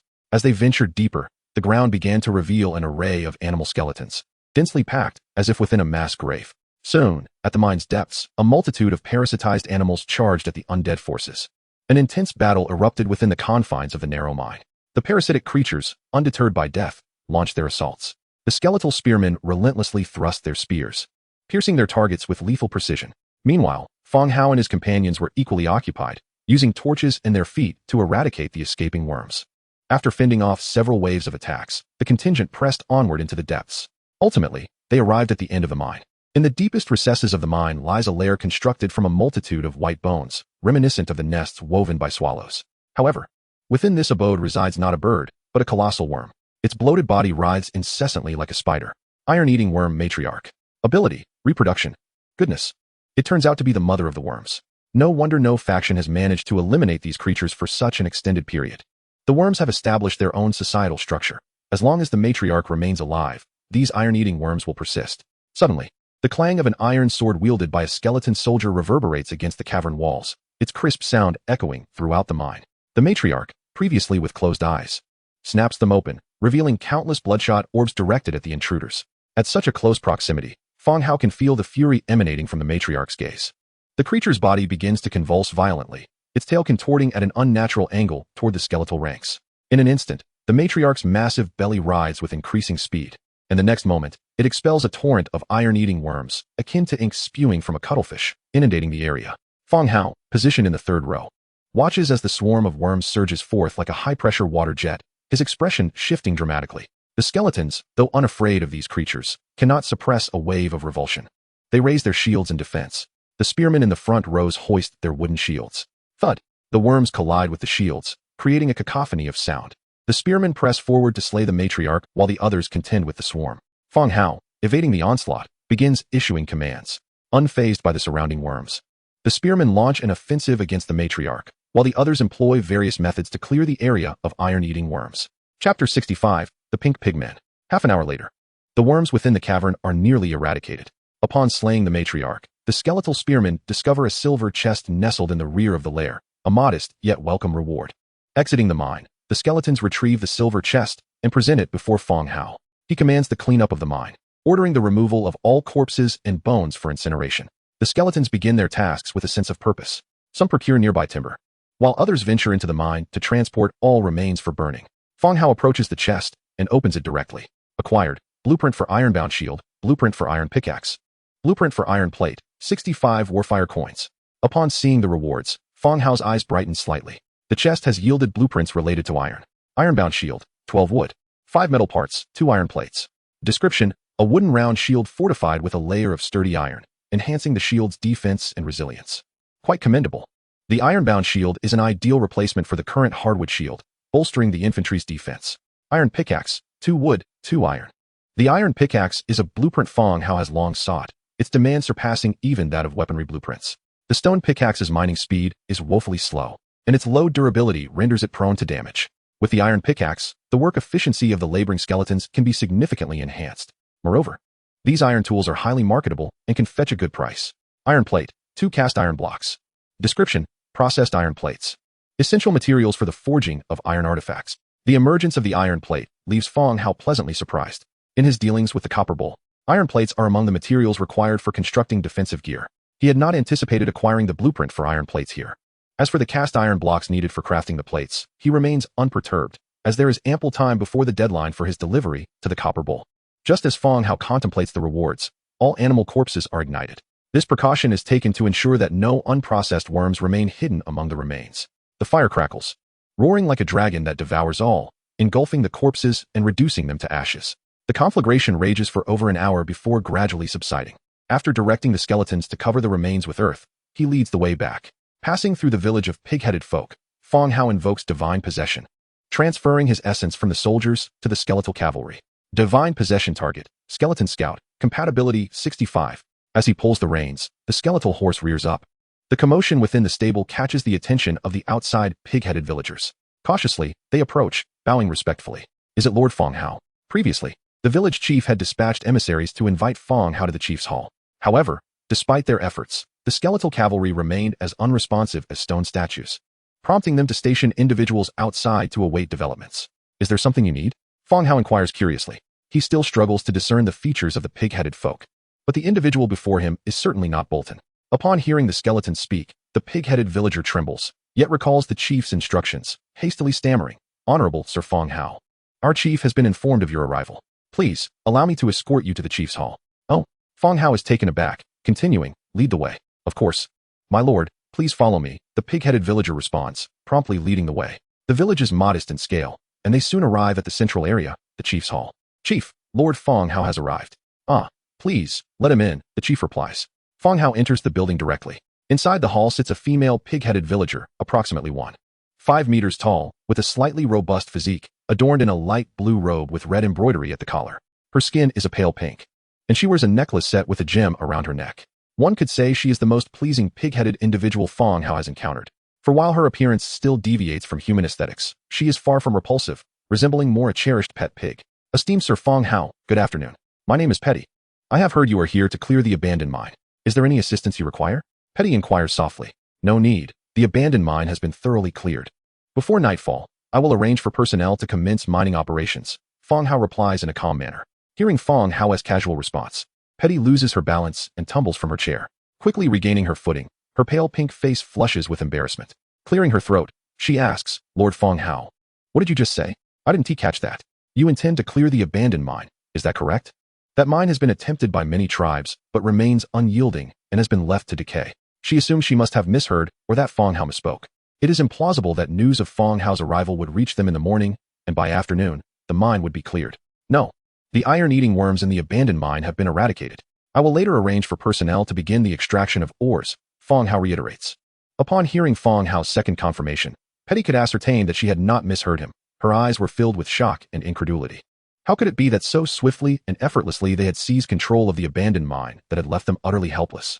It was somewhat hard to believe. Were it not for the spectral skeleton before her, exuding an air of mystery and power, she might have thought him a charlatan. "You jest not. You have annihilated all the creatures?" Petty continued to inquire. "There is nothing to conceal. Should you wish to verify, you may dispatch someone at once." Fang Hao replied in a calm tone, adding, "I have claimed the mine all on my own. Should you harbor any ulterior motives, I shall consider it an act of provocation." At these words, a slight stiffness overtook Petty's expression. She could discern the confidence in Fang Hao's voice, a confidence rooted in his own strength, and an indifference towards the pigman tribe. "Nay, certainly not," Petty hastily retorted.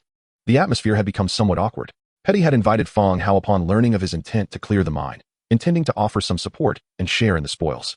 Yet, unexpected was his proclamation that he had already completed the task and had boldly asserted his claim. This left her in a predicament. Just as she was about to articulate further, hurried footsteps echoed from outside. A pigman rushed in, breathless. "Chief, it's dire. A legion of undead numbering in the tens of thousands has suddenly appeared and is approaching the village." The messenger, wiping sweat from his brow, spoke in a frantic tone. Petty, now flustered, urged, "Quickly, prepare for battle." As she turned to rush outside, she entirely disregarded Fang Hao sitting nearby. Observing her intent to charge forth, Fang Hao interjected, "Chief Petty, these are my forces, they shall not strike against you." Petty halted, her eyes wide with astonishment, mingled with fear. Chapter 66, The Affiliated Village. The sight of tens of thousands of skeletal warriors instigated considerable panic. Even with Fang Hao's assurance that they would not attack the village, the anxious pigmen proceeded to shut the village gates. Meanwhile, Fang Hao remained seated in the hall, observing a few pigmen whispering not far off. Upon learning of Fang Hao's skeletal army encamped outside the village, Petty summoned several leaders from her tribe, stating that there were important matters to discuss. She left Fang Hao to the side as they began to whisper amongst themselves. Some of them grew so heated in their debate that their faces flushed like freshly cooked pig's head. The thought of pig's head made Fang Hao a bit peckish. He wondered what delightful meal Ear would prepare for dinner. After all, having a sumptuous feast after a long day was truly a source of happiness. The pigmen did not keep Fang Hao waiting long. After their discussion, Petty approached him directly, kneeling and softly stating, "Lord Fang Hao, we wish to align ourselves with you, becoming an affiliated village under your dominion." The remaining pigmen followed suit, kneeling with their heads bowed in submission. The pigman tribe was not particularly strong, indeed somewhat feeble. Given that Fang Hao's territory was not far from the pigman village, and with plans to mine nearby, Petty and the other pigmen grew increasingly anxious. In this realm, power was the sole immutable law. The conflicts among the orc tribes had never ceased. Even if Fang Hao showed no hostility now, what of the future? A minor clash, mishandled, could provide Fang Hao with a justification to annihilate them. Given the pigman village's lack of strength, it would be nothing short of a massacre, a slaughter without resistance. Presently, Petty faced two options: to relocate, taking all villagers in search of a new haven to establish a new village, or to submit to Fang Hao, thereby relinquishing control of life and death over the village to him. Yet, relocation was no simple task. It was likely that they would encounter plundering and assaults from other forces along the way. At that point, death would claim some while others would be taken captive, reduced to slaves for sale. Thus, after several rounds of discussion, they opted for the latter, submitting to Fang Hao. Observing Petty kneeling before him, Fang Hao understood that the pigmen had indeed been deliberating this matter. What benefit do you think your allegiance will confer upon me? Fang Hao retorted. He held little interest in the pigmen, skeletal soldiers, who required neither sustenance nor rest and toiled uncomplainingly, were the type of troops he desired. The pigmen, lacking in strength and not aligning with his aesthetic preferences, would only serve as a hindrance to his advancement. Hearing Fang Hao's words, the pigmen felt a wave of embarrassment wash over them. They had just been debating the merits and drawbacks of allying with him, only to find that he seemed reluctant to accept them. Lord Fang Hao, may I speak? Bolton, one of the pigmen, ventured quietly. Proceed, Fang Hao replied. Your territory is indeed formidable, but extracting or from such a great distance presents many challenges, such as storage for the mind or an interference from surrounding forces once operations commence, Bolton articulated softly. Having visited Fang Hao's territory, he was aware of the considerable distance involved and thus proposed potential issues based on that distance. Fang Hao, upon hearing this, felt a flicker of interest. Bolton's points were not without merit. Continue, Fang Hao encouraged. Bolton pressed on. The solutions are quite straightforward, Lord Fang Hao. If you entrust these matters to us, we can manage the storage of ore, as well as the defense and maintenance of the mine. Fang Hao remained silent, while the others awaited with bated breath. Bolton's proposal suggested that the pigman village could serve as a base for, or extraction, allowing mined resources to be stored within the village while they would also handle the mine's upkeep and defense against neighboring threats. This would permit Fang Hao to focus on the development of his own territory without constant oversight of the mine. Indeed, it was a rather astute idea. Fang Hao glanced at everyone present and softly stated, Chief Petty, I would like to speak with you privately. The female pigman was taken aback and quickly replied, Oh, very well. The others withdrew, leaving only Fang Hao and Petty. Lord Fang Hao, you may speak, she said, feeling somewhat awkward, as her group sought to become Fang Hao's affiliated village, yet he appeared disinterested and hesitant. This was a considerable blow to the pigmen. Chief Petty, I am willing to accept your allegiance and will arrange for troops to provide your village with some protection. However, I cannot yet place my full trust in you, Fang Hao said in a low voice. Upon hearing Fang Hao's words, Petty was unsure whether to feel elated or disheartened. She could sense the reluctance in his tone. What do you mean? Petty asked through gritted teeth. I require you to sign a slave contract to ensure that you will not engage in any actions detrimental to me, Fang Hao stated plainly. Upon hearing this, Petty's complexion turned pale. The signing of a slave contract was not akin to a mere subordinate agreement. A slave bound by such a contract could not contravene any command from their master. Even if ordered to die, they would have no choice but to comply.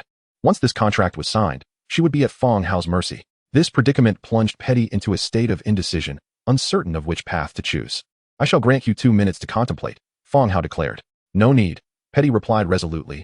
I agree to sign the slave contract, with the hope that you, my lord, will not impose hardships on the other villagers. Indeed, you may continue to address me as lord, and I shall keep our slave contract confidential. Thank you, my lord. Fang Hao's decision to retain Petty was also an act of consideration for her dignity. The former chief becoming a slave to another was hardly a matter of pride. The pigman village voluntarily wishes to become your affiliated village. Please confirm in the Lord's book. At present, Fang Hao remained in a divine state, preventing him from confirming in the Lord's book. Very well, explain the situation to the villagers. I will personally visit later, Fang Hao continued. Personally, Petty, somewhat perplexed, stole a cautious glance before quickly averting her gaze. Very well, my lord, she responded. Fang Hao exited and returned to his skeleton army, dissolving his divine state. He sat up in bed and picked up the Lord's book to check. Indeed, the option to confirm the affiliated village had appeared. He selected confirmation without hesitation. The pigman village has become your affiliated village. You may name the village and control all its resources. Naming it was of little concern for now, and the ability to control all resources filled Fang Hao with delight. The Lord's book was linked to the other's warehouse, allowing him to utilize the resources of pigman village within his territory at will. This meant that iron ore placed in the warehouse would not require transportation to his domain. He could create and utilize it directly through the Lord's book. Likewise, he could access the resources in pigman village via the Lord's book, highlighting the crucial importance of mining for the pigman village. New blueprint unlocked. Stable construction blueprint. Chapter 67. Division of labor. Upon becoming an affiliated village, a new blueprint had been unlocked. With the stable, horses could be raised within it. Upon descending the stairs, he spotted Air, who was drying carpets. Seeing Fang Hao emerge, she smiled sweetly, my lord. Indeed, Fang Hao replied with a slight smile. Having just seen a throng of pig-headed men, the sight of the sweet Air was truly delightful. By the way, I must step out for a while. I may return late, so you should eat first, Fang Hao stated. I will wait for you to return so we can eat together, Air replied. I shall do my utmost to return early.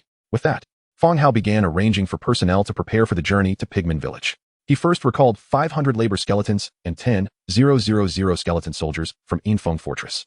Setting forth again, he led the large contingent towards Pigman Village. Several hours later, as Fang Hao arrived at Pigman Village, dusk had settled, with deep crimson clouds rising in the sky. The pig-headed villagers, witnessing yet another massive skeleton army, wore expressions of shock and disbelief. Just how vast was Fang Hao's army? Each expedition seemed to bring forth more than 10,000. The chief had just informed them that the village had become Fang Hao's affiliated village. Some of the younger pigmen were dismissive, even indignant, believing that dependence on Fang Hao was a disgrace for their kind. However, upon seeing Fang Hao bring another contingent of 10,000 undead soldiers, such thoughts dissipated. They could only pray that this affiliation would proceed smoothly and that they would not provoke Fang Hao, lest he flatten the village. As the village gates opened, everyone sought Fang Hao's presence. I am Fang Hao, where is your chief? He stepped forth from the center of the ranks. Me? The welcoming pigmen were momentarily stunned, turning to gaze at Bolton. Isn't Fang Hao a skeleton? How has he turned back into a human?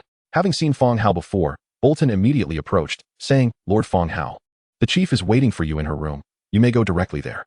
Fang Hao considered this prudent, avoiding the potential embarrassment of signing a slave contract before others. Very well. He strode directly into Petty's chamber. The room was dimly lit. The remnants of the evening glow filtered through the pink curtains, enveloping the space in an ambiguous ambience. Petty knelt on the bed, her back to the door. The pale blue robe hung loosely, revealing her fair back. And from the side, one could glimpse her voluptuous form, tantalizingly concealed. My lord, you may begin, Petty softly murmured as she turned her head. As Petty turned, all dreams shattered.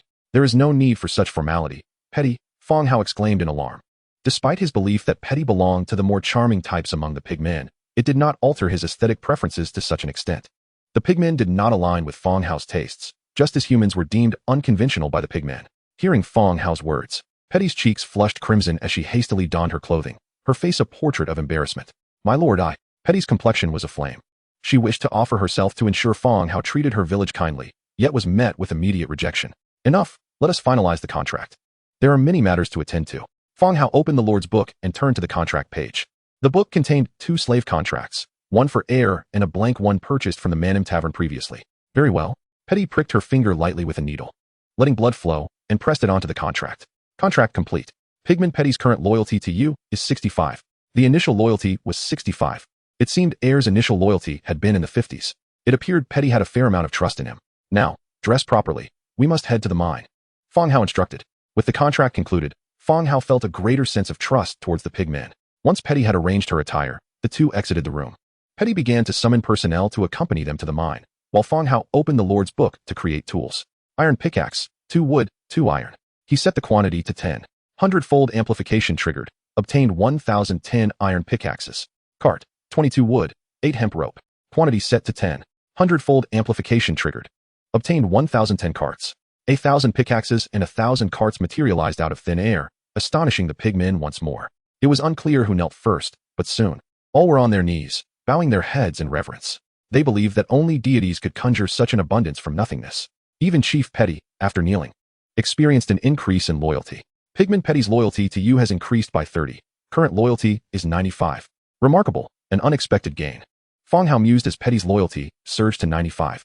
Once all preparations were complete, the two, accompanied by their subordinates, began their journey to the abandoned mine. Standing before the now harmless mine, Fang Hao addressed them. You need not concern yourselves with mining and transportation. Your duty is to maintain the road between the village and the mine, as well as its defenses.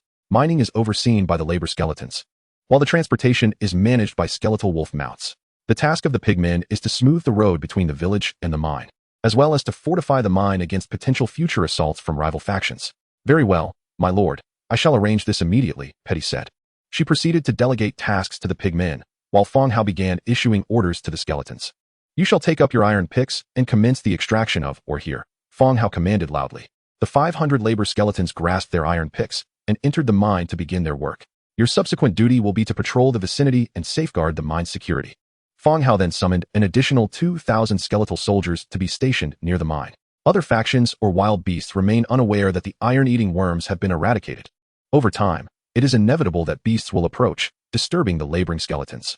Once Fang Hao had organized everything, Petty approached and quietly remarked, "My lord, all has been arranged, and construction will commence early tomorrow morning. It is indeed too late to proceed with any work today." "Very well, let us return to the village," Fang Hao replied. Accompanied by Petty, he took a stroll around the village. The pigmen's settlement was modest in scale and lacked a high level of development. According to Petty, they had migrated from elsewhere only a few years prior. Her father had been the previous chieftain, who perished during a hunt, thus she ascended to leadership. It was after her succession that they began trading goods in the mana market. After touring the village and examining all the structures, which included the chieftain's hall, wooden walls, a warehouse, 3 pastures, a farm, a stable, and numerous dwellings for ordinary pigmen, Fang Hao found the stable particularly satisfactory. The stable housed over a dozen adult and juvenile horses. Once the village became an annex, the construction blueprint for the stable was also unlocked. The condition of the livestock in the pastures and stable indicated that the pigmen were quite adept at husbandry, with the animals appearing well cared for and healthy. After concluding the village tour, Fang Hao began the process of upgrading the pigmen village. Chapter 68, Wooden Spinning Wheel. According to the regulations, Fang Hao could freely utilize the resources of the annexed village, while Petty required his approval for any use. In a sense, this village had already become Fang Hao's own. Petty acted more as a temporary administrator, fulfilling the role of chieftain. Thus, upgrading the village and enhancing its defensive capabilities was an essential undertaking. With this thought in mind, Fang Hao proceeded to upgrade the village directly, raising the walls to level 3 and constructing arrow towers at each corner. Subsequently, he upgraded all buildings within the village to level 3. Unlike annexed villages, which have different building level caps, the construction level here could not exceed the territory's limit and was capped at level 3. Watching the village expand and upgrade, Petty's expression was filled with excitement. This upgrade alone would accelerate the village's development by several years. "My lord," Petty's eyes sparkled. Despite the human's continued lack of aesthetic appeal, it did not diminish her admiration and reverence for him. "All right, I must take my leave shortly. I will leave a contingent of defensive forces. How many do you believe would be appropriate?" Fang Hao spoke softly. He needed to return to his own territory. He planned to leave some troops for the pigmen village to conduct regular patrols and defense, but he wished to consult Petty's opinion on the numbers. The other pigmen were somewhat resistant to the presence of the undead. "My lord, can these undead soldiers follow orders?" Petty inquired after some contemplation. If Fang Hao were to leave, there was a fear that the undead might run amok and obliterate the village. "Fear not, before I depart. I will issue commands to them. They will heed your orders in my absence." Fang Hao reassured her gently, understanding her concerns. "Oh, that is a relief. Then let us arrange for 1,000 soldiers to be responsible for the village's safety," Petty suggested quietly. Given the village's modest size, 1,000 soldiers would suffice for defense. Very well. Fang Hao commanded 1,000 skeletal soldiers to obey Petty's orders in his absence. Once all arrangements were made, he took the remaining skeletal soldiers and began his journey back to his territory. As he returned, the moon hung high in the sky. The skeletal army brandished torches, and many beasts lurked in the shadows, closely following them. However, when the army launched an assault, the beasts would scurry away. After trailing for some distance, they dispersed as they approached the territory. Upon returning to the Lord's wooden lodge, Air heard the sound and rushed out to greet him. "Master, you have returned," Air exclaimed, leaping into Fang Hao's embrace like a small cat eagerly awaiting its owner, a mixture of caution and reproach in her demeanor. Fang Hao smiled gently, stroking her ears as he replied, "I was rather busy and returned late. Loyalty of the rabbit girl Air has increased by 8 points, current loyalty, 98. He stroked her ears again, eliciting an additional 5 points of loyalty. Fang Hao tenderly caressed Air's ears once more. Air looked up at him with affectionate eyes and said, "Master." Upon reaching a loyalty level of 98, Fang Hao could distinctly sense Air's reliance on him, a stark contrast to when he had first acquired her. "You're quite grown up now, yet still acting coy. Have you eaten?" Fang Hao asked softly. "Yes, I will prepare it for you right away," Air replied, releasing him to head to the kitchen to prepare dinner. The two shared a simple meal before retiring to their room as night fell. Lying in bed, Fang Hao summoned the skeletal giant bat to patrol the perimeter of his territory. After confirming that no threats were present, he finally drifted off to sleep. The following day, Fang Hao awoke to the sun shining brightly. Having gone to bed late the previous night, Air hadn't woken him, and he was surprised to find it was already noon. After dressing, he made his way downstairs to freshen up. "Master, you are awake." Air smiled brightly. "Indeed," Fang Hao replied while washing his face. "Please wait a moment. I will prepare breakfast right away." "Oh, and a skeletal merchant has arrived in the territory. You should go to the market and take a look," Air suddenly recalled and hurriedly informed him. The unexpected arrival of the skeletal merchant startled Air, but fortunately, the merchant was quite polite and, after introducing himself, returned to the market area. Upon hearing about the skeletal merchant, Fang Hao paused momentarily and glanced at the wooden board recording the time outside his door. Indeed, it noted the merchant's arrival. Very well, I shall go take a look, Fang Hao said. While Air went to the kitchen to prepare breakfast, Fang Hao briskly walked towards the market area. In the market, within the realm of the undead, the skeletal merchant Rul sat gracefully in a chair, leaning on his cane, patiently awaiting Fang Hao's arrival. Upon seeing Fang Hao approach, he stood and respectfully greeted, "Good afternoon, my lord." "Good afternoon, Mr. Rul. I apologize for rising late today. I was busy until rather late yesterday," Fang Hao replied with a hint of regret. "Haha, no worries. Would you like to see the goods now?" Rul inquired. "Indeed," Fang Hao affirmed. Rul struck the ground with his cane, reopening a dim passageway to the graveyard, from which a skeletal shelf emerged. The shelf displayed 6 items for sale. Leather jerkin blueprint, white. Price, 5 battle coins. Wooden spinning wheel blueprint, green. Price, 20 war coins. Forge blueprint, green. Price, 25 war coins. Advanced hero contract, blue. Price, 50 war coins. Organ jar, green. Price, 50 war coins. Blank map, price, 2 war coins. Merchant stay duration, 2 hours 12 minutes. Observing the blueprints, Fang Hao felt a deep sense of satisfaction. Indeed, shopping is the most expedient way to fulfill one's needs. This time, he acquired a multitude of blueprints. "Mr. Rul, I shall take all the goods this time," Fang Hao said with a smile. He pulled out 152 war coins from his pocket and handed them to Rul. "Thank you for your generosity." Rul removed all the blueprints from the shelf and handed them one by one to Fang Hao. The marketplace was still in its nascent stage, with the items for sale being rather ordinary. Naturally, Rul held a favorable impression of Fang Hao, who conducted business promptly and purchased everything after examining the goods. With the shelves emptied, Rul slowly returned to the crypt. "Goodbye, my lord. Farewell, Mr. Rul. I look forward to your next visit." Rul bowed gracefully as the ancient tomb gradually sealed shut. After bidding farewell to the skeletal merchant, Fang Hao began to inspect the attributes of his recent acquisitions. Leather vest, white, iron 3, leather 5. The vest differs from a saddle, while the saddle is placed atop a horse's back to enhance riding stability. The vest serves as armor, encasing the steed in protective gear to bolster its defenses, particularly suited for combat-ready horses. Acquiring the vest thus enhances the combat capabilities of the cavalry in his territory. Not in a hurry to craft it, he proceeded to examine the next blueprint. Wooden spinning wheel blueprint, green wood 22, metal parts 5, hemp rope 3. Description, an important tool for fabric production. So cool. Is anyone watching? Chapter 69, Ogre Stronghold. The spinning wheel seems to pertain to the tailoring industry. These matters are still distant for Fang Hao, and he is not in haste to create them. Forge, stone 12. Clay 5. Description, enables the furnace to burn, allowing for the smelting of metals into metal blocks. Metal blocks. Upon reading the description, Fang Hao's heart leaped with joy. Cast iron blocks are essential materials for crafting iron plates, and he has been keenly observing methods to acquire them. To his surprise, they are not synthesized from blueprints, but rather require the forge for smelting. After reviewing the attributes, he immediately selected a vacant plot to the left of the Lord's cabin for construction. Soon, a forge made of stone and clay was completed. Forge. Materials, iron 5. Product, cast iron block. Time required, 15 minutes. Description, heating yields metal processing materials for manufacturing and alchemy. So this is how cast iron blocks are obtained. Fang Hao proceeded to construct 5 additional forges. You there, from now on, you few shall be responsible for operating the forges. Fang Hao selected a few fortunate skeletons nearby to oversee the forges. Each cast iron block takes 5 minutes to form, and since Fang Hao cannot watch over them, he must entrust the task to the skeletons. The summoned skeleton turned stiffly and, after a glance at the forge, headed to the warehouse to deposit iron ore. Seeing the skeletons operate the forges without issue, Fang Hao felt reassured and continued to inspect the hero contract, blue. Advanced hero contract, blue. Description, a high-level slave contract, allowing for the signing of a subordinate agreement with the highest blue heroes. He already possessed 2 slave contracts. This time, he unexpectedly obtained a hero contract, which allows him to sign agreements with blue heroes. Quite a fortunate acquisition. He recorded the contract in the Lord's book, as it might come in handy at an uncertain time. The remaining items had all been encountered previously, and Fang Hao was well aware of their uses. After reviewing all the item attributes, Fang Hao proceeded to the ranch area. After receiving the Pigman village as a vassal village yesterday, he unlocked the blueprint for the stable. Once constructed, he would be able to rear horses within it.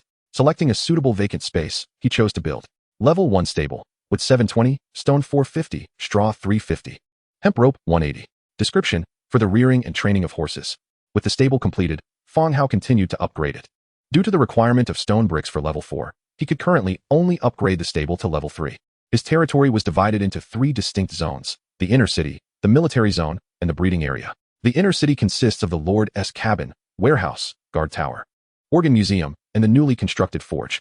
The military zone contains the underground crypt, burial grounds, corridor of the deceased, and the skeleton transformation site. The breeding area includes the ranch, spiritual fields, and stable.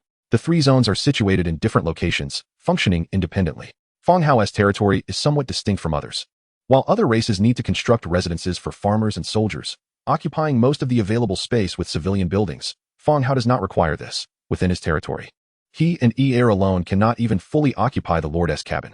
The hero Nelson resides in the organ museum and does not need to establish another dwelling. Thus, despite possessing these structures, a significant portion of his territory remains vacant, creating a notably desolate atmosphere. After completing these tasks, Heir called Fang Hao over for dinner. While dining, Fang Hao once again checked the regional channel to observe everyone's progress. How did that fellow who attacked the territory fare? He hadn't spoken a word all day. It seems he is likely in dire straits. Should my territory ever be destroyed, I wouldn't be surprised. Perhaps I should purchase some weapons from the esteemed Fang Hao to bolster my self-defense capabilities. Although they survived the beast blood frenzy, safety has not improved. In fact, with the disappearance of the protective shield, more and more territories have been discovered by nearby local forces, resulting in numerous annihilations. In a short time, not only are the weapons in Fang Hao's possession selling well, but even the previously unsold meat has become quite popular. Yesterday, over a dozen vagrants approached the territory, seeking to join. By heavens, is there such a fortunate occurrence? Free labor? Fortunate? Those people hardly seem like vagrants. They resemble a band of robbers. My village militia has barely over 10 members, and I have an uneasy feeling. Why allow them to join? Aren't you afraid they'll slaughter you? I regret it. I didn't react quickly enough then. I should have gathered more soul crystals to recruit additional troops, just in case. Upon seeing this person's words, Fang Hao was reminded of the pigman village he received yesterday. This is not a game. The datafication of the world merely facilitates the understanding of this realm for the transmigrated lords. The intelligence of the indigenous inhabitants is not inferior to his own, and they may even possess a greater understanding of this world. Therefore, the restrictions imposed by slave contracts become particularly significant. At the very least, after signing a contract, the other party would refrain from making harmful decisions. Hastily finishing his meal, Fang Hao. Numerous lords privately contacted Fang Hao, requesting customized iron axes, iron spears, and various other weaponry. Fang Hao promptly crafted a selection of these items and placed them for sale. Only when the populace was generally affluent could this merchant hope to exchange for superior and rarer resources. Otherwise, if everyone but himself was impoverished, he would only be able to barter for commonplace materials like stone and wood. Subsequently, Fang Hao had his own affairs to attend to. His plan for the day was to embark on an exploration to uncover the second map he had acquired, which detailed the location of an ogre stronghold. He opened the map within the Lord's book to ascertain its precise location. The stronghold lay on the western side of his territory, in the same direction where he had previously encountered the Lostwood spirit, albeit farther away. After organizing everything, Fang Hao returned directly to his chamber. Once settled on his bed, he activated his divine possession state, entering the body of a skeletal cavalryman. Divine possession target, skeletal scout, compatibility, 65. This time, accompanied by a skeletal giant bat, he hastened towards the ogre stronghold. With pounding hooves, he sped forward, ignoring the wild beasts he encountered along the way, focusing solely on his objective. 2 hours later, as he approached the ogre stronghold, he pulled the reins to bring the skeletal steed to a halt. The area was rocky, surrounded by mountains, creating a terrain reminiscent of a depression. From a distance, the ogre stronghold came into view, characterized by chaotic structures and the movement of enormous figures. Fang Hao required intelligence, and thus invoked divine possession once more to shift his target. He attached himself to the skeletal giant bat and soared into the sky, flying towards the ogre stronghold. From above, he could survey the entire layout of the stronghold. Built against the mountainside, it lacked any defensive fortifications like walls. Aside from dilapidated tents, the ground was littered with bones and various severed heads mounted on wooden stakes. Ogre, level 7. The ogres were grotesquely large, towering around 3 meters in height, adorned only with a loincloth and wielding massive clubs. Remarkably, they were classified as a level 7 species. The skeletal giant bat landed on a cliff to tally their numbers. Indeed, there were quite a few, over 50 ogres. Having confirmed the count, Fang Hao did not linger, but flew back to the skeletal cavalryman and issued a command to return to his territory. Chapter 70. Confronting the ogres. Exiting the divine possession state, Fang Hao sat up in bed and promptly left the Lord's wooden abode. The presence of more than 50 level 7 units was beyond his expectations. It was no wonder that there were no nearby tribes. They had likely all been eradicated, becoming fodder for the ogres. Even Fang Hao found himself hesitating at this moment. If he aimed to eliminate the ogre stronghold, he would have to endure significant casualties. Was this endeavor truly worth it?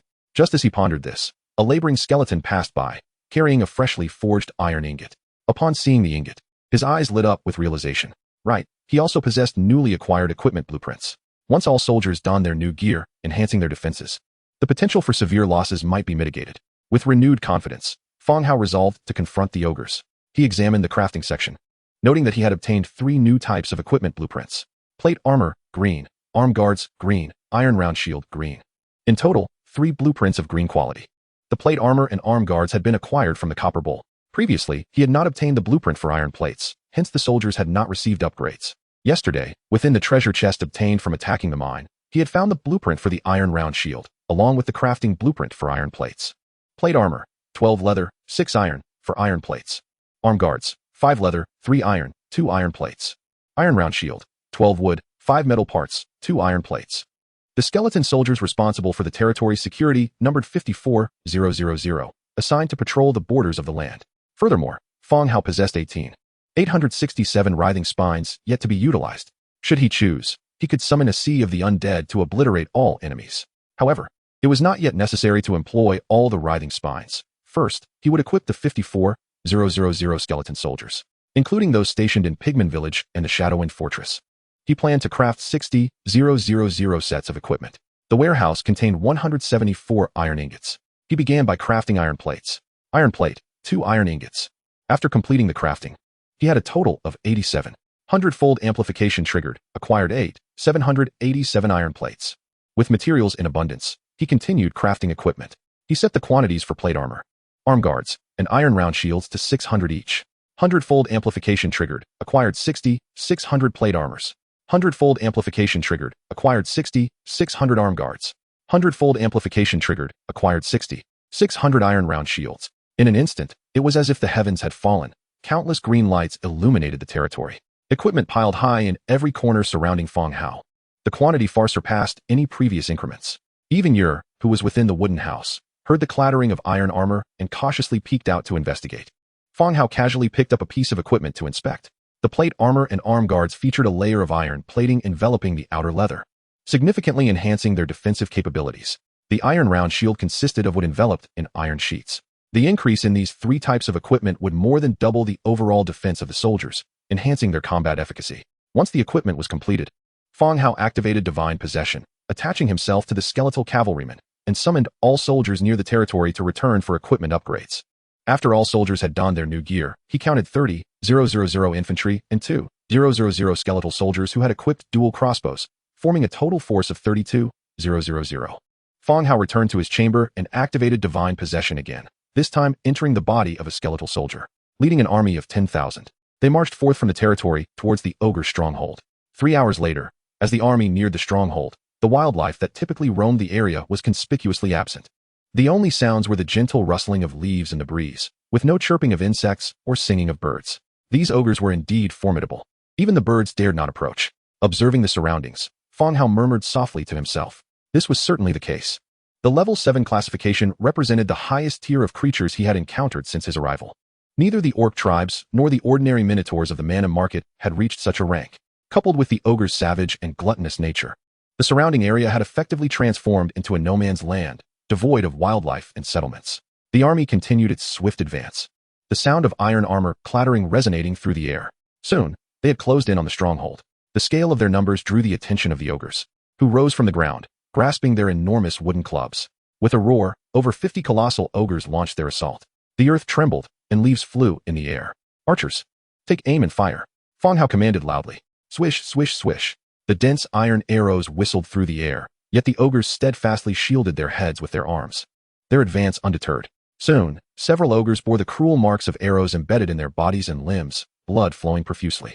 As the ogres approached within 500 meters, Fang Hao issued a command for a full-scale assault. Everyone attack. Slay them. At the same time, he sounded the war horn. Circles of faint ripples enveloped all the skeletal soldiers, enhancing their speed and attack power. With a thunderous clamor, the 30,000-strong skeletal legion surged forth. Their steps quickened, eventually transforming into a full sprint as they charged toward the advancing ogres. A resounding crash echoed as the foremost skeleton soldier was struck by an ogre's colossal club, soaring backward like a kite with its string cut, landing near Fang Hao. He observed as the skeleton, albeit wobbly, rose once more, despite its armor now bearing a conspicuous dent. Remarkably, it seemed unscathed. It shook its head and, after a brief pause, resumed its charge against the ogres. Clearly, The armor had proven invaluable. Had it been the previous rudimentary leather armor, this skeleton would have been reduced to mere fragments. With each swing of the ogre's clubs, numerous skeleton soldiers were sent flying, shattered upon impact. Yet, the skeletal forces, akin to an unrelenting swarm of locusts, pressed forward fearlessly, attacking their immediate targets. Fang Hao, no longer a mere spectator, unsheathed his iron sword and joined the fray. With fervent determination, the skeletal soldiers relentlessly swung their weapons. However, the ogres, with their tough skin and sinewy flesh, proved difficult to harm despite their scant attire. In contrast, with each mighty swing of the wooden clubs, more skeletons were sent hurtling through the air, reduced to piles of bones. Fang Hao deftly sidestepped, maneuvering to the side of an ogre.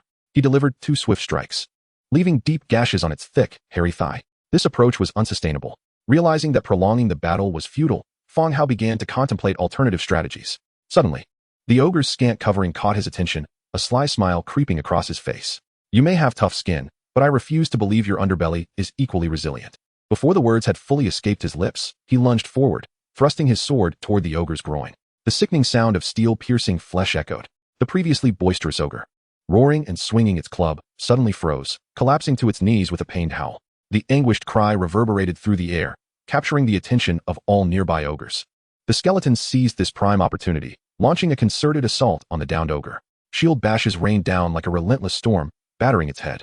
Occasional instances of stunning emerged, becoming increasingly frequent with the continued onslaught, causing the ogre's cries to waver. Fang Hao, shaking the blood from his blade, surveyed the ogre's vulnerabilities, coldly instructing, "Attack their groins." While the ogres may not comprehend Fang Hao's words, they sensed his intent, their expressions shifting to one of alarm as they connected his gaze to the bloodied ogre before them. Instinctively, they clamped their legs together. Upon hearing Fang Hao's command, the skeletal warriors ceased their aimless hacking and, armed with swords and spears, launched a coordinated assault targeting the ogre's groins from every conceivable angle. Despite the ogre's attempts at defense, they were unable to protect themselves from such a multifaceted onslaught. In an instant, every ogre's lower body was besieged, howls of agony filling the air. The battle raged on for over an hour, but ultimately, it was the sheer numbers of the skeletal legion that secured victory, annihilating all the ogres. Fang Hao surveyed the aftermath, shaking his head slightly. Ogres lay strewn about, their corpses marred by varying degrees of injury, blood pooling beneath them. The skeletal forces had suffered even greater losses. Shattered skulls and severed limbs littered the ground, some skeletons crushed alongside their iron armor, firmly embedded in the earth. With a sigh, Fang Hao counted the casualties. Approximately 8,000 skeletons had perished in this engagement, with many more sustaining varying degrees of damage. 2,000 will follow me. The rest will scour the battlefield, he commanded loudly.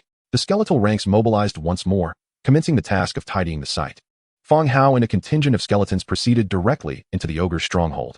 The dwelling of the ogres resembled a vast refuse heap. The entire encampment was tainted with grease and murky water, various species' severed heads impaled on wooden stakes, displayed as grotesque trophies. They dismantled the tents, gathering the hides within. After inspecting several tents, Fang Hao found them devoid of anything but the animal skins scattered on the ground. The skeletons, adhering to his orders, began dismantling these rudimentary structures, hauling the assorted hides outside. Fang Hao continued his search. In such a stronghold, home to formidable 7th-tier soldiers, it was improbable that no treasure chests remained. He and his skeletal companions scoured the area, dismantling tents along the way. At last, beneath a crumbling wall, within the final tent, Fang Hao discovered a golden treasure chest. Taking a deep breath, he opened it without hesitation. Acquired: blueprint for stone processing plant, green; blueprint for ogre brewing barrel, blue; 11 ogre stones, 120 battle coins. The ogre's golden chest proved to be quite rewarding, yielding a green building blueprint and a blue crafting blueprint. Stone processing plant: 2,200 wood, 1,800 stone, 550 straw, 320 leather, 400 hemp rope. Description: through processing, harvested stone can be transformed into neatly shaped bricks.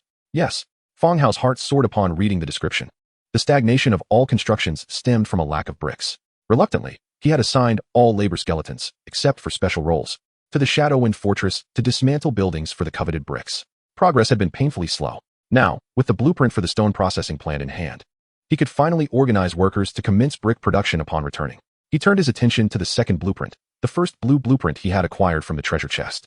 Ogre brewing barrel: 120 wood, 50 hardwood planks, 22 metal parts, 5 iron, 12 iron plates, 2 essence of alcohol. Description: a massive brewing barrel crafted by the alcohol-loving ogres. By adding ingredients and clean water, one can brew authentic alcoholic beverages. Goodness, with this brewing barrel, would he not be able to open a tavern? Simply by adding raw materials and clean water, it could automatically convert into alcoholic drinks. How remarkably convenient. Currently, within the territory, Eeyore was responsible for food production, and her culinary skills were commendable. Yet, the daily drink remained merely boiled water. He had wistfully recalled the taste of beverages on numerous occasions. This brewing barrel could indeed resolve his beverage dilemma. He just wondered how the resultant alcohol would taste, and if it would cater to human palates. After perusing the information on the blueprints, I continued to examine the troll stone. Troll stone. Category or description, a rare mineral infused with the frenzied beliefs of trolls. It is yet another unique mineral. I shall collect it for now, regardless of its potential utility in the future. Having reviewed the rewards, I noted that the skeletons had completed their task. The battlefield had been thoroughly cleansed, and this outpost had been utterly flattened. The scattered bones were buried in pits excavated by the skeletons. Load up the cart and take all the spoils, especially the corpses of the ogres, back with us, Fang Hao commanded.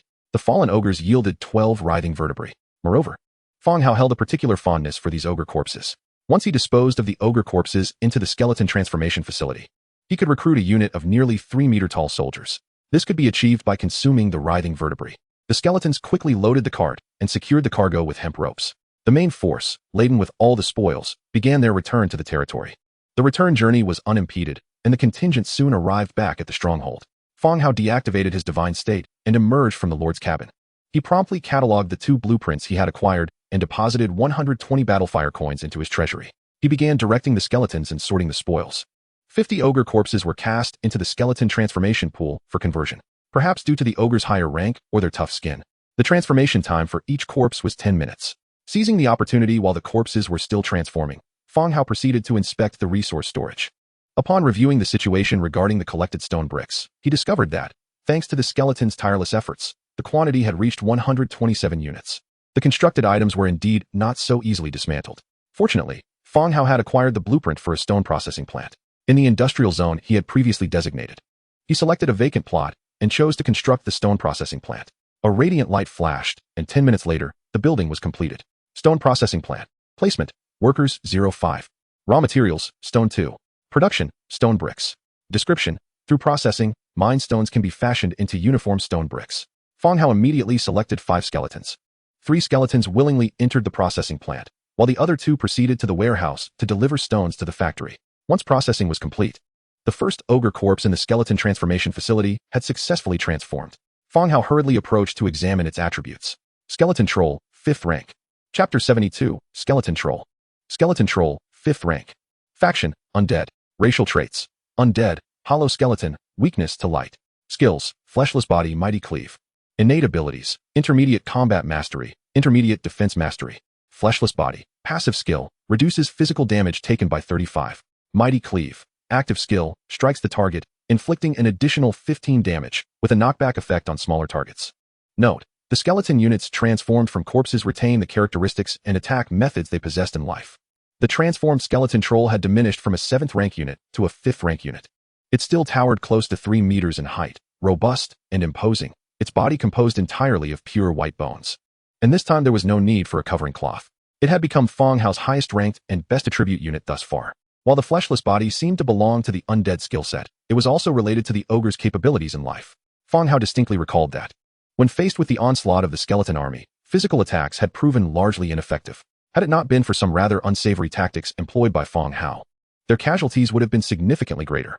Thus, the 35 reduction in physical damage inflicted by the fleshless body would play a crucial role in close combat. The mighty cleave required no further explanation, as Fang Hao had witnessed firsthand the skeleton soldiers being flung away or crushed into splinters. Indeed, this skeleton troll was a formidable unit. Opening the transformation facility's compendium, he noted the unlocked entries. Orc Skeleton Soldier, 1st rank. Skeleton Wolf Rider, 2nd rank. Skeleton Giant Bat, 3rd rank. Skeleton Troll, 5th rank. Fang Hao could recruit all 4 unlocked unit types by consuming the writhing vertebrae. The prospect of thousands of skeleton trolls appearing on the battlefield was exhilarating. He pondered what the scene would be like then. With this thought, Fang Hao felt a surge of impatience, eager to find a target to test the combat prowess of the ogre army. Just then, the 2nd skeleton troll completed its transformation. 2 massive forms stood at attention before Fang Hao. He slapped his forehead in realization. Weapons, weapons. During the previous battle, the ogres had wielded hefty wooden clubs. And due to their immense size, these clubs had considerable lethality. Since they were merely ordinary wooden clubs, they had not been counted as spoils to be taken back. Now, what sort of weapons should he equip them with? Suddenly, Fang Hao recalled the battle axe. He had obtained an order for a bladed axe from the Minotaur, who stood nearly 2.5 meters tall. Although not as tall as the ogres, it was still quite close. The bladed axe, designed for the Minotaur, should suit the ogres well.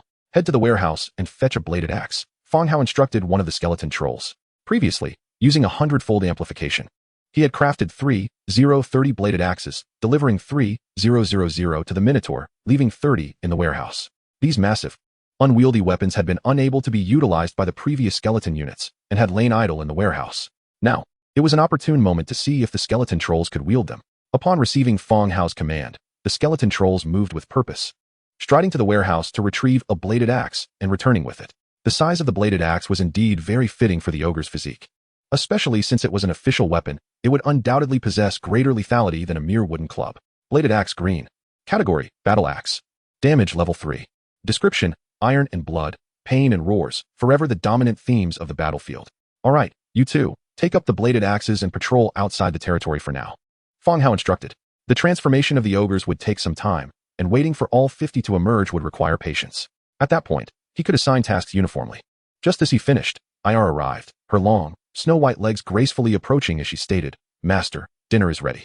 Having risen late today and spent much of the time traversing back and forth, it was already dusk by the time he had nearly eradicated the ogre's stronghold and returned to the territory. Fang Hao sat down at the dining table as Ir brought forth the evening meal. Tonight's main dishes included steamed fish and lamb milk porridge. The fertile fields of the territory had begun yielding a bountiful harvest of crops. Additionally, Fang Hao had been continuously exchanging various crop seeds in the regional channel, entrusting laboring skeletons with their cultivation. Similarly, the ranch's unicorn sheep had commenced milk production, and Fang Hao was pleased to finally taste the flavor of sheep's milk. Ever since you arrived in the territory, Fang Hao has been liberated from the worries of meal preparation. You possesses quite exceptional culinary skills, varying her dishes daily with ingenuity. Even the simplest of ingredients are transformed into a myriad of flavors. "Master, do taste the steamed fish," she says, delicately placing a morsel of fish in Fang Hao's mouth. Her charming visage radiates anticipation, her rabbit ears quivering slightly. The fish was procured through exchanges with others in the channel, and Yer has learned to adeptly use chopsticks under Fang Hao's guidance. As he opens his mouth, he allows her to feed him, savoring the tender flesh and exclaiming, "Delicious. The flavor is exquisite." Hearing his praise, Yer beams with joy, urging, "Master, do eat more. It won't taste as good tomorrow. Indeed, let us feast." Fang Hao replies with a smile. After their dinner, Yer begins to clear the tableware, while Fang Hao reclines on the bench, gently patting his distended belly. "Goodness, I've overindulged again." As he relaxes, he opens the Lord's book, not to idle away time, but to sell the surplus equipment he had replaced. He lists a staggering 54,000 pieces of basic leather armor and hardwood shields for trade, aiming to acquire various resources and materials. The channel erupts into chaos as 100,000 pieces of equipment are simultaneously listed. What the heck? I can't believe it. Lord Fang Hao has listed 100,000 pieces of gear. I am utterly stunned. How is that even possible? Even with blueprints, who possesses the raw materials for 100,000 sets of armor? What is impossible? Can you compare yourself to a master?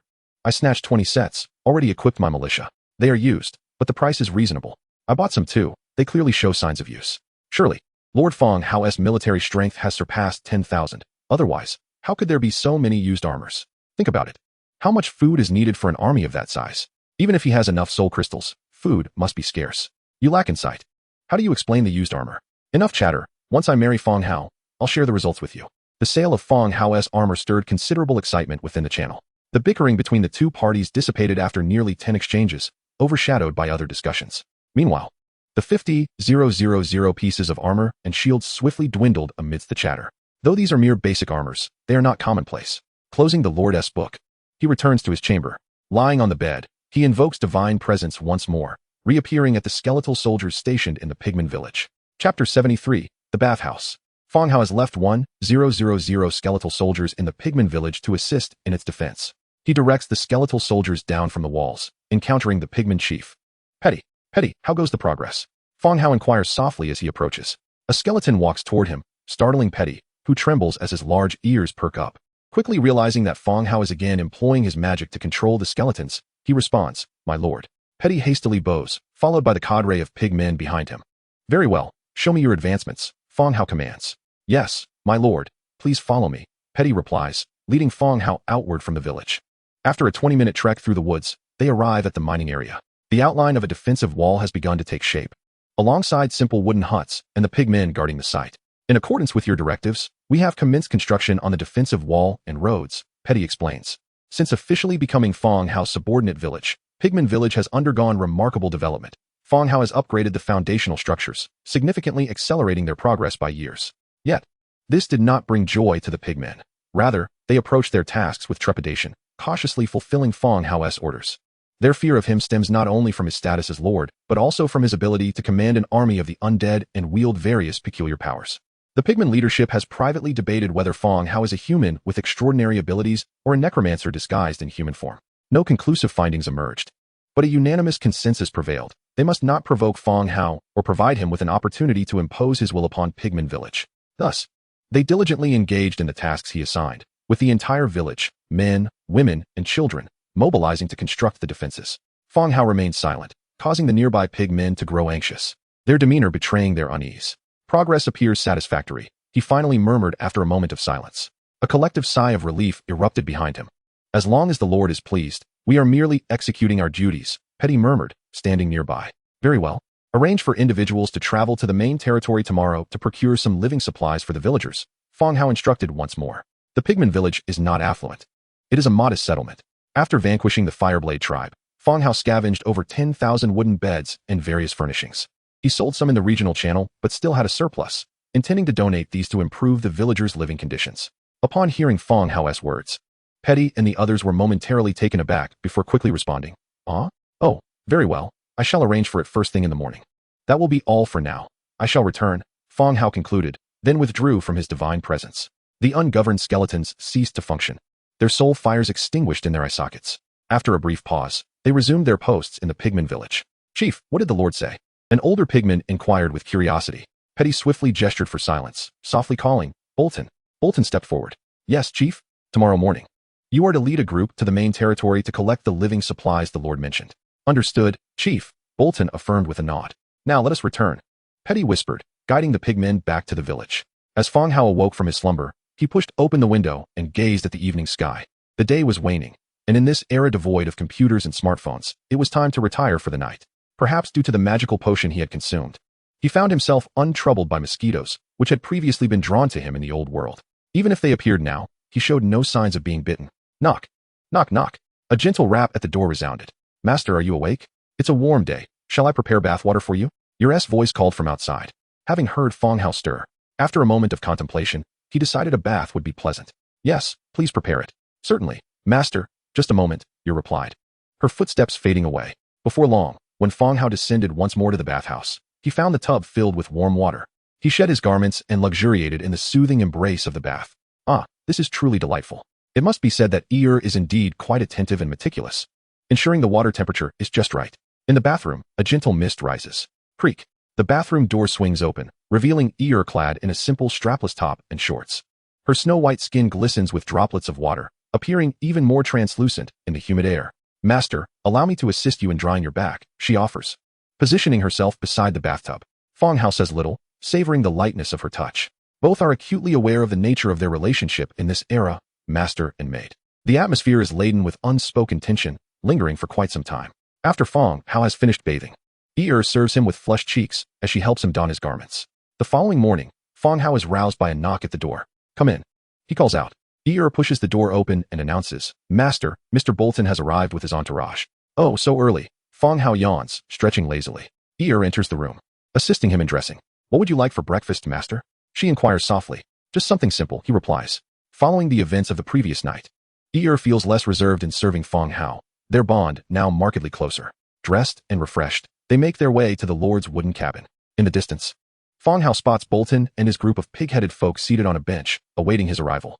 Upon noticing Fang Hao emerge, they hurriedly bow in reverence. Good morning, Lord. Yer invites Bolton and his companions into the hall to wait, but the pigmen choose to remain outside, patiently awaiting their lord to awaken from his dreams.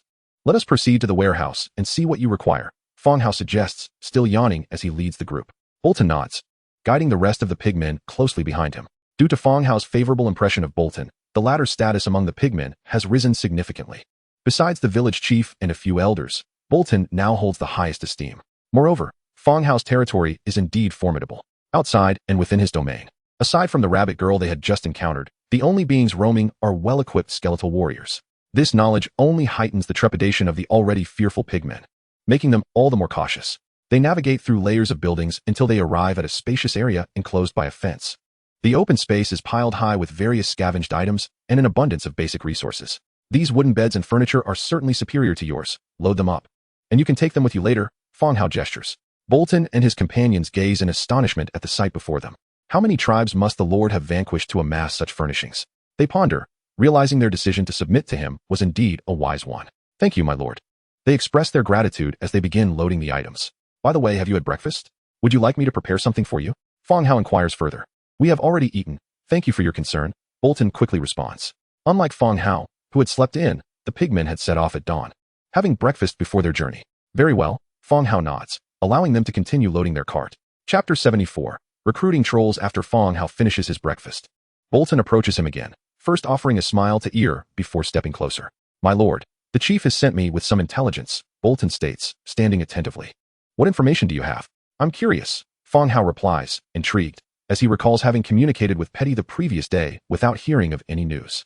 This morning, however, a message has been relayed. There is a ruin to the west of the village, occupied by a group of powerful elemental creatures, Bolton reveals, carefully observing Fang Hao for his reaction. Upon hearing this, Fang Hao's eyes glimmer with interest. The prospect of exploring ruins holds significant allure for him, as he perceives it to be a unique location in the wilderness. Please continue, he urges. That's all there is, Bolton responds. How many monsters are there, and what types? Fang Hao presses for more details. Bolton strokes his ample chin and elaborates. The creatures are elemental beings, ranging from level 4 to 5, and there are quite a few of them. Fang Hao falls into deep thought. Elemental creatures are rare in this world. Thus far, he has only encountered the lost wood spirit, which belongs to the wood elemental category. However, the wood spirit is a summoned entity that becomes lost upon its master's demise, indiscriminately attacking any creature that crosses its path until Fang Hao and his skeletal army ultimately vanquished it. Is there a map? He inquires. Bolton shakes his head. No, but I can find one. All right, once you finish loading, we shall set off together. First to the village, then to the ruins you mentioned, Fang Hao decisively declares. Striking his thigh, expanding the territory has always been part of his plan. Now that he has learned of the ruins from Bolton, he is eager to explore and see what unique treasures might await. Are we going today? Bolton asks, somewhat astonished. Shouldn't we prepare for a battle against the creatures there? Is there a problem? Fang Hao counters. Oh, no. I shall hurry them along, Bolton replies, hastening back to the warehouse to urge the pigmen loading the furniture to quicken their pace. With Bolton gone, Fang Hao begins his own preparations for battle. Recently, due to the absence of large-scale conflicts, he has not utilized his 100-fold amplification to expand his forces. This time, he intends to be ready. He first heads to the skeletal transformation site to recruit skeletal trolls. Having unlocked level 5 troops yesterday, he is eager to test their might today. The consumption for 5-tier units has also exponentially increased. Skeletal troll, 5 moving spines, 2 marks of death, 1 troll stone. He sets the recruitment number to 11. 100-fold amplification activated, recruiting 11 skeletal trolls. Waves of radiant light flash as 11 towering skeletal trolls materialize before Fang Hao. Even though his territory is already quite vast, the appearance of these 3-meter-tall trolls makes it feel crowded once more. Skeletal trolls are level 5 units and represent Fang Hao's most formidable melee combatants. He then forges 11 war axes to equip the skeletal trolls. The only disappointment is that the plate armor provided by the centaurs does not accommodate the trolls' colossal frames. Otherwise, equipping them with metal armor would have doubled their combat prowess. My lord, we are ready to depart, Bolton and his companions announce. Witnessing the multitude of towering skeletal warriors wielding axes, their mouths agape in astonishment. They cannot fathom how so many towering skeletal soldiers have appeared in Fang Hao's domain in such a short time. The imposing presence and aura of death emanating from these robust skeletal figures far surpass that of ordinary skeletons, enveloping the atmosphere in a chilling dread. Very well, let us set forth, Fang Hao commands. Indeed, Bolton responds, hastily leading the way out of the territory. Fang Hao instructed the troops to depart first, leaving him to briefly explain matters to Era. He would allocate 20,000 soldiers to her for the defense of the territory, a decision he deemed unproblematic. He was confident that no nearby faction possessed the strength to assault his domain. After giving his instructions, Fang Hao joined the Grand Army as they exited the city, heading towards the direction of the pigmen village. This time, he brought along 100 skeletal trolls and 20,000 skeletal soldiers and spearmen, departing in a magnificent procession from his territory. Along the way, all the wild beasts they encountered fled in haste, retreating into the distance. 3 hours later, the large contingent arrived at the pigmen village. The sight of carts laden with furniture brought joy to the faces of the pigmen. as these furnishings were far superior to their own. "My lord, what brings you here in person?" Petty greeted Fang Hao at the entrance. "I intend to venture towards the ruins. I have kept the army away from the village to prevent causing any panic," Fang Hao replied softly. Bolton immediately leaned closer to Petty and whispered something in her ear. "So many?" Petty exclaimed in surprise, evidently taken aback by the revelation of the formidable forces Fang Hao commanded. After her initial shock, she quickly regained her composure and turned to Fang Hao, asking, "My lord, how may I assist you?" "The battle does not require your people, but I need a quiet room, one where no one is permitted to disturb me," Fang Hao stated. Upon hearing that the battle did not necessitate the involvement of the pigmen, both Petty and Bolton exhaled in relief, having feared that Fang Hao would use their people as fodder. Fortunately, it was merely a request for a room. "The chief's hall has a vacant room that will ensure your solitude," Petty informed him. "Very well, lead me there. Bolton, prepare yourself to guide me shortly." "At your command." "My lord," Bolton replied. Following Petty, Fang Hao entered an unoccupied room that was clean yet had not been inhabited for quite some time. "My lord, this was my previous room, which has been vacant for a long while. Is there anything you require?" Petty explained. After assuming the role of chief, she had moved to the master bedroom, leaving this room empty. "No need. Please inform the villagers to keep their distance. Any who approach will face the wrath of my skeletal soldiers," Fang Hao reiterated. "Understood. I shall convey your message immediately," Petty nodded, recognizing the gravity in Fang Hao's tone. Petty exited to relay the instructions to the villagers, while 500 skeletal soldiers stationed at the pigmen village surrounded the chief's hall. Should a confrontation arise, the skeletons could hold the line momentarily, allowing Fang Hao to awaken instantly. Once everything was arranged, Fang Hao lay upon the bed, entering a state of divine possession. Divine target, skeletal soldier, compatibility, 88. He attached himself to one of the skeletal soldiers and strode boldly out of the hall. As he stepped outside, he spotted Bolton, who had been waiting patiently. "Bolton, we may proceed," he announced. "Recruitment consumed. Tier 1 units. Worm Spine 1. Tier 2 units. Worm Spine 2. Tier 3 units. Worm Spine 3. Tier 4 units. Worm Spine 4. Death Mark 1. Tier 5 units. Worm Spine 5. Death Mark 2. New materials will be introduced later." Skeleton Transformation Facility. Materials remain unchanged but include faction-specific components. Example, Skeletal Giant Bat, Tier 3 Worm Spine 3, Bloodstone 1. For tiers above 5. Resource consumption varies based on racial capabilities. Chapter 75. Shrouded in Mist. Bolton possessed a remarkable talent for navigation, able to recall each location clearly without the aid of maps. He was acutely aware of where detours were necessary and where monster lairs resided. Exiting the pigmen village, the army advanced westward, traversing through the forest and valleys.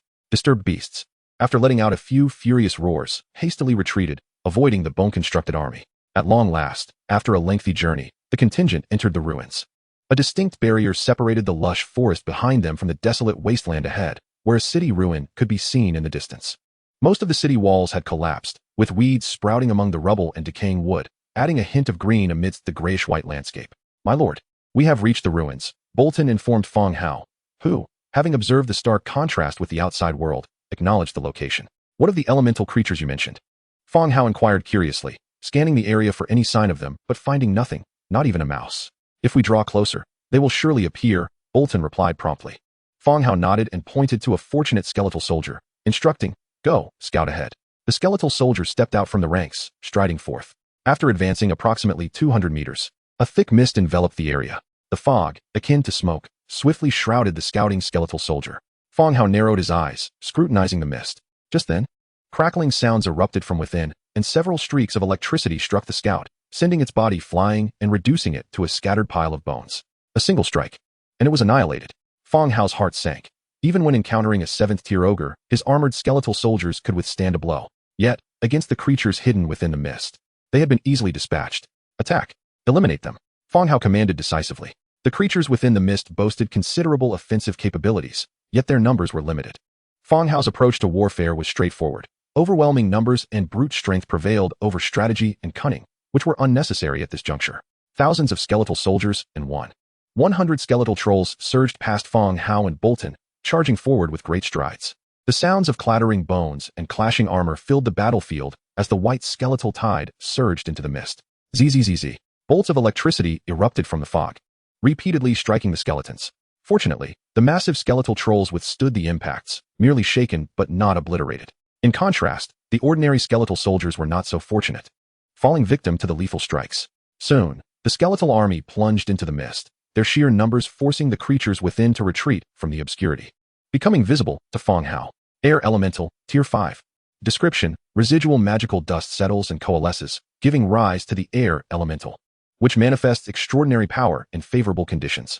The air elemental resembled a swirling mass of mist, its upper half vaguely resembling a human form, while its lower half floated like clouds. It evoked imagery akin to that of a genie from animated tales. The emergence of the air elemental was beyond Fang Hao's expectations. His summoning of the wooden spirit made him believe that the elemental beings should adhere to the 5 fundamental elements: metal, wood, water, fire, and earth. However, the emergence of the air element challenged his preconceived notions. Perhaps this world does not conform to established principles. Bang! The air elements fiercely clashed with the skeletal ogres. Fortunately, the air elements could be considered living entities, not mere ethereal mists. They could be harmed by the mighty cleaver, emitting anguished roars with each strike. Sing! In the distance, one air element was forcibly driven out of the fog by 5 skeletal ogres, with a gaseous arm pointed. A bolt of lightning struck one ogre like a serpent, immediately spreading to hit 2 others. The 3 struck skeletal ogres stiffened momentarily, wisps of smoke rising from the impacted areas. Nevertheless, the skeletal ogres only endured a fraction of damage, raising their war axes high. They brought them crashing down upon the air element's form. The 5 axes fell relentlessly, utterly annihilating the air element, which dissipated into a cloud of vapor. The battle persisted. Roar! As the last air element was completely vanquished, the fog that obscured the surroundings gradually lifted. Are there any other creatures? Fang Hao inquired of Bolton beside him. I don't know. We've been kept at bay by these air elements, Bolton promptly replied. They could not even eliminate these air elements, so it was natural they were unaware of any monsters lurking inside. Fang Hao nodded and commanded the skeletal soldiers to search for treasures or spoils nearby. Before long, a skeletal soldier approached, striding forward with a silver chest in tow. With a thud, it was tossed before Fang Hao. Upon seeing the chest, Fang Hao's spirits lifted slightly. He had already acquired a treasure before even entering the ruins. He opened the chest. Acquired. Misty Veil Skill Scroll, Air Element Summon Skill Scroll, Sky S Trace 2. 87 Warfire Coins. A total of 3 rewards, 2 of which were air-based magic. This thrilled Fang Hao to the point of nearly leaping with joy. Ever since he consumed the Arcane Revelation Elixir, he could learn various magical skills. This time, he had gained 2 more spells, enhancing his self-preservation abilities. Currently, bolstered by 100-fold amplification, the strength of his territory was formidable. Given time to assemble his forces, he could contend with all factions surrounding his domain. However, his vulnerabilities were glaringly apparent. His personal strength was insufficient. Should an assassination or targeted attack arise, he would struggle to cope. Thus, augmenting his own power and enhancing his skills to improve his survival odds was equally crucial to the development of his territory. These 2 abilities were precisely what he needed. Suppressing his exhilaration, he began to examine the rewards he had obtained. Misty Veil. Category: Air Magic. Level: Tier 3 Magic. Ability: covers the battlefield in mist, reducing enemy visibility by 75, morale by 15. Description: shall we engage in a game of hide and seek? Toy with your opponents in the fog, where 3 meters separate the genders. This skill was reminiscent of the mist he had just witnessed. It seemed far less potent than the earlier manifestation. In that instance, the fog's density was such that only when the air element was struck could those outside discern the creatures within. Yet, this skill scroll appeared to have significantly diluted its capabilities. Continuing to inspect the next skill scroll. Elemental Guardian, Air. Chapter 76, The Necromancer. Elemental Guardian, Air. Category: Skill. Cannot be learned without elemental affinity. Ability: summons 2 air elemental spirits to fight alongside for 30 minutes. Description: war is never a solitary endeavor. Harness the surrounding natural energies to summon allies and launch an offensive against your foes. This marked Fang Hao's second summoning skill. The first was to summon a wooden spirit, and now he had access to an air spirit. He wondered if these could be summoned simultaneously. After securing all the spoils, Fang Hao turned his gaze back to Bolton. Bolton, wait for us here. Understood, my lord, Bolton replied promptly. He was relieved to be left behind, as he had no desire to venture into the ruins. Of course, Fang Hao also had his own motives. He harbored secrets he preferred to keep hidden, and as they pressed onward, Bolton would indeed be of little assistance. It was better to have him wait here, granting both parties a sense of security. All right, the team shall proceed.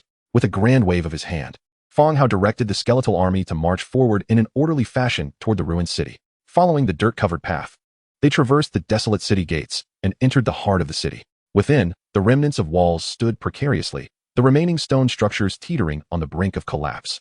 Surrounded by rubble and decaying beams, Fang Hao surveyed the scene before him, feeling as if the city had been bombarded. Whoosh!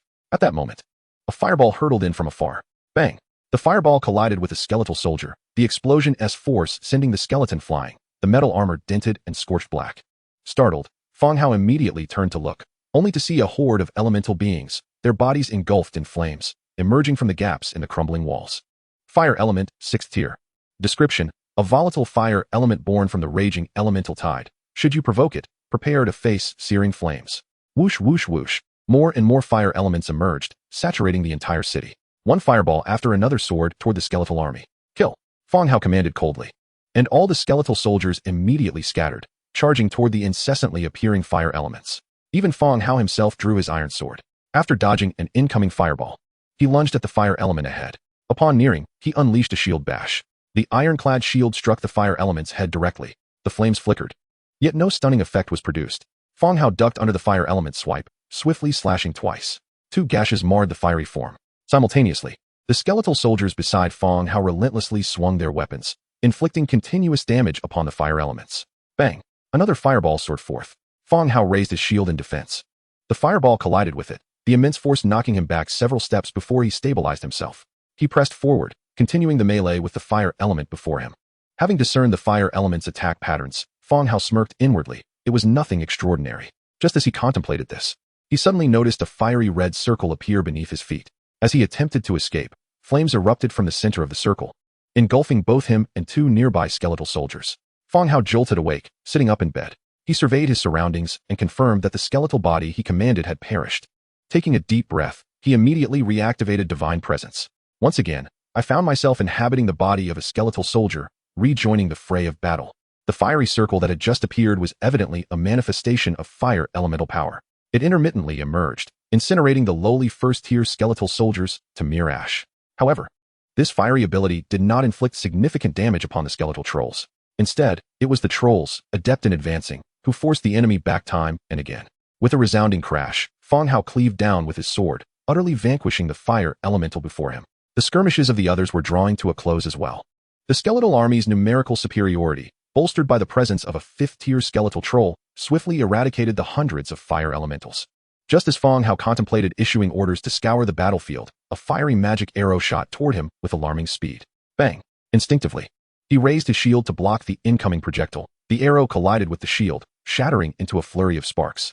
Turning his head sharply, he beheld a decayed figure draped in tattered robes, softly chanting a spell. Undying Mage, 7th tier. Description: natural mages are the pinnacle of scholars in this realm. Their mental faculties far surpassing that of ordinary beings, leaving them restless in death, their fragmented consciousness trapped within their decaying forms. Wandering aimlessly, this long-dead mage had clearly not undergone any formal desiccation or preservation process. His face, with its withered flesh, crumbled like dust, and the degree of decay had already impeded his mobility. Even if he possessed formidable magical power or a constitution that resisted decay, in a few decades, this body would be entirely beyond repair. Observing him chant once more, Fang Hao immediately commanded, "Quickly, eliminate him." These deceased mages were merely animated corpses. Who could say what devastating spell he might conjure next? The nearest skeletal warriors charged toward the undead mage. Sensing their approach, the mage hesitated momentarily in his incantation, summoning 4 fire elemental spirits to obstruct the advancing skeletal soldiers. Yet, for was far too few against the overwhelming numbers of the skeletal army. In a mere exchange, before the mage could unleash even a basic fireball, they were all dispatched by errant blades and axes. Witnessing the swift demise of his summoned spirits, the undead mage began to retreat, ceasing his incantation. "Kill him," Fang Hao urged once more. There was no telling what dangers lay ahead. The skeletal soldiers lunged at the retreating mage, clearly aware that his melee capabilities and defenses were lacking. As iron swords pierced his body, he was utterly slain. When the already decaying form was relentlessly impaled by the blades, it shattered explosively into dust, leaving no remains behind. "Damn it, where's the body?" Fang Hao cursed. "I wanted your corpse, and now there's nothing left." Isn't that a bit excessive? Sighing, he ordered the search for spoils, instructing the troops to keep their distance from the nearby structure. It was evident that there were no immediate threats, yet the intact stone building ahead exuded an air of danger. Soon, the spoils were gathered. The slain fire elementals had yielded some materials: trace of violence 3, essence of red flame 12. Additionally, a silver chest was discovered. Opening it directly, he found, acquired, fire arrow skill scroll, beast taming contract, green, tailoring workshop blueprint, 72 warfire coins. The skill scroll was likely quite valuable. The appearance of such scrolls raised the quality of the treasure chest significantly. After opening the chest, Fang Hao commanded the skeletal soldiers to conduct a thorough search. However, the city had lain desolate for far too long, and time had eroded any remnants of valuable items, leaving nothing behind. With the search yielding no results, Fang Hao began to reorganize the troops. The damaged equipment in the skeletal hands was replaced with that of their fallen comrades. Following 2 consecutive victories, the skeletal army had suffered significant casualties, revealing a critical flaw in their ranks, the absence of ranged fighters. Although he could compel the skeletal soldiers to wield crossbows, their movements were cumbersome and slow, necessitating his direct supervision. It was a desperate measure indeed. Once the troops were prepared, they advanced further. Ahead lay a structure in relatively good condition, a towering stone edifice, its roof partially collapsed, with gray tiles and decayed beams strewn about. The mottled stone walls still stood resilient, a testament to their former grandeur. Centrally located within the city and characterized by its unique design, it was likely a lord's manor or administrative hall. Arriving at the stone building, Fang Hao exhaled deeply. "You 5 and you few, come with me inside." The interior of the stone building was limited in space, unable to accommodate the entirety of the skeletal army. Fang Hao selected 5 skeletal trolls and 10 skeletal soldiers, instructing the trolls to wait outside due to their imposing size. As he pushed open the dilapidated outer door, decaying wood splintered and fell. Despite the passage of countless years, remnants of the building's former opulence remained evident. The stone tiles bore intricate carvings, the rotting desks and carpets lay scattered, and rusted night glow stone chandeliers hung precariously from above. This city must have once basked in its own glory, though the reasons for its transformation into a desolate ruin remained a mystery. Clang. Just as Fang Hao examined the room for anything salvageable, several undead mages emerged from the depths of the ancient building, knocking over a lamp on the table with a resounding crash. Immediately, they began to conjure various spells to attack Fang Hao and his companions. Bang! A dull thud resonated as a magical water arrow struck his round shield with great force, causing Fang Hao to lean back against the impact. Bang! Bang! Bang! The remaining skeletal soldiers also found themselves under assault from the mages. In an instant, the already decaying furniture splintered, debris scattering, and chairs shattered. "Eliminate them," Fang Hao commanded with a steely gaze. The skeletal soldiers launched their assault, shields raised, charging at the undead mages. Bang! Bang! Bang! Waves of magic erupted forth as one after another, magical spirits were summoned to engage in battle against the advancing skeletons. The ferocity of the conflict drew forth additional hidden undead mages from the upper levels. Likewise, the skeletal army was not limited to those who had entered. Reinforcements of skeletal warriors poured in from outside, continuously joining the fray. With an iron sword in hand, Fang Hao dispatched one of the summoned spirits and charged toward the undead mage. The sword glinted with cold light as it descended upon the mage's raised arm. The mage's flesh was rotten, exposing bare bone. With a single strike, he severed the entire hand at the wrist, disrupting the spell being conjured. The severed stump revealed dry, grayish flesh, with not a drop of blood spilled. The necromancer gazed in bewilderment at his severed arm, raising his left hand once more to continue casting spells. Crack! With 2 swift strokes, Fang Hao severed the left hand again. Deprived of both arms, the necromancer found himself momentarily lost in confusion. His inability to cast spells with composure rendered him incapable of mounting an effective counterattack. Ultimately, besieged by Fang Hao and a throng of skeletal soldiers, the necromancer succumbed beneath the blade. Although the mage wielded formidable magical prowess, he proved powerless when confronted at close range, particularly against the relentless onslaught of the skeletal army. Adept at overwhelming foes, once they closed in, he was beset upon and could be reduced to a feeble state by a single soldier wielding a sword. With the second wave of attacks imminent, his demise was all but assured. The skeletal legion fought their way up the staircase, systematically annihilating every necromancer in their path. "Some of you, scout the upper floors for any remaining enemies. The rest, extinguish the flames," Fang Hao commanded loudly as the battle came to an end. Among the recently defeated mages, several were fire element specialists whose repeated spells had ignited the flammable materials within the chamber. The furniture in the stone tower, primarily composed of decayed wood, ignited upon contact with the fire magic, causing crimson flames to surge and spread rapidly. These mages were now deceased, oblivious to the threat posed by the flames. However, Fang Hao and the skeletal warriors shared this indifference to death, continuing to combat amidst the inferno until the outcome was determined before attending to the fire. The unignited combustibles were cast outside to mitigate the spread of the blaze. Fortunately, the first floor was a spacious hall with few flammable materials. After a while, combined with firefighting efforts, the fire was eventually subdued. At that moment, the skeletons who had ascended to investigate the upper floors returned, confirming the absence of any remaining foes. If there had been any left, a skirmish would have ensued. "Lower the chandelier and take the luminous stones with us," Fang Hao instructed, meandering through each room. He ordered the skeletal warriors to transport any salvageable and useful items outside. As he navigated, he continued to direct them until he reached the 3rd level. Upon entering the largest chamber, he beheld the skeletal remains of a robed figure, slumped in a wicker chair, its body appearing lifeless as though it had long since perished. Another boss? Fang Hao instinctively took 2 steps back, but then quickly dismissed the thought. Ancient mage's remains. Type, relic. Description, Infighting led the city to ruin. Former compatriots turned enemies, the aged leader powerless to effect change. Ultimately succumbing to the cries outside his window. The designation of the target as remains indicated that the entity had indeed passed away. The description suggested that this city had not fallen due to external forces, but had instead suffered from internal strife. Satisfied that there was no danger, Fang Hao strode into the room. Behind the rocking chair stood a dilapidated desk, its books long since rotted and decayed. Only a reddish-brown elongated leather box remained intact. Dusting off the box, he unfastened the clasp and slowly opened the lid. Suddenly, a surge of crimson energy erupted, pervading the entire room. As he discerned the contents within the box, Fang Hao's pupils widened in astonishment. It was a staff. By the heavens, how exquisite! Fang Hao marveled quietly. The staff was crafted with remarkable precision, its wooden shaft adorned with intricate patterns, crowned with a colossal red gemstone. Gazing intently at the gem, he could discern what appeared to be a flame flickering within. Starfire, purple. Category, staff. Ability, starfire. Description, the fragility of life cannot withstand even a spark of starfire. Starfire summons meteorites to crash down, triggering explosions upon impact. Chapter 78, The Mage Tower. Clutching the staff, Fang Hao's heart soared with elation. This expedition had indeed borne fruit, yielding an impressive purple artifact. Thanks to the effects of the mana revelation potion, his body was more attuned to perceiving and absorbing magical elements. Were it not for other circumstances, Fang Hao would likely have embarked on the path of a magical summoner.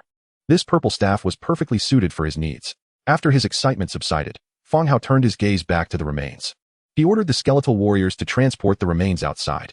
As they approached the skeletal figure, however, upon contact, the body disintegrated into dust, leaving only the head, which remained affixed to the backrest of the chair.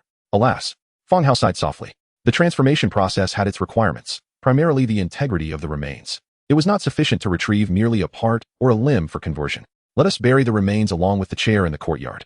Behind the stone tower lay a modest courtyard. Given that this leader had harbored a deep attachment to the city and life, it seemed fitting that he would rest here. This time, the skeletal warriors did not attempt to disturb the remaining skull. Instead, they carried the chair out along with it.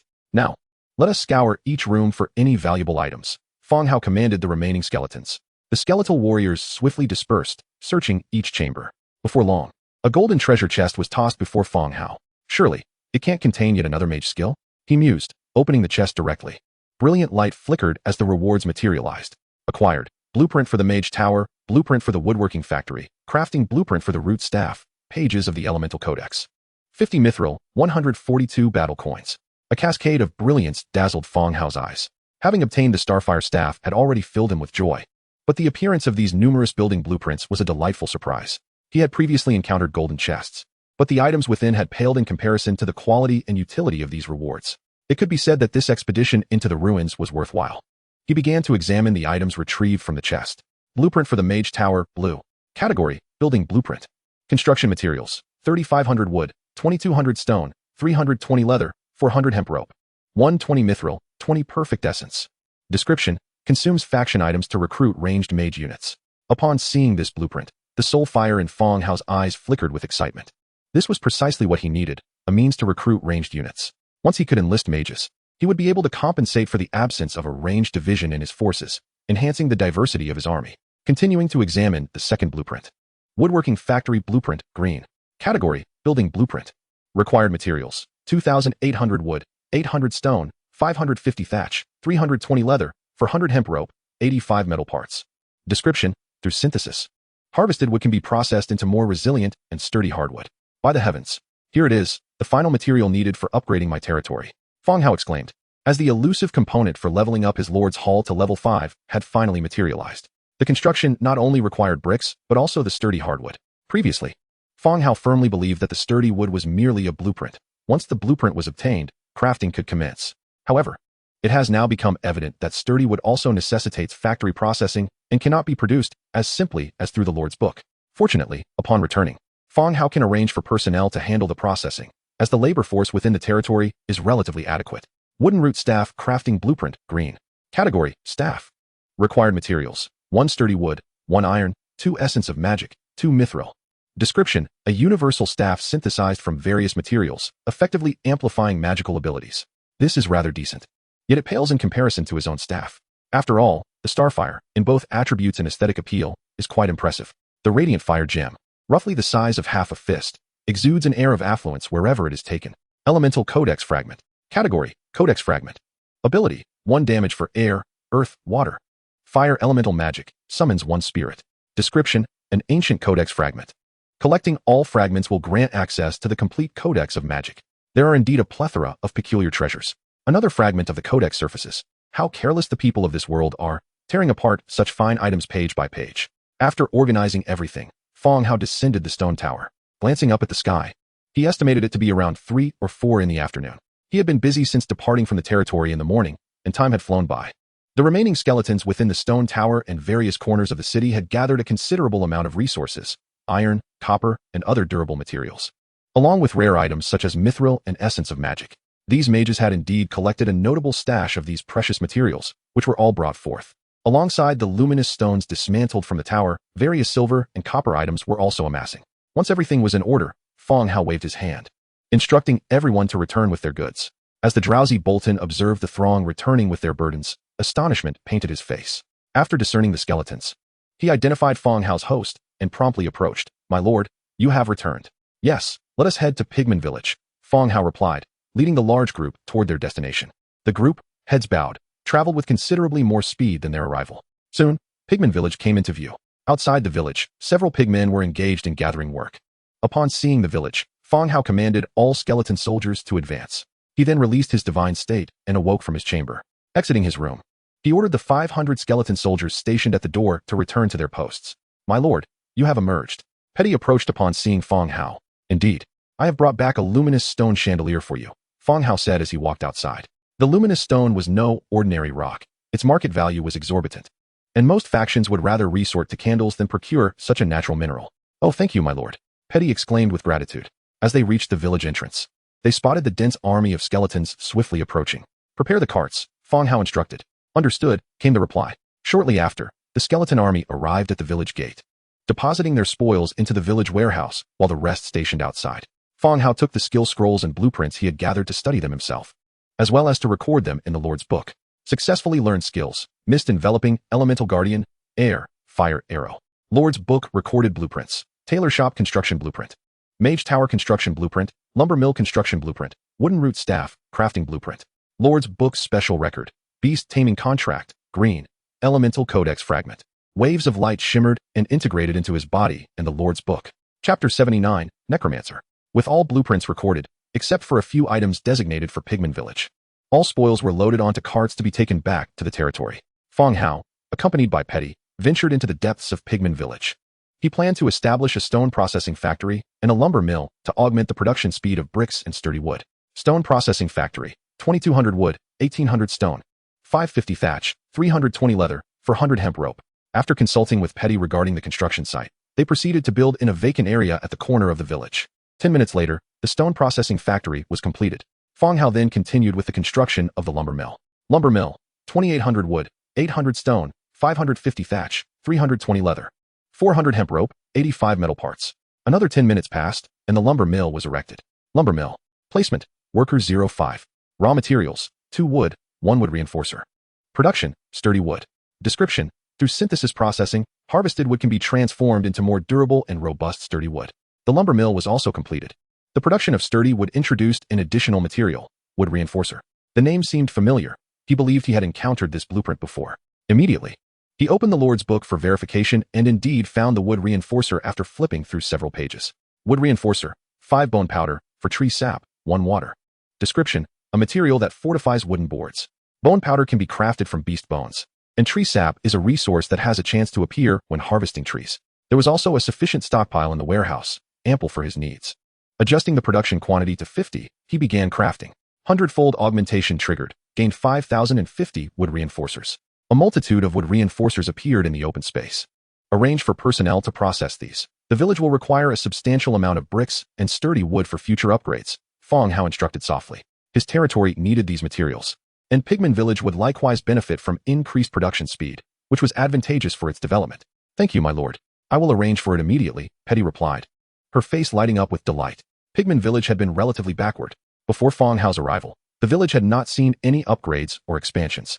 It wasn't due to a lack of desire, but rather a deficiency in capability and resources.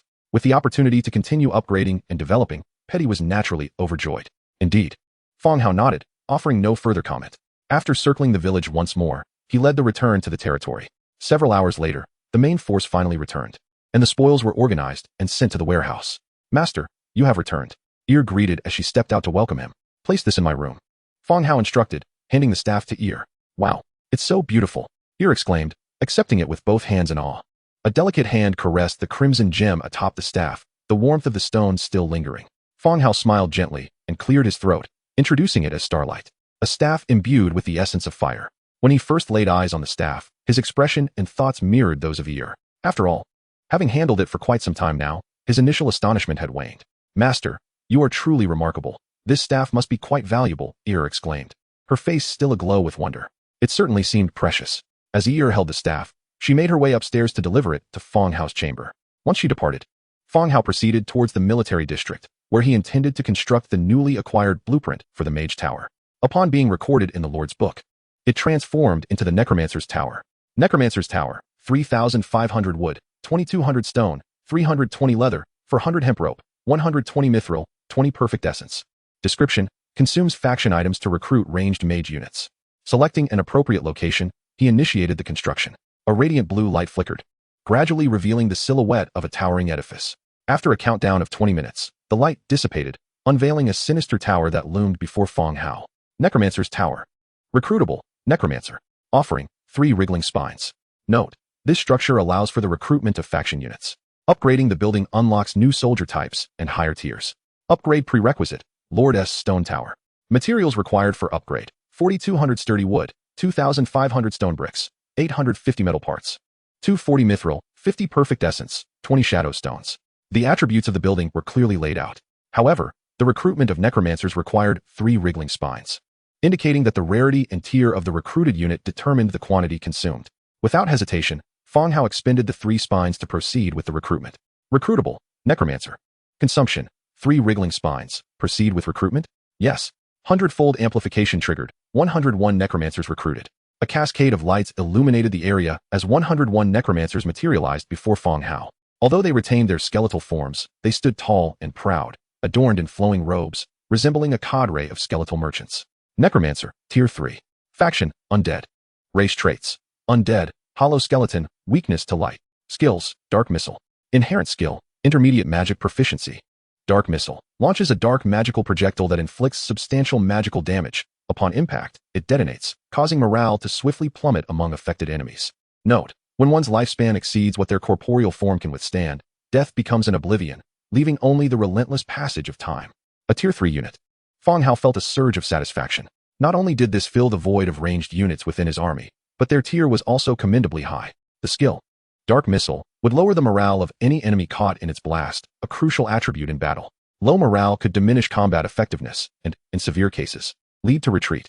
Thus, morale could significantly sway the tide of battle. The summoned necromancers stood in a daze, observing themselves in silence. Fang Hao opened the Lord's Book once more to create a new page. From the Mage City ruins, he had also acquired a blueprint for a green staff, perfectly suited for the necromancers. Root staff, green: 1 sturdy wood, 1 iron, 2 magical essence, 2 mithril. He checked his inventory. During his few hours back from the pigman village, the lumber mill there had produced sturdy wood, enabling the crafting of the staff. Craft: 100-fold amplification triggered. 101 root staffs acquired. An abundance of root staffs appeared before Fang Hao. Chapter 80: The Skeletal Tailor. Root staff, green. Category: staff. Damage: Tier 2 spell amplification. Description: a versatile staff synthesized from various materials, effectively amplifying magical abilities. The 101 root staffs lay scattered on either side. Fang Hao addressed the necromancers. Take up your staffs. Your task is to ascend the walls and maintain vigilance. The necromancers displayed a level of intelligence surpassing that of the skeletal soldiers, moving in an orderly fashion to retrieve their staffs, even offering a slight bow to Fang Hao as they departed. Although they still could not speak, their higher intelligence was evident. The mages silently ascended the walls, dutifully executing their watch. Fang Hao then proceeded to the industrial district. After constructing the lumber mill, he turned his attention to building a tailor shop. Tailor shop: 750 wood, 400 stone, 220 leather, 120 hemp rope, 50 metal parts. He confirmed the construction, and soon the tailor shop materialized before him. Tier 1 tailor shop. Recruitable, tailor. Tailor: 1 wriggling spine.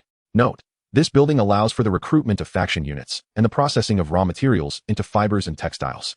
Upgrade requirements: 1050 wood, 750 stone, 340 leather, 220 hemp rope, 100 metal parts. He had assumed the tailor shop was merely a simple structure. not realizing it was also a venue for recruiting units. Nevertheless, having completed the construction, there was little use in dwelling on it. Recruitable, skeletal tailor, consumption, 1 wriggling spine. Proceed with recruitment, confirm recruitment. 100-fold amplification triggered, 101 skeletal tailors recruited. A series of lights flickered, and 101 skeletal tailors, clad in linen robes with leather measuring tapes draped around their necks, appeared before Fang Hao. Like their skeletal brethren, their hollow eyes glimmered with an eerie blue flame. Skeletal tailor, Tier 1. Faction, Undead. Race traits. Undead, hollow skeleton, weakness to light. Skills, raw material processing. Raw material processing, capable of converting raw materials into threads, encompassing but not limited to linen, wool, and silk. Note, from fibers to threads, from threads to fabrics, and from fabrics to garments, the tailor can transform ordinary attire into something resplendent. The 101 skeletal tailors gathered before Fang Hao, bowing respectfully as they spoke in unison. Esteemed Lord, we are at your service. They could speak. The recently recruited necromancers had been mute. The fact that these skeletal tailors could converse was intriguing. Fang Hao's gaze sharpened momentarily before he quickly regained his composure. The ability to recruit talking skeletons was not particularly surprising. Skeletal merchants, after all, were not high-tier combat units, yet could also communicate. Thus, it seemed reasonable that his tailors possessed the same ability. Welcome to the territory, everyone, Fang Hao said with a smile. Upon hearing Fang Hao's words, the multitude of skeletal tailors straightened their postures. Ah, by the way, do you have the capability to operate a spinning wheel? Fang Hao suddenly recalled the spinning wheel blueprints he had recently acquired. The spinning wheel undoubtedly pertains to the realm of textiles, thus falling within the purview of these tailors. One of the leading tailors stepped forward and spoke softly, "My lord, we can indeed use the spinning wheel to transform yarn into fabric, which can then be fashioned into various garments." "Ah, please hold on for a moment," Fang Hao replied, as he opened the Lord's book and, utilizing 100-fold amplification, crafted 101 spinning wheels to distribute among the skeletal tailors. The unicorn sheep raised on the ranch had also provided a modest supply of wool, sufficient to keep these artisans occupied for a time. "What is your name?" Fang Hao inquired of the foremost tailor. "My lord, I am called Sawyer." "Very well, Sawyer. From this moment forth, you shall be the captain of the tailors, and it will be your responsibility to assign tasks to the others," Fang Hao commanded decisively. Sawyer's soul flame flickered with excitement as he bowed once more, expressing his gratitude for Fang Hao's trust. Their verbal exchange revealed Sawyer's high intellect, comparable to that of the skeletal merchants. Perhaps, like the merchants, these specialized tailors possessed a level of intelligence deemed normal. A lack of flexibility would render one incapable of engaging in the salesmanship exhibited by skeletal merchants. Indeed, the development of our territory relies on the collective efforts of all, Fang Hao remarked gently, patting Sawyer on the shoulder. Sawyer nodded in agreement. As the group chatted, Ear scampered over. Upon seeing the oddly dressed skeletal tailors adorned with measuring tapes around their necks, she nearly turned to flee. However, upon noticing Fang Hao standing among them, she halted her retreat and called out, "Master, it's time for dinner." All the skeletal tailors turned their gazes toward her, causing Ear to tremble once more. "Come here." "Ear," Fang Hao beckoned softly. This was not Ear's first encounter with skeletons. Suppressing her trepidation, she concealed herself behind Fang Hao, her large ears drooping. "This is my maid." "Ear," Fang Hao introduced, then addressed Ear. "Ear, this is Captain Sawyer, and the others are our territory's tailors." "Oh, greetings, Captain Sawyer," Ear whispered. Sawyer responded, "Greetings, Miss Ear." Noticing that the skeletons displayed a semblance of politeness, Ear felt her anxiety dissipate somewhat. "All right, you may continue your work. We shall go for dinner first," Fang Hao said, leading Ear away. After bidding farewell to Fang Hao, Sawyer proceeded to assign tasks to the others, beginning the production of thread and the processing of fabric using the spinning wheels. On their way back, Fang Hao glanced at Ear, who was still clad in the rough linen attire she had worn since arriving from the slave trader. Although clean, it appeared somewhat tattered. "Ear, master, what is it?" Ear replied with curiosity sparkling in her large eyes. "I shall have Sawyer make you 2 new garments. You have worn this for far too long." Ear paused, her gaze lifting to Fang Hao, her eyes glistening with unshed tears. Indeed, she had worn this outfit for an extended period. Since becoming a slave, she had not changed clothes. After numerous washes, the fabric had become riddled with tears, which she had crudely stitched together with thin grass ropes to continue wearing. Yet, despite this, it was the best and most liberating life she had experienced since her enslavement. She had never imagined she would be deserving of such a life. Everything before her felt like a dream she had woven in a cage. The arrival of tailors in the territory, coupled with Fang Hao's intention to provide her with new clothing, deeply moved her. She gazed at her master with tear-filled eyes. "The loyalty of the rabbit folk Ear to you has increased by 2 points. Current loyalty, 100. Under your command, Ear's loyalty has reached 100 points, eliminating any potential for betrayal or negative sentiments." The sudden notification startled Fang Hao. Looking into her watery, enchanting eyes, he found the rabbit girl irresistibly charming. He gently stroked her large ears, causing her cheeks to flush with color. An idea struck him. Shouldn't he have Sawyer and the others design a set of bunny girl attire for Ear to try? Chapter 81. Pre-ordering a pair of underwear. As they sat at the dinner table, Ear served up the prepared meal. Savoring Ear's culinary skills, Fang Hao opened the Lord's book and navigated to the regional channel. I am looking to acquire natural gemstones. Does anyone wish to trade resources for gems? I opened a treasure chest today and obtained the blueprints for a city wall. But the material requirements are exceedingly high. Gathering the necessary materials will take at least half a month. Damn, I might as well construct a wooden wall myself. I envy you. Sigh. I don't even have a change of clothes. My stockings have developed a foul odor. Cough, cough. I will offer 10 units of resources for a pair of lady stockings. 20 units. Having been in this world for over 10 days, aside from his own clothes, Fang Hao only possessed a set of garments pilfered from Zhuang Hong.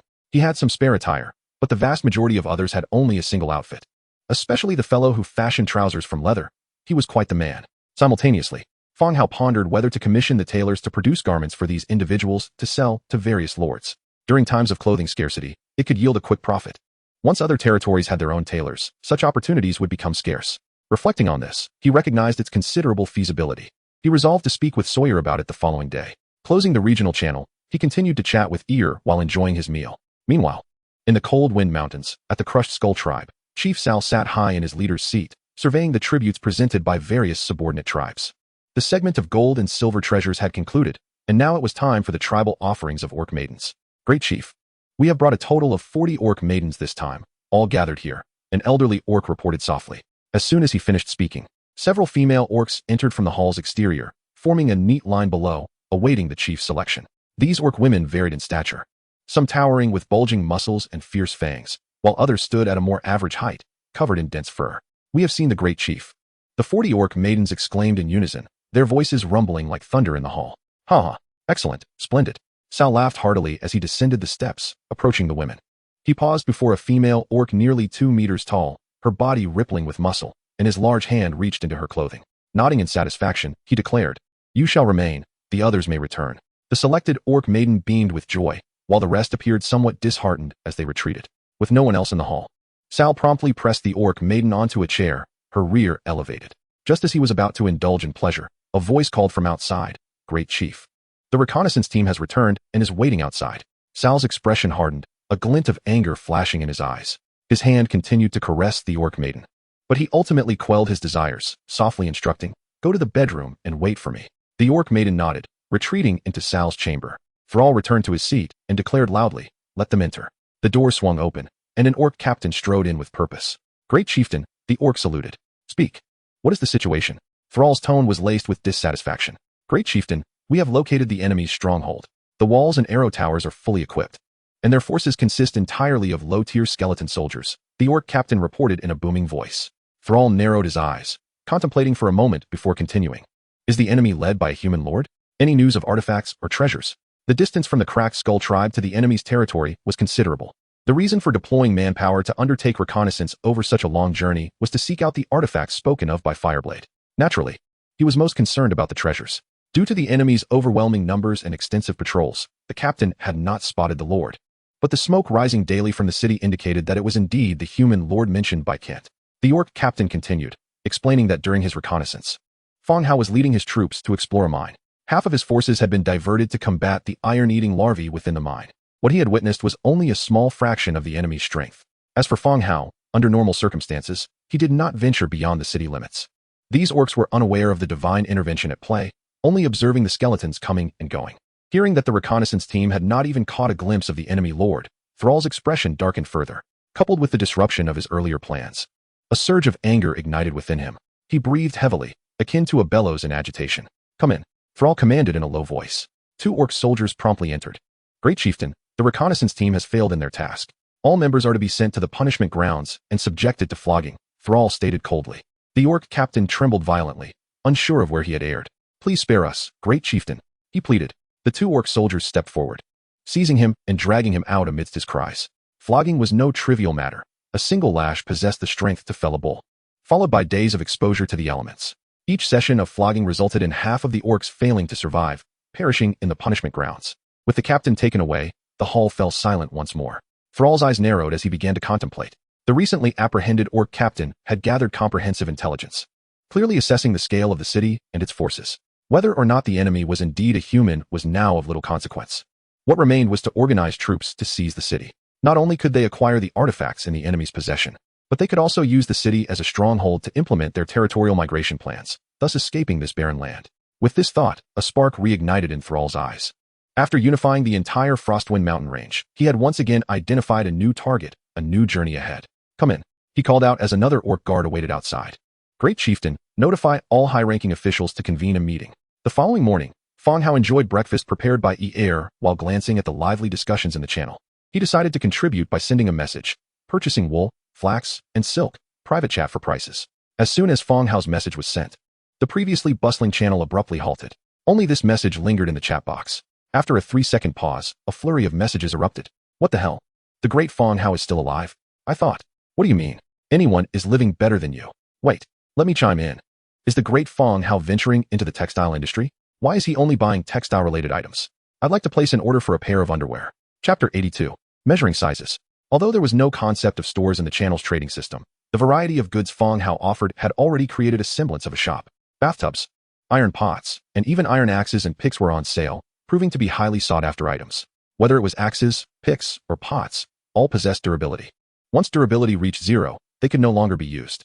Without a corresponding craftsman to repair them, one would need to repurchase. Hence, everyone became a repeat customer of Fang Hao. Now, with Fang Hao's sudden unlimited purchasing of textile-related items, people were increasingly astonished by the development of his territory. Observing the flurry of reactions, Fang Hao spoke again. The territory is indeed researching textile products. If successful, we will sell them in the regional channel. If any brothers have flax or silk, please private chat me. Wow, I was just joking, but he's really entering the textile industry. Are we in the same world? Boss, remember me. Hey there, I want to order a few sets of skirts. Upstairs, I recognize you. What business do you have ordering skirts as a guy? Mind your own. Everyone has the right to pursue their freedom. What's wrong with that? Messages continued to scroll incessantly. Soon after, someone sent a private message.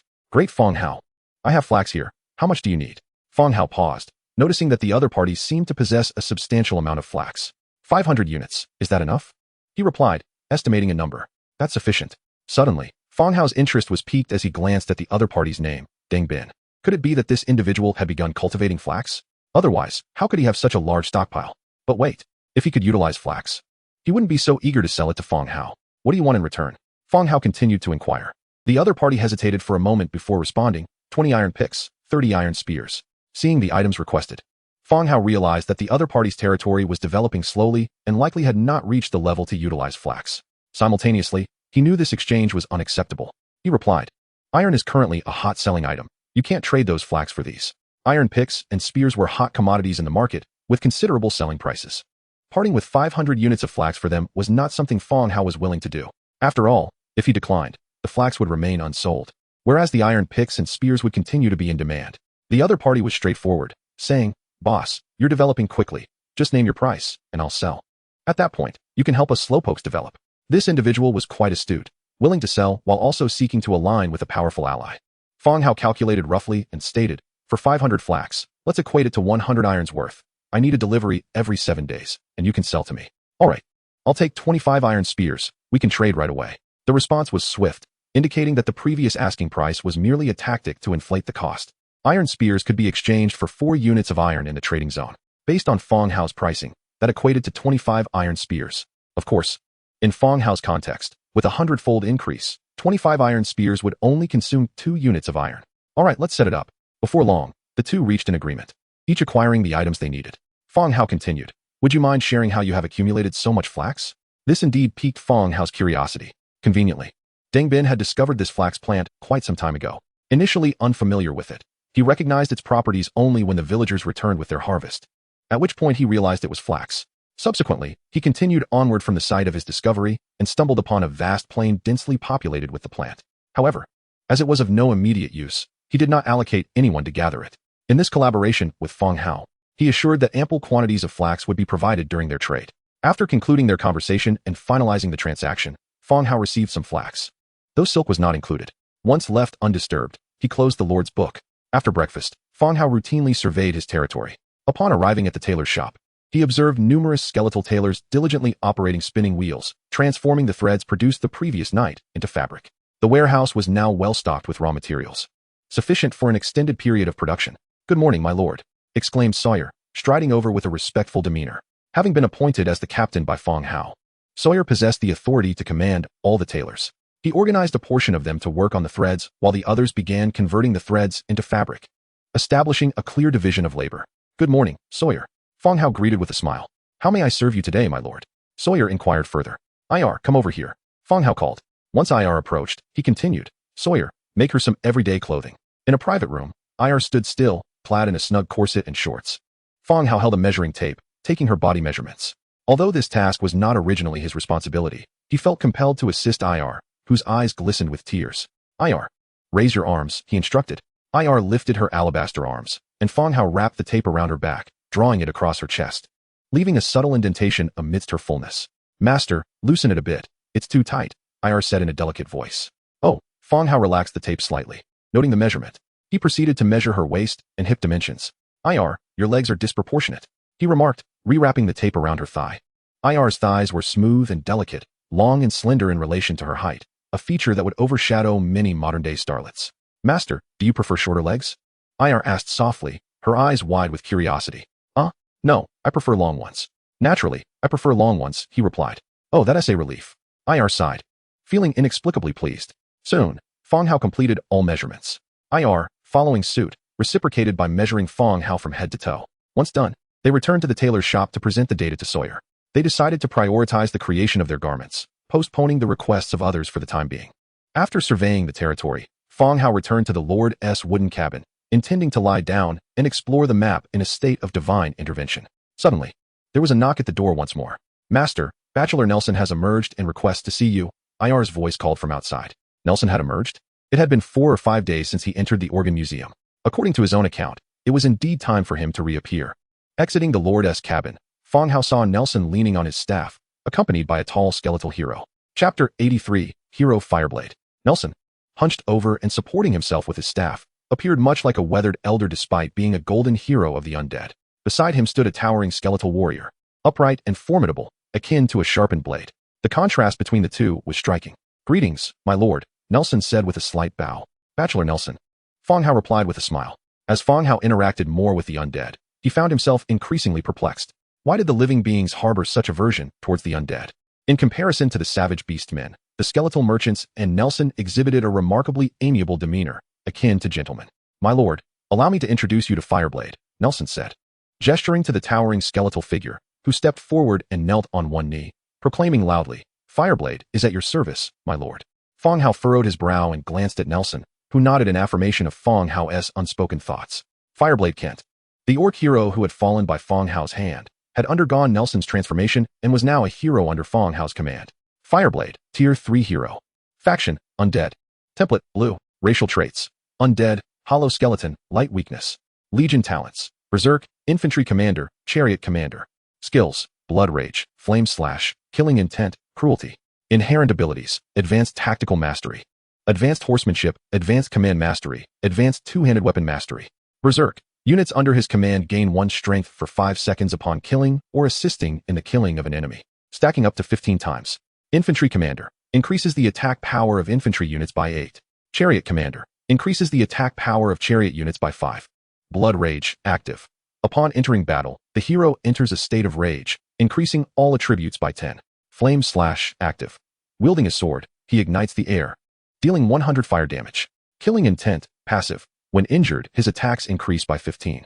Cruelty, passive. Deals increased damage to severely wounded enemies. Description, a product of the immortal necromancer. Unrecognized by the god of the undead, this hero cannot be enhanced or promoted. Fireblade's attributes were quite respectable. During the battle against the orcs, Fang Hao had relied on the sheer numbers of the undead army to overpower him, constructing a mountain of skeletal corpses around Fireblade. Now, having been transformed by Nelson, he became a hero under Fang Hao's command. However, despite being a hero, Fireblade could not be promoted or enhanced further, remaining in his current state indefinitely. This meant his potential was limited, unable to advance further. Nonetheless, contemplating hero promotion at this juncture felt premature. Adding a hero signified a substantial enhancement for the territory. Continuing to assess Fireblade's loyalty, he noted, "Loyalty of Undead Fireblade towards you has reached 100. Fireblade Kent, under your command, has achieved a loyalty score of 100 points, ensuring no occurrences of betrayal, espionage, or any negative sentiments." Fireblade Kent's soul had been confined and modified by Nelson. Though possessing intelligence, he lacked independent emotions, having no recollection of his past, and was devoted solely to the territory and Fang Hao. This realization relieved Fang Hao, as it meant Fireblade would not seek vengeance against him. "Welcome aboard, Fireblade," Fang Hao declared with enthusiasm. Fireblade rose, expressing, "Thank you, my lord." Fang Hao pondered for a moment before addressing the two skeletal sentinels at his side. "Go fetch the Bloodthirst set." The two skeletal warriors entered the chamber and retrieved the 4 pieces of the Bloodthirst ensemble along with the Bloodthirst blade. This set of equipment had been acquired from the Fireblade tribe. Due to its excessive weight, he found it unwearable, and other units were similarly unable to don it, leaving it stored in the Lord's Hall. "Fireblade, I entrust this armor to you, hoping that you will contribute to our territory in the future." After all, it had come full circle, returning to the hands of Fireblade. "Thank you, my lord."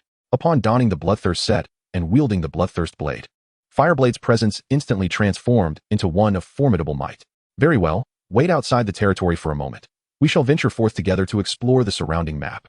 "Understood, my lord," Fireblade replied, departing to await outside the territory. Fang Hao exchanged a few brief words with Nelson before returning directly to the Lord's wooden abode. Entering a state of divine revelation, he embarked on an exploration of the unknown regions with Fireblade and his steed. As dusk approached, the large party returned laden with spoils. Although they had not encountered any significant strongholds or factions, they had successfully hunted a considerable number of wild beasts and discovered several wooden treasure chests. The beasts were slaughtered, yielding food and leather, thereby augmenting the reserves in the warehouse. The treasure chests also revealed a variety of items: iron hoe crafting blueprint, stone bowl crafting blueprint, 12 natural gems, 10 mithril, 3 spring water traces, 2 magical traces. It was indeed a bountiful harvest. The contents of the wooden chests were rather limited, with only basic materials and foundational blueprints. As Fang Hao catalogued all the blueprints, the skeletal team returning from Shadowwind Fortress coincidentally began unloading their cargo. He had arranged for a substantial number of skeletons to undertake demolition at Shadowwind Fortress. Earlier, while exploring the map, he had also checked on the progress at the fortress.